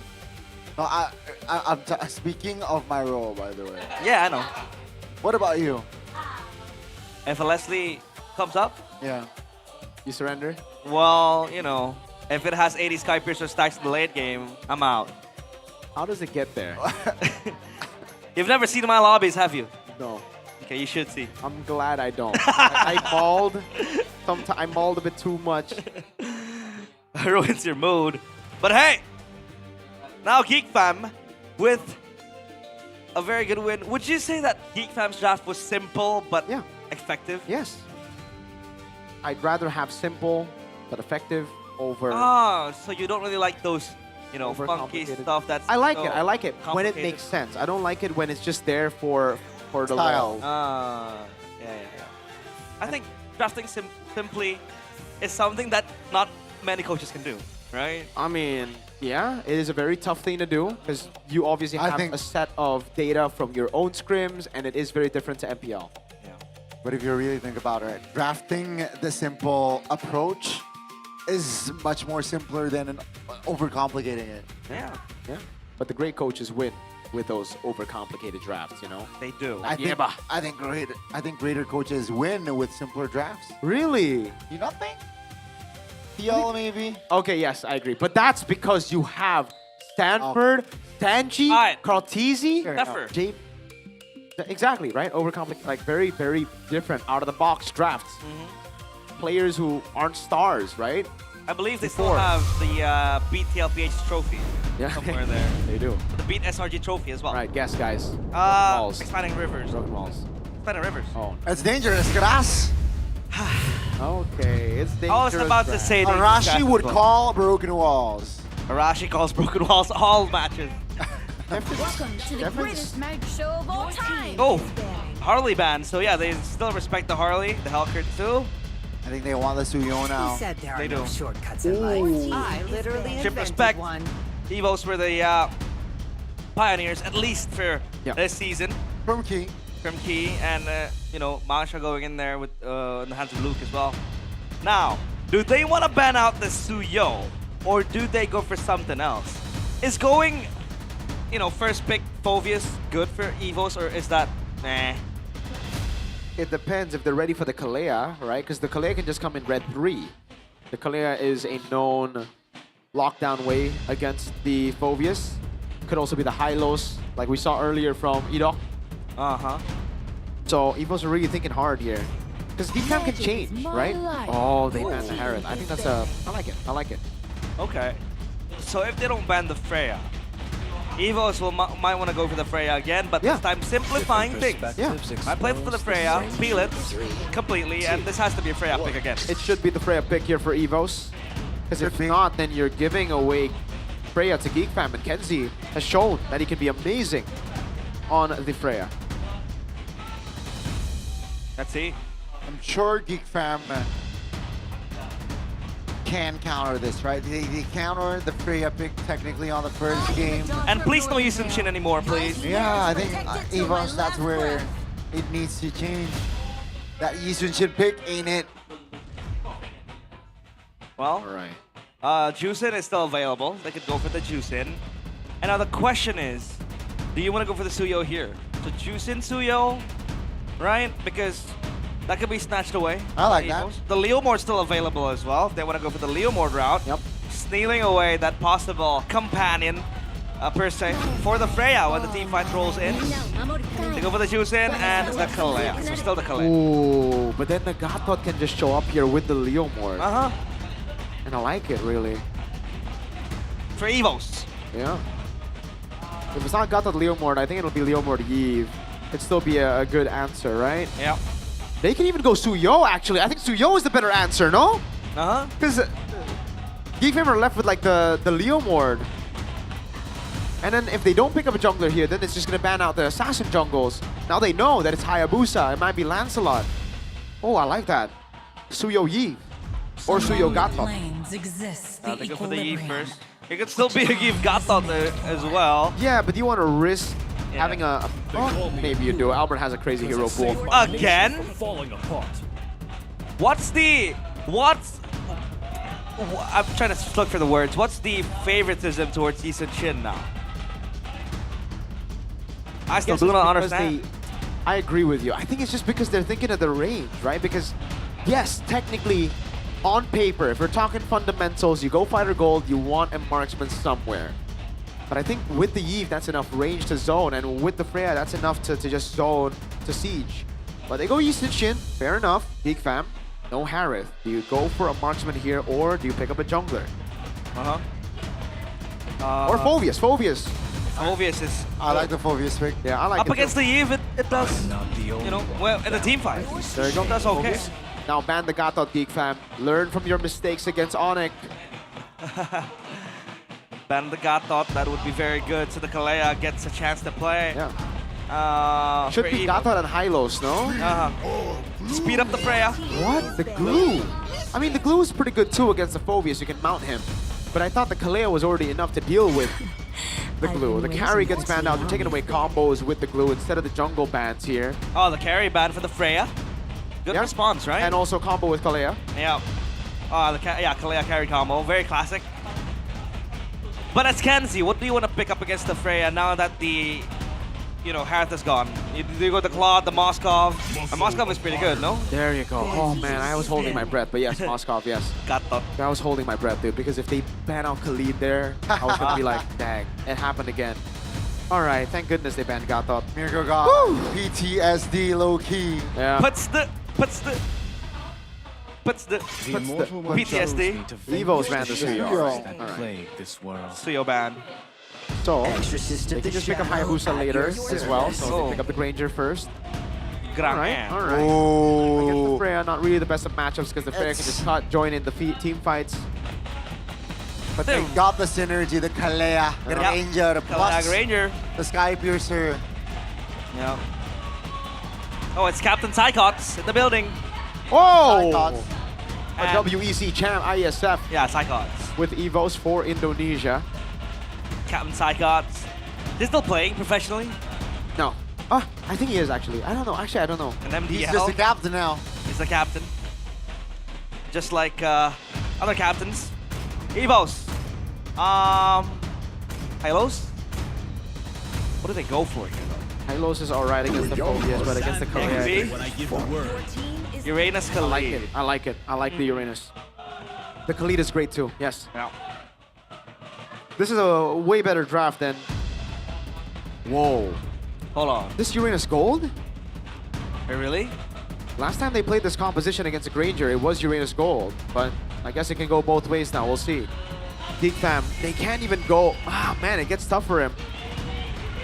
You like to mix things up a bit? I think the three heroes, Freya, Yura, and also Yi Sun-shin, can be flexed. Yeah. No, I don't think Yi Sun-shin can go gold anymore. Especially against Granger. Maybe if it's Claude.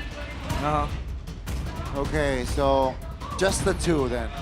I think this should just be Leo. Let go. The thing about the Guinevere is you're just relying on a combo. If you don't get that combo, if you don't get the early game, you're playing for Granger. That is a one-man army in the late game. Yeah. You have options to play with. But Geek Fam, rounding up their draft solidly. That Uranus, I think, will still go the XP lane, if I'm not mistaken. But man, this is still a possible 2-0 for Geek Fam.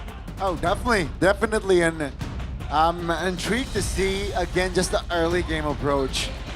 The crowd control that the Guinevere and as well as the Kalea will provide to the table here for this game definitely sets the tempo. Yeah. And I want to see what will Evos do. Will we get to see a Game 3? Realize. Game 3 on the cards. If Evos is able to force their hand, but Geek Fam, they want to go home quick. They want to get the 2-0.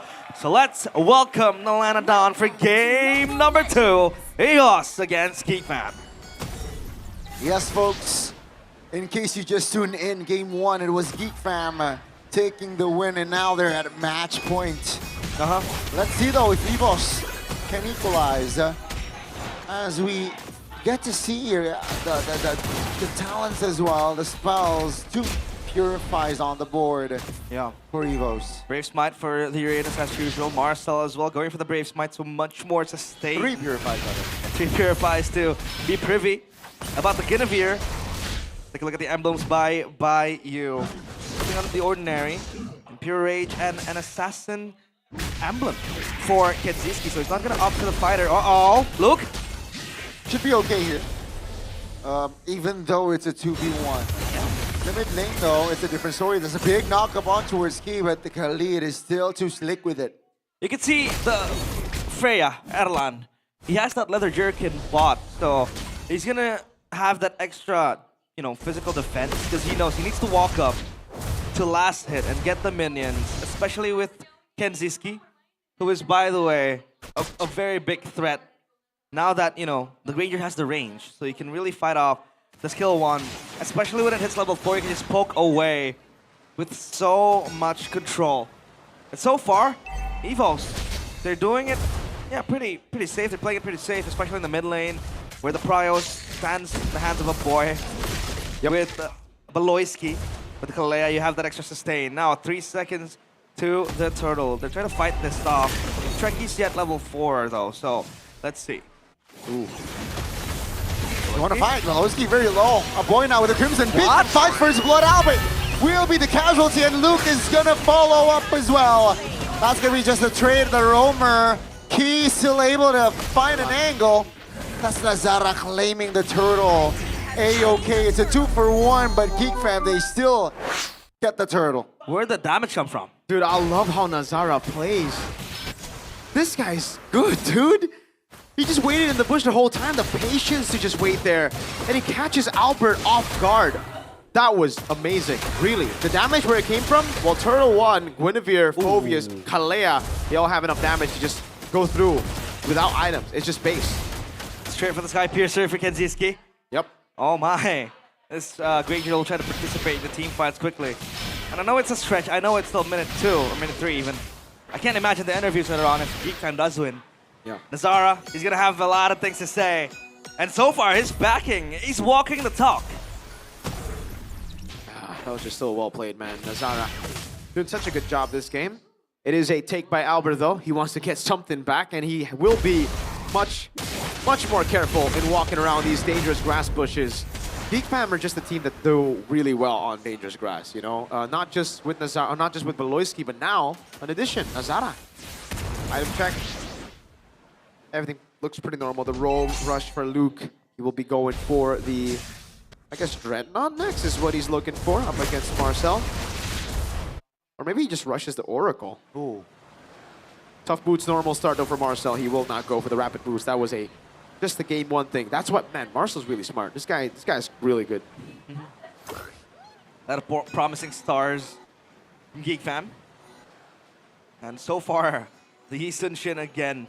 Right, not as free, not as dominant as how it used to be. Yep. And has fallen out of place. Nazara has the CE completed. Look at where Baloyski is. Yeah. Always trying to shift, mirror Key's movements, and look for angles where he can assassinate the players of Evos. And now he has an instant kill button. Oh, a boy. Oh, looking for a jump on towards 1. That's the damage coming through on towards a roamer. I think their call is let's just find 1 so that we have a comfortable turtle take. That's going to be Erlan here with an descent. Oh my goodness. The damage is still there. But Baloyski will fall. Here comes the jump from Nazara. Finding Erlan. That's a 2-for-1. Wow. And take a look at the pressure that Geek Fam is building and giving towards Evos. Marcel is so promising. That fight was so well played by him. The Dark Waves were so clutch, stopping Erlan's disengage and then getting that last kill. And up onto Key. And Nazara as well, dude. This guy, oh, Rage Sandstorm. Not a good sign here, Reese, for the side of Evos. 2,000 gold already in hand, just 5 minutes of game time. And Evos are playing catch. And Marcel says like, catch me if you can. Oh my. Wow. Just wow. Such a good job by Geek Fam. Again, like you said, Marcel, phenomenal. Nazara, the discipline, the targeting as well. He saw Erlan, he already used a Purify, he was waiting for the spatial migration, got it on Erlan, stopped him from life-stealing, and even threw the RWM. And again, this is, oh man, I hate to sound like a broken record. Yi Sun-shin jungle. After the patch, I'm not too sure about it. It doesn't look like they're executing it well either. That player gold, it's Kenzie. Wow, 1,200 ahead of the Freya. Wow, it's so hard. And now, the honors are completed. He is going to go for the rapid boost team fight. Yep. So that gives him extra movement speed, and then he can really just join the team fight quickly. But the Sky Piercer stacks, you don't need to farm them. I think he has 1 kill to his name, so that's when he's 10. Look at Zara now. He has an angle. And you said it, they need to look for a combo. This suits well because the Kalea just comes in and backs up. They're going all in towards their Uranus. Still able to Wow! purify it away! What? Looking for Albert. He's out of position. He figures out and take a look at Albert isolated in the front lines. Cancel the recall. And Yi Sun-shin should fall here. Kenzie finds an angle. Add another turret stacks on that Skypiercer. Now Luke, Tareki isolated under their own turret, and one by one they fall as Geek Fam, when they move as a unit, they're a threat. Geek Fam, that was so clean. That dive, punishing Albert completely. Adelan's trying to scrap things off up top, but that's not going to be enough. That turret is not going to go down. Marcel is disgusting on Phobias. Those resets, those Inferno Pursuits, it was phenomenal. Albert tried his best to escape, couldn't get it, and Marcel was just on him. Dang!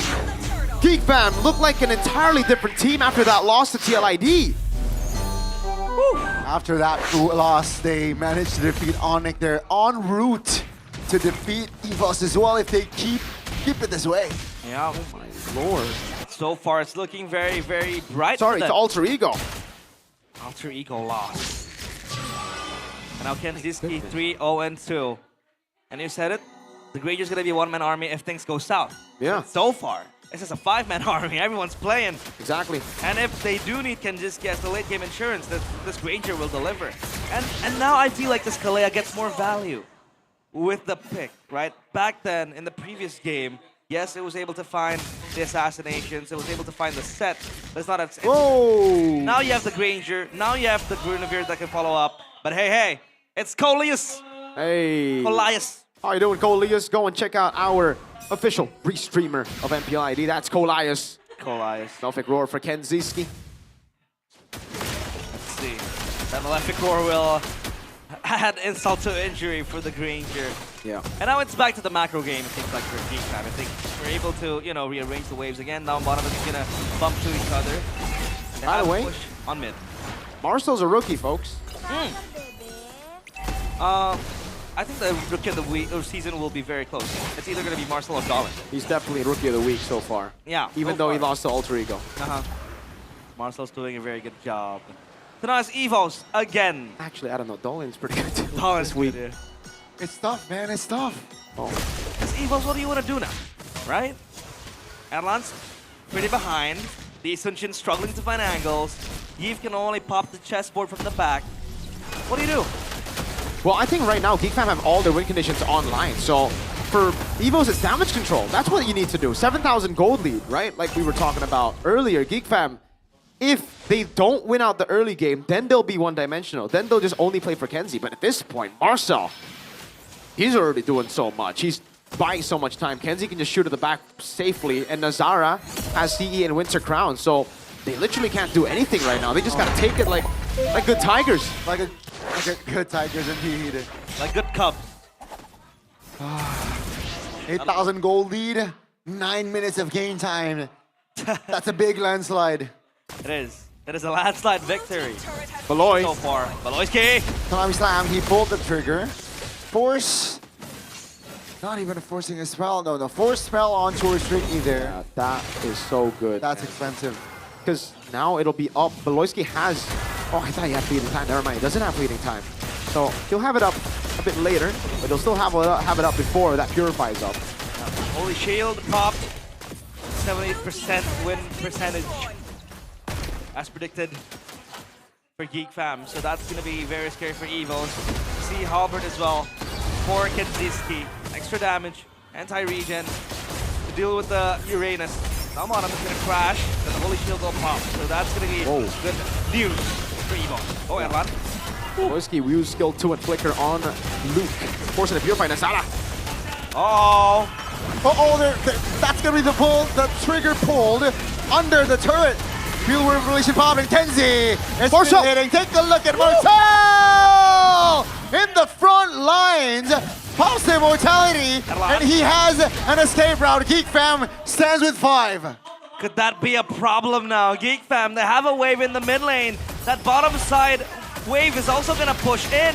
Can Elon and Tricky hold this? Yeah, they want to buy time for 5 seconds for Key to jump back in. Nazara jumps under the turret, finds a violent requiem, and Tricky goes down. No way! Take a look at the main base, ladies and gentlemen. It's a quick one. Geek Fam finds a clean sweep victory. Onyx went down, and tonight it will be the Tigers. Ain't no way that happened. With one full swoop, Geek Fam completely dismember the White Tigers. Super fast game. That was 11 minutes. Evos couldn't do anything about it. The Freya, forget it. It's all done and dusted. A 2-0 finish. GG for Geek Fam. 2 rookies. With players here as well, Kenzie so young, making his debut he's only had 2 seasons under his belt before this season.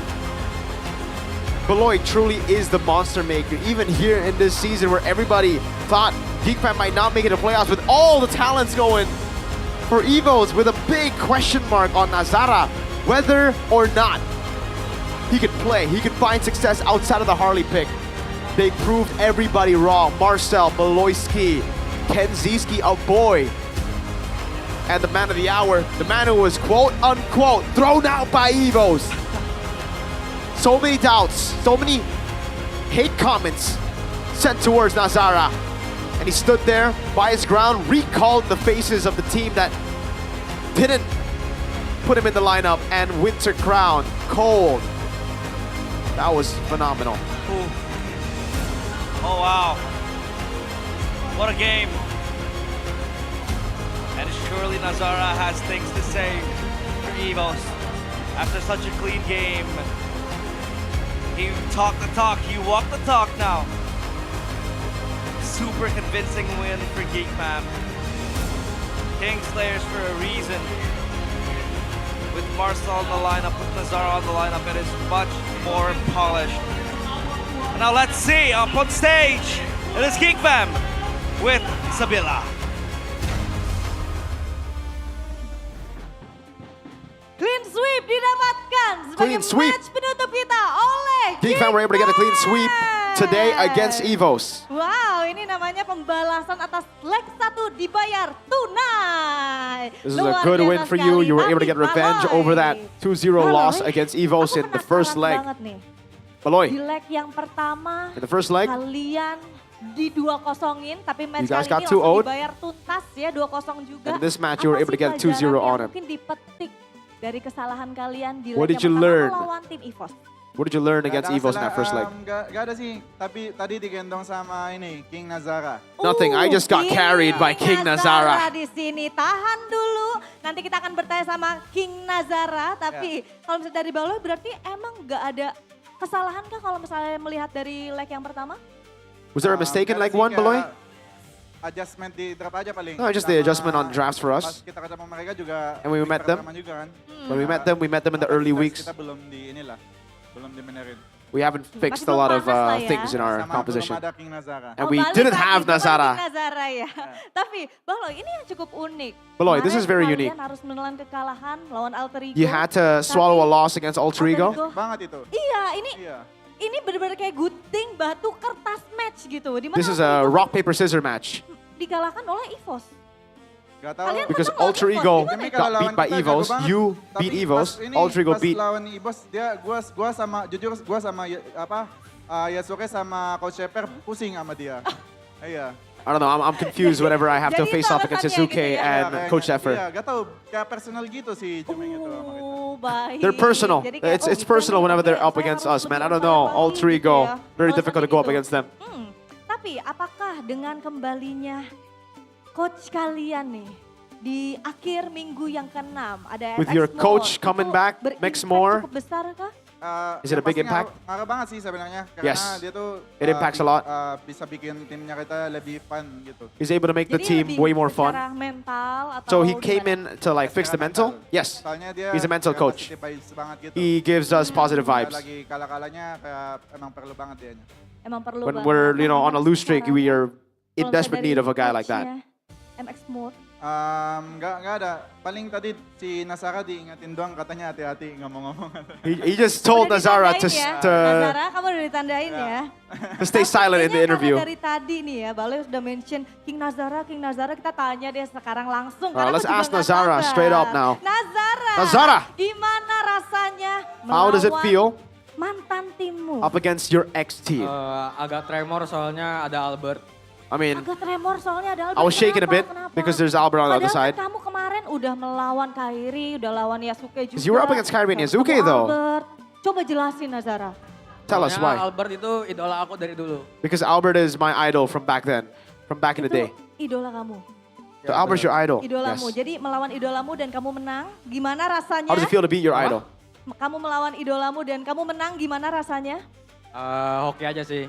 Ya. I just got lucky Aja. against Albert. Tapi tadi Baloy bilang loh, kalau misalnya kemenangan kalian kali ini tuh karena digendong King Nazara. Baloy Gimana said tuh? that you won because of you. Mungkin aku terlalu bersemangat aja kan, soalnya. I don't know, I'm just very motivated because I'm up against my idol. So I think Kamu that's lebih on why. You fire know, gitu. extra motivation because I'm up against my idol. Terlihat ya, benar-benar luar biasa sekali. Bahkan, benar-benar kalau misalnya tadi Baloy bilang digendong King Nazara, tapi dari Kenziski. Setuju gak sih kalau misalnya match ini digendong sama Nazara? Do you agree that this game Nazara carried? Dia yang Yes. gendong kita semua. He carried all of Kenapa us. dari sisi Kenziski? What about you, Kenzie? Karena mantan Evo ya, jadi Because he's membara, ex-Evos. lawan Jadi Evos. membara So ya. he does well against langsung Evos. on fire. Tapi Kenziski, aku Kenzie. mempunyai satu video yang kamu bisa langsung react aja, bisa I have a langsung video that you can klarifikasi react ya. to. Dan langsung saja kita lihat bersama-sama dalam 3, 2, 1, silakan. Nah, di momen ini adalah perebutan This is the Lord moment yang where bisa dibilang it was a battle for the Lord Kalau dari Kenziski sendiri in that gimana? first game. What did you do? Walk us through this. Kalau dari aku, For me? ini kita udah plan buat perangin mereka. For me, it's just a plan for us. Tapi We were ready juga to tidak fight luput them. dari peran Marcel ya. Nanti kamu siap-siap Marcel ya, habis ini ya. Sekarang Kenziski ya. Gimana Kenziski? Gimana? Oh dari Kenziski sendiri? Itu Momen kita niatnya tabrak-tabrak aja. Tabrak. I mean, for us, the intention was just to jadi fight. gameplay kalian di match kali ini selain adanya King Nazara yang menggendong gitu, emang tabrak Outside of the aja fact udah? that Nazara carried, Main tabrak what aja. else? You just, you have to fight? Dan Yes, kalau just misalnya dari fight. Kenziski sendiri, tadi bertemu dengan Erlan, Kenzie, menggunakan Freya di 2 game. you faced up against Gimana menurut Erlan? kamu Freya-nya Erlan? How does it feel to go up against Erlan's Freya? Freya dia biasa aja. His Freya is just, meh. Kayak It's so-so. gak kayak ini, Keldra. It's not like Kelra. Oh, oke. Dang. Baik. Jadi biasa aja. Ya biasa aja. Biasa It's just aja. normal? Apa Yeah. yang mungkin pengen disampaikan buat Gara-gara Ranger Emas tadi soalnya. Di belakang dia bilang dia bakal highlight terus. Oh, Because OG, Ranger Mas. Ranger Mas said he will highlight me all the time. Nino. Tapi di highlight banyak banget ya tadi aku nonton Iya. ya. Oh. Soalnya tadi aku ngobrol sama dia. Because I spoke to him. Makanya kamu juga mainnya ini hari ini galak banget. Itu So motivasi kamu jadi did you play that Kenziski. well Yeah. because Ranger Mas is going to hype you up? Castarin sama Ranger Mas. So that Ranger Mas cast for me. Oh, ada latihan khusus nggak sih? Kan galak banget nih hari ini. Ada latihan khusus nggak sih? Yang penting kata Ranger Mas pakai Cloud biar bisa blazing duet. Ranger Mas told me just play Claude so I can go with the Blazing Duet from Kenzie moment. Gitu ya. Ya. Jadi itu alasannya kamu nge-pick Claude gitu. So is that why you pick Claude? Salah satunya mungkin Belum ini tadi belum enak aja. belum enak aja. Yeah, it's Oke. not Marcel, the kita time to pick up Claude, so I Baloy won't pick up dulu. Claude, but I Marcel will jangan in the kabur. future. Oh iya, oke. Marcel, Udah, don't run away. Marcel. Gimana Marcel tentang momen yang tadi nih? Yang tadi kita sudah lihat bersama-sama di highlightnya. Kalau dari sisi Marcel gimana? Ya tabrak-tabrak aja udah main ya. Tetap tabrak-tabrak Ya, aja. Just keep on fighting. Tapi kalau dari That's it. Marcel nih, kamu tadi harus melawan Valir XP di mana? Valir XP ini fun fact ya. Dan correct me if I'm wrong juga. Jadi Valir XP ini terakhir di pick itu di MPL. Valir XP was Jadi last memang picked sudah in season 2 cukup of lama MPL. sekali. Cara Marcel gimana nih untuk bisa menghadapi itu semua? Karena kamu kesulitan gak sih pada match itu? Were you Lumayan troubled sulit that sih. match? Cuman That tadi game? aku minta Yeah. tolong Baloy. It was pretty troublesome, but I just asked Baloy for help. Langsung call Baloy. Ya langsung call Baloy. Yeah, I Bang, just called tolong Baloy for Bang. help. Bang tolong bang, jadinya aman-aman aja kah? Aman aja. Aman aja. So Nah, after the help with Baloy, it's all good? Yes. look performance-nya di match kali ini, gimana Marcel? How does it feel going up against? Biasa aja. Biasa aja. Ada Luke. perbedaan kah mungkin? Just normal, nothing crazy. Iya, karena idolanya kan. Ada perbedaan. Luke is your idol, right? So is there a difference? Ya hero barunya aja sih Valir. I mean, it's just his new hero. Hero baru ya, karena hero baru. His new hero. Kalau secara gameplaynya? Cara nggak ada sih. Nggak ada. No, Soalnya nothing kemarin else is ada yang special. It's bilang just his kalau new hero.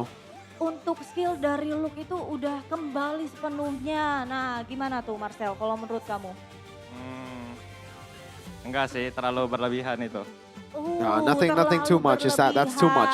Karena kalau menurut Marcel sama aja leg 1 sama leg 2. So for Marcel, Luke, he's the same, leg 1, leg 2. Yes. Langsung saja ke Aboy. Let's just go to Di Aboy sini now. Langsung megang 2 mic tapi memilih 1, nggak masalah Aboy. Aboy, di leg 1 kamu sudah ketemu sama Tricky, di leg 2 ketemu lagi. Tapi You met Tricky in kalau leg dari 1. kamu, You met him again leg pengen 2. nggak sih ketemu sama View? Do you want to go up against Few? Jujur, leg 2 pengen ketemu Piu sih. Nah, tapi nggak ketemu Leg kali 2, ini. I want to Gimana? go up against Few, honestly. Di playoff, kalau kita lolos mungkin. In playoffs, hopefully I Ditandain can ya. Jadi, face Ipos Few. tolong gitu ya. Kalau misalnya ketemu lagi, turunin View.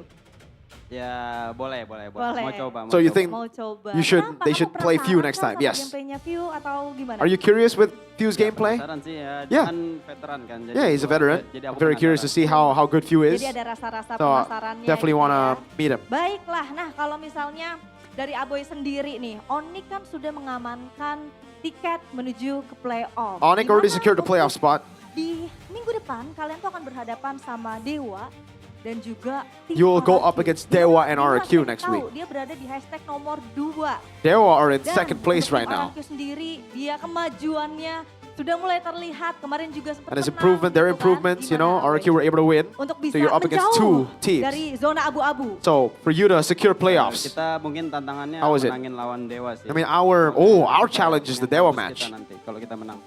Mental Because boost it'll be a big untuk mental teman-teman boost. Big Fam jika menang melawan Dewa. Gimana kalau misalnya melawan tim RRQ? What about RRQ?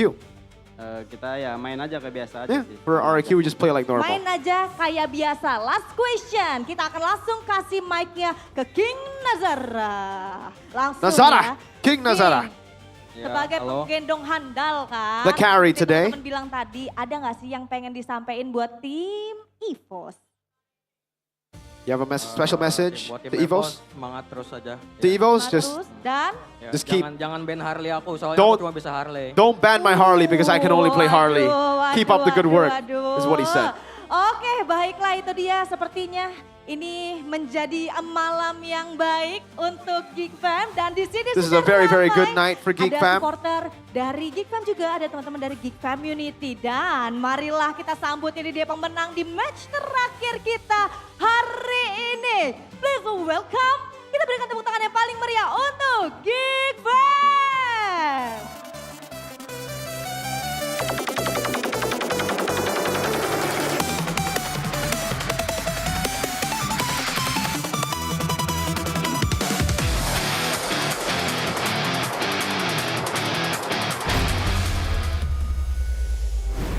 Sweet, sweet sugar. That's a sweet victory for Geek Fam. And we can hear Ranger Mashdown and Blazing the Wet from Kenziski.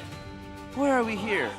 To talk about Kenziski, because he played very well. He played amazing. But we can talk about all the members of Geek Fam. Marcel played a fantastic game. Nazara, so calculated. A boy, you know, on a safe pick. He's always gonna do good. But Loiski, the main man behind everything. This team looked like a different team. It did. After suffering a loss as well. Yeah, to Alter Ego. Against Alter Ego. So the adjustments, I mean, especially I think week 5, week 6, we see just teams just falling short and then bouncing back, falling short and then bouncing back. So that sort of, you know, dynamic.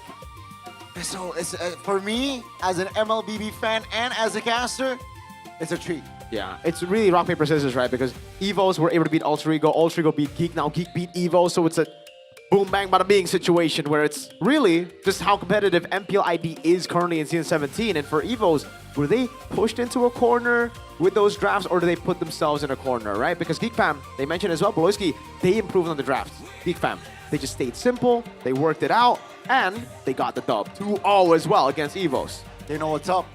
Why assess twice though?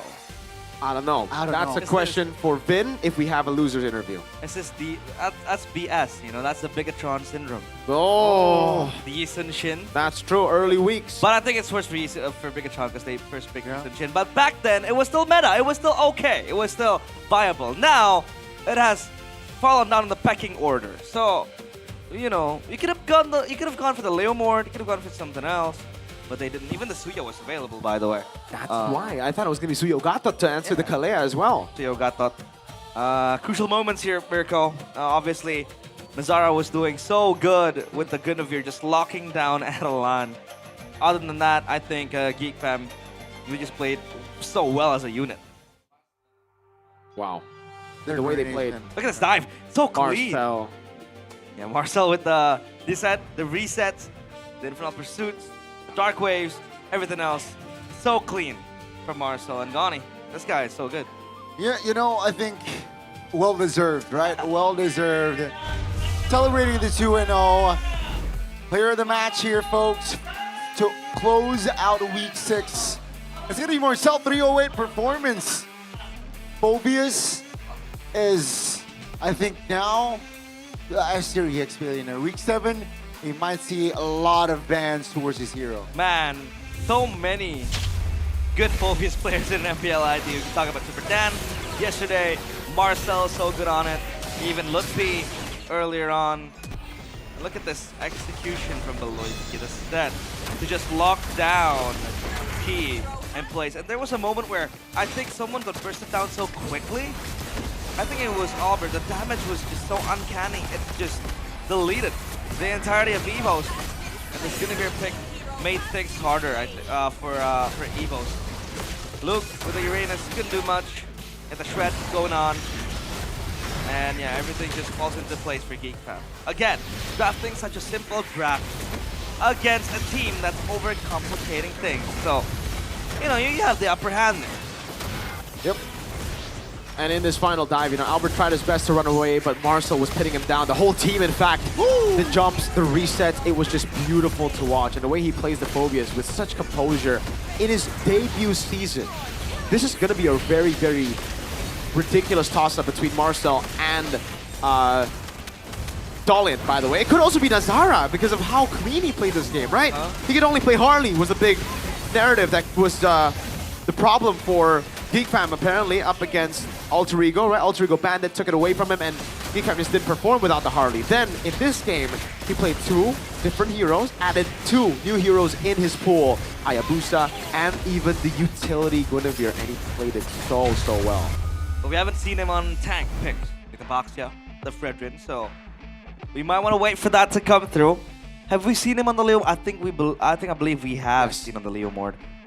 Didn't really boast a good high percent. Nazara, right? Yeah, he lost on Leomord. He only just played once, though. I think if you have a talented assassin player, then why not just put him on assassin, right? Yep. He's very good at it.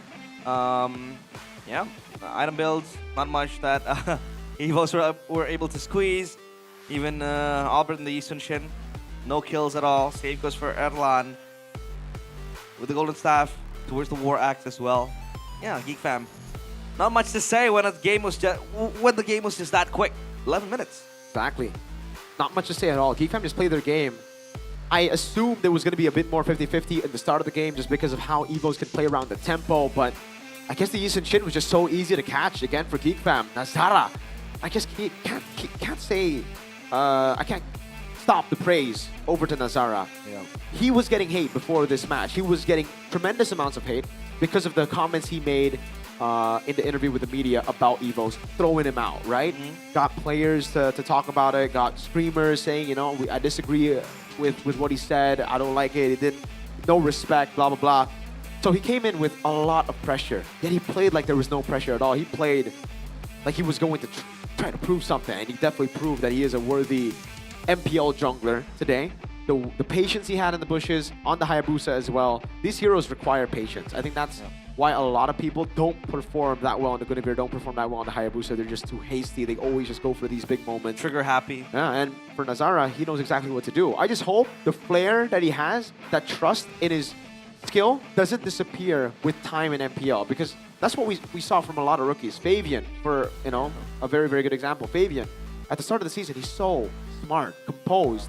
He plays with such poise. But then as we see him go through the season in MPL, he just becomes just any other MPL jungler. He goes for fights, he's first to enter. The season make it. Yeah, make it. Very good example as well. He just goes in. As well. His debut, he played really smart. He goes in when he thinks it's right to go in. I hope he doesn't lose that individual flair, Nazara. Hope he doesn't fall to the system of MPL ID junglers. The system. And I think it's hard as well for Nazara, right? He has to fill in the shoes of Makeits. Yes, Makeits has kind of fallen into that loophole where we talked about just now. But I think at the start, Makeits was such a good jungler. You know, he was super consistent, well known for his Suyo. Knowing that he has to replace such an explosive rookie who entered, with Geek Fam, the hands of Beloyski as well, means that there is pressure. But again, Beloyski is so good at handling these young talents. This guy should get a position once he retires as like the lead scout, the head scout of an esports team. I think they could do wonders with their academy team. He just doesn't stop. Nothing is stopping them. I really hope Beloyski doesn't retire, man. I say that every season. Onyx stops them. No, they didn't. They didn't. Geek Fam beat Onyx, by the way. So the Kingslayer is still there as well. So Geek Fam beat Onyx? Yep. That's crazy. Yeah, that is very crazy. That is it's crazy. crazier. Like 11 minutes. That one, 6 minutes, man. That's crazy. And I thought in minute number 7 there was like also a big fight in this game at least, where I feel like EVOS, they lose control. Yeah. I think it was all the way from the start, really, right? Like when Yi Sun-shin gets picked off, when Yi Sun-shin doesn't snowball, the thing about Yi Sun-shin is you have to snowball. You're not a late game pick. You're not a carry. You're not that guy, dude. So when he doesn't get the thing is, he's not even the best at winning the early game, right? Yeah. You expect maybe the Suyo? But it's so quiet, by the way. Feels so quiet. It is very quiet. I don't know why. But This is so different. Yeah. This is how it feels to cast without speakers. Yeah, because we usually hear the Indonesian broadcast. I think, Wow. This feels very weird. It feels like they want to make TikToks over here. So, Uh-huh. realize. Yeah. Gani. Yes, Freaky or few? I think the way I think of it. I have my question. I have my answer. The way I think of it, I think with the sunk cost fallacy. Hey man, come on, stop with the safe answer. Just go and answer. I gotta save few, bro. Few. You gotta go few. All right. Right? Because you've spent. I know he's on loan, right? Yep. Yes, he is on loan, but like, come on, man. A name as legendary as few. I think it has to be few. Yep, it's gonna be few. I agree with you. You go for few as well? Yeah. I think they should just stick to the same roster, and I think for Vin, do not overcomplicate the draft. Yeah. I think Vin does. He's a very creative coach. He's very smart, but sometimes that intelligence gets to you, so it's time to simplify things. But mic check of Geek Fam. Gua clear lu guys, sabar guys. Kalau nabrak bareng nggak bisa ya? Bisa bang. Bisa. Nabrakin. Ayo, lihat gua. Dapat Jetian juga nih. Ya, dulu target. Ya, mati. Gua angkat guys. Lu mati. Yesus guys. Mati. Aman. Nice banget. Elos bisa. di kanannya hilang. Reset lagi bro. Lihat. Gold Yesus ya. Itu konsil. Konsil dia, mau pos. Orangin. Maju. Gua Freya. Dapat gua ini sekian. Dapat gol lordnya. Gua Freya. Sini guys, lihat guys. Aman. Mati. Freya guys. Rata. Guys, dapat Sini guys. Lihat gua. Enggak dapat.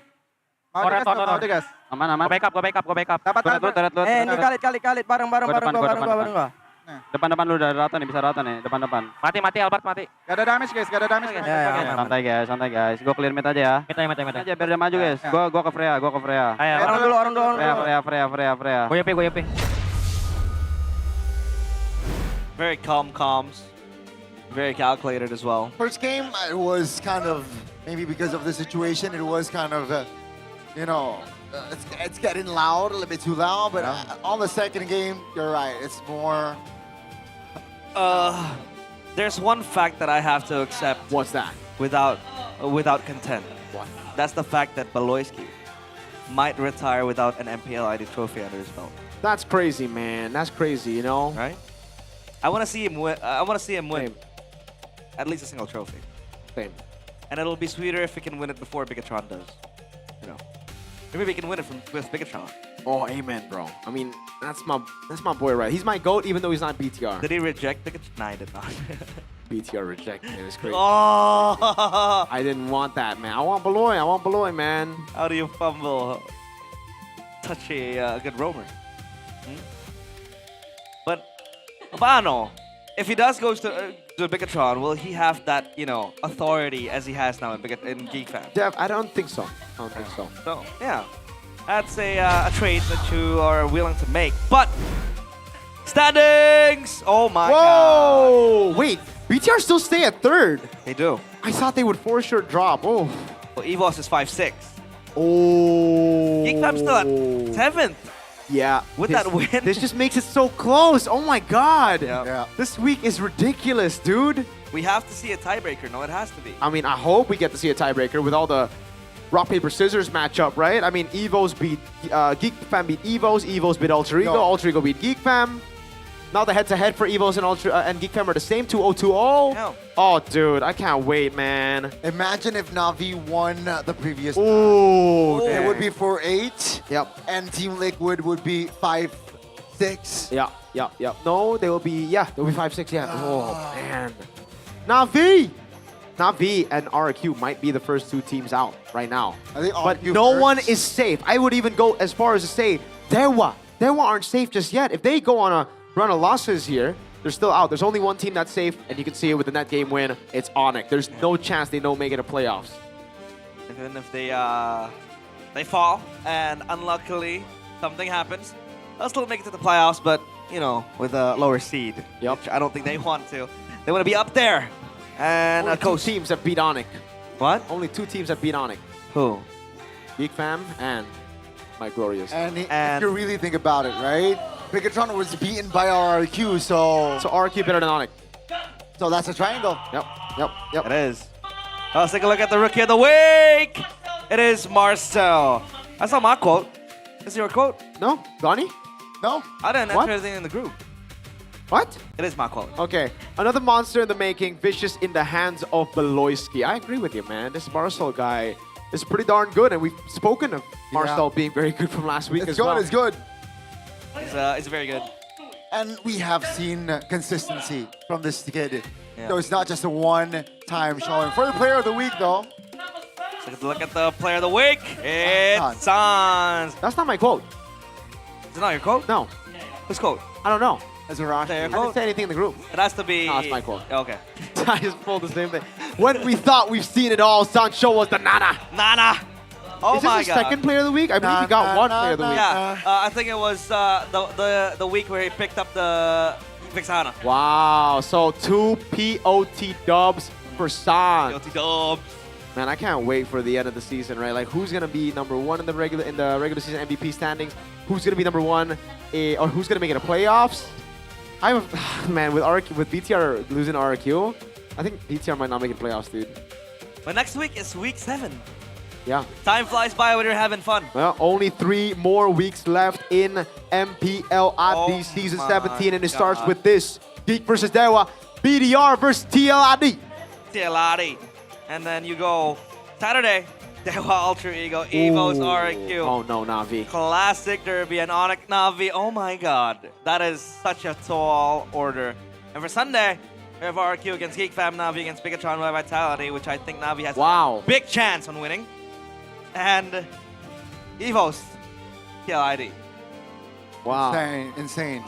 Ridiculous. Why do teams why do those teams choke a lot? Right? Ridiculous. Redonkulous. In the span of like just minutes. Oh.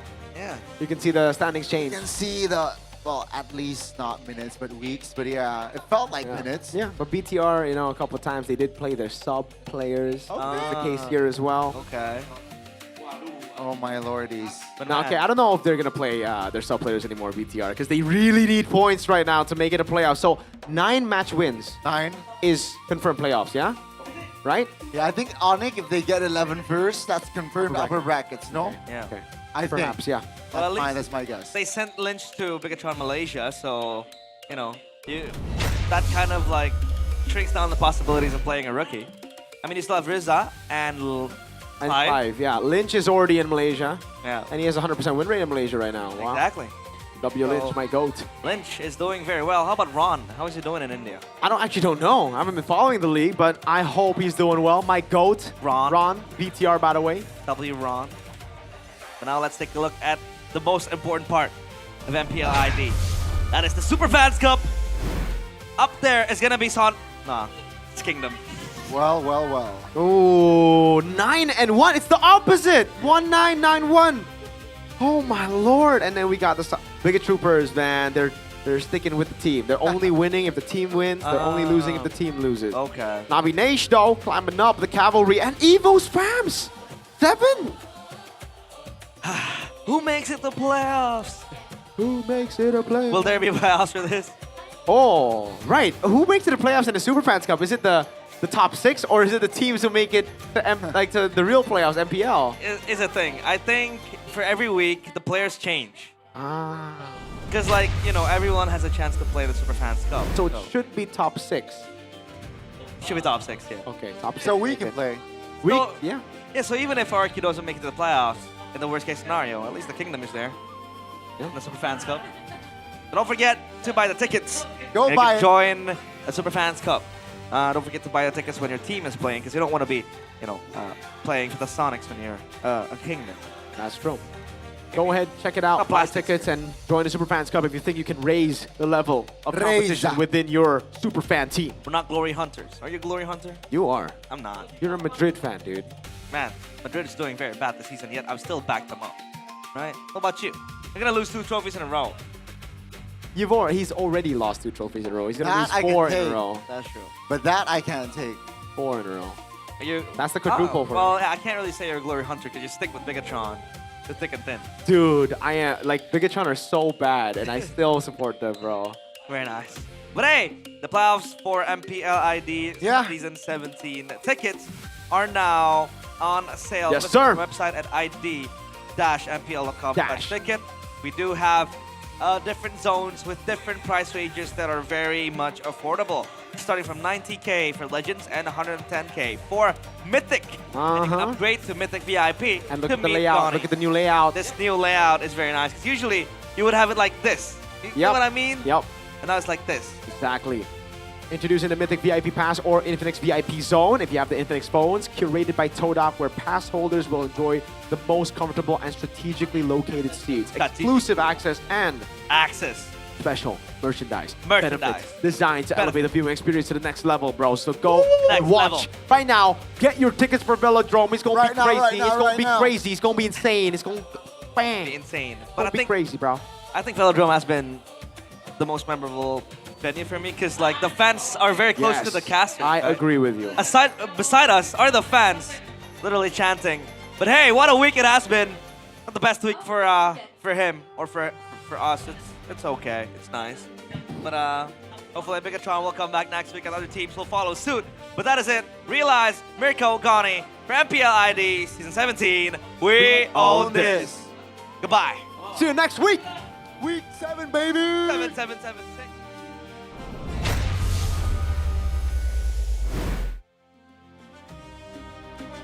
Minggu yang ke-6 ditutup oleh match yang luar biasa sekali dan kita sudah menyaksikan 3 match untuk hari ini. Di mana untuk minggu ini banyak sekali yang terjadi, banyak sekali plot twist yang kita lihat. Tapi pastinya di minggu depan kita akan semakin dekat menuju ke babak playoff. Pastinya dari seluruh tim yang bertanding akan memberikan sebuah kejutan-kejutan baru. Jadi pastinya Sabila pengen ingetin buat superfans yang lagi nonton maupun yang ada di MPL Arena untuk amankan tiket playoff kalian. Karena biasanya itu cepat banget habisnya. Jadi bersama-sama kita akan menjadi saksi nih siapakah yang akan menjadi juara King Phoenix di MPL Indonesia season yang ke-17. Dan sekali lagi Sabila juga pengen ingetin bahwa MPL Indonesia season 17 tidak dapat berjalan selancar sekarang tanpa adanya dukungan dari para sponsor dan juga partner. Karena MPL Indonesia powered by Moonton, supported by PBSI, presented by Official Gaming Phone, Infinix, Official e-wallet, GoPay, Official Gaming Chair ada Todak, serta untuk partner ini sports kita. Ada Garnier, Bayu, Dunia Games, Games Max, dan juga OnePlay. Tidak lupa pastinya untuk supplier kita ada IndiHome, Klik Indomaret, Aqua, dan juga Yummy Choice. Baiklah, itu dia keseruan kita di hari yang terakhir, minggu yang ke-6, di mana kita sudah melihat banyak sekali match-match yang luar biasa, match-match yang panas. Tapi minggu depan pastikan kalian juga menyaksikan bagaimana perjuangan dari para tim untuk dapat mengamankan tiket mereka menuju ke playoff stage. Tentunya masih di MPL Indonesia Season 17.